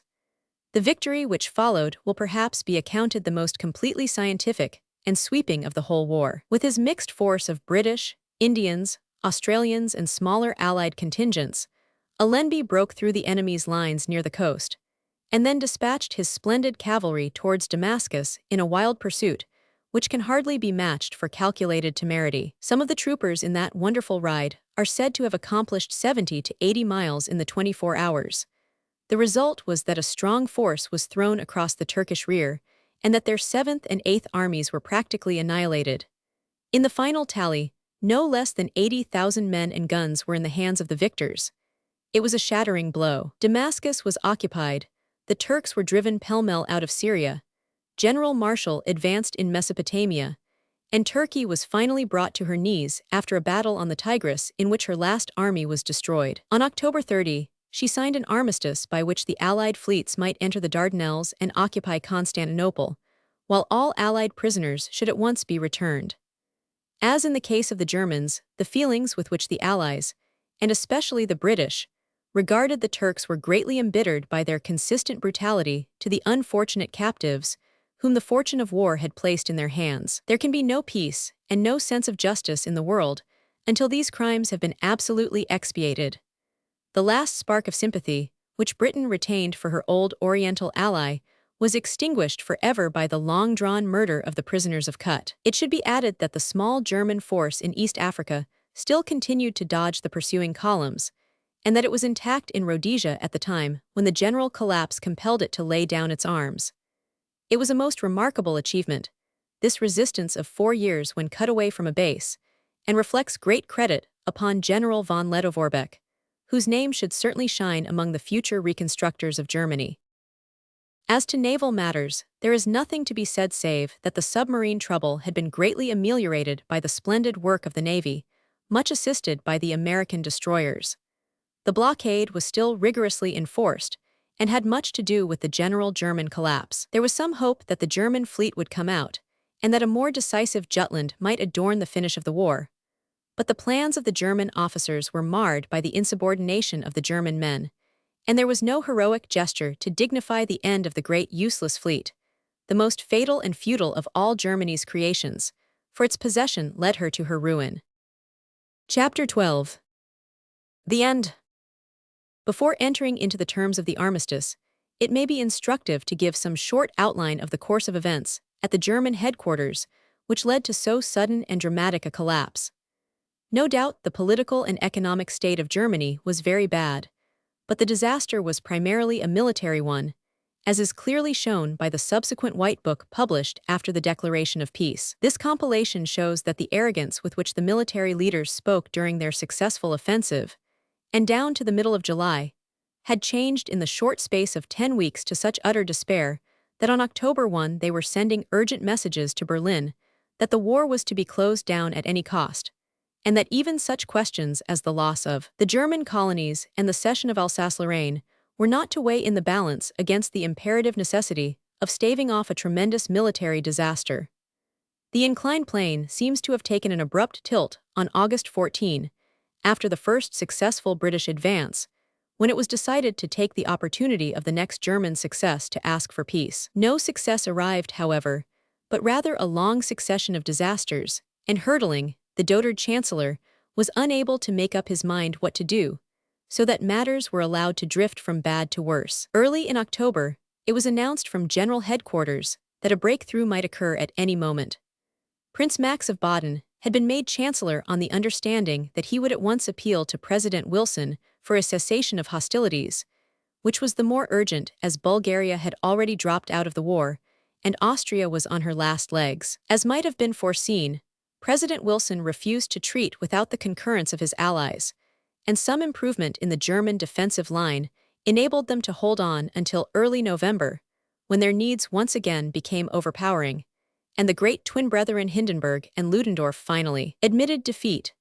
Then followed in quick succession events which are political and outside the scope of this record: the revolution in the fatherland, the flight of the Kaiser and of the Crown Prince into Holland, and the advance of the Allied armies, under the terms of the armistice, to the left bank of the Rhine. Some account should, however, be given of the circumstances under which the armistice was signed, and the drastic terms which were exacted by the Allies, the fit preliminaries to a peace founded upon a stern justice. It was at 9 o'clock on the evening of Thursday, November 7, that the German delegates, led by the ambiguous and scheming Erzberger, traveling along shell-broken roads, under the glare of searchlights and signal fires, entered within the French lines near La Capelle. The roar of the battle in their rear was a constant reminder of the urgency of their mission. They came no farther than Marshal Foch's traveling headquarters, where they were met by the Marshal himself, with Admiral Wemyss to represent that British sea power which had done so much to promote this interview. The proceedings were short and strained. A proposition for a truce was waved aside by the victors, and a list of terms was presented which made the German delegates realize, if they had failed to do so before, the abyss into which their country had been precipitated by 2 generations of madmen. Disgrace abroad, revolution at home, a fugitive monarch, a splitting empire, a disbanding army, a mutinous fleet. These were the circumstances under which Germany ended her bid for the dictatorship of the world. At 5 a.m. on Monday, November 11, the armistice was signed, and at 11 a.m., as already recorded, the last shot of the greatest war that ever has been, or in all probability ever will be, had been fired. London and Paris were at last relieved from their terrific strain, and none who witnessed them can forget the emotions and rejoicings of the day. Those who had not realized the complete collapse of the Colossus were surprised at the severity of the terms which had been accepted in such haste. All invaded territory had to be cleared within 14 days. all Allied prisoners to be at once returned, while those of Germany were retained. The left bank of the Rhine, together with ample bridgeheads, to be handed over as a temporary measure to the Allies, the Belgians holding the north, the British the Cologne area, the Americans the Koblenz area, and the French, Strasbourg with all Alsace-Lorraine. All danger of a continuation of the struggle was averted by the immediate surrender of 5,000 guns, 30,000 machine guns, and aeroplanes, together with great numbers of locomotives, lorries, wagons, and barges. All Romanian, Russian, and other forced treaties were abrogated. East Africa was to be evacuated. All submarines and a large portion of the German Navy were to be handed over to the care of the Allies until peace terms should decide their ultimate fate. The blockade was to continue. Such were the main points of the armistice, which foreshadowed the rigorous peace to come. It was not until January 11, 1919, that the delegates from the various interested nations assembled in Paris, and their deliberations, which seemed long to us, but may appear hasty and ill-considered to our descendants, terminated on May 7, a most dramatic date, being the anniversary of that sinking of the Lusitania, which will always be recorded as the supreme instance of German barbarity. So stringent were the terms that the Scheidemann government resigned and left the unpleasant task of ratification to a cabinet of nobodies, with Herr Bauer at their head. So long as the firm signed, it mattered nothing to the Allies which particular partner was the representative. There was higgling and wriggling up to the last moment, and some small concessions were actually gained. The final results were briefly as follows. Thus on each side, Germany was trimmed down to the lands inhabited by Germans, the Danes, the Poles, and the French borderers being emancipated. When next they march to war, they will not swell their ranks by unwilling conscripts forced to fight against their own friends and interests. The German General Staff, that dangerous imperium in imperio, was to be dissolved. The army should be only sufficiently powerful to keep internal order and to control the frontiers. Compulsory service was abolished, and the manhood of Germany, to the probable detriment of all trade competitors, was dedicated to the arts of peace. The import and export of war material were forbidden, and the great war god, Krupp, lay prostrate in his shrine at Essen. All submarines were forbidden.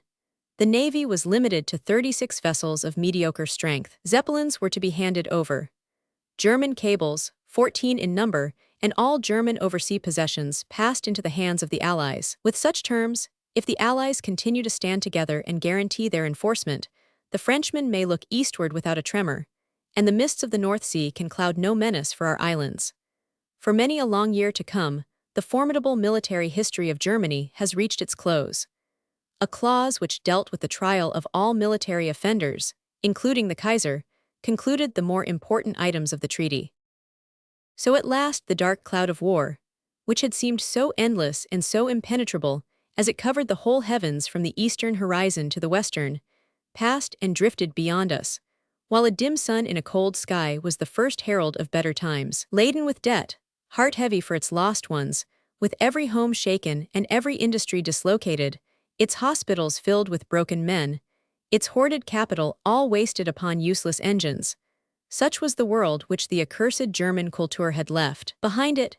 Here was the crop reaped from those navy bills and army estimates, those frantic professors and wild journalists, those heavy-necked, sword-trailing generals, those obsequious, arrogant courtiers, and the vain, swollen creature whom they courted. Peace had come at last, if such a name can be given to a state where international bitterness will long continue, and where within each frontier the bulk of mankind, shaken by these great events from the ruts of custom, contend fiercely for some selfish advantage out of the general chaos. In the East, Russia, like some horrible invertebrate creature, entangles itself with its own tentacles, and wrestles against itself with such intricate convulsions that one can hardly say which attacks or which defends, which is living or which already dead. But the world swings on the divine cycle. He who made the planet from the fire mist is still at work molding with set and sustained purpose the destinies of a universe which at every stage can only reach the higher through its combat with the lower. Here the historian's task is done. It has occupied and alleviated many heavy days. Whatever its sins of omission, it should surely contain some trace of the spirit of the times, since many a chapter was written to the rumble of the distant guns. And twice the author was able to leave his desk, and then return with such inspiration as an actual view of the battlefields could afford him. The whole British line in 1916, the Soissons and Ardennes positions of the French, the Carnic Alps, the Trentino, and the Isonzo positions of the Italians were all visited in turn. While in 1918, as recorded, the crowning mercy of September 29 was actually witnessed by the writer. He lays down his pen at last, with the deep conviction that the final results of this great convulsion are meant to be spiritual rather than material, and that upon an enlightened recognition of this depends the future history of mankind. Not to change rival frontiers, but to mold the hearts and spirits of men. There lie the explanation and the justification of all that we have endured. The system which left 7 million dead upon the fields of Europe must be rotten to the core. Time will elapse before the true message is mastered. But when that day arrives, the War of 1914 may be regarded as the end of the Dark Ages, and the start of that upward path which leads away from personal or national selfishness towards the city beautiful upon the distant hills. Appendix. The following account of some personal experiences on the day when the Hindenburg Line was finally broken, the most important day, perhaps, in the whole war, may possibly be worthy of the decent obscurity of an appendix, though it is too slight and too personal for the pages of a serious chronicle.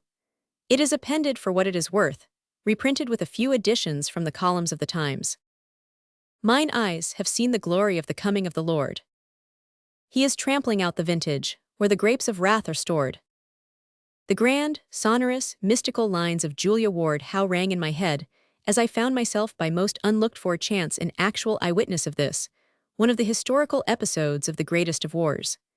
Yes, with my own eyes I saw the rent, while the men who made it were still pushing forward from the farther side of it. Even now I can hardly realize that it was so. A kindly invitation from the Australian government explains my presence on their front, while the energy and goodwill of a helpful soldier on the spot, a captain of Australian artillery, brought about the rest. Let me try to transcribe what I saw. It was about 11 o'clock when we reached the edge of the battlefield on Sunday, September 29. We refers to Sir Joseph Cook, colonial statesman, Commander Latham, the Australian naval attaché, and myself, with Captain Plunkett, a twice-wounded Australian officer, as our shepherd. The program of the day was already clear in our heads. American divisions were to rush the front line. The Australian divisions were to pass through them and carry the battle front forward. Already, as we arrived, the glad news came back that the Americans had done their part and that the Australians had just been unleashed. Also that the Germans were standing to it like men.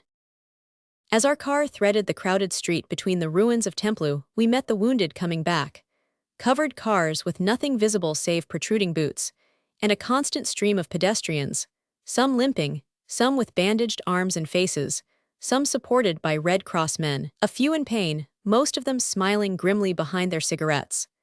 Amid them came the first clump of prisoners, 50 or more, pitiable enough, and yet I could not pity them, the weary, shuffling, hangdog creatures, with no touch of nobility in their features or their bearing.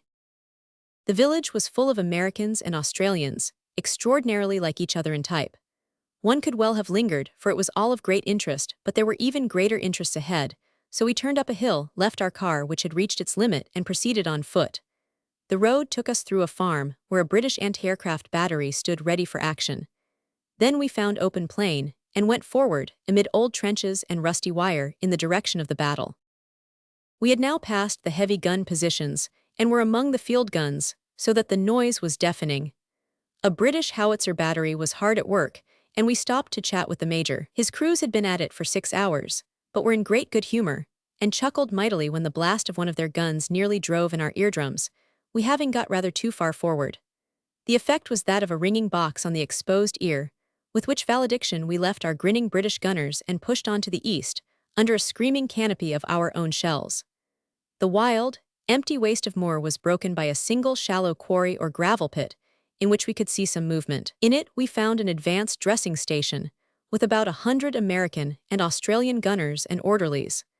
There were dugouts in the sides of this flat excavation, and it had been an American battalion HQ up to a few hours before. We were now about 1,000 yards from the Hindenburg Line, and I learned with emotion that this spot was the Egg Redoubt, one of those advanced outposts of General Gough's army, which suffered so tragic and glorious a fate in that great military epic of March 21, one of the grandest in the whole war. The fact that we were now actually standing in the egg redoubt showed me, as nothing else could have done, how completely the ground had been recovered, and how the day of retribution was at hand.